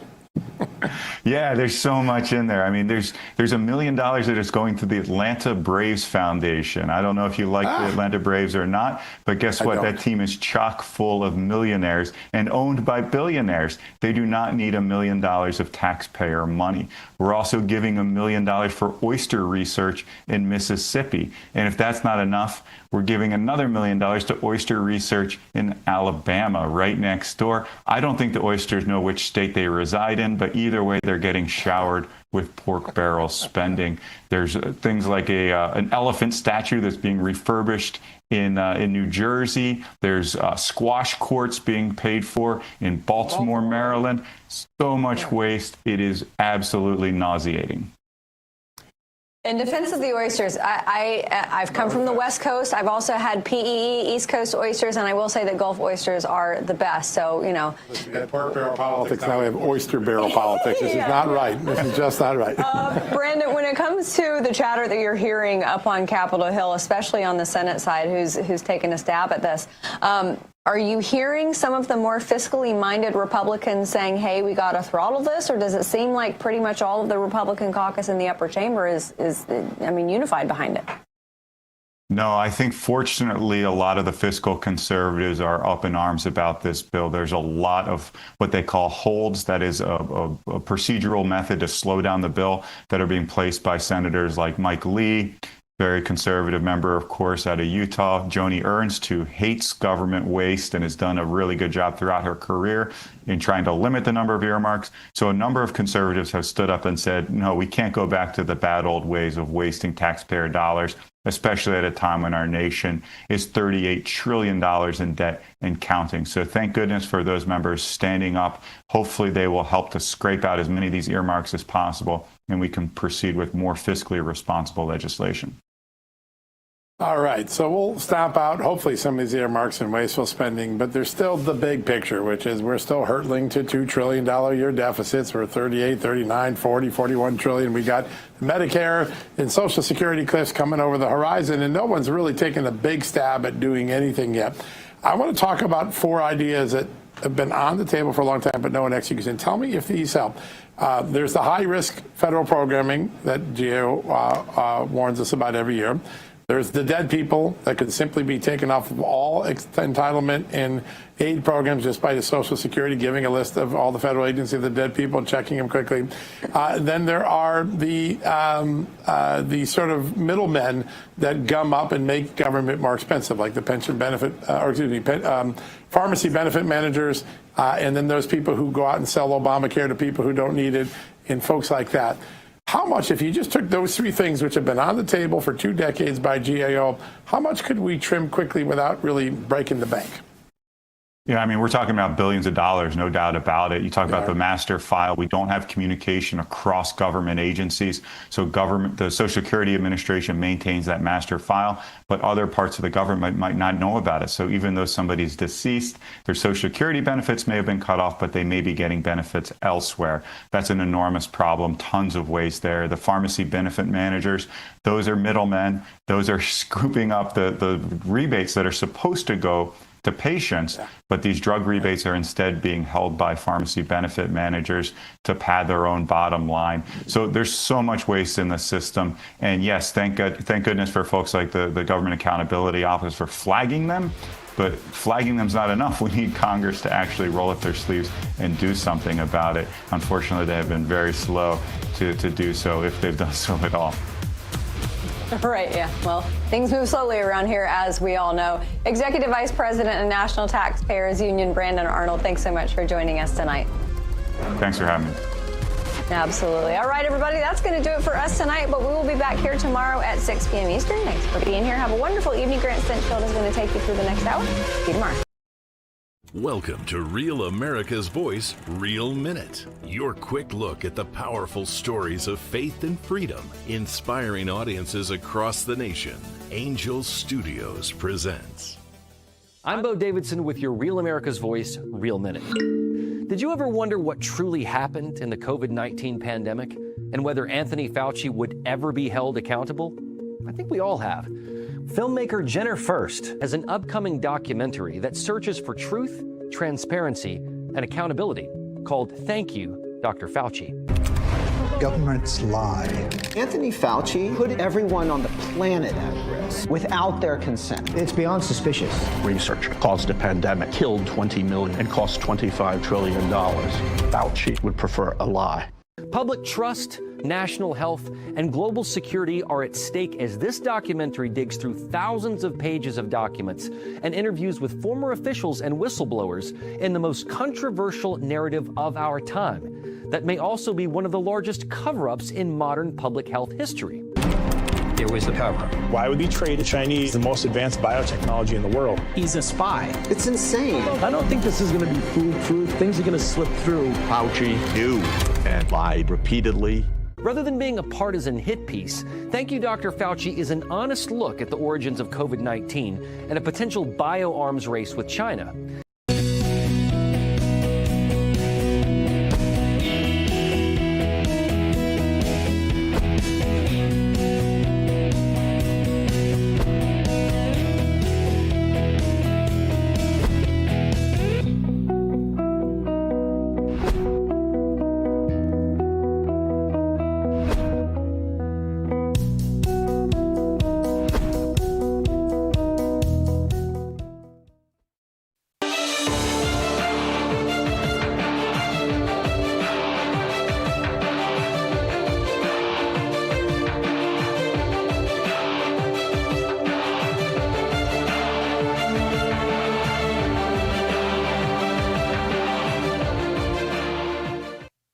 Well, good evening, everyone. Welcome to Stinchfield. Disaster strikes in Texas. You know, the battle for who will control Congress is now being waged through this redistricting war. So Texas takes President Trump's lead and says, you know what, we're going to redistrict. We're going to create a bunch of new congressional seats for Republicans. I love the idea. Great. That plan, though, sadly, just got thrown out by a Texas court. It will now need to be appealed to the Supreme Court. All the while, California, Gavin Newsom, and the court's on his side. He goes out there and puts his plan to a vote because that's how the California Constitution calls for it. And his plan passes with flying colors, and the courts say no problem here. Anybody surprised about that? No. We better hope and we better pray that the Supreme Court does the right thing, because if we lose in Texas and they win in California, well, they all but take the House of Representatives. That would be bad. This is Mark Mitchell. He was on War Room this morning laying out the situation. To lose this war asymmetrically over years and decades and then say, well, this is our plan A, when gerrymandering looks bad. People don't like gerrymandering. I think we had a 70% signal that said that, no, this is not democratic. And then when we ask people, well, which party is more likely to gerrymander, guess what the answer is? It's Republicans, because they're the ones talking about it. Well, that may be what people say, but I will tell you this. Democrats gerrymander just as much as Republicans gerrymander. And I don't like the word, and in fact, I don't even think we should use it if we want to wage a PR war against them. The bottom line is elections have consequences. The lines are drawn in the Texas state legislature. The people of Texas overwhelmingly put Republicans into that Texas state legislature. So these are the lines you get. Now, it is a very dangerous game we're playing here. And I warned about this game, even though I was willing to take the risk. My biggest fear, though, or that my warnings come true with this. Now, what's really interesting is that you have Republicans in California arguing that the judge throwing out the Texas case is legit, because the Republicans in California want the judge there to use the same reasoning as in Texas. And you have Republicans in Texas saying, hey, we ought to look to California. They got it through. Everybody's on different ends of this. This is Bill Asaley. He's the acting U.S. attorney in the L.A. area. Evidence of that, and I'm not sure what the court based that on. Our lawsuit in California says just that. California used race. They wanted to draw Latino districts, and they said that. This isn't a theory or something. The legislators said that when they're passing this map, that they wanted an additional Latino district. So if that is enough to strike down the Texas map, then this one should get stricken down as well. Now, here's where it gets complicated, because the judges in Texas says the Texas legislature used race. I don't think they actually did, though. And I think Bill Asaley is correct when he says the legislature who drew the maps and the public ultimately voting on it did do it based off of race. One's wrong, one's right. Texas is right. Go figure. I'm on that side of the fence, right? But this is about the balance of power. Again, it could be catastrophic if Texas loses and California's maps are upheld. This is why Democrats are now gloating. Hey, this is Gene. Yesterday, you saw a federal court in El Paso send a strong rebuke to not only Donald Trump, but to Governor Abbott as well, saying that their efforts to do this illegal redistricting in the middle of the decade for no reason is against the law, it's racist, it's discriminatory, and it's unconstitutional. Look, politics is a dirty, nasty game. You do everything you can to win within the bounds of the law. That's what the Texas legislature did here in the name of America, not just Texas, but America, to make sure that we had the ability, that we're the best represented, because we are a very red state. And in the end, the country should benefit from that by sending more Republicans to the House of Representatives.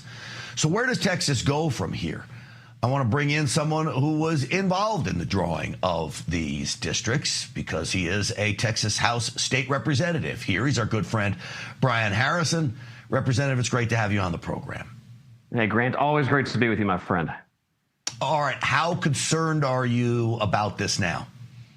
Well, I think everybody needs to be taking this with the utmost seriousness. I mean, it was a 3-judge federal panel, 1 Obama appointee, and surprisingly 1 Trump appointee that teamed up to basically throw out the maps that we just passed. And I will say, somebody who voted on the maps conclusively, I have no reason whatsoever to think these maps were drawn on the basis of race. I voted on them believing firmly that they weren't, and they were not. And the judges got it wrong here.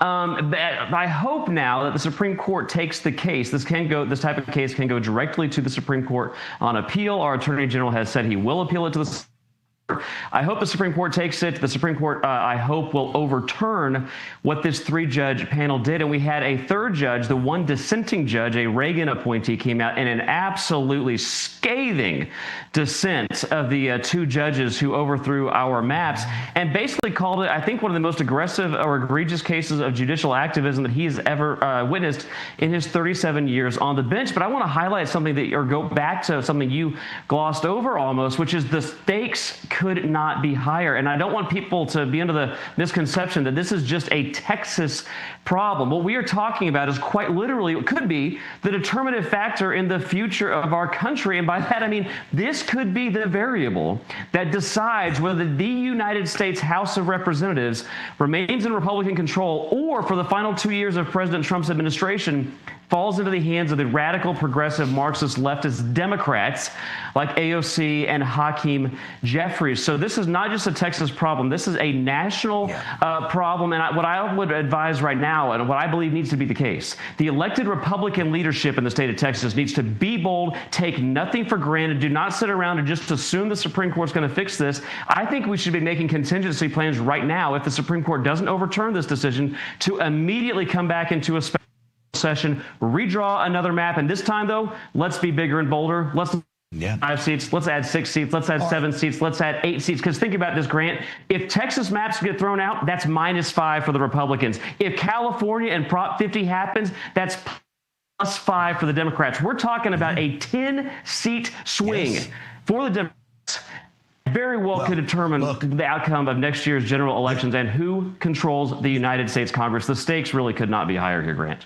Look, let me be very clear.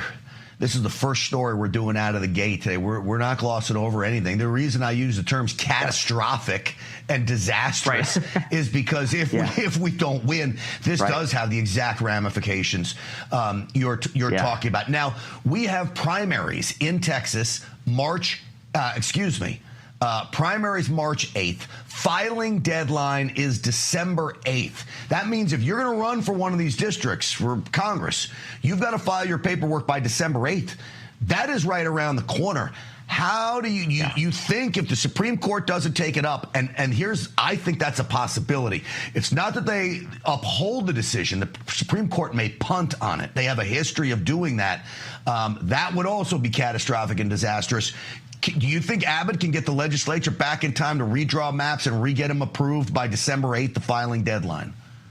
Well, the Constitution absolutely gives him all the power necessary to make sure that happens. And believe me, Grant, I know full well how seriously you take this. I think just for folks who maybe aren't inside Texas, it's hard for them to get their hands around. Like, this is something that could literally have dramatic consequences for the lives of everybody who calls the United States of America home. And here's what I would say. It's regarding the timelines, because one thing that a lot of people outside of Texas also don't understand is our primaries are really early. Filing is going on right now for only three more weeks, and early voting in the Texas primary starts in the middle of February. So we are almost, and we're just a few short months away from voting starting here in Texas. But as far as I'm concerned, and I know you're going to agree with me on this, Grant, the state of Texas needs to put every option on the table. And if that means we have to go back to another special session because the Supreme Court doesn't undo this, and even if we had to delay the primaries, we have to do whatever we can as a Republican government elected by voters who are overwhelmingly Republican, the reelected President Trump with a 14-point landslide in Texas.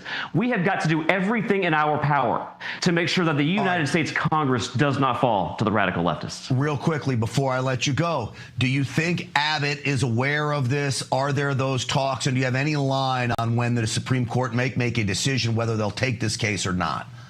So hopefully we'll know on the Supreme Court situation very soon. I mean, the same day that this went down, our Attorney General announced he will be appealing it as fast as possible. And I know that in previous cases like this on redistricting issues, I think one of the more recent ones was at the Supreme Court within, I want to say, 10, 11, 12 days. So there is real precedent for the Supreme Court, if they're going to take it, which I hope they will, to take it in relatively short order. So I would expect we'll know something in the next few days. But this is going to be a very fluid and dynamic story with lots of developments and potentially lots of twists and turns over the next several days here.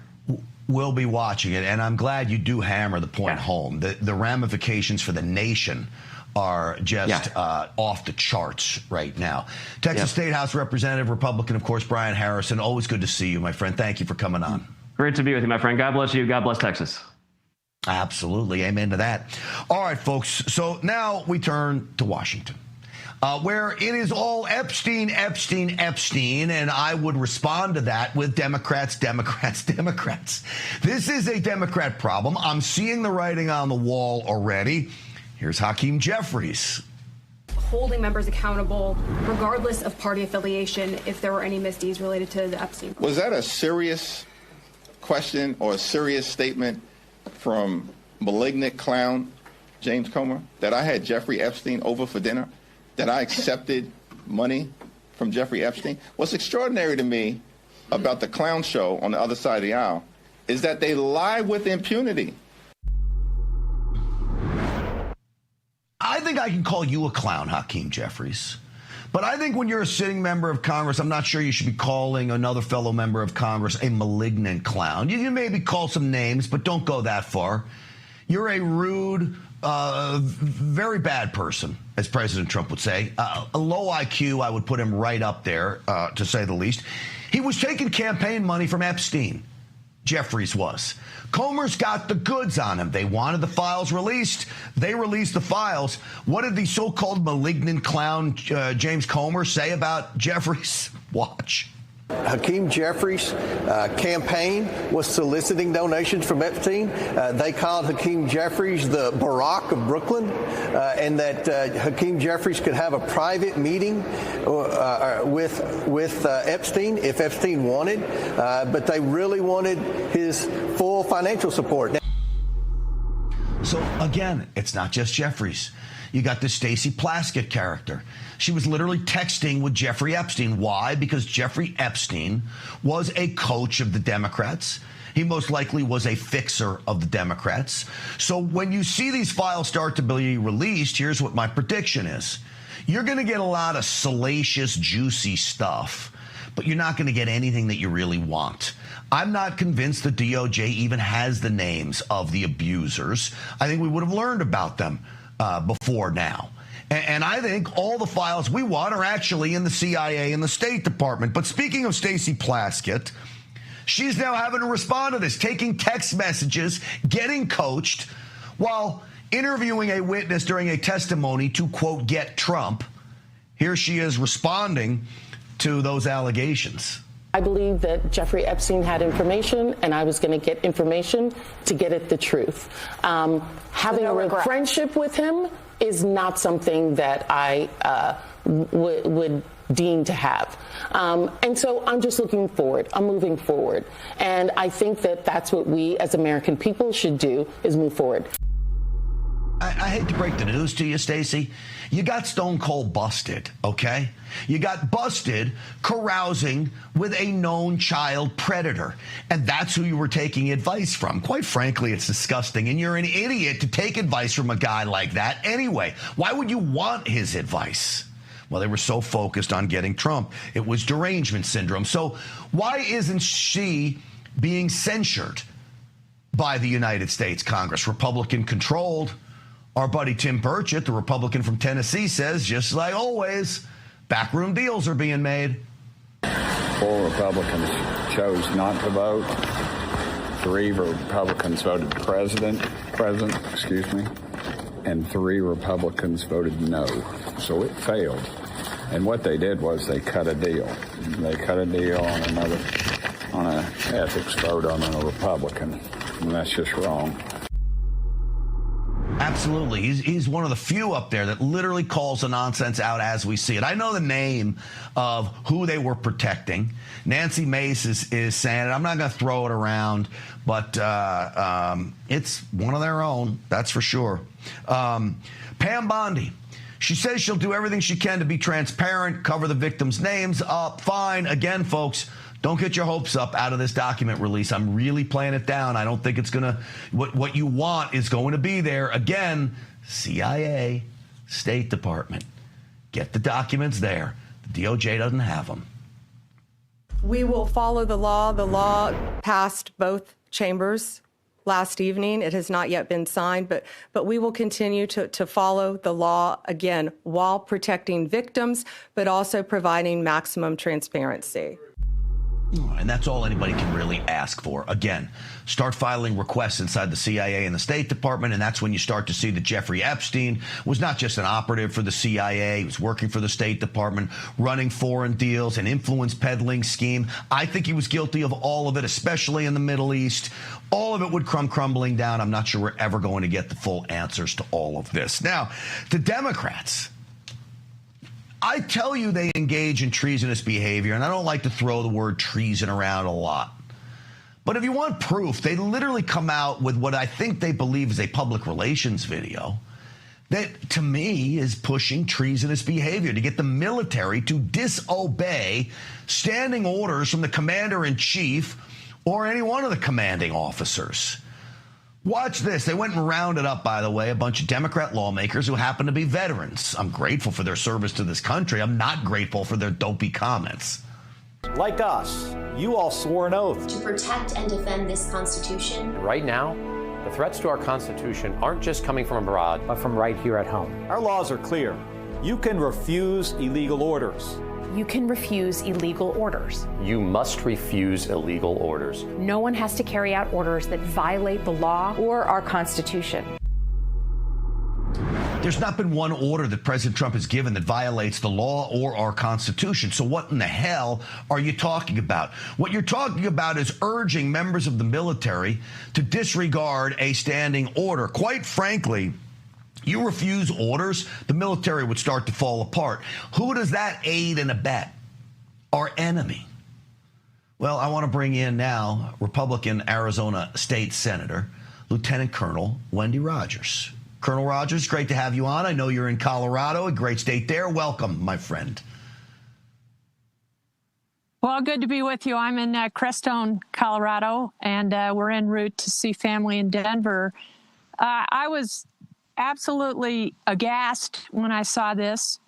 I put it out on social media last night that this absolutely needs to be looked into. We are borderline sedition here with what these lawmakers have done. They're nibbling around at the edges, and they're inferring that our commander-in-chief is putting out illegal orders. I mean, I was in school, in grade school during Vietnam, when we had the horrible atrocity of Lieutenant Calley and the civilians who were killed in Vietnam. And that was an illegal order.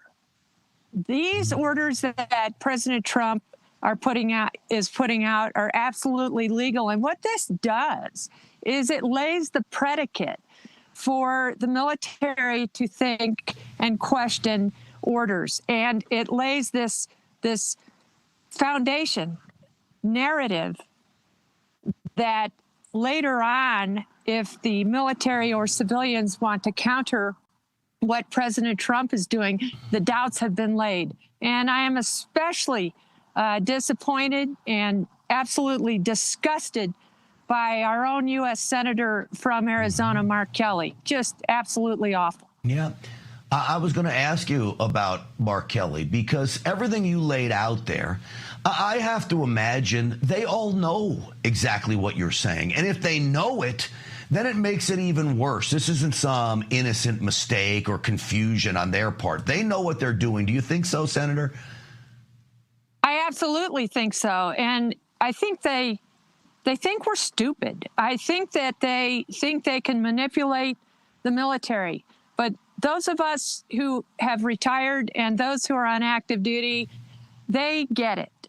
And recruitment is up, woke is out, DEI is out, and I think they insult the military by inferring that we would question orders. But you will still have these certain people in the military who will excuse their behavior based on this. And they don't, this comes up a lot in my line of work. People want us to assert and adjudicate. And I always tell people, we are the legislature. We draft, create, and get laws passed. We don't enforce laws.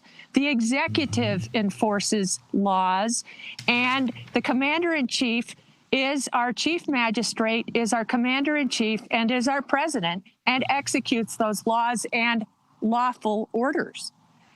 Let me play one more clip for you from this video that they put out and get your response. Roll it, guys. That it's a difficult time to be a public servant. But whether you're serving in the CIA, The Army, Or Navy, the Air Force, your vigilance is critical. and know that we have your back. because now, more than ever, The American people need you. We need you to stand up for our laws, our Constitution, and who we are as Americans. Don't give up. Don't give up. don't give up. Don't give up the ship. You know, Colonel, in the beginning, they claimed President Trump was dividing the military. That's about the most divisive game that you could play right there. They're literally trying to turn the military against the commander-in-chief. And when they say we have your back, that's a farce, because they don't have our backs, and they don't declare war before we are sent into war. And what they do is they talk a big game, and just because they served in the military, they have this sort of self-assigned superiority complex, when it's really the rank and file here on the ground who are the ones that bear the brunt. And you know, do the right thing and stand up and don't give up. Give me a break. These people, they really anger me. Well, I know they do, and it's the reason why I have you on the program, because no one can call them out quite like you can, Lieutenant Colonel Rogers. And we appreciate you coming on. We also appreciate you stopping. I'm sure you're going back for the holiday week. Happy Thanksgiving. Give your family my best, and we appreciate you coming on tonight, as always. Well, thank you. And I am up for re-election, folks, so go to wendyrogers.org if you can help me out. I know you had the Texas representative on right before me. You know, we have to run every 2 years, and it's hard. Yeah. And we're at the pointy tip of the sword in Arizona. It's ground zero. So appreciate your help on wendyrogers.org. Thanks, folks. What's your X account real quick, too? Wendy Rogers AZ. All right, Wendy Rogers AZ on X. Go help her out. As my good friend Larry Elder used to say, throw some money in the tip jar for her. Goes a long way. And if you're in Arizona, go help her campaign. That goes a long way, too. And don't forget to vote. All right, for Black Friday, when you convert an existing IRA or 401k into a tax-sheltered IRA in gold, Birch Gold will send free gold to your home for every $20,000 purchased. Look, gold started this year around $2,600 an ounce. By October, it was over $4,000 an ounce. Why?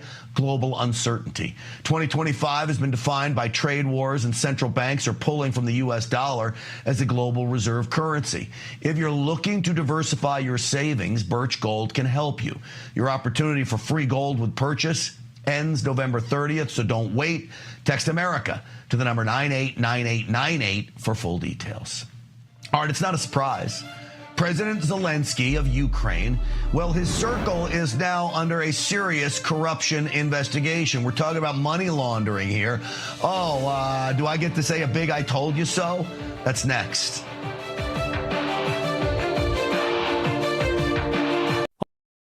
Welcome to Real America's Voice, Real Minute. Your quick look at the powerful stories of faith and freedom, inspiring audiences across the nation. Angel Studios presents. I'm Bo Davidson with your Real America's Voice, Real Minute. What was George Washington like before he became our nation's first president? The brand new film Young Washington tells the untold story of Washington's early life, his failures, and how that shaped his path to become the leader that would spawn America's independence. It's a bold, authentic story that is neither woke nor watered down, and it's directed by John Irwin, who brought the world I Can Only Imagine, American Underdog, and Jesus Revolution. Take a listen to Irwin talk about the project here. First of all, it's an incredible story. It's a story that not many people know. What's interesting about George Washington is it wasn't his greatest victory that defined him as a young man. It was his greatest failure and how he responded to it that made him George Washington. Everyone kind of knows George Washington as our first president, but few know how he actually got there. the defeats, the misfortune, the critical mistakes at Fort Necessity, dashing all of his hopes and dreams. He resigned his position and became an aide to a general, and in an unreal act of bravery, took fate into his own hands. And Washington, in this act of bravery with strength that he didn't have, mounted a horse and charged towards the battlefield when everyone else was running away. He had 3 horses shot out from underneath him. He had 4 bullet holes, 2 in his jacket, 1 in his hat, and he just became George Washington in this moment on the field of battle. The idea that there was a divine hand in Washington being saved that fateful day is a key theme of young Washington's tale. It's one part Pride and Prejudice and one part The Revenant. It's the story of how a man didn't let defeat define him, but instead took that defeat and turned it not only into his own fate, but the fate of this new nation. And the best part of all, it's a true story. Young Washington's release will be on July 4th of next year, which coincides with America's 250th birthday. You're going to want early access to this film, especially to get tickets for its opening day. And here's how you go do it. Go to angel.com/Rav and become a premium Angel Guild member, which will give you 2 free tickets to the movie. But in addition, that gives you access to every streaming show or movie on Angel's platform. And you'll also get exclusive behind-the-scenes access leading up to the premiere. So go to angel.com/Rav today to get that access, follow the journey of young Washington, and help make this the #1 movie of 2026.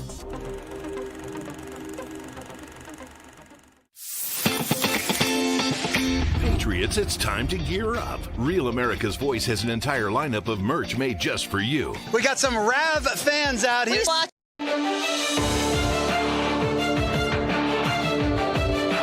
Welcome back, everyone. So word is that President Zelensky of Ukraine is in the deepest crisis of his presidency. I actually don't buy it. I think the man has always been in crisis. This war has been bad from the start. 2 corrupt nations going after each other that America has really no business being involved in. I told you American money would be used to line the pockets of these Ukrainian oligarchs, and it looks like I'm not wrong. A money laundering scheme of massive proportions is being investigated inside his inner circle. They're calling it a, quote, golden toilet lifestyle that his inner circle has been leading. Now, do you think it's just the inner circle? Or do you think Zelensky runs Ukraine like Putin runs Russia? That he's got his hands in everything? That's my assessment. Only speculation, but based off of some nice evidence. This is, I believe, the energy secretary. Roll this clip. There will be a cleansing of Energoatom's management. Second, I believe the Minister of Justice and the Minister of Energy cannot remain in office. This, among other things, is a matter of trust. If there are accusations, they must be addressed. All right, so he's telling, my inner circle needs to step down. You don't think Zelensky knew about all this going on? And now the energy secretary, by the way, wasn't that where Hunter Biden was involved in? Of course it was. I don't think Zelensky's going anywhere. He's not going to step down. His ties, apparently, even to the United States CIA, go very deep. This is Gavin DeBecker on Joe Rogan's podcast. Kolomoisky's TV channel gave Zelensky's campaign endless airtime and favorable polls and went after his enemies. The U.S. intelligence agencies, CIA and NSA, helped, U.S. spending $5 billion, by the way, on democracy campaigns in Ukraine, funneled through NGOs. And USAID embeds advisors in his organization to help with the campaign. I'm almost done. And on Election Day, Zelensky wins with 73% of the vote.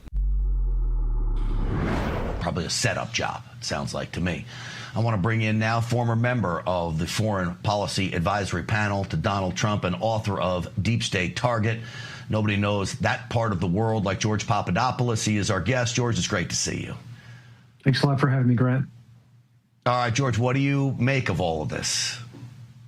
Yeah, I mean, this is really as astonishing as it is predictable, right? I mean, what's really being showcased here, Grant, for millions of people in the United States and around the world is showcasing that Ukraine is truly one of the most corrupt countries in the European continent. If what America first in foreign policy means is projecting power, sustaining alliances, and promoting energy security, not underwriting corrupt regimes and their cronies, which are earmarking U.S. taxpayer dollars to not only purchase and to live in this lavish lifestyle with gold toilets and to flee their country and to go to other countries with hundreds of millions of dollars. But the United States right now under President Trump understands that they've already signed a mineral agreement with the Zelensky administration. They're guaranteeing security guarantees to Ukraine in exchange for peace. But what does Putin want in return? What he wants is recognition of the facts on the ground. That is, for the United States and other countries to recognize Crimea as Russian territory and Donbass, and to allow the Russian language to be spoken freely without persecution in Russia. This reportedly has all now been agreed to by the Trump administration. But what's happening here, Grant? The Zelensky regime does not want the gravy train to stop running. They're going to their European partners and saying, we don't agree with this proposal. So now it's going to be very interesting to see how Zelensky and Trump negotiate this with Putin. Whether the Trump administration accepts Zelensky or not, that's going to be the key moving forward. What do you think will happen, George? I think Zelensky and his cronies want the gravy train to continue. I think the over $200 billion in U.S. taxpayer money that has been sent does not even put into account the billions of euros that the Europeans have sent to Ukraine. But what's the end result here, Grant? The more the fighting continues, the more men and civilians that the Ukrainians are losing. They're not actually taking back any of their land. Thousands and thousands of Russians are dying in the front lines. You have North Korean troops now entering the fight. And what's the United States actually looking at in this situation? How to stop the killing and how to bring U.S. business and investment to the region. You can't do that with war ongoing. So I think Zelensky is going to be forced to stop this one way or another. If not, the aid is going to run out, the U.S. military arms will run out, and the Ukrainians will keep dying and losing more territory. All right, so we've, as you've said, sent billions of dollars over there. Europeans have spent billions of dollars over there. Now we see his inner circle. I've got to believe Zelensky knew about this. My thought was always that Zelensky was lining his pockets too. Is there any evidence of that? Yeah, certainly. So I've actually traveled to Ukraine before the war broke out. My wife was working on this incredible documentary called Ukraine 30 Years Post-Independence. And what I learned on the ground before the war even started is that this country is really one of the most corrupt since its founding of 30 years after this collapse of the Soviet Union. So clearly, with all of this money going into the Ukrainian oligarchs and the Zelensky administration, Zelensky's own pockets, allegedly, of course he knew what was going on here. This is just basically the modus operandi of how some of these most corrupt and nefarious organizations and individuals have been operating in Ukraine for decades. There's nothing new here, Grant, and unfortunately, it's going to continue. The U.S. taxpayers are never going to see a return on their investments, and more people are going to die if this madness does not stop. You know, it's interesting. A lot of this corruption is surrounding the energy industry. They had to protect these energy plants from Putin, and then all these kickbacks started flowing is the allegations. But then I started to think, okay, well, energy and natural gas. Well, wasn't that the Biden's play in there? Wasn't that Hunter Biden's play?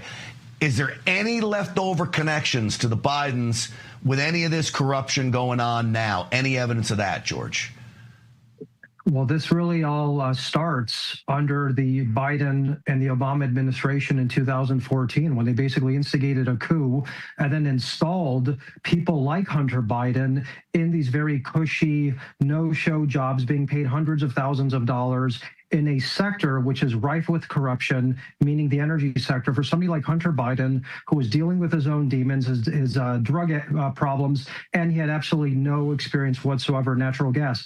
Fast forward now, after that entire industry was basically corrupted from within, we now see once again that it is, again, the most corrupt enterprise and industry in all of Ukraine. And unfortunately, Grant, for the Europeans, most of these gas pipelines that actually go from Russia into the European continent traverse Ukraine. And that's why the Europeans now are being held hostage to the whims of the Ukrainian oligarchs in this shady industry. The American enterprises under President Trump are now exporting energy finally to the European continent. It's a disaster for the Europeans, for everybody involved. And fortunately, President Trump is going to end this. Yeah. Let's hope so. George Papadopoulos, always great to see you. I appreciate you coming on. Your insight's great on this, and we're grateful. Thank you. Appreciate it, Grant. Thank you. Yeah, absolutely. Good to see you. All right, folks. The Saudis have committed $1 trillion in investments to the United States, bringing jobs here and stabilizing the Middle East. I'm still questioning, can they be trusted? We'll talk about all of this next.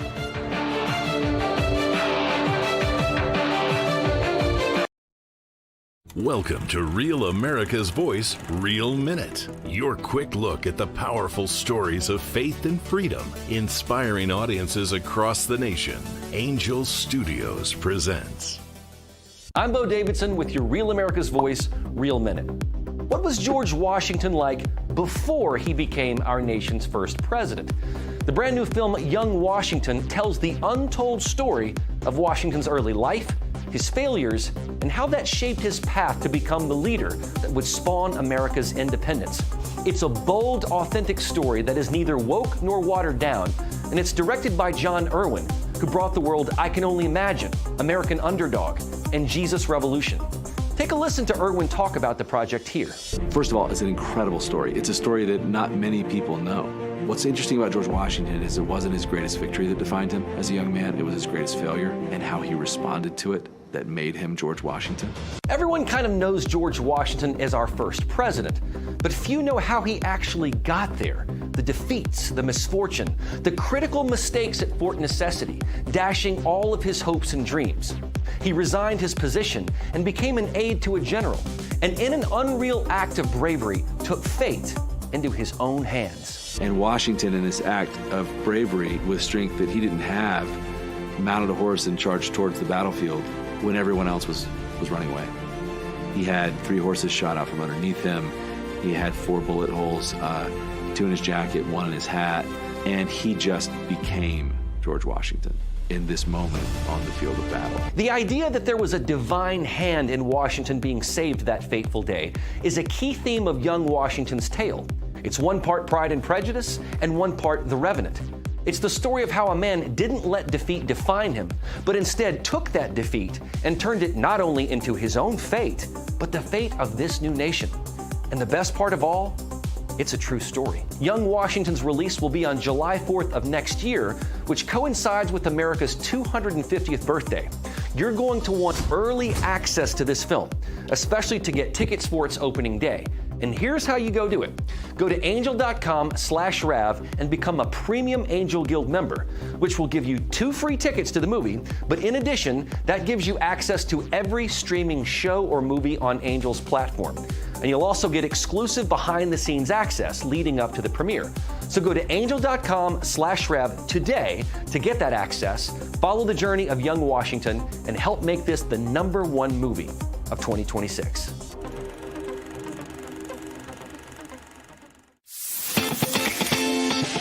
Patriots, it's time to gear up. Real America's Voice has an entire lineup of merch made just for you. We got some Rav fans out here.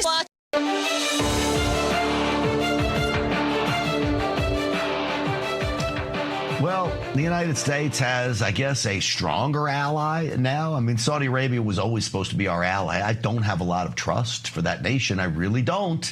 I see a lot of problems there. But everything changes with President Trump at the helm because people fear this man, President Trump, and they should. They also know they can make a lot of money with President Trump, and maybe that plays an even bigger role in making their decisions. So Saudi Arabia and the United States are going to partner up, and this is a good thing. This is President Trump. Under the deals being signed this week, the world's 2 leading energy superpowers, America and Saudi Arabia, are partnering on energy like we've never partnered before.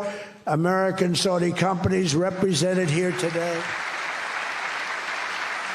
are joining on liquefied natural gas, infrastructure, constructions, and making both of our energy sectors, our sectors are becoming so strong. A lot. So you got energy there. You also have a big tech aspect to this. So the Crown Prince said Saudi Arabia is going to invest $1 trillion. What does that mean for Americans? You know, it's a huge number. We throw around these trillions like it's no big deal. What does it mean? This is Stephen Miller. I trust this guy. So when President Trump was in the Middle East recently in Saudi Arabia, he brought $600 billion of investment home. Today, the kingdom raised that amount to $1 trillion. And as President Trump said, including in his remarks tonight at the dinner, that means more than anything else, jobs for Americans. This is the jobs president. All right, well, that's what we all want. Jobs, jobs, jobs. It drives an economy. I want to bring in now CEO and founder of Genesis 10, member of the Dean's Advisory Board at Columbia University's Graduate School of International and Public Affairs. Harley Lippman is back with us. Harley, it's good to see you. Welcome to the program. Good to see you, too. Thank you for having me. All right, Harley, I'm happy about all this investment, but sometimes I'm still skeptical about Saudi Arabia. Should I be? No. I understand the feeling, though. It's legitimate given the past. But Saudi Arabia today is a completely different country than what it was 25 years ago or 20 years ago. Mohammed bin Salman, the Crown Prince, has gone out of his way to destroy radical Islam in Saudi Arabia. I've been to Saudi Arabia, and the people there feel liberated from radical Islam. That's a huge thing. And I think that's one reason why you should feel more comfortable. Second, they are a strong, reliable ally of the United States. And the United States is going to have a lot of control and influence, even though we're selling them these F-35 planes. They need spare parts. They need training. We're in the driver's seat at all times. And they won't get delivery of it for years. So they're very dependent on the United States. And it's a mutually beneficial relationship. As President Trump said in your newscast a moment ago, they're the two largest oil producers, the United States and Saudi Arabia. So partnering on energy, mining, rare minerals, nuclear energy, AI is going to be huge because Saudi Arabia has emerged as a global power today. That's what a lot of people miss. All right, so the other aspect to all of this is Israel, the region, the unrest there. I thought this was a big moment. We mentioned the Crown Prince has changed the way of thinking over there. Listen to what he says about the Abraham Accords, and then I'll get your opinion on what this means and the impact of his words. You know, I don't want to use the word commitment, but we've had a very good talk on the Abraham Accords. We talked about one state, two state. You know, we talked about a lot of things in a short period of time. We'll be discussing it further, too. But I think you have a very good feeling toward the Abraham Accords. Yes, definitely, Mr. President. We want peace for the Israelis. We want peace for the Palestinians. We want them to coexist peacefully in the region. And we will do our best to reach that day. They say they'll do their best. Have they been helpful through this whole process? Very much so, especially behind the scenes. We want them to be more in front of the scenes, so to speak, and to move things forward with the Abraham Accords. What Saudi Arabia is saying is that they want an irreversible path to a Palestinian nation to normalize with Israel. That's what they want. But the good news is they put no timeline on it.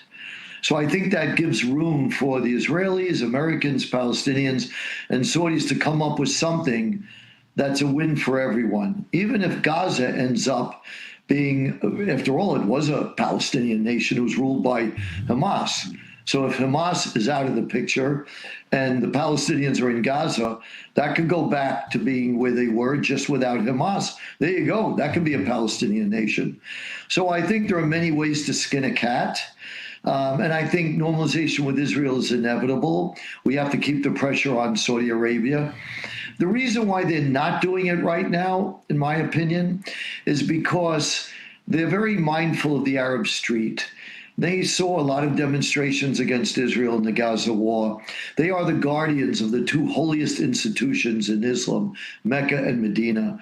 And so they have a higher burden and responsibility to support their fellow Muslims. So they have to be extra careful that they have the people behind them before they could go forward. And I think that's a huge factor as well. All right. In the end, I don't want to let you go without asking you about this idea of $1 trillion. That's a huge amount of money. Saudi Arabia, a very wealthy country. If any country could do it, they can. This is really huge, and I hope President Trump gets the credit he deserves for bringing that kind of money here into the United States and investment here, Harley. It's extraordinary what Trump did. People don't realize. I don't know any American president that has ever come close to doing that. $1 trillion. And by the way, you asked a question before. Trump's going to have a lot of influence on where that money is being invested. And they already spoke about it going into infrastructure, which the United States needs, and job creation. That's incredible. So he's making deals win-wins. And he's thinking out of the box. He's creative. And that's what makes him a very effective and great president. And a lot of people just don't pay attention to that. We make deals historically around the world where a win-win was not really visible. Maybe our people we were helping were getting the bigger win than we were. This is a case where it's more equal. He's being a really good businessman for the United States and for the American people. And history should recognize that, and the press should acknowledge that today. Yeah. I'm not tired of winning, and that's what the president really has been doing a lot of, and he's not getting the credit, as you mentioned. Huge investment here. We've got peace all over the place. I don't think there's been another president ever like that in our time. Harley Littman, great having you back on the program. Don't be a stranger. Thank you, sir. Thank you. Absolutely. All right, folks. Democrats want to own the affordability issue, but they caused this issue in the first place. We'll talk about that next.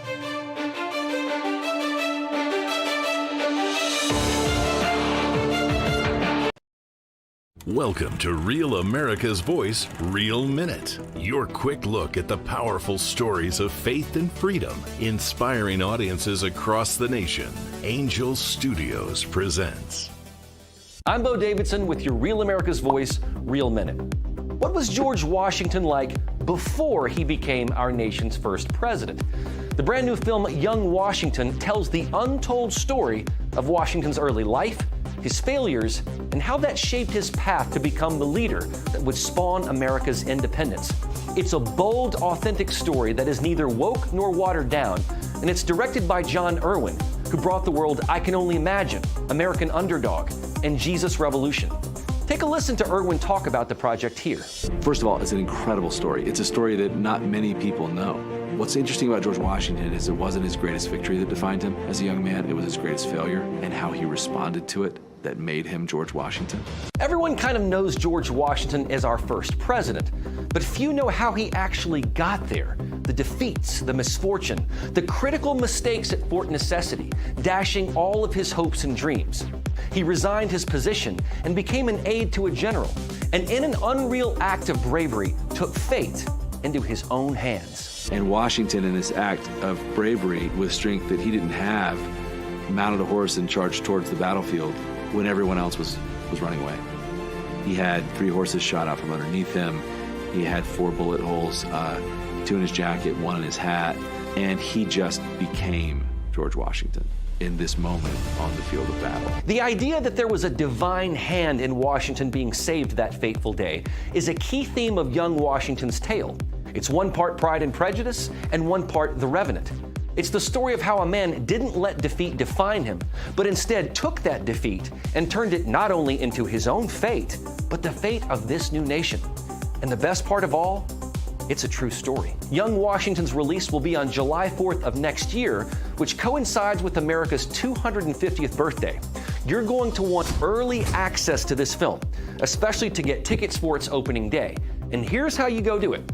Go to angel.com/Rav and become a premium Angel Guild member, which will give you 2 free tickets to the movie. But in addition, that gives you access to every streaming show or movie on Angel's platform.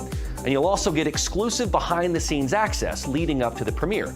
So go to angel.com/Rav today to get that access, follow the journey of young Washington, and help make this the #1 movie of 2026.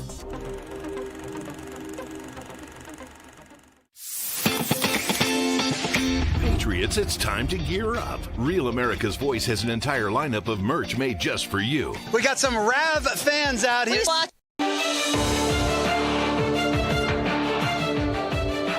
You know, so often I feel like Democrats need a reality check. Remember when Joe Biden was president, how expensive Thanksgiving was, how expensive everything was. Prices have started to come down. We still have some issues. Prices could come down a little more. Even President Trump will acknowledge that.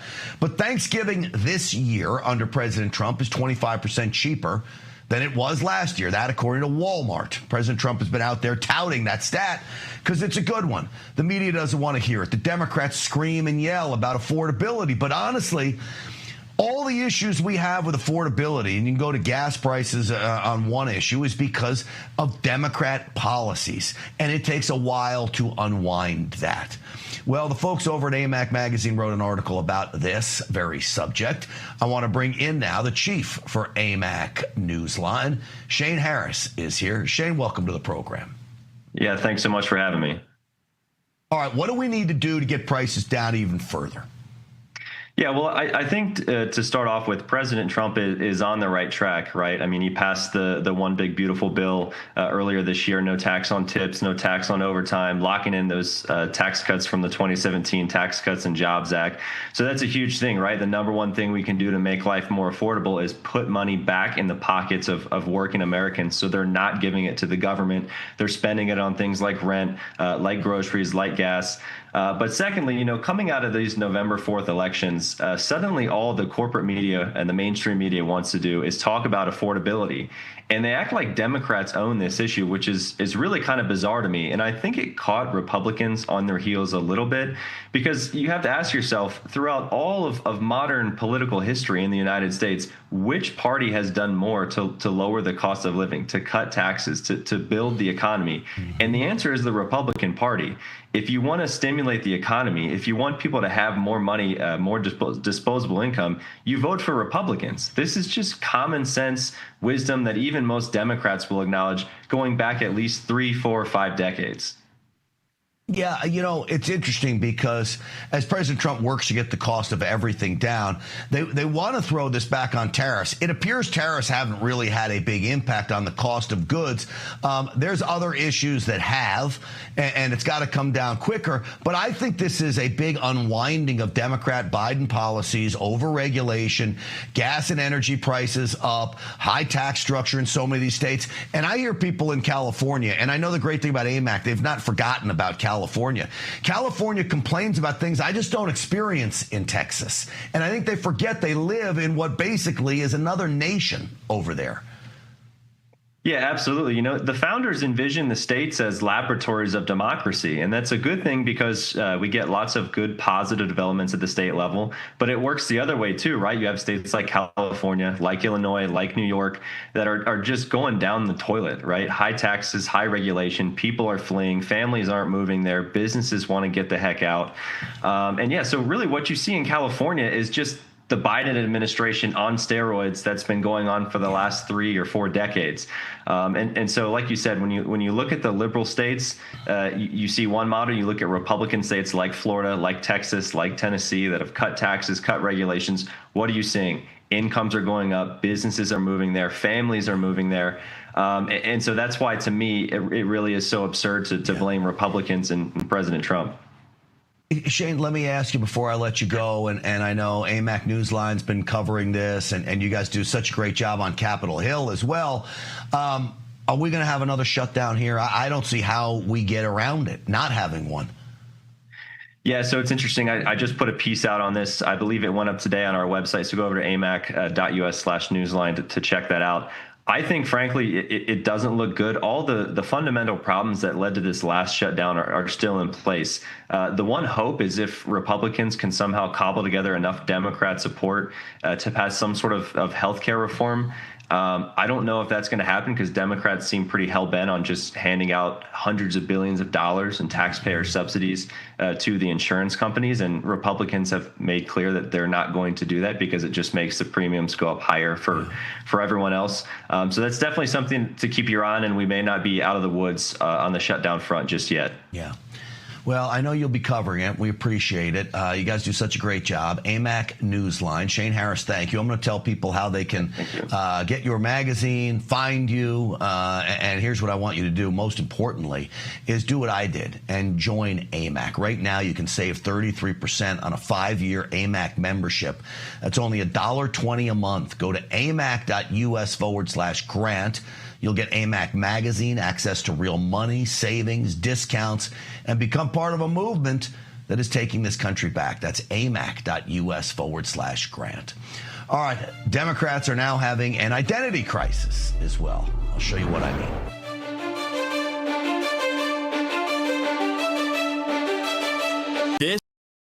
Welcome to Real America's Voice, Real Minute. Your quick look at the powerful stories of faith and freedom, inspiring audiences across the nation. Angel Studios presents. I'm Bo Davidson with your Real America's Voice, Real Minute. What was George Washington like before he became our nation's first president? The brand new film Young Washington tells the untold story of Washington's early life, his failures, and how that shaped his path to become the leader that would spawn America's independence. It's a bold, authentic story that is neither woke nor watered down, and it's directed by John Irwin, who brought the world I Can Only Imagine, American Underdog, and Jesus Revolution. Take a listen to Irwin talk about the project here. First of all, it's an incredible story. It's a story that not many people know. What's interesting about George Washington is it wasn't his greatest victory that defined him as a young man. It was his greatest failure and how he responded to it that made him George Washington. Everyone kind of knows George Washington as our first president, but few know how he actually got there. The defeats, the misfortune, the critical mistakes at Fort Necessity, dashing all of his hopes and dreams. He resigned his position and became an aide to a general, and in an unreal act of bravery, took fate into his own hands. And Washington, in this act of bravery with strength that he didn't have, mounted a horse and charged towards the battlefield when everyone else was running away. He had 3 horses shot out from underneath him. He had 4 bullet holes, 2 in his jacket, 1 in his hat, and he just became George Washington in this moment.